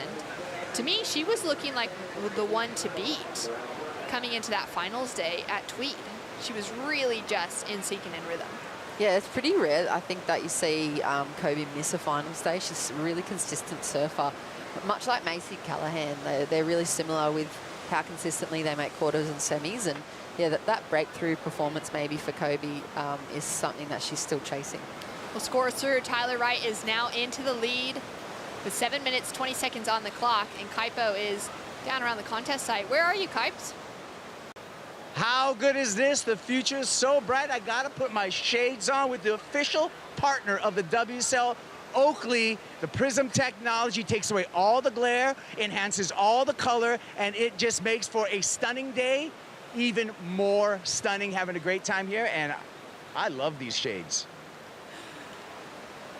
Looking good, Kaipo, in some very flary shades for Oakley. He's got his protective gear on from the sun, and maybe some of the very excited fans down here.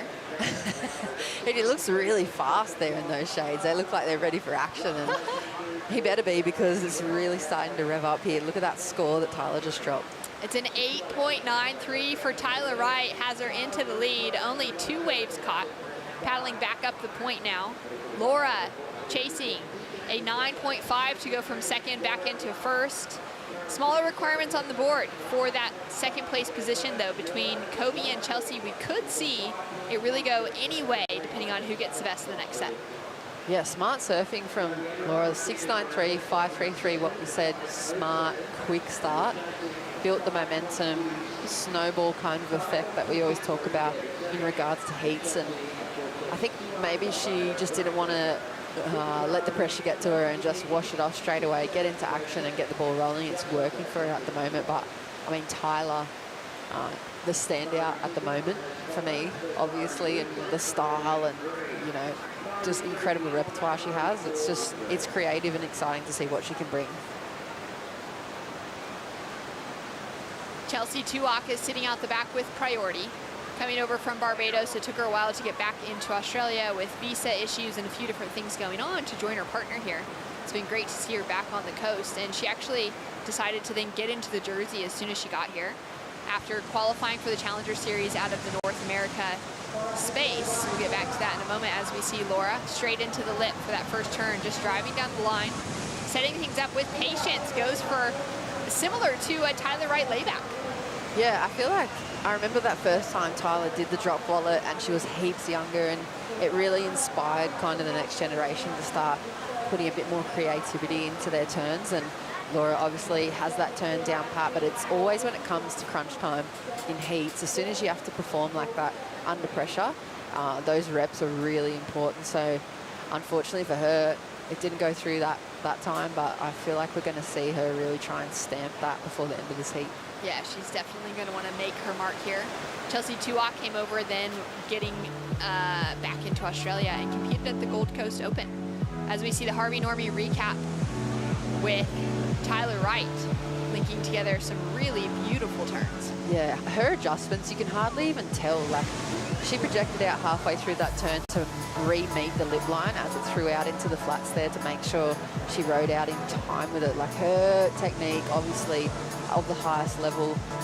Rail work is just beautiful. She just looks really silky, and like she's having no problem generating speed. Nice little jam there, and little creative rock and roll floater as well. Those things, they're pretty cool. They're like Andy Iron-esque. You know, he made them pretty famous in the last generation. So I think, yeah, Tyler's just so creative. She has so much skill and the ability to bring something spontaneous to almost every performance. And that's a really important factor talking about, you know, snapper specifically, because you can get really repetitive waves, the same turn over and over again, or the same variety, a bit of variety to the same type of turn. So for her to be able to throw together a mixed bag is really exciting, I think, for all of us as viewers as well. Yeah, and I heard the judges speaking about it as well, the judging expert, Richie Porter, and just saying, you know, you can go down the line. It's one of those places where you could practice the same turn 10 times down the line, but if you're able to do something with that little quirk or creativity and the flair, it really makes people sit up a little straighter and take notice. Heather Wright having a look, easy as ever on the paddle through. Nice carve, holds it all the way through from that first opening turn through the bottom turn into the second maneuver and decides to kick out. Chelsea Tuak now driving down the line. She's chasing a score to get that advancing spot. Nice snap to start off with. Goes in for a second. pacing herself as she moves down the line. Now starting to find that speed, connection with the lip. That pocket just feathering down behind her. She is feeling stoked, chasing that 6.67 to advance.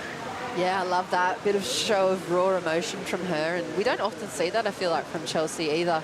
Throughout her career, she's very composed and pretty quietly spoken, so to see that really come out here under the time pressure is nice. Kobe Enright with an opportunity now to put herself back in an advancing position. She kicked off with such a smooth 7-point ride. And now just love getting to see her open up that wingspan, drive through each of those turns. That's gonna hurt just a little bit with that slide out, but she makes the recovery.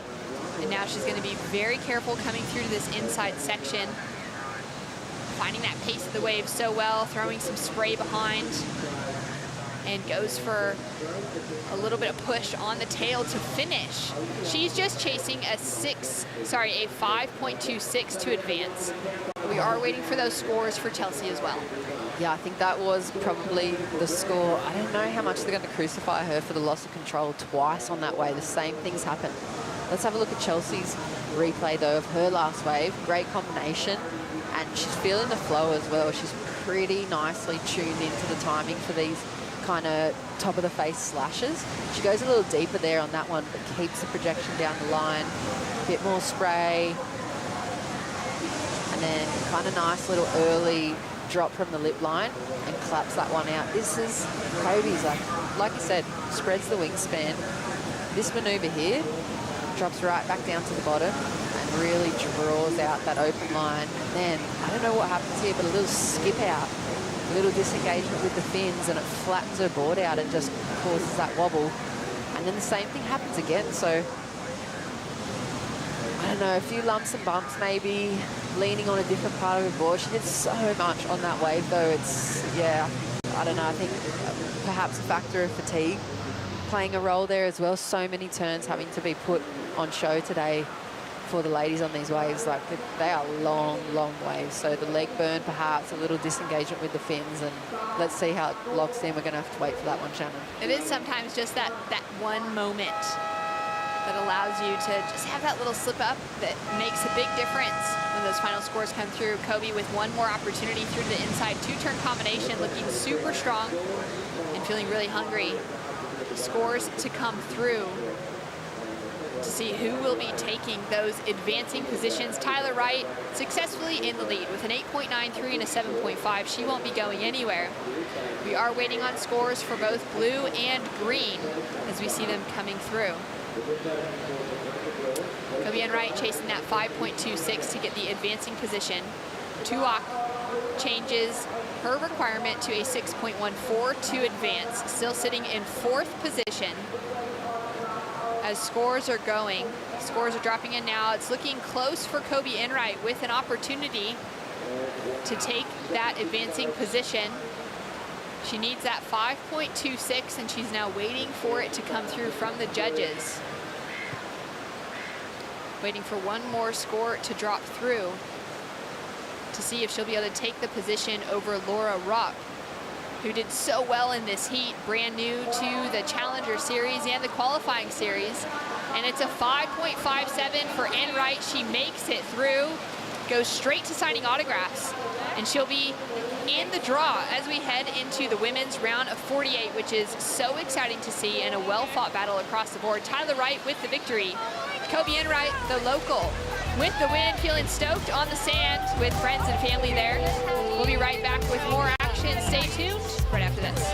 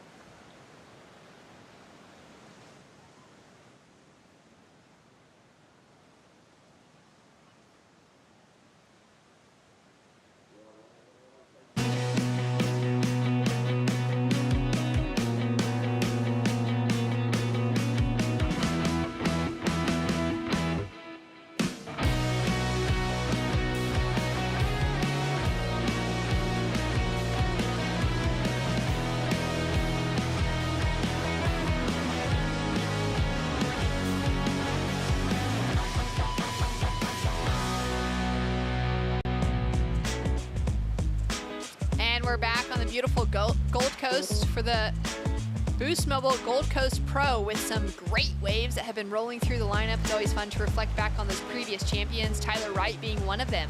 She's just taken out a victory in her first heat and put together a smashing 2-wave total, getting her into that advancing position. And now we've got some great names on the list. Moana Jones-Wong, Teresa Bonvolo, Coco Ho, and Mahina Meira. Mahina has been so close to qualification in the past. She's been right there in that conversation. Coco Ho, former decade-long championship tour competitor, hungry to get back in that mix. Teresa Bonvolo, fantastic competitor coming out of Portugal, represented her nation there at the Olympics.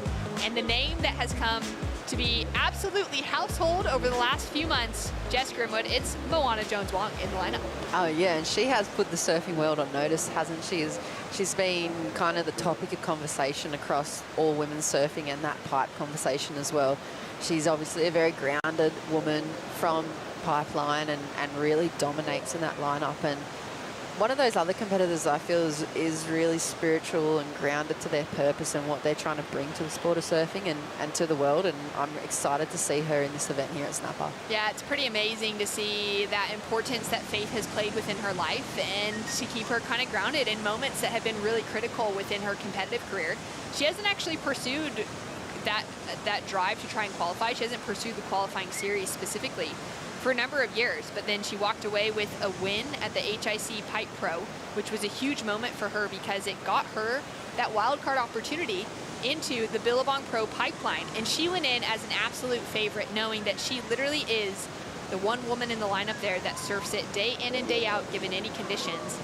And to see her walk away with a victory over Carissa Moore in the finals was outstanding. As we see Coco Ho, nice knifing turn to start off, goes in for a second, carve a nice snap, and driving through that back foot, setting herself up on the inside. She's also got style for days coming out of the North Shore of Oahu. It's always exciting to see her unleash on a few good turns to kick it off. Teresa now working her way around that section on her backhand for the goofy foot. We've seen some really critical surfing from the goofy foots throughout this event, able to just place that board right up into the pocket and get a lot of power unleashed, focusing on exactly where they are at in that moment. And we'll have scores to come through from that opening exchange. Yeah, nice wave from the ladies. Coco looking super finesse, very stylish, beautiful surfing from her. It's great to see her back in the mix and going to be coming back into this conversation. I mean, a few whispers around. Hopefully she's looking to re-qualify again, and I'd love to see her surfing back on this stage. Have a look at this. She's just so composed, similar to Tyler Wright, but such a rocket in the pocket. She just has that little extra bit in each of her turns. She really puts it through every little bit of its paces, and nice variety as well. Stays up the top high on a few wraps, connects top to bottom on the other ones, down the face carves, and then nice projection across with the lip. Nice and light on her feet to get straight out in front of the section, but kind of just caught behind at that end section there. Teresa getting a nice snap out the back on this one. Yeah, look at the amount of water she displaces, and she kind of didn't really even wind up for that backhand turn, so it kind of shows you what she's got under her belt power-wise. I think a little mistimed and a little hung up. She almost catches the front rail a couple of times on these turns and just negotiating the froth there, but she gets that onto that clean open face on a bigger wave. She's going to be able to really just settle into her toes a bit more and wind up that backhand. She's super lethal. Great performance from the Portuguese surfer. Scores now to come through from that opening exchange between Coco Ho and Teresa Bonvolo. Coco, of course, growing up on the North Shore of Oahu, she's a surfer that's also familiar with Pipeline, but she's even more familiar with that really fun beach break just down the way from Pipe called Pupukea. And I remember spending some time there back in 2019 through the winter season. There was this couple of weeks where the sandbar just turned a light, and they literally were calling it the super bank of the North Shore. It was there at Pupukea, and I had a surf out one afternoon. It was kind of as the sun was setting and Coco Ho was in the lineup, and it was draining off just like the conditions are right now. A bit bigger, a little bit more power to it because it's that heavy ocean, those heavy waves coming through from that deep Pacific Ocean. But it was those moments where it was like, oh yeah, Coco, she deserves to be back on the championship tour. She had just fallen off that season at the end of 2019, and I think there's no doubt that she's going to be looking for waves like this to start securing her place in that conversation heading into the end of the season. Oh yeah, Shannon, and look at her, see that little glance back as well. She's just heard the score, and I think you're right, like she's obviously well suited to these conditions, and she's so well suited to the main stage of professional surfing. I mean, don't get me wrong, she's got the full QS package as well, and small waves really suit her stature. She has the full rounded package, and she has so much experience, and obviously from that royal surfing blood that is the Ho family. So I'd love to see her back on the tour. Coming into the Challenger Series last year, she took it really seriously. She actually walked away number 12 on the Challenger Series. And of course, we were taking 6 women out of that pack, but the way that those double qualifications factored through, and with Caity Simmers not taking her spot, it actually went down to number 8. So Coco was right in that conversation. As we see Mahina driving down the line, another North Shore local representing Japan, but spending time living on the North Shore of Oahu. Raised in that traditional Japanese family, as there are quite a few that have made their home in the breeding grounds of great surfing there in Hawaii. Yeah, and she was one of the first QS competitors that we ever noticed, I think, that changed flags before that Olympic conversation was confirmed. I remember that happening back on the qualifying series in the old format, and everyone was like, why are you doing that? Well, what's going on here kind of thing? But she has that foresight to realise where she can kind of draw the most opportunity, I guess, for her surfing career. And she's always been right on that cusp. She has to have that breakthrough kind of performance. She seems to get right up to the conversation of almost becoming the champ, and then by like 3s or 4s loses out. It's happened so many times to her. So I want to see, hopefully, the opportunity for her to really open up and just really, really dig into this performance here at Snapper. Great exchange to kick things off. Coco Ho has opened up with an 8.17. Starting things off, Teresa Bombolo with a 5.67 and Mahina with a 2.00. Coco shown us that she is not afraid of the super bank. Yeah, so pretty easily done, don't you think? Let's have a look at the replay. Great wave choice, beautiful big glassy open face, lays into the first forehand wrap, and then just gets to work through here. You can just see the level above that she carries into this competition. Super composed, choosing a combination of maneuvers and just really reacting to what's on offer there. Nice little lip line floater. Ducks out under the lip for there, but really beautiful score. That's what she got out of, you know, a handful of turns. 21 minutes, she's probably going to be dropping some pretty big scores. She'll either be dropping some, you know, multiple big scores, or she's just going to sit there patiently as ever. As we've seen a lot of our top seeds who have found one significant score, they've just caught 2 waves within their heat, which has been kind of surprising, just given how fun it is out there. I had a chat with a couple of the younger girls that are, you know, trying to get that qualification earlier this morning, and they were just like trying not to froth too hard, knowing that they actually got to go out and compete in heats like these. But it's been those veterans with that experience that have really played the patient game and just selected 2 waves and has taken to victories. Yeah, and Stacey just gave you the nod there too, and maybe the it's always good when Stacey gives the nod. The coach's cap tip to that kind of theory. Like, he's pretty tapped in, obviously, to these conditions, and he reckons that might be for the win, just playing it patient. Mahina with a quick kick in and out, and your conversation around her foresight for the Olympics we'll get back to. Teresa with a kick out as well. Both Teresa and Mahina represented their countries at the Olympics. For Mahina, it was a huge moment at the ISA World Surfing Games back in 2021, which was the last qualifier to get into the Olympics.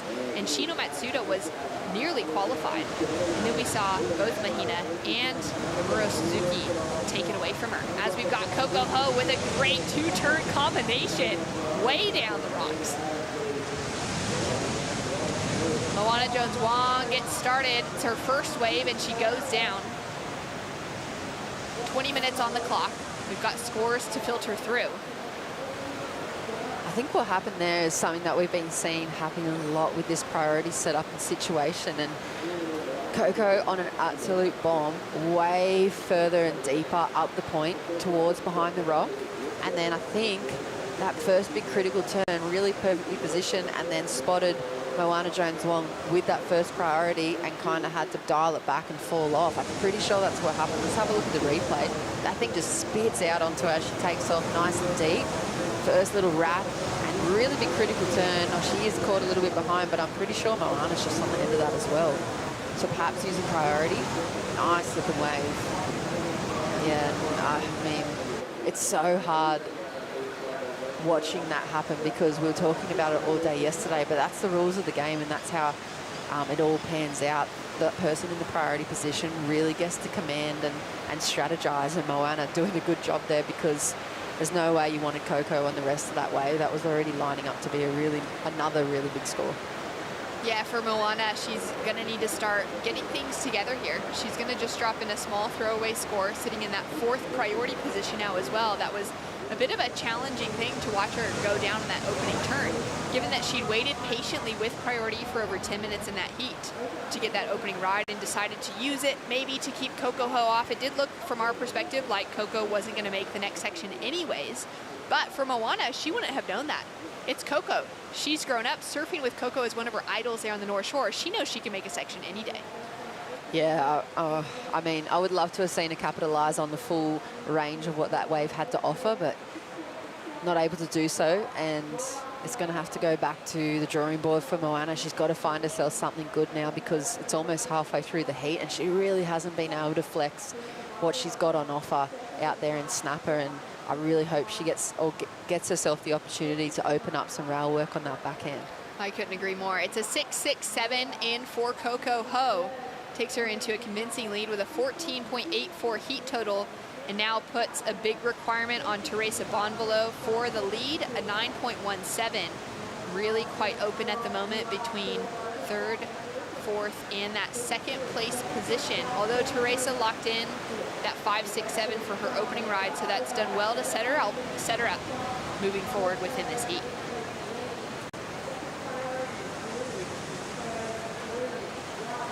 Down to 17 minutes on the clock.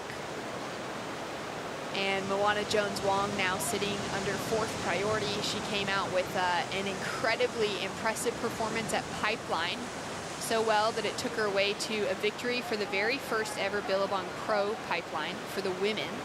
Incredible to see them get that opportunity and to know that it's now part of their calendar. And that we'll get to see her hopefully competing there for many years to come, looking to defend that title and get a few more. We've got Kaipo ready to go with Tyler Wright, an incredible performance from the 2-time Gold Coast champion and the 2-time world champion. Tyler, excellent 2-wave heat total. That seemed like a very comfortable heat for you. Give me your thoughts. Yeah, towards the back end it was, but the front end, I sat there for a while. Got a bit cold, but no, I had to trust that it was just going to come through. It's a little bit lully, and, you know, it's hard to sit where I was sitting because, you know, everything from when you're a kid is trained in you to sit up the top behind the rock. So to not sit up there, it kind of goes against everything you know.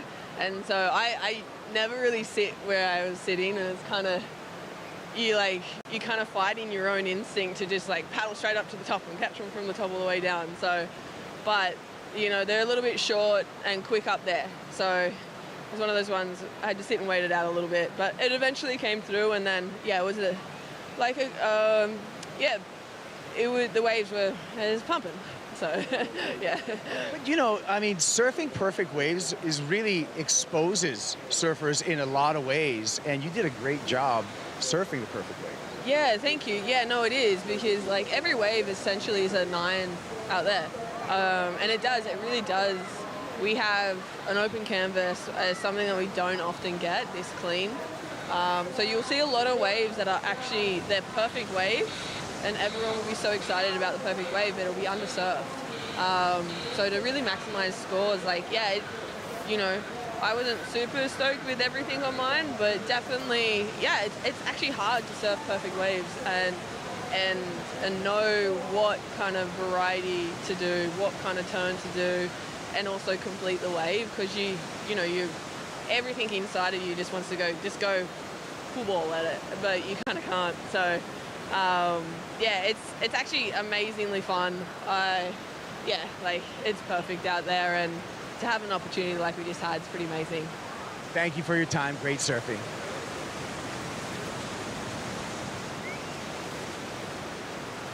Great insight from Tyler Wright there.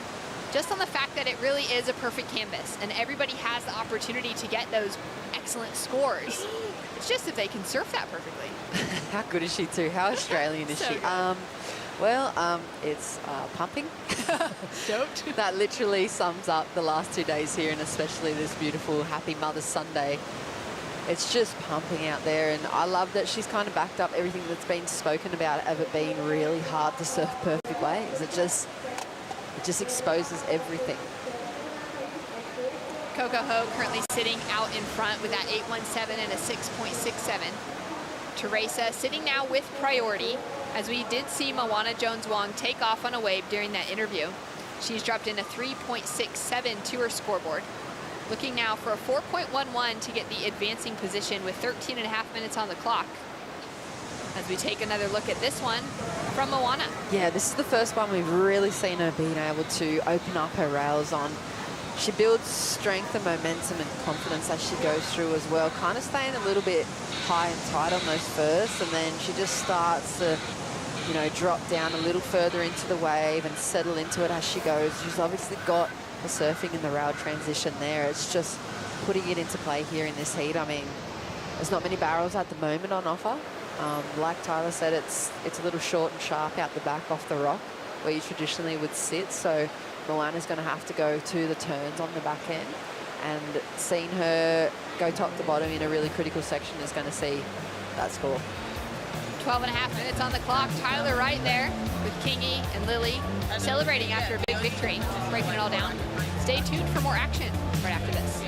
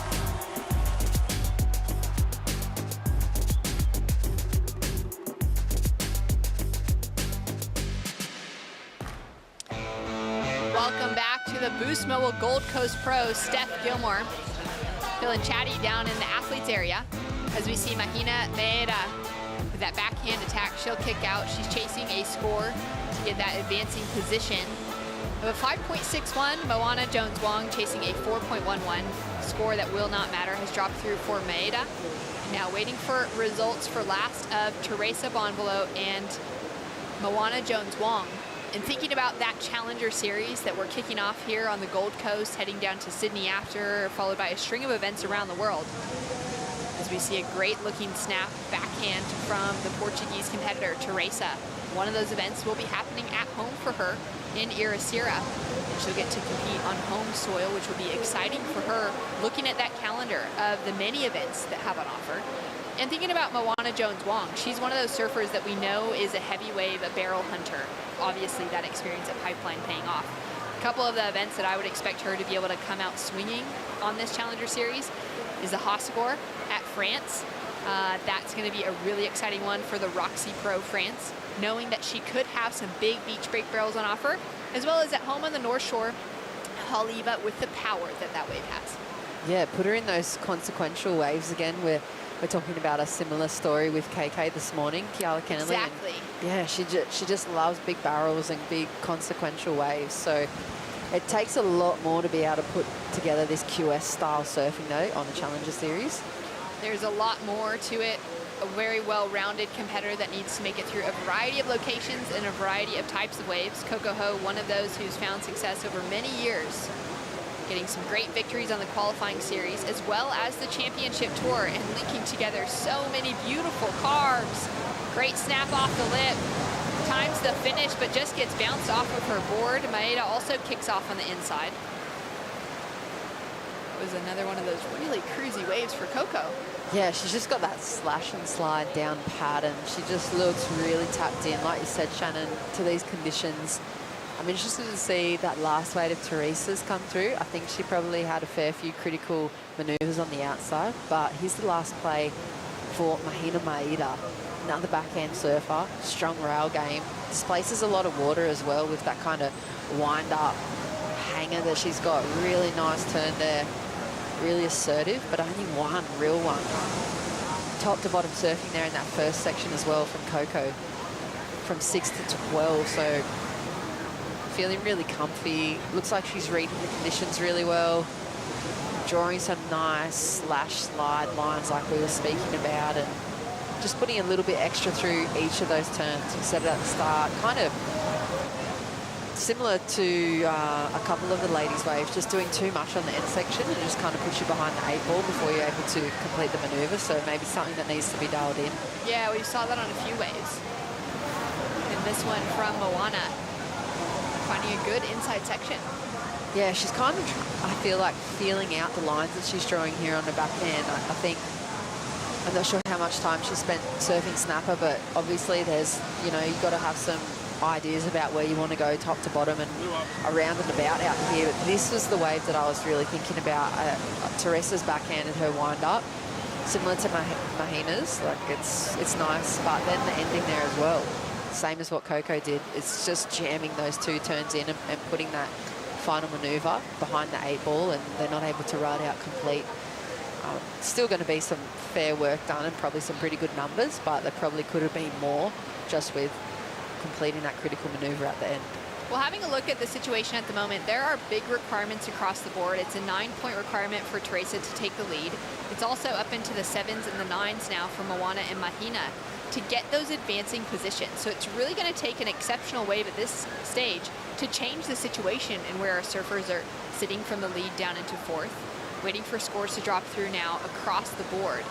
And it looks like out of that last situation, Mahina is going to get the nod over Teresa and Moana, but we're just waiting for those to average out to give us a good picture for where things are sitting coming down to the 6-minute mark. With so much on the line, especially for these surfers traveling from far away, different corners of the globe really, here to Australia, wanting to kick off their Challenger Series campaigns with a strong result. It's tough to travel so far and then lose out in this opening round and have to reset and get ready to go for a wave that's very different down in Sydney, where we'll be kicking off the GWM Sydney Surf Pro at Manly Beach. 5 minutes, 45 seconds on the clock. Still waiting for those scores to come through. Looking unlikely to change the situation though as we take a look at the Harvey Norman recap with Coco Ho. Just looking so stylish. Yeah, she is. This is why she's out in front of the pack at the moment as well. An 8.17 and a 6.67. Look at this surfing, the smoothness, the repertoire. Like Tyler was talking about, sometimes you can get caught in between what you want to do, but Coco seems to know exactly what she wants. This is the 6.67, and this is the one that Moana used priority on, but she already had 2 critical manoeuvres on it. So it's a score and it's a keeper for her until now, it looks like. Scores locking in. Coco Ho has improved her situation by building on the 6.67 and dropping a 7.10 in the lead. Scores through for last of Maeda. It's a 5.57. She does move from 4th into 3rd, but she's now chasing a 5.61 to take the advancing position away from Teresa. Still waiting for last scores of Moana to lock in and Teresa Bonvolo as well. Looking unlikely that it's going to change the situation.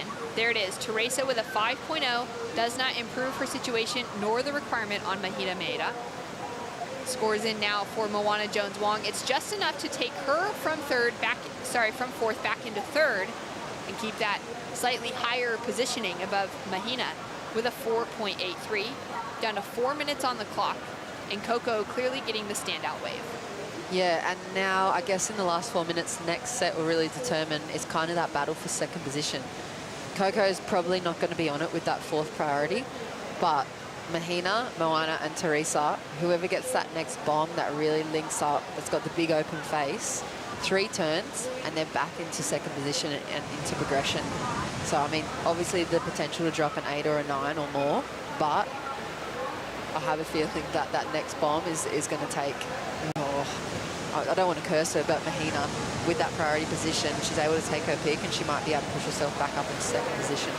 She's been traveling with Kira Pinkerton out of California. 2 of them getting a few great waves. We saw Kira this morning with just such a successful run out here, really linking some great turns together, finding that comfort here at Snapper. It'd be great to see Mahina walking through as well, the 2 of them traveling together. And now here she is with the opportunity. She's stuck behind. She takes that low crouched approach just to make it past the section. Cruises through up into the lip for that first turn. It's that sort of fat, wobbly section on the second, and now she's going to rework it as it starts to stand up. Gives her a huge pocket, and she answers back with a great performance on the finish. Oh, that's so hard to call that one because it's that clutch performance that she needs once again with her back against the rope. She needs something mediocre for her ability. She has priority. She takes the first wave of the set, which is pretty big, but kind of stuck behind the whole first and second section. She just has to wait to get reset and set up for the inside. Have a look at this. I was just gritting my teeth the whole time. I just thought, oh my goodness, the lost opportunity there. And kind of has to check this to set herself up for the inside. They're all just check setup turns. They're not going to score that highly. But this turn, you can see she gets aggressive and she just whacks this thing on her backhand. If she had had another one of them, we could safely say that's going to go into the sixes, but it's one turn on a wave like Snapper. I think it's a lost opportunity there. It's also going to have to be her highest score, better than her previous wave, which came through as a 5.57. She's now chasing that 5.61. Judges taking so many things into account here. It'll be similar to that requirement to Teresa's best wave, sitting at that 5.67 and a 5.5. So we'll see how it goes. 1 minute 40 seconds on the clock. Oh, I just so desperately want the opportunity for Mahina particularly to really open up that backhand. And like you said, if you compare it to those other scores that she needed, it just looks so tricky to be able to read some of those lumps and bumps in those set waves. But we've seen so many incredible waves come through to use priority on something like that and only be able to move yourself into third position. She needs literally 2 of those backhand whacks and she's going to be back into the mix. Eddie Bembro's there on screen. Scores through now. A 4.80 in for last of Mahina. It is not enough to get her into second. It does jump her up into third over Moana Jones-Wong. Coco still sitting with a convincing lead. Safely booked herself into the round of 32 for the women.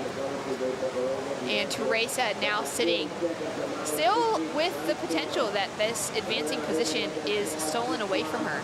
She's put together a good heat, but she's not been able to get out of those 5-pointers. Mahina and Moana still chasing scores in that 5 to 6 point range. With just 25 seconds on the clock, we are going to have an opportunity here for Teresa under third priority to have an opportunity to increase that score line. She checks behind her to see what else is going on, knowing this wave's not going to offer her the scoring potential she needs. Mahina gets stuck behind the section, Jess. Yeah, and look at the value in, when we talk about Teresa and Mahina, the value for that last section, 1 turn from Mahina was a 4.8, and then the amount of work that Teresa had to do to get a 5.5, it just shows you what the judges are paying out there. And I feel like Teresa knows that was a really close call, and she could see that end section just being the money there for Mahina. It looks nervous times, Shannon. Nervous times. That was so tight as we see those official results roll through. It's Coco Ho with the win. Teresa Bonvalo from Portugal booking herself through into the next round. Mahina so close. Had she had maybe a better section on the start of that last wave, she would have had the score she required. And Moana Jones-Wong falling out alongside of Mahina. Great surfing. Tatiana Weston-Webb hitting the lineup right after this.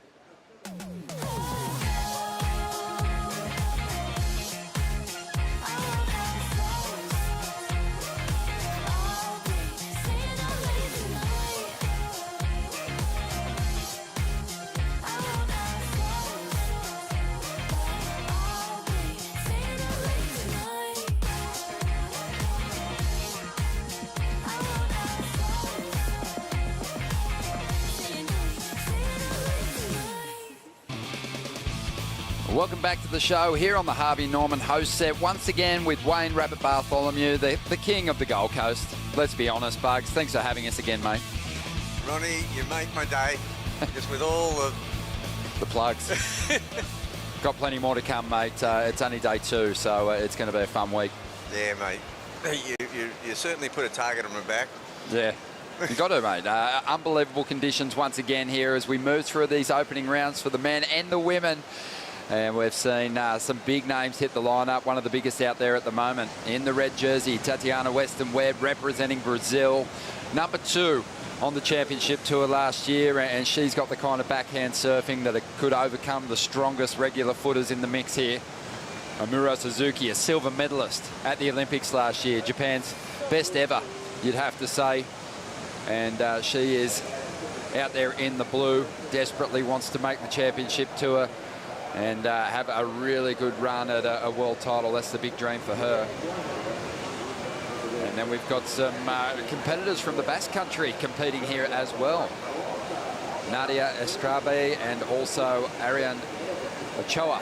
And they're going to really look to back up a pretty solid run that they had on the Challenger Series last year. I was looking up a little bit of info on these two competitors, and they fared pretty well. Yeah, Nadia had a pretty good run. She only surfed the first 3 events. She didn't go too great. She opted out of competing over there at Haleiwa. But she's a European and junior champion. 4th on the European QS rankings coming into this event. As we see Tatiana looking to get things started. And just looking really switched on, really strong. Wow, what a sequence of turns to finish this wave off, Bugs. Oh, that was a step up for sure. That was a very strong backhand attack. Really strong stuff. So Tatiana already short up a position on the CT for the back half of the year. She's confirmed for 2023. So I'm not surprised to see she's showing everything she's got at that first ride. She'll be feeling pretty comfortable, very freed up. And here we go. Ariane, let's see what she can do. She is from Bilbao, and she's collected some big results, competed in all 4 Challenger events last season, and had a semi-final finish in Ericeira, Portugal, and ended up finishing 14th, so it wasn't too far off the pace. She'll just want to lift a few spots, get a couple more of those big results, and she could find herself on the CT. Yeah, that's really close. So that's good going. Here's Nadia on the outside now. Well, it's been the 3 goofy footers so far. Aristabe just taking this one right through to the inside. Big hit there. Love the way she lined that up. That's what it's all about. Just really showing some light and shade, but making those big light moments really count. As we see Amuro Suzuki hammering down the line. Can't find the open face though. No, she was really speeding to try to get down to that Marley section, but just raced away in her. So she really didn't get any big manoeuvres in on that one. Yeah, I mentioned just the light and shade there. Obviously, Bugs, we saw performances from the men in the first round, guys like Joao Chianca, who just didn't let up. There was only light. There was no shade. There was no in-between moments for him. He was so alive on his equipment. And if you get a wave that gives you that, that's fantastic. But here on a point break situation, you want to construct that ride beautifully from start to finish. And Amuro Suzuki did it on this wave. Well, she did get going. It was like, we only caught this one when she absolutely ripped down the line, but she'd got her work done early. And she was obviously just trying to make it into that last section, but that was a pretty strong ride. Now, this one here, this is a pretty decent attack. She goes a bit more vertical, I feel, than Ariana. Yeah, Nadia just lines up this inside section here so beautifully. When the wave steepens up, she just lets go of her best turn on the ride right there at the end. Now this wave, Ariana, she gets a lot of turns. She gets a lot of, her volume of turns is a lot, much greater. Not quite getting your board up above the lip line too often, but still some good turns. There's a nice one. Much better wave. She actually got the pick of the waves. That's another solid turn. Yeah, awesome to have 2 bass surfers in the one heat. I mean, for a long time, Mundaka was on the schedule, and it gave us an opportunity to get over there and sort of get eyes on this, the next generation. So, you know, now with the regional qualifiers, they're getting those opportunities to compete in Europe and make their way into the Challenger Series event. Tatiana Weston-Webb getting off to a fabulous start. I think the judges have a lot to digest from the opening exchange there. There was a bunch of good surfing going down. And with 22 minutes to go, Tatiana Weston-Webb, I think she can expect a pretty decent score for her efforts. She's assumed priority back at the takeoff zone there. So we've got a couple of Olympians out there at the moment. Tatiana represented Brazil at the Olympics, didn't get that medal, but she made up for it by having a stunning year on the championship tour with a victory and a Final 5 finish and a run at the world title. A solid run at the world title, and Tatiana had a red ribbon day, a red ribbon year. It was amazing. She stepped up into the absolute upper echelon. And for more on that, what unfolded at the WSL Rip Curl Finals, and I know everyone is aware of the result, but for a behind-the-scenes look at how the day pans out, you've got to check out Make or Break, the new show that is streaming live on Apple TV Plus, because it goes deep and it tracks Tatiana's run through the contest, going up against Carissa Moore in the best of 3 series. And I know you can recall that she won that first exchange and really put the heat on Carissa, and in actual fact was really just one turn away from potentially claiming a maiden world title. No, it was absolutely amazing. It was a riveting final, and Carissa had to bring, she had her A game, and obviously Carissa, she was the Olympic gold medalist, she was a 4-time world champion, and Tatiana absolutely went so close to winning that. She was such a great addition to the championship tour. She came on as a replacement surfer in a few events. She came in with confidence. she ruffled feathers, but she had the surfing to back it up. But what it did was kind of, you know, there's definitely a strong camaraderie between the competitors on both the men's and women's championship tour. But Tatiana's addition to the CT, I think, just reignited rivalries in a big way. Yeah, no, I couldn't agree more. She's just, she's got that personality where she's not out there to high five. She's out there to compete. So we'll see how she goes in this heat, if she can muster that competitive fire to tackle these heats, when for her it's, you know, just a case of really coming to get your performance right, to work on some stuff. But, yeah. Yeah, all the competitors are obliged to surf in one Challenger Series event, and being here in Australia for many of them and seeing Snapper Rocks on the schedule, it was a pretty easy choice. Look, it's not a bad place for a CT surfer to get shipwrecked. Exactly. Well, from here, they'll head over to G-Land, of course. That's the next stop on the CT schedule. But for everyone else on the Challenger Series, it's going to be heading off down to Sydney to compete at Manly. That's going to be a lot of fun. It's a stacked schedule, but yeah, the Sydney Surf Pro presented by Rip Curl kicks off on Manly Beach on May 17th. The window opens. The cool thing is, I guess there's a chance that we'll get down there a little earlier if we try and beat the dodgy weather forecast for later on in the week. But 18.5 minutes to go. Let's hear from the winner of the last heat. Should be a good one. Coco Ho victorious. You've got one of the best views of this bank, Coco, and I reckon you made pretty good work of it just then. Yeah, it's been a long time coming here, and just so enjoyable to come down and have the bank like this. So yeah, to kind of go out and surf free and surf my favorite wave in the world. Really nice. You Hawaiians, the men and the women, just seem to have such a special connection with this place. What is it? Yeah, I'm not sure. I mean, I know my dad has been coming here before Snapper was Snapper. He's like, this didn't exist. And it was all focused on Kira and Burley. So it is really special to kind of grow with the place and get to enjoy it here. This is probably my dad's favorite place too in the world. So yeah, I'm happy to be here. Long season ahead. Are we going to see you at all 8 challenges? I'm going to pick and choose my battles. I think I'll do the ones that bring me a lot of joy, like this one. The schedule is really good, so we can pick and choose, and yeah, it'll be a fun year. And while you're spending your time on the Gold Coast, you got any other things you like to get up to other than surf the perfect waves? I enjoy the food here. Lots of Tim Tams, lots of flat whites. Yeah, it's just very good food and good people. Well done, Coco. On fire. We'll see you later in the week. Thank you, Stace. Yeah, not wrong. Great food, great place to visit. Bugs, you've been selling the dream up here for a long time. And Mike Ho, you probably enjoyed plenty of sessions on the point breaks around the area with him over the years. Oh, so many. I mean, Michael and I used to have some great sessions at Kira.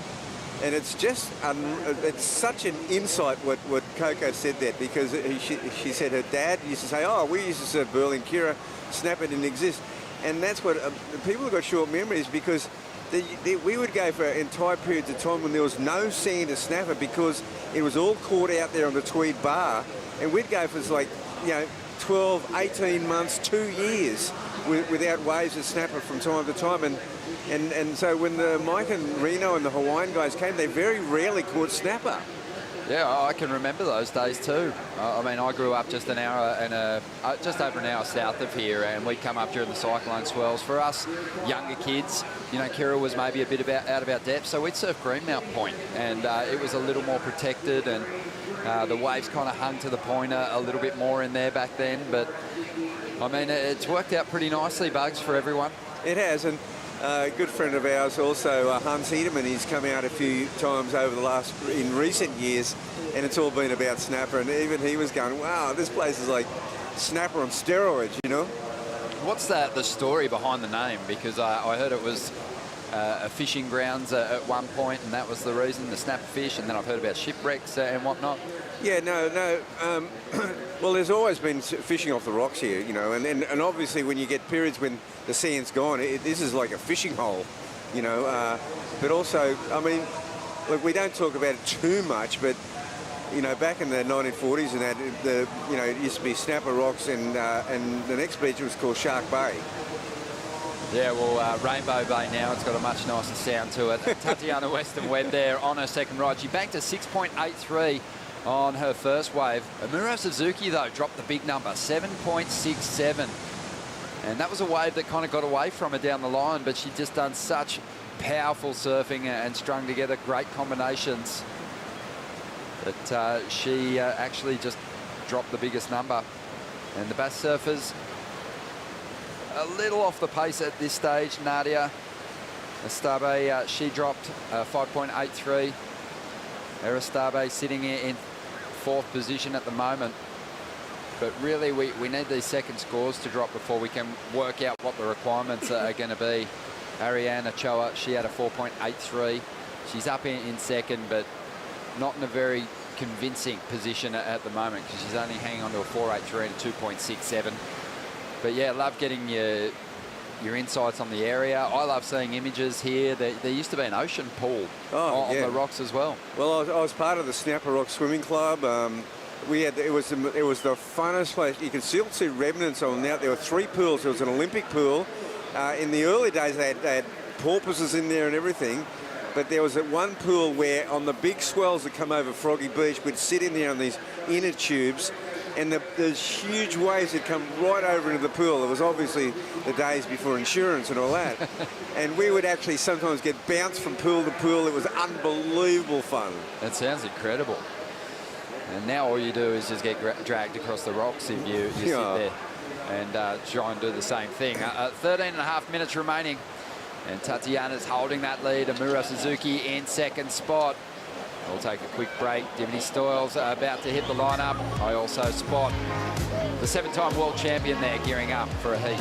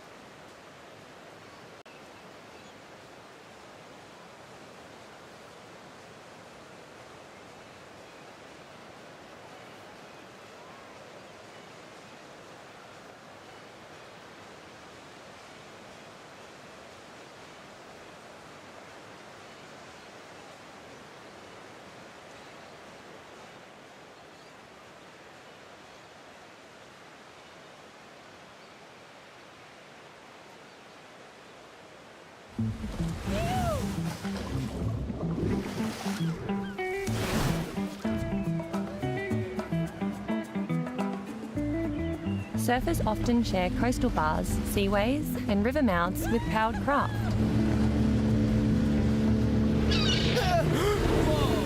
Collisions can cause serious injury or death.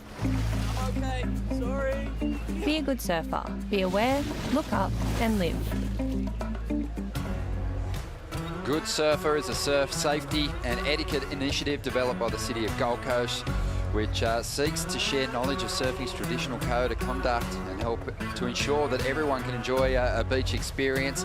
And this place is so accessible, Bugs. I mean, the lineups, you know, you can get into them, you can get yourself on a high quality wave, and everyone can get a piece of it. Well, I'll tell you one thing, Ronnie, you can't walk on a golf course in California and hit up on Tiger Woods. But you can pedal out here and drop in on Mick Fanning. Well, hopefully not. No, but I'm just saying, get in his road. Yeah, that's right. So we're encouraging people to carry on that good surfer etiquette and pay respect to locals. But, you know, we're also asking the locals to respect visiting surfers and give them an opportunity too.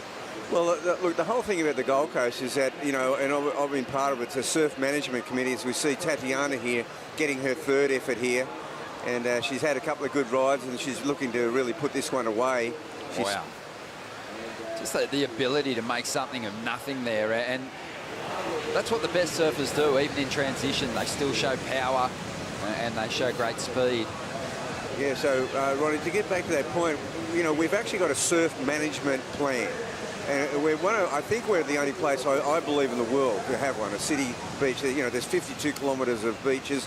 And it was really about understanding the function of how every beach works.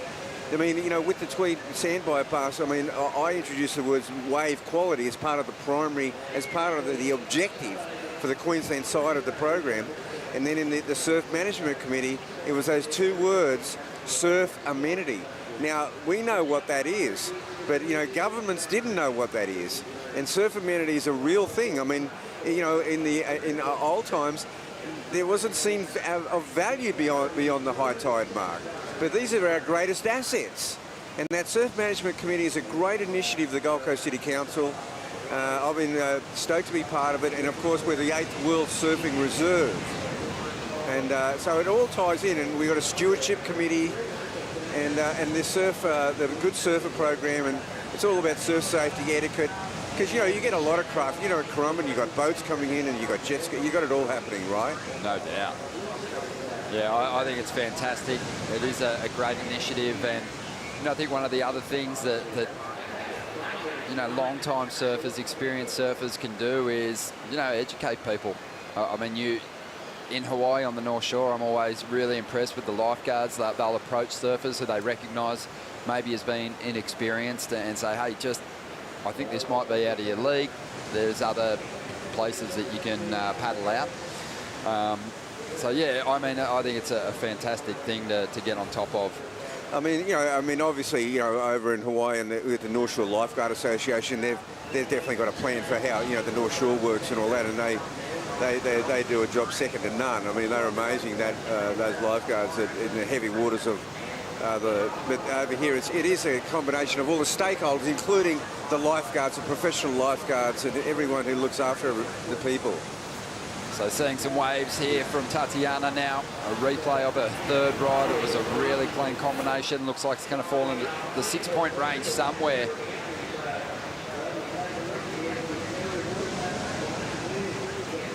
Nadia Eristabe is really starting to impress now. 5.83. She's up in the second spot, but she's going to be vulnerable because Muro Suzuki is hanging on to the highest single score of this heat so far, and she's been very patient out there. Yeah, she has. And I guess one other point on this too, Ronnie, is that it's amazing. It's good recognition of how many surfers save people. That's right. That's a big deal. I mean, surfers are in the water all the time, and when someone gets in trouble, the beautiful thing about the surfing community is they go in to help. Here we go. This is Nadia's last ride. Took a fall on this one. And then we've got, you know, this fantastic, we've got great care systems in Australia and on the Gold Coast, you know, with the paramedics and our whole medical system. It's you know, if you get in trouble, once care gets to you, you're in good hands. Lots of people know how to do CPR, and you know, it just helps because the ocean is, even though these are user-friendly waves here, we don't have channels. You know, when the surf comes up here, it's full on. You've got to paddle through the impact zone. So true. Well, just over 6.5 minutes remaining in this heat. And a bit of a situation change. Amuro Suzuki, her score came in for her last ride, 6.3. She's in front now. Tatiana Weston-Webb is out there hanging on to that second position with priority. Needs a 7.15 to jump up into the lead. Ariane Ochoa is currently sitting in that third position. And the 23-year-old is after a 7.7 to climb up into second place. And Nadia Eristabe is currently in a little bit of bother too. She's looking for a 7.2, so big numbers needed for the surfers outside the top two at this stage. As Amuro Suzuki pushes deeper on the point here. They're actually sitting way down the line. If we pan out, we'll be able to see just how far down the line our competitors are sitting. Amuro can find plenty of space. She can even finish a ride off before the other competitors and not even worry if it keeps reeling off. That's how much space she'd have to bank big turns. But, you know, the tide bugs, Looks like it's starting to fill in a little. Yeah, we're not in a period of big tides at the moment. Yeah, small coefficient at this stage. Amuro Suzuki, her move up the point might pay off. She lets this one slide. And we'll see what happens. Tatiana Weston-Webb wants nothing to do with it. Must have been one of those flat ones that was pushing out into that deep water. But there is just under 5 minutes to go here. Rip Curl getting behind the Boost Mobile Gold Coast Pro as well. Big supporters of professional surfing, also backing the event down there at Manly. Yeah, Rip Curl has so stepped up and involved so heavily. And they have been. They've had a very long history of involvement in professional surfing. You know, I went to meetings in the 1970s with Doug Claw Warbrick. He's always been one of the founding fathers of professional surfing. Most definitely. As we dive now into the Harvey Norman recap and see Tatiana Weston-Webb's efforts on the backhand here, fetching her big scores in the 6-point range. Amuro Suzuki, though, connecting with one of the more high-quality waves and doing some brilliant surfing.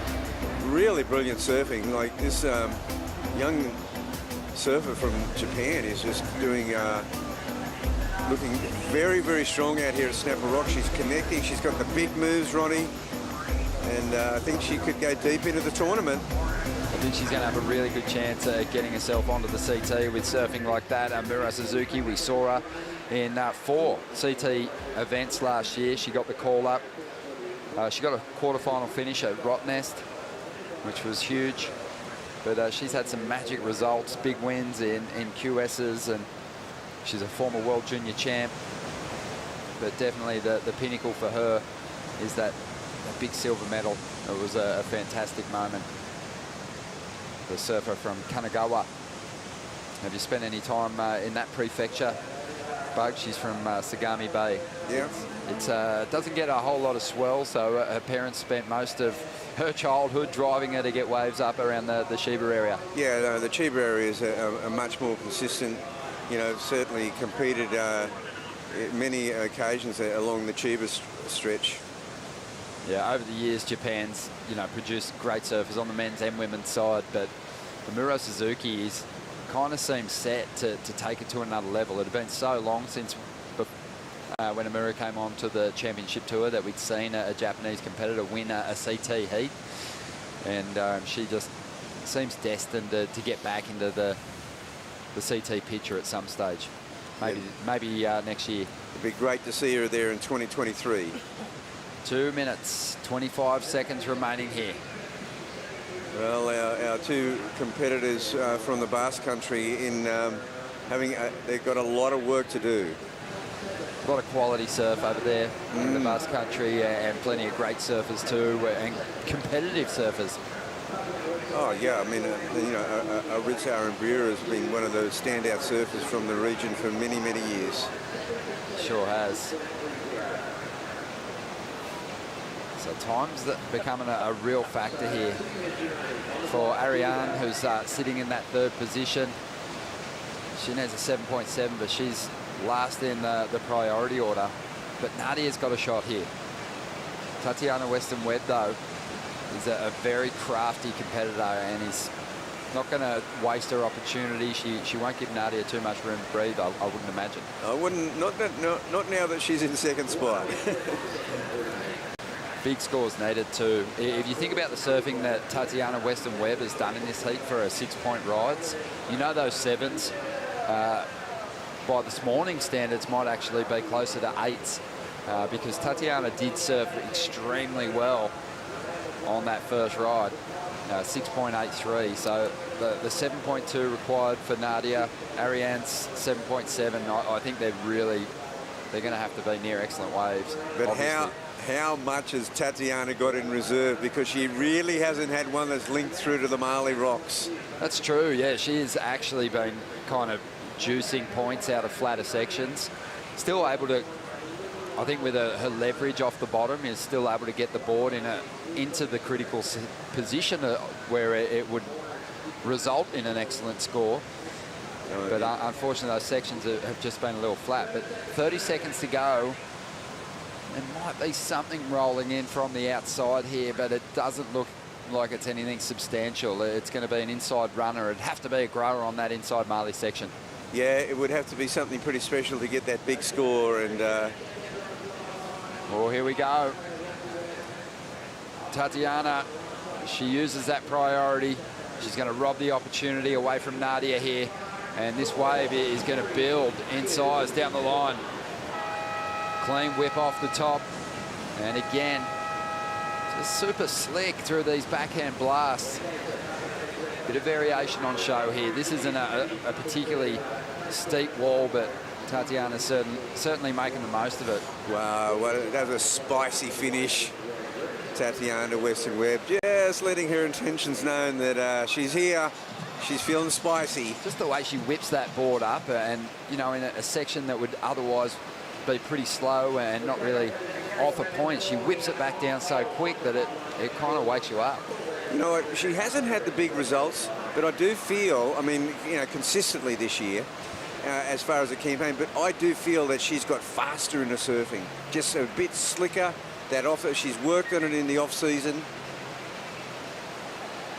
Yeah, those Marcio Suvi shapes looking incredible, the sharp eyes. And Tatiana, she was looking to get rid of a 6.2 to improve her position. Oh, I didn't see too much happening on the outside for Nadia or Ariane. And I don't know if they're going to turn in a score to get themselves ahead of the championship tour competitor here. And Amuro Suzuki, just a really strong effort from her as well.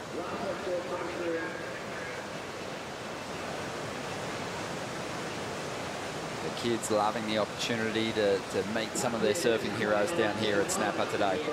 Well, even with that great ride at Tatiana at 6.97, she still didn't take the first place, so that's a great win for our Japanese competitor. Amuro Suzuki powering through to the next round. Tatiana, she won't mind.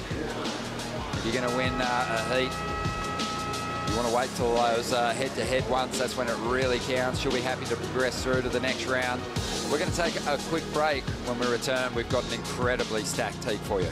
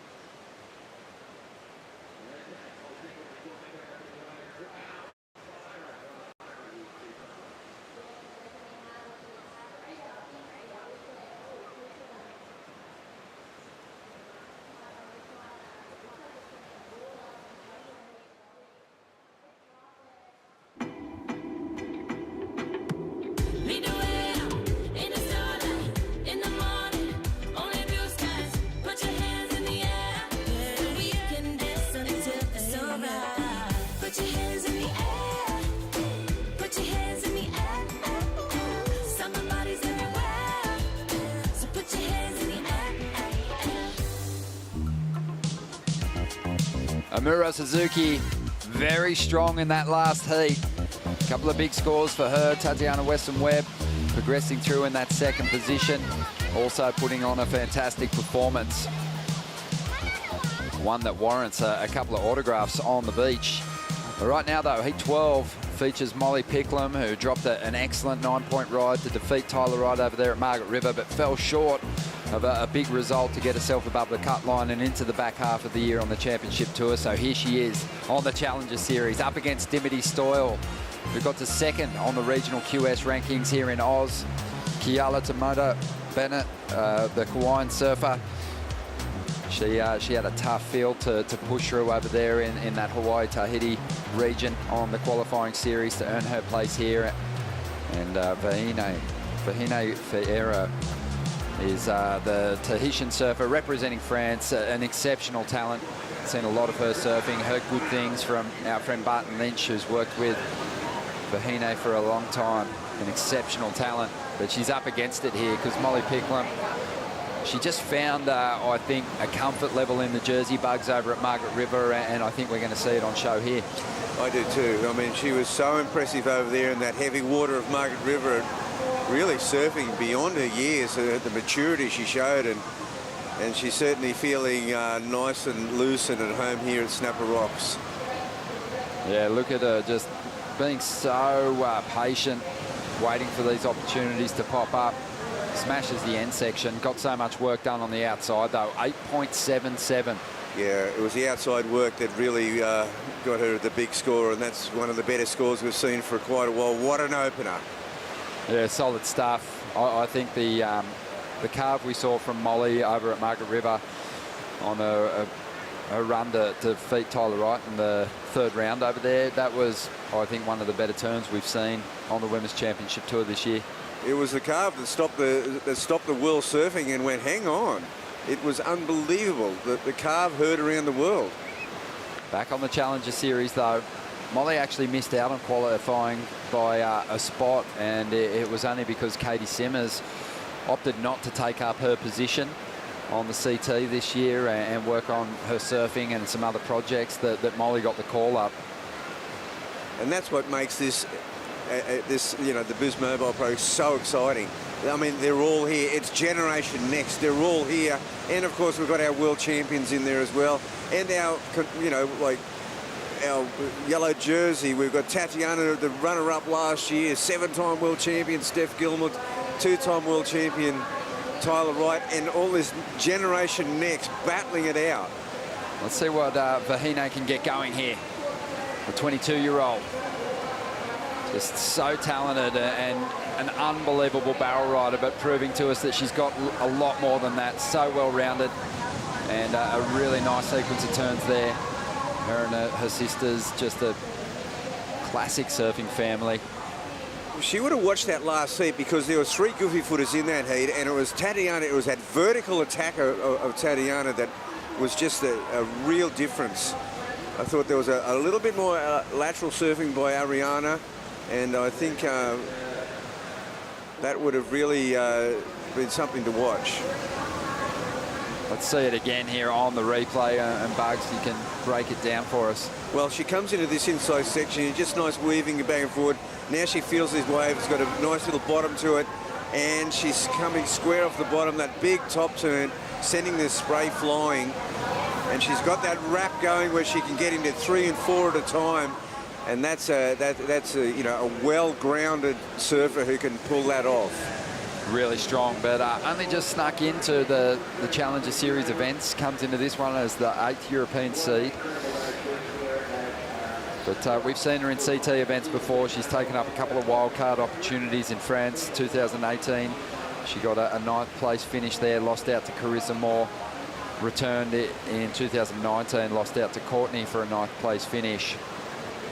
So she survived the elimination round. She potentially got the job done in the first round too. Now I have to say I haven't seen a lot of Kiala surfing, but I totally agree with you. This is a mega stacked heat. This is stacked with talent. Yeah, Kiala's strong. Surfed the Challengers in 2021, had a 9th place finish in Portugal, finished 23rd overall. When you consider there's 64 surfers in this opening round, that tells you that she overcame a good majority of the pack to earn her place in that position. Yeah, she's had some big results over there in Hawaii. And Dimity Stoyle, of course, I mean, she knows this wave. She knows this wave better than nearly every surfer in this field. And she's made we've seen some classic vision of her, getting incredible barrels to snapper. So she is certainly at home out here.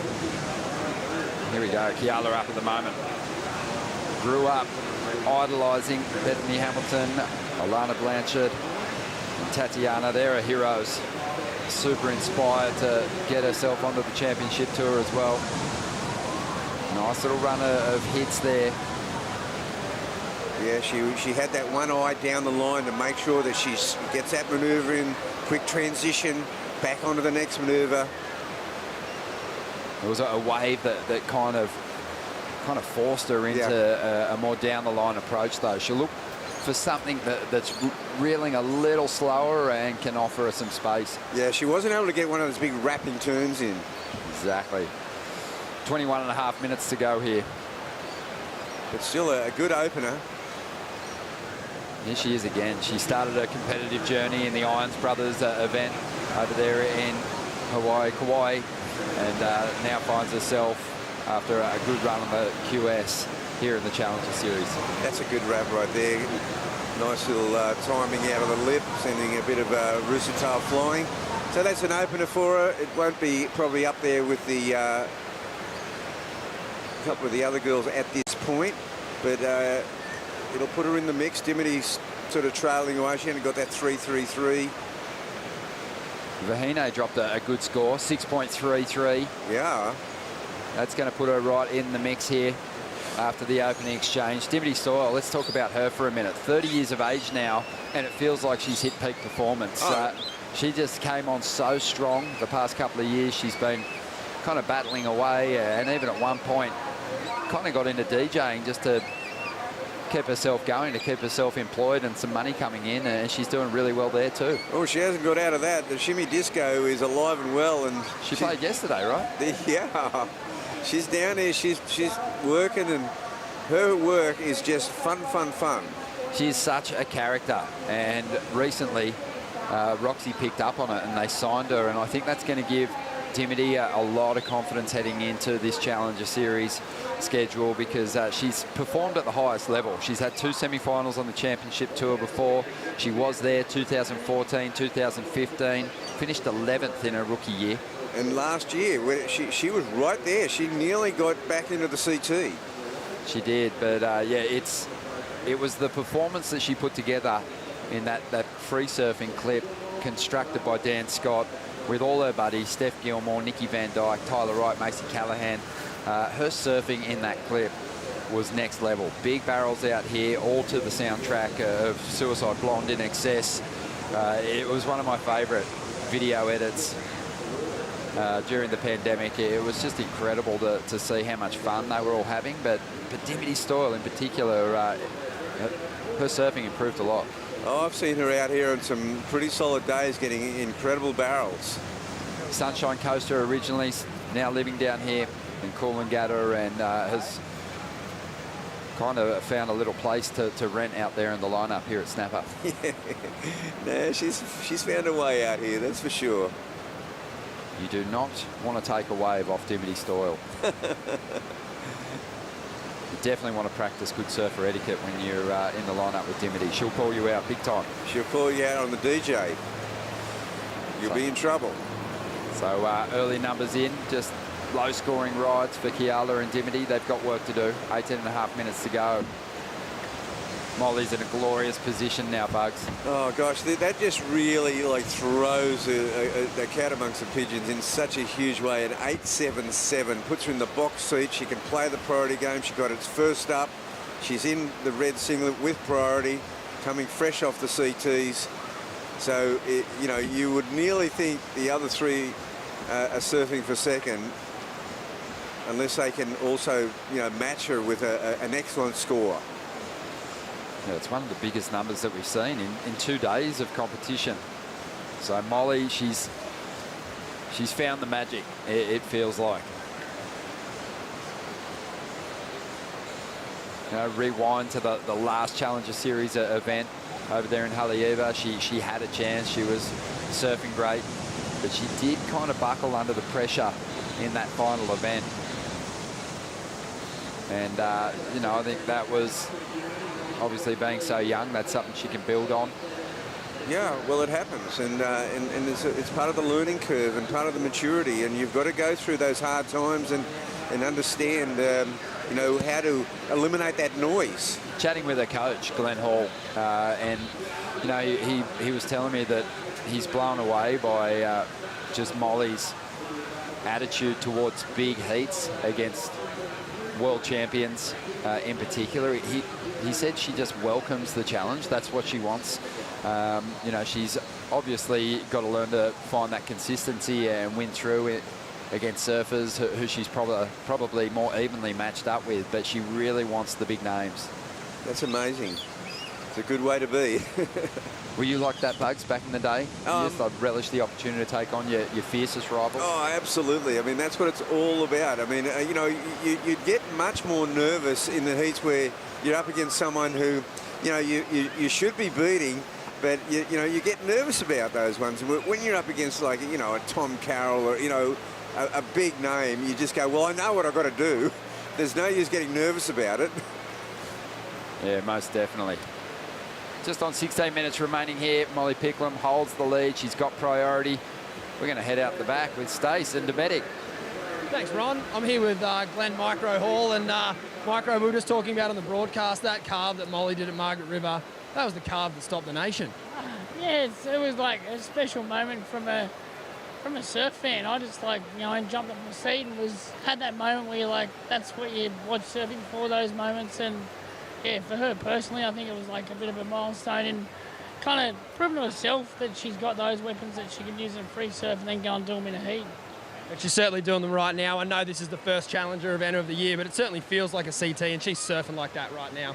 For sure. It's like that's the one thing you gain from being on tour, and even though she didn't make the cut, your experience and you're kind of being around that level of surfers, not just the women, but free surfing with the men, your level raises without you even knowing. So, yeah, she's a whole another surfer from 6 months ago. She's got one amazing score on the board and looking to fill up that second column. What's the game plan here, mate? Try and win the heat on the next wave or just get something on the board? Yeah, I think she's just going to pick something with the wall and do a thing. I think she's kind of pretty eager to ride some snapper waves, so I don't think she's going to sit here too long. Aren't we all? Thanks, Micro. I'll let you get back into it. Yes. Very eager, Stace, to get out there and get a couple of waves. But Molly Picklum's in a great position. You know, she doesn't really need to surf out of her skin on this next wave, but, you know, probably like anything, Bugs, if you're uncommitted through those turns, there's always the danger of maybe not driving hard enough through the rail and actually tripping up in just trying to surf it safe. So I think she'll give it some. Oh, I think you're right there. I think all the competitors, especially the young rookies, you know, that they just came on so eager and strong as they powered through the challenges last year. It almost felt like they got a little restricted when they got onto the CT, and it wasn't until their back was against the wall and they really knew they had nothing to lose and they had to throw everything at it, that in that last couple of events down at Bells Beach and Margaret's, I think that's when the rookies truly performed their best. They all had a pretty good showing at Sunset, but performance-wise, I think the surfing was better at Bells and Margaret's. It was exceptional, and the challenge was right there. It's made for an interesting Challenger series, and it's made for an interesting CT for the rest of the year. Just hearing Glenn then talk about, you know, the elevation in performance, just being around the world's best. Obviously, you've seen so many surfers make that jump, graduate from the qualifying series or Challenger series. You know, is it clearly evident to you just how much they improve in, say, an off-season between the two tours? No, most definitely. I mean, you know, and we're seeing it right here, just coming fresh out of the CT, that level, and then in the off-season, knowing what, you know, like with the women, I mean, look how high they've got to reach. You know, I mean, there's Carissa Moore, world champion there. You've got, you know, Tatiana, who's in this event, Steph Gilmore, amazing talent all the way through, and these young women are aiming for that and getting better all the time. But the ones that get the chance to be on that CT with them, doing the hard yards, they go to the next level. Well, 12.5 minutes remaining here. And it is still Molly Picklum hanging on to the lead. The Tahitian, Vahine, sitting in second spot. Kiala and Dimity waiting for their opportunities. The 7-time world champion gearing up to hit the line up next.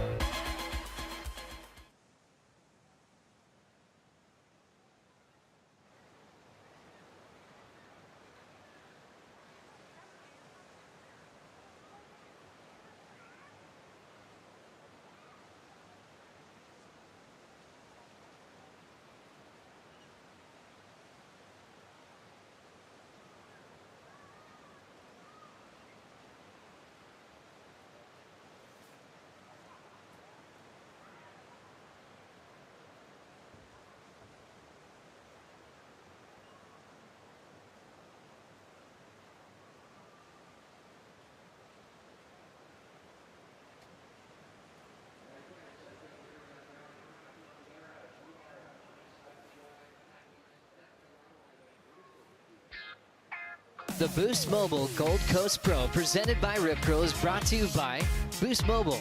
Stay connected with Boost Mobile on the full Telstra 4G mobile network. By Rip Curl, the ultimate surfing company. By Harvey Norman, official lifestyle destination of the World Surf League Australia. By Oakley, official eyewear of the World Surf League Australia. And by Cooper's Brewery, official beer of the World Surf League Australia. Great afternoon here on a beautiful Sunday. The conditions are perfect, slightly overcast, but still warm enough for shorts and a shirt. Typical Gold Coast weather. 10.5 minutes remaining here. Molly Picklum still hanging on to the lead, just on the strength of that opening ride, an 8.77. Hasn't backed it up just yet, but she's been patient out there with priority. Vahine Fierro is sitting in that second spot at the moment. 6.33 to her name. She's in a similar position to Molly, but she did have this one during the break. Drives up into the first section. Nice turn there. Another big carving backhand snap. So mixing it up slightly through those first few turns. And now linking it right through to the inside and gets a strong finish. It's a good backup score. Yeah, it's a good backup score, and she's sitting pretty good. Perfect time to strike too. You really, you look at Kiala, Dimity, don't really have any good numbers to speak of. Vahine, she can drop a number here and really put a big requirement on those surfers below the number 2 position. Yeah, that'll make it, you know, they might need something in that 7.5 range now. Vahine's going to actually jump up into the lead. She only netted a 2.95, but great to see her out there on the open face. Saw a lot of her surfing on the Challenger Series last year, obviously, but it's the barrel riding that I think of when I think of Vahine. She's just had so many incredible waves at Chopes. As we see now, Molly Picklum using that priority, looking to back up that 8.77. She'll just need a 3.73 out of this ride to get herself back into the lead. Vahine's just jumped up into the number 1 position. A couple of nice swoops. Here's a big steep section. And Molly just goes to that layback, looking so solid out here at the moment. Up into the lip now. Punches through the lip. And again, reefs through another big carve on the inside. This is on its way to being another solid number. I think maybe her legs gave up on her a little bit there. She did so much work on that ride. That is good wave management, Ronnie. Well, here goes Dimity Stall trying to get herself into the mix. Found a wave with a nice little steep end section. Tricky little floater there, but she sticks it. She brings it down. It'll be her best wave. But I dare say there's going to be some serious work to do for Dimity and Kiala now, because Molly on the outside just linked that wave together so well. That was incredible wave management. Like you'd think Molly lived at Snapper, the way she surfed that wave. And she just sets it up beautifully, just brings it around, and she's going always back to the power pocket. That's what I like about it. She sticks in the pocket, goes off the bottom, wraps it off the top, looks down the line, and this is a beautiful move there. And again, steeper section, maybe could have floated over that, but made up for it right there and just goes above the lip line. This is I feel it's another excellent ride. Here's a wave for Dimity. This is a good wave for Dimity. It's a bit of a frothy one because of Molly's wave before it, but she gets in the open face now, trying to get in front of it, and there's a nice wrap. So it's a busy wave, and she gets some good work towards the end. Yeah, she's really trying to make up for a couple of mistimed hits there. The wave was kind of reeling. She knew she needed to get some turns done, so she started to attack it anyway. I nearly feel like she was trying to get too busy on that one. Yeah, maybe. Kiala now on the replay. Let's see what she got done. Yeah, it's just got that weird little wave in front of it. Some of these, they peter out, but this one looks like it's hanging in there. Yep, this one's hitting the bank nicely. Oh, that was really great wrap. Yeah, see that little wave in front? It's just not going to go the distance, but she got her work done. Yeah, good combinations through the inside. Judges will be paying attention to that. Solid scores starting to roll through for Molly Picklum. Looking like they might be in the excellent range again. 6 minutes to go here, and she only needed a 3.73 to get herself up into the lead.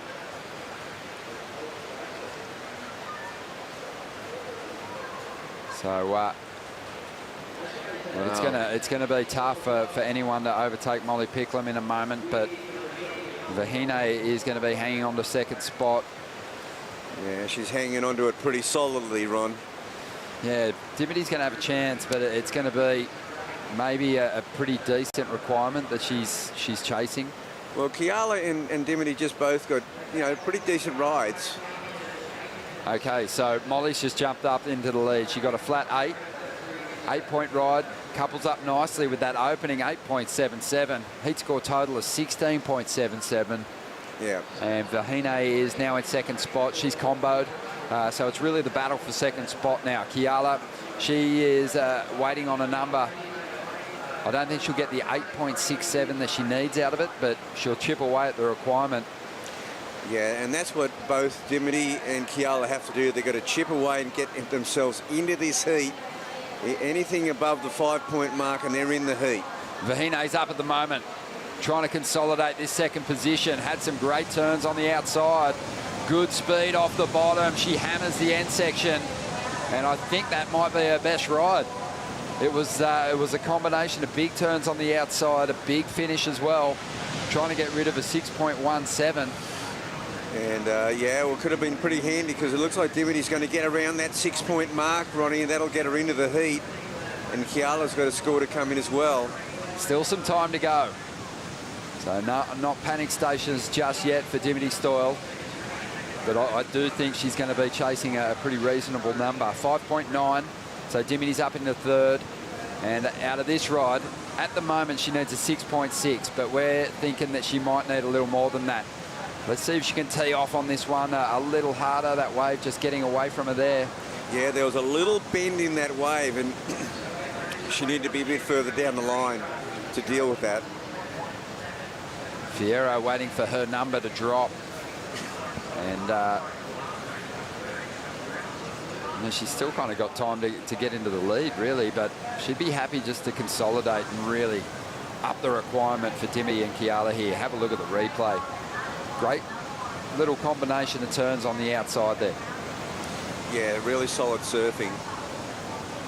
And really making sure of the finish as well. I love that turn on the outside. Big rooster tail just fanning out. Another square bottom turn. And when you slow it down, you can just really see the power and the timing in the surfing. World-class surfing on display here on the backhand. And here's Dimity. This one here, just this little bend in the wave here as it goes down the line doesn't work out for her. So she's really up against it now because there's going to be a good score in for Vahine. All right, so... and Kiala, she got a 5.5, a 5.6, so she's in there. This is probably a frustrating situation for the surfers. Dimity will want to know what she's chasing in the final stages here. I mean, I think she knows that she's in a spot of bother here. Her last wave didn't really count for anything. It's not going to help chip away at the requirement. But the score's starting to drop now for the Tahitian. And they're looking solid. Definitely going to be her best number. An 8-point ride for Vahine. And now Dimity Stoyle's back in fourth place, looking for an 8.43. And Kiala's got priority. She's out there. She needs a big number too, 8.73. And just 2 minutes to go. That's a very tough position to be in. I'll go to the Oracle now. Bugs, is there any sets coming our way?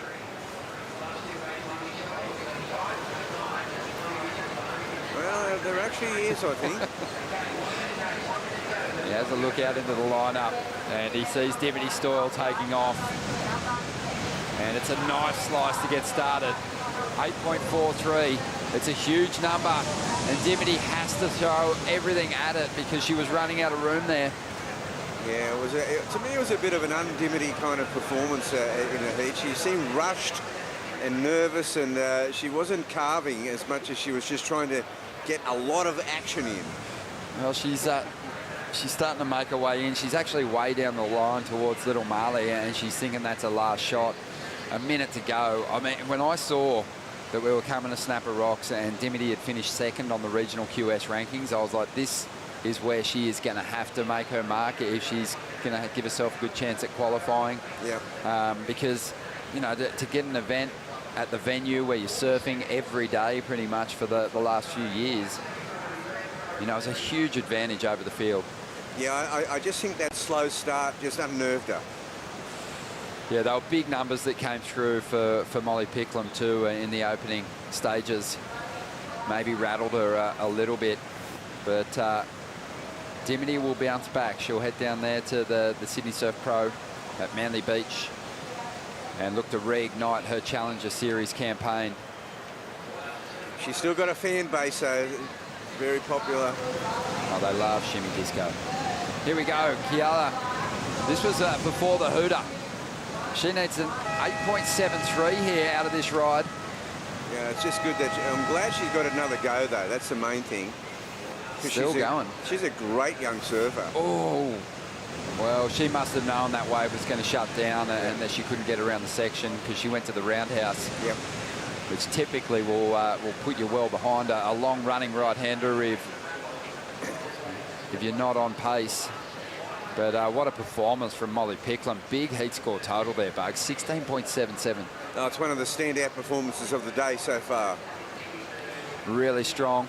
Vahine looked great too. Yeah, and that's a high, you know, combined score for both those. Yeah, 14.33 for the Tahitian. And both of them just powering through to the next round. Looking forward to seeing who they match up against.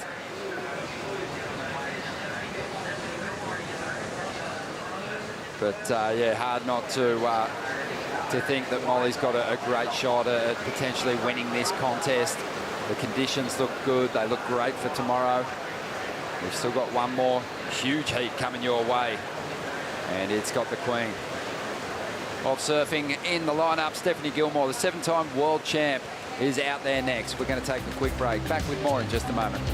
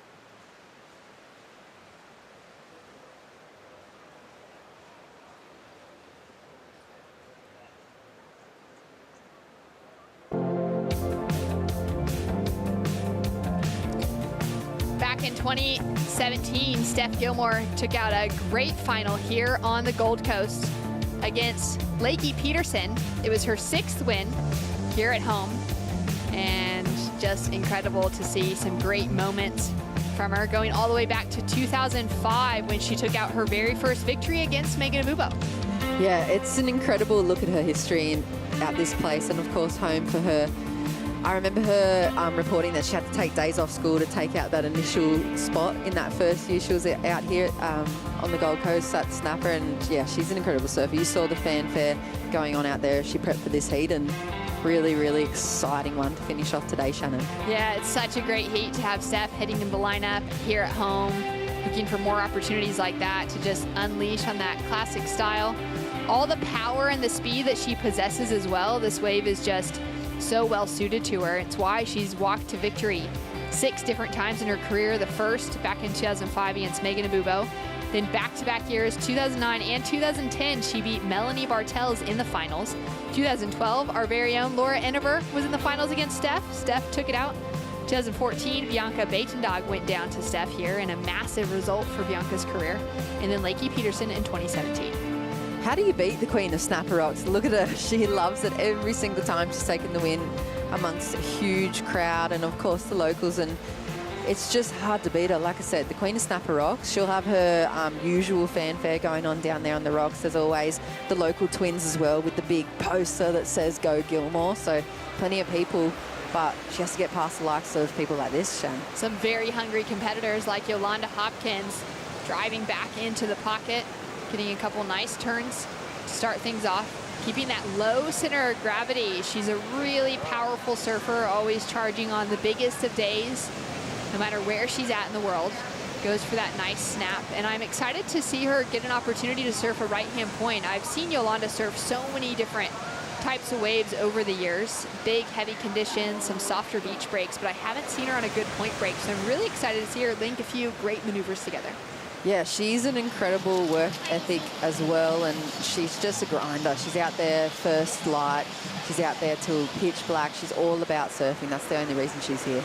And the Queen, Steph Gilmore, with a quick kick in and out, but she did get an opening ride-in of a 6.5 to start out this heat. Daniela Rosas from Peru driving it back into the pocket. Nice snap, keeping that speed and projection moving forward as she keeps her eyes focused down the line. One of those amazing competitors setting the standard for women's surfing coming out of Latin America.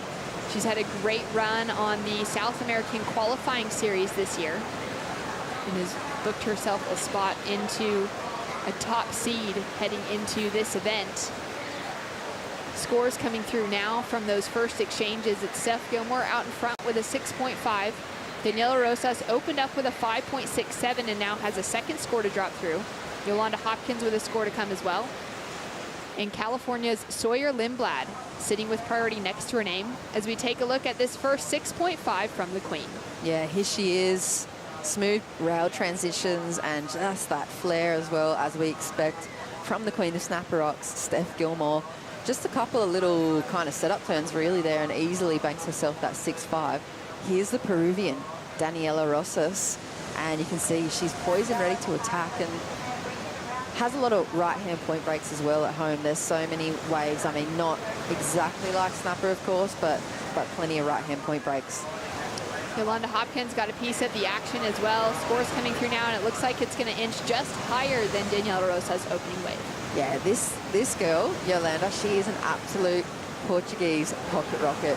She works really hard, like we said, and she just grinds. Plenty of power too. Smaller kind of stature and just really, really packs a punch on the rail, forehand and backhand. We saw her as an Olympian, and I mean, there's a big, big work rate there. A lot of turns going into that wave.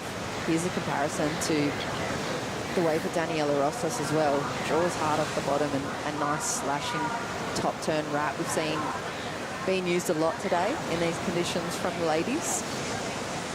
I like the variety she's already shown early on in this heat, how she has kind of that, there you go, that pivot around the backhand, a little bit of a drop bullet, a little bit of variation, and I like that she didn't try and oversurf and force that last maneuver as well. So she's been patient and she's got a nice couple of scores to open up her heat here. Yeah, she's backed up that first wave of the 5.67 with a 4.83 to take her up into the lead over Steph Gilmore, who's got that 6.5 straight out. Yolanda Hopkins answers back with a 6.17 of her own to open up on. And now for Sawyer, we're just waiting for that first wave to get underway. And a great exchange between Gilmore and Yolanda to kick things off, getting into those 6-point rides. Yolanda putting a little bit more work and effort, multiple maneuvers connected together. And then your comment to Steph, just linking a few cutbacks, gets her into a great score so far. And Sawyer now with her opportunity, uses priority on this wave, makes it around the second section now. Nice and powerful. The young Californian competitor has been a force to be reckoned with on the regional qualifying series as she waits for this inside now to stand up and give her more of a pocket to work with. She looks really composed, really in control, and just tags the lip. Maybe with another section in front of her, it'll shut down. And Sawyer's got her first wave underway. Yeah, she's another one of those, I feel like, that's really been able to turn up from this regional event. She comes through that nice new rookie pack of the North Americans. And I mean, there's still like the girls like Alexa Mars and some of the other older girls, but I feel like there was a big gap until her class came through. Steph Gilmore with that signature wrap, backed it up with a second and a third, linking it together with so much style. Now needing to get some speed going again here as she makes it past that flat section. Great rail work, nice snap up into the lip, and a hungry finish. She looks in complete form here. It's so nice to see her at home, so comfortable and really about to hit her strides in this last heat of the day. The beach is absolutely packed, and I know as a competitor for her that she just enjoys performing so much on home turf, and you can see from the amount of wins she's had here, and she's so hard to beat. Obviously, we speak about the knowledge and the understanding of the break. There's nobody that knows this better in the women's draw than Steph. Yeah, she really is the one to beat out here, taking her very first victory as a Grom in school back in 2005. It's now 2022, so there's been a few years between these two heats as we take another look at this one from Steph. Yes, smooth, silky combo to open up that part of the wave, and she just reads it so well, as you would expect, and so nice. Just jams through the pocket and a little bit of extra juice through the back foot at the end of those turns. Consolidates that ride, and really good wave choice, of course. And then Yolanda just got a piece of this one. We missed it during the replays. Yeah, here's Yo's next wave. Kind of a bit of a wobble, maybe just getting a read on that section. You can see how it kind of sometimes doubles up, and it's a bit of a lump and bump, and she's got a, yeah, she's kind of got a bit of a wobble on that wave, so probably not exactly what she expected, but I guess another score on the board for her, and she'll be looking for something pretty serious out there. Sawyer Lindblad opened up with a 4.5, so she's got a score on the board. Yolanda now backing up the 6.17 with something a little bit lower than that, and still waiting for the judges to see where they're going to go with that last of Steph Gilmore. In the previous heat, we watched the Pickle Molly Picklum take out a great win here at Snapper Rocks. Some people make 30 minutes look like 12 minutes, and others make it look like 2 hours. What column do you fall into? I mean, it actually felt like 2 hours, starting with an 8-point ride and then not being able to back it up straight away. So it felt kind of long, but then again, starting with an 8, you kind of have a little bit more confidence than probably the other girls. Yeah, how hard is it to kind of stay focused on yourself and block out that nervous energy? Because there was 3 servers in that heat that had a lot of nervous energy. Yeah, for sure, and I think the nervous energy I had too, because they are really good surfers, and any wave, I mean, Snapper, if it makes 4 waves, then I'm definitely not in like a solid leading position, so I think the nervous energy was definitely there. You're spot on. I shouldn't take away from Vahine on her last wave. She really put the fight to you there, but it must feel nice to get the job done early. Yeah, always nice to get the job done early, especially against girls like that, because then, I mean, if another wave came through, then I probably could have tried to push a little bit harder and push those scores a little higher to make it even harder. So, yeah, pretty happy to get Snapper by ourselves, and what an honour, so I'm stoked. You're certainly making the most of it. Well done, Pickles. Great to see the Grom with some very grommy Groms hanging out behind her. She took out a huge win there. Took out Vahine Fierro, who was so close to qualification last year on the Challenger Series. She's one of those women that we've just been expecting to get an opportunity to compete for full season on the CT. And Dimity Stoyle, who is one of the front runners coming out of the regional series on the Australian QS. She took out that victory at the Tweed Coast. It's surprising to see her go down to the first round here at Snapper. Yeah, that's probably going to sting really bad for Dimity. It's home break for her as well. She spends a lot of time in the lineup, but she just wasn't able to find those big critical sections to lay rail into. The surfing's there, the performance has been there for her for a long time, but she has to convert at this stage of competition, Shannon.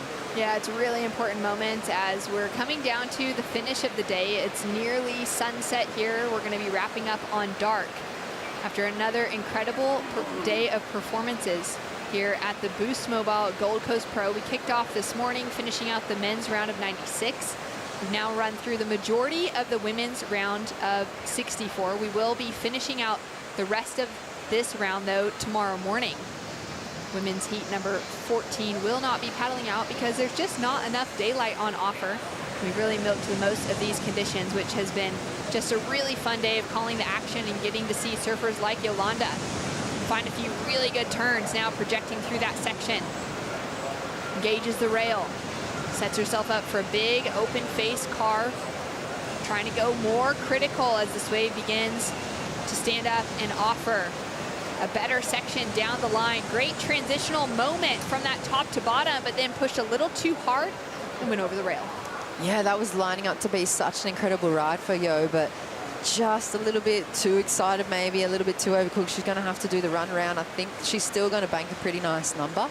She had a lot going on. Beautiful wave choice, good opening combination. She's already dropped that 617 that's going to replace her second wave for sure. Have a look at this replay. You can just tell, look how low she gets in that bottom turn.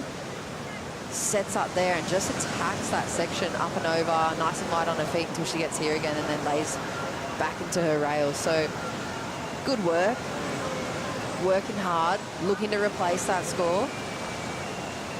And unfortunately goes kind of in between turns. I think she kind of got a little bit stuck, slid out and then couldn't recover. Steph had another opportunity in between replays.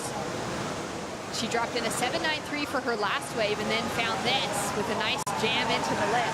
Oh, this is looking like a nice wave for her. Look at the choice. Nice big maneuvers, critical, not oversurfed, beautifully timed. You can hear the crowd in the background, and there's former world champ Chelsea Hedges in the back as well. The whole crew supporting Steph down here. And Yolanda doing the runaround, getting some claps from quite a few spectators that are still here. It has been a long day here, a long Sunday from the morning through midday into the late afternoon for Mother's Day. And Steph Gilmore is sitting with a great lead, a 7.93 on the scoreboard with another score to drop through. We're going to take a Bonsoy brew break, and we'll be back with more action and results for last of Steph Gilmore.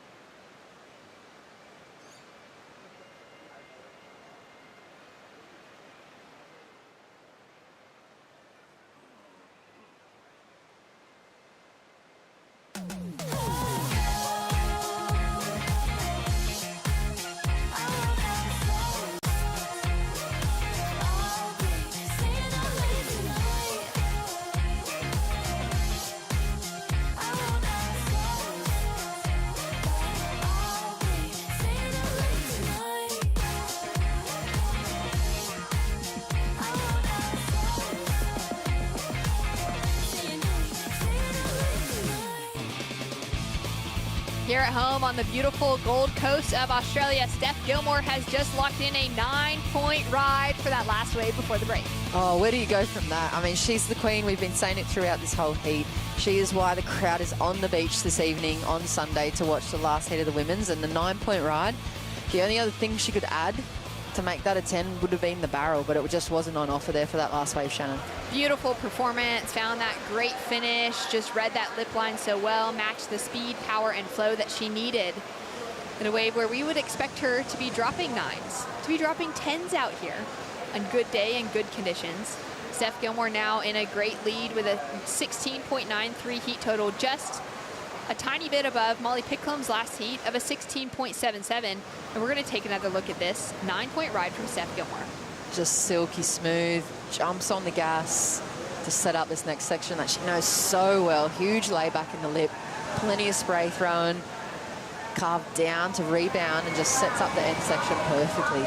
Times what so many women have fallen off on already today, that end section. She just knows it like the back of her hand. She's able to capitalize on it. Just making it look so easy. Stace Galbraith out the back with Dometic, and with Tommy Witz, he'd be feeling stoked on that 9-point ride. He's pretty stoked, but I think one more thing would make him real stoked. Steph's putting in the big ones there. Tommy, where's she going? I think she wants to go, you know, to the spot and try and put on a little bit of a show now for sure. We saw Kelly Slater earlier in the day. Had a pretty tricky heat with the spot, you know. Talk to us about the strategy that women have had to employ today, and even Steph, you know, getting a couple on the board. Yeah, that's it. I mean, she's, as we all know, she's the greatest of all time in the ladies in my eyes, and it's a home break. So we wanted to surf waves and get going and rip and fall into that rhythm. And then if she could get the time to get behind the rock, then I think she's pretty keen to knife one and see how it goes. 11 minutes remaining. What do you reckon? I reckon she's a good chance of at least falling in a 1 or 2. So it'll be fun to watch, that's for sure. Fingers crossed. Thanks for your time, Tommy. Oh, great insight. I mean, looking at this overview, Steph is clearly going for the spot jet. She's putting herself way behind the rocks right now. Yeah, and exactly what Tommy said.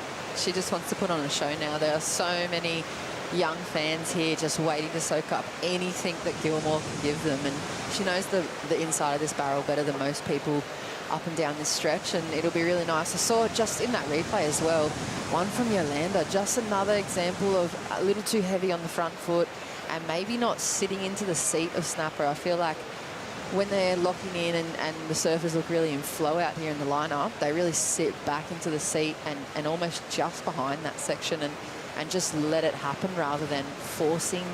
Yeah, it's just a bit of a mistake for her, but she's still in second position.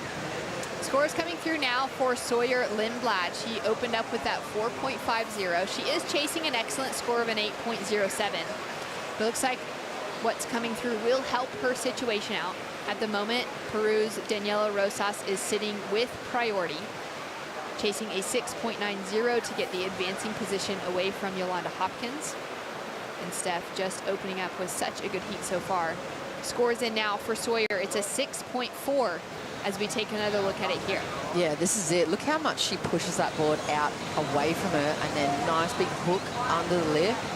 Really good score. Not many turns either, so it just shows the value in her surfing at the moment. She was unbelievable in the North America Regional QS this year. She made finals day in 5 of the 5 QSs that ran.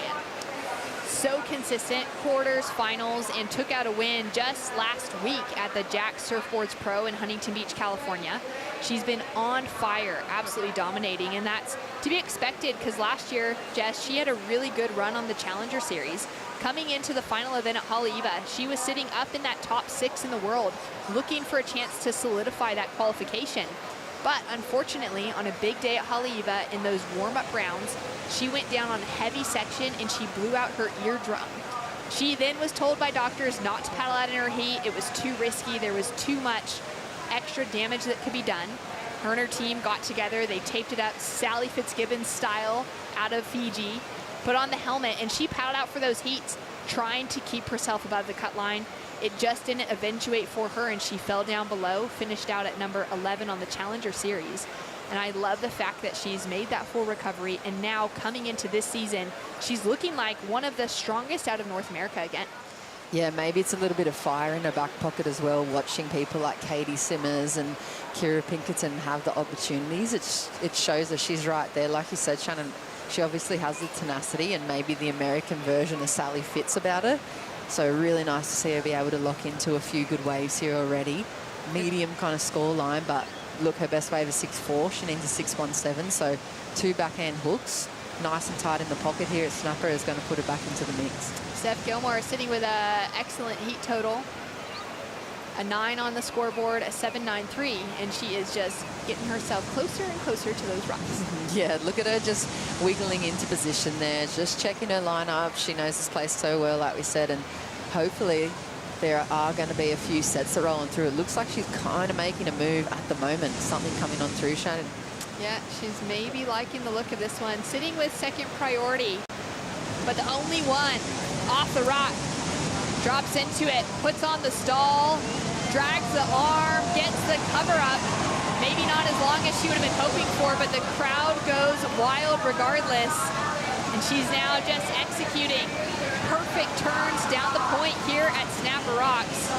And a great lap for Steph Gilmore, showing us why she is the queen and is going to be very difficult to beat here at home this week. And she goes for an air reverse on the finish? Who is this? I love the look of that, the feel that she's bringing. Beautiful drop from the top there, straight into the tube, Shannon. That had everything in it. I wish she had ridden out of that rotation, because that's another level of Gilmore that we've been wanting to see to take it against these rookies. Did we saw Steph go to the air in Mexico, right? Yes. Just a little bit, just at the end, those end sections. But I love that she's bringing that little extra bit of variety, because we know she can do it any day of the week, but it's not that often that we see it. Look at her. Through from the beginning. Drops into it, puts on the brakes, has to grab the wall to wash off the speed. Sets up for a down the face carve. Style to absolutely burn here for Gilmore. Nice kind of check snap. Beautiful lay into the rail, another carve on the face, and just sets up this inside section just so beautifully executed. I love that she's ready to go to the air now. Rotation almost there as well. I think maybe that her head and her sight of landing kind of got stuck a little bit. She got only kind of half twisted into that rotation, and she had really nice timing. She got really good pop. She had the grab. Like, that's a good looking score. I mean, it had almost everything in it. It's a 9.77. I mean, where else do you go with that? A 10-point ride would have been the ride out of the rotation. Well, she wrote it out, exactly. Yeah, 10-point ride would have 100% been the ride out of that rotation. There's not much else you could have put into that package. Had everything. You could hear the crowd screaming behind us here on the point and on the beach, and the beach announcers just blasting through the microphone. Let's have another look at it, Shannon. Unbelievable. Throws the stall. Yeah, has to grab the wall too. Just washes off speed so effortlessly. Straight into the down the face carve. Nice little setup snaps in the lip. That is really nice. Full tilt rail work right on the open face. Up and over the foam, and then a really beautiful textbook figure 8 pop back. And then I love this. Intentions are set. The new Gilmore has hit the Challenger Series. Frontside air reverse. Unfortunately, no completion, but the 977. I love seeing the judges go that high, rewarding her for putting on that risk of going to sit somewhere that we haven't seen the women sit for a while now, looking for something different, trying to bring that creativity, that innovation to the game, whether it's finding a good barrel when there's not many on offer or any on offer, really. She had to hunt that thing down, patiently wait for it, and know which wave was going to offer her some kind of opportunity like that. I feel like she's going to just book it straight back to the top of the rocks again. Down to 4 minutes on the clock. Steph Gilmore sitting with an 18.77 heat total. Now a proper excellent heat total into that 18-point range. Yolanda Hopkins, of course, in a combination situation now, but she's keeping herself in that second place spot because she's backed up her 617 with a 6.4. Sawyer Lindblad, the powerhouse from California, chasing a 6.17 to get the edge over Yolanda Hopkins, and Daniela Rosas down into 4th position with priority. And this is just turning out to be such a way to finish an epic day of surfing. Well, yeah, now you watch Yolanda shift gears, you can already kind of see it in her body language. She's playing tactics now. She's really clever at it. She's kind of honed her skills on the QS doing this. She's in 2nd priority.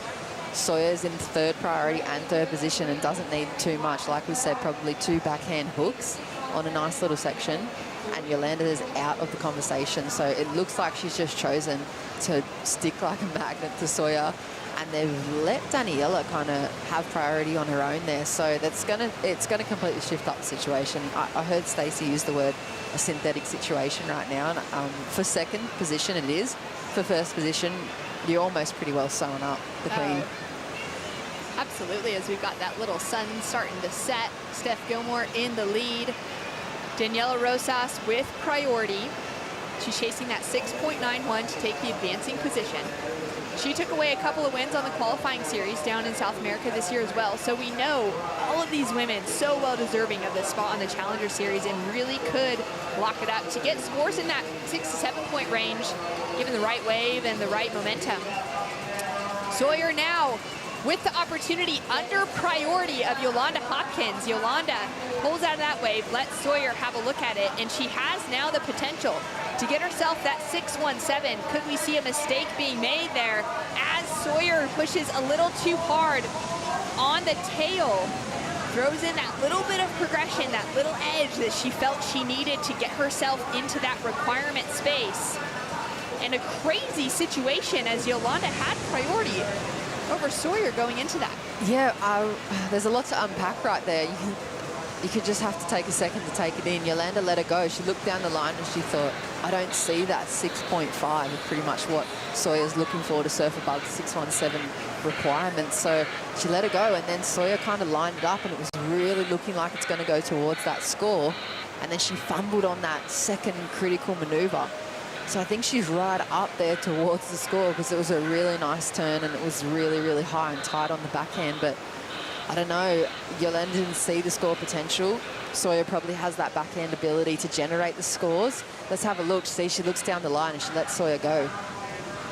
And she's setting this thing up. You can just see it just starting to double up there on the inside and hit the bank, and a few kind of set up carves. This turn, so nice, tight in the pocket.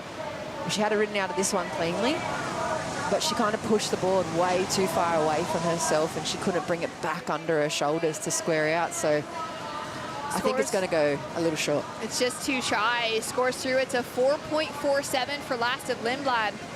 Not enough to change the situation. Steph Gilmore with an 18.77, a 9-point ride. Improved it with a 9.77. Had she finished the air reverse, she would have walked away with a perfect 10. I'm sure of it. And now driving down the line, Daniela Rosas with an opportunity, chasing a 6.90. Carving away through a smaller wave. It's going to be difficult to get a big score on a wave that's lacking that speed and power with that extra size. Oh, that could have spelled danger for Yolanda, but like you said, if you compare it to even Sawyer's last wave, it was a 4.47, a much bigger wave, bigger critical sections. Daniela had the opportunity, but only for pretty much, I would say, it's going to be capped at around that 4-point range because nothing really popped up for her. And the Vultures have hit the lineup the moment that buzzer was sounded. Everyone off the rocks, heading out for a surf with the greatest of all time. One of the greatest of all times, tied with Lane Beachley for those 7 world titles. Steph Gilmore with an unbelievable performance. Stay tuned for the WSL post show. We've got Ronnie Blakey, Rabbit Bartholomew, and Stace Galbraith coming into the booth.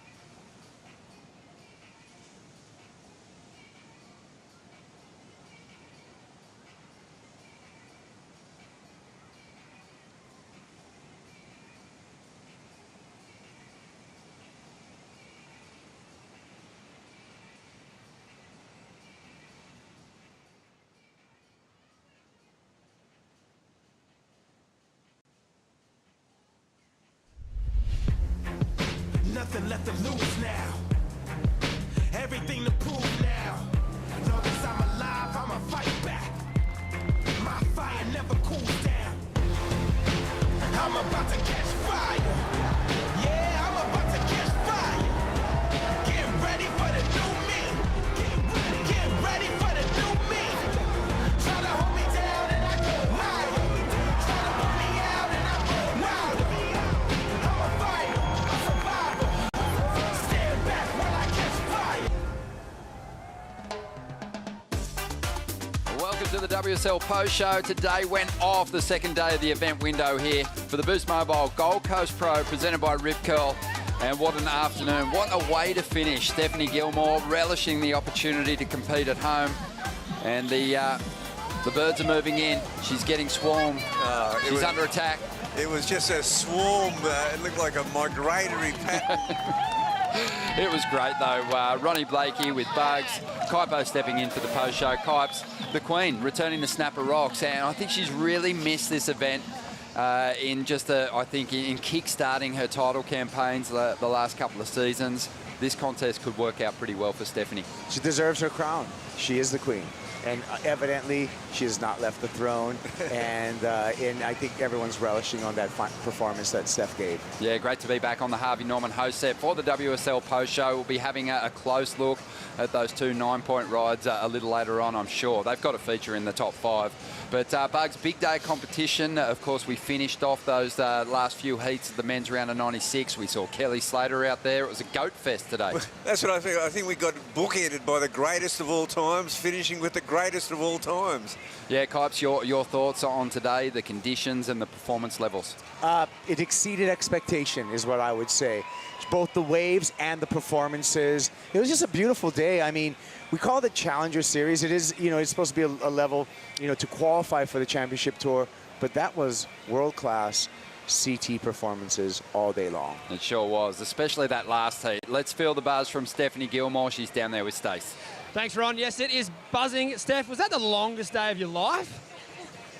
Yeah, man, it's been a long time since I've surfed snapper with nobody out, and when the conditions are like that, I think that was the most nerve-wracking heat I've had all year, because I was just like, hurry up, I just want to get out there and surf. So it was amazing, really fun to surf it.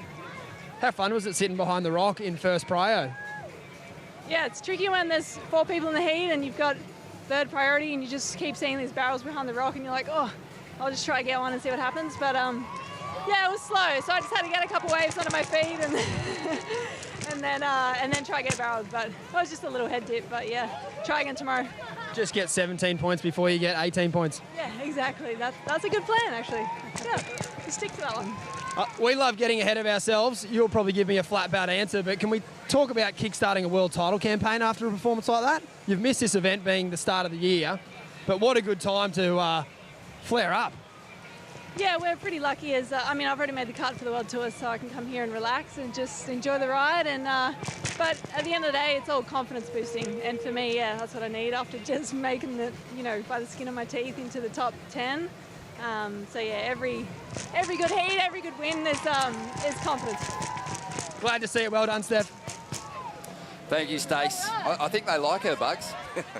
Yep, the Queen is back home, and her beloved disciples and the next generation, and she has got so many fans in so many different generations. It's wonderful. I went down and stood on the promenade, Kipes, just to feel the energy of the crowd. And Kelly Slater, he pulls the crowd like no other. But here at Snapper Rocks, I've got to say, I think Steph has his measure. There was a huge turnout this afternoon for that last heat of the day. The Groms were going wild. The old boys, the women were all down here cheering and watching one of the greats. Even the competitors stuck around, I think, to watch Steph's performance. Isn't it great for the neighborhood? Isn't it great for the whole community over here, what Steph does, to raise that energy for everyone? And I think everyone was feeling that, Ron. I sure was. Most definitely. Let's have another look at one of the highlight heats today. Manuel flaring up. Of course, she has learned that she's going to be competing in that back half of the year, so looking really relaxed as a result. And Bugs, this was just great surfing once again from one of the top seeds. Malia is one of the, the first time I ever saw her surf was out at Snapper Rocks when she was about 17. I said, this girl will be a world champion. I mean, I was that impressed with her. And today she's turned up and she looks relaxed. She looks like Copa. She looks like she's just at her best again. You know, without any kind of nervous energy, Malia Manuel, definitely the style, the grace, the form, and just the ability to link it all through on this point break run. It's a really beautiful thing. I just love the release that she can find in her surfing. She's super progressive when she gets her confidence up. Don't forget that she did make it a final this year. I think that's really why she got the nod for that back half of the season. Anytime you make a final of the championship tour, I think you deserve any breaks you can get because it's so difficult to get to that last heat of a CT event. Yeah, I mean, what is it? 8 runner-ups for Malia Manuel. She's due for a CT title, but hey, she's looking good here in this comp in the Challenger Series. Big heat too for Nikki Van Dyke, getting back into the Challenger Series zone and dropping some big numbers on us. 15.8 for Nikki. That's impressive too. Positive signs. Yeah, good to see Nikki back. What do you think, Bugs? Really good, and she surfed very, very well. I mean, she looked like she not only hasn't lost anything, but she belongs back in that top tier. We just heard from the greatest of all time, but we also have in the draw here the current world #1 on the championship tour. Brisa Hennessy is just looking like a different competitor these days, Kipe. So confident, so consistent. Well, let's think about Brisa's road falling off the championship tour, had to claw back on the Challenger Series, comes into 2022 with a bang, and she continues her performance and that momentum right here at Snapper, Bugs. She kind of ran away with it, Bugs. Sorry to jump in, but she had a great heat because Sierra Kerr charged her way through the trials into the main event, and she's looking sharp too. Yeah, she is. And Brisa looked really loose and really confident. It's amazing, that yellow jersey and just the confidence. I loved the little barrel here. She got a couple of them along the way, just looking next level. Yeah, I talked to her after this heat, and, I just asked her, are you having fun?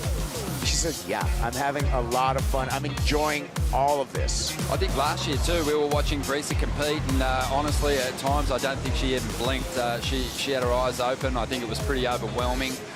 She did perform well at different stops, but it was a shortened year with a lot of pressure on the competitors to get big results to keep a place on tour. As you mentioned, Cobb, she had to fight her way back. The big win at the second event this season relieved some pressure, gave us some room to breathe, and the surfing has gotten a lot stronger, and that's shown in the numbers here. Yeah, big numbers. That's an excellent heat score. Sierra Kerr also getting a couple of decent scores on the board there. Sierra's got a lot more to give though, Bugs. She found waves that kind of didn't charge all the way down to Little Marley and sort of closed out, but she still threaded together great combinations. They were just short, sharp rides by Sierra, and she really never got to show her, her full, what she's really made of. Like, obviously, she's got some air game, but she really has been born and bred on these point breaks as well. She never really got one that connected. Sometimes when you expect a surfer to truly perform, it does kind of add a lot of pressure, and sometimes it doesn't live up to the hype. But today, this afternoon, the Boost Mobile Wave of the Day, it goes to Steph Gilmore, and she just gave us everything and more. And this wave was on its way to being a perfect 10. But have a look at this thing. It's obviously dreamy conditions too, with the wind completely backing off this afternoon. Oh yeah, Steph's just right at home here in the snapper barrel. She's such a silky smooth tube rider, and when she goes into a carving routine, it's just a sight to behold. I've said it before, I'm going to say it again. What it is his technique, his power, all mixed with a bit of femininity in her style. And really that formula is just so pleasing to watch, and that's how she's getting the big numbers. When she's on, it's like she doesn't have a jersey on. She's out there taking the lines that she wants, and it's, artistry at one point, but it ticks all the boxes in the criteria. That first wrap out of the barrel was huge. Set that rail so deep. I see Steph come down on the days where it's just mega crowded here and just so awesome. And she'll just glide out there and just find a little spot, and there she is in the barrel, and she finds them. Yeah, well, it's time for a break, but stay with us because after the break, we're going to have a look at today's top 5.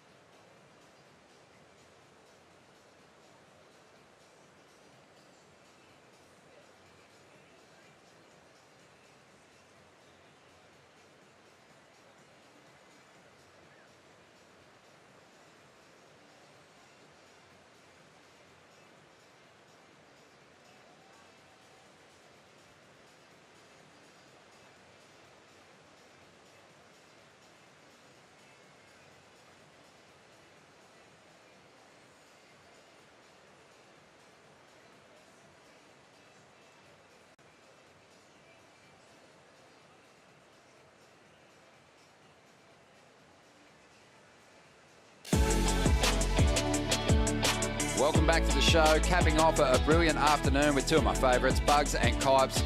Gentlemen, we got through a lot today, but tomorrow we'll get back here. We'll finish off the round of 64 for the women and then potentially move straight into that round of 48 for the men. The forecast suggesting great things. It's looking really good. Snapper, the wave train's on, and every day we come down here, it's just going to look really good. The winds are fantastic, and this is home. They've been a lot of fun to go through so far, and we're going to dive into another fantastic top five right now. Kicking it off, Gabby Bryan continuing the great form that saw her back onto the championship tour and into her first final over there at Margaret River. Kaipo, she just continues to impress. What is not to like about this young lady? She's just got power. She's got flow. She's got a big, big future ahead of her. And representing all of the surfers over there on the island of Kauai. And she's making that island proud with her presence here at Snapper Rocks. And she's going to be Rookie of the Year too on the championship tour, because she's the only rookie that survived that mid-year cut. So she's already achieving some big goals. At number 4, Bugs, it was Kelly Slater, an 8-point ride to kick off his campaign in this first Challenger Series event. It was a beautiful first wave. It was amazing. There was like the king coming home. He's won so many major tournaments here, at least 6 of them. And he just served it so good. An old faithful at Woods, 8 years old. It looks amazing. Yeah, it's odd to see Kelly on such an old special. Number 3, Caity Simmers. Kipes, she had such a clean read on the end section here. Beautiful barrel ride in Prowess. Just casual as could be.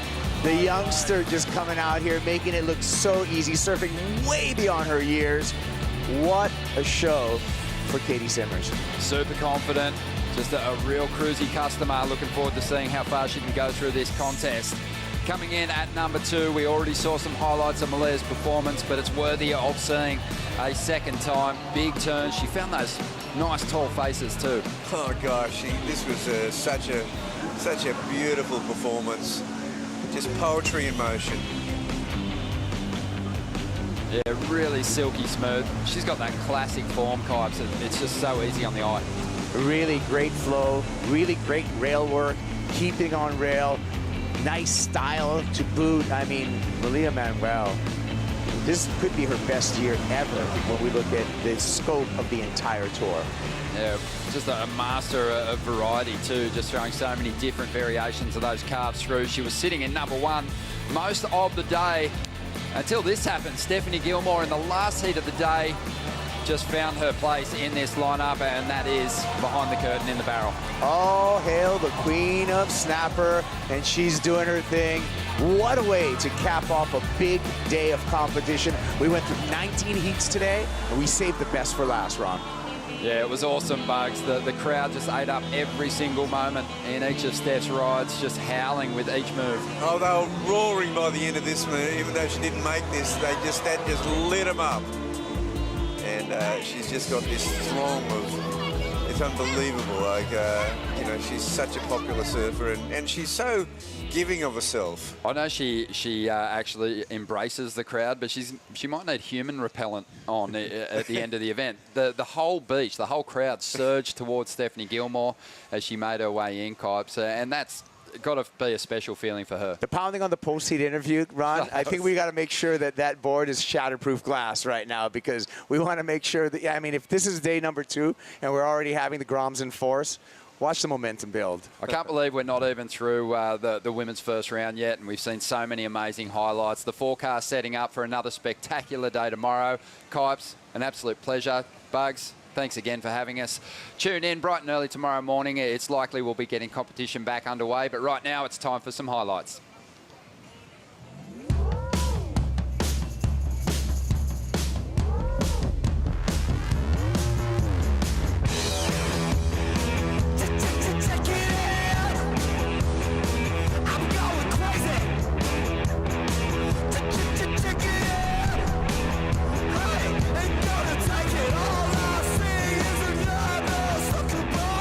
Take it all from me and everyone. No way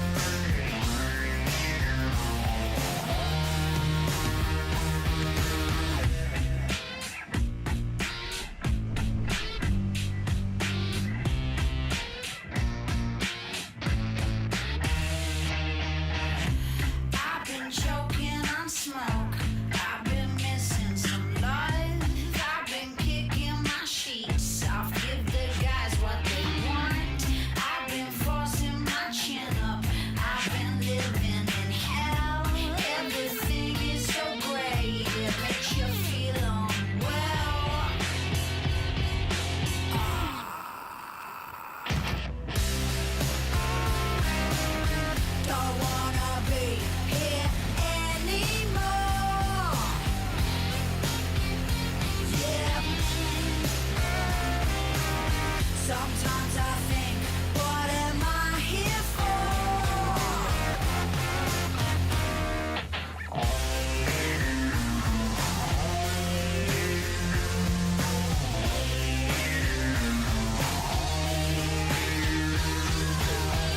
Stuck to city streets, chewing gum on my shoe. They killed the last rose. This copyrighted event broadcast is produced by the World Surf League for broadcast around the world and may not be retransmitted, reproduced, rebroadcast, or otherwise distributed or used in any form without the written consent of the World Surf League.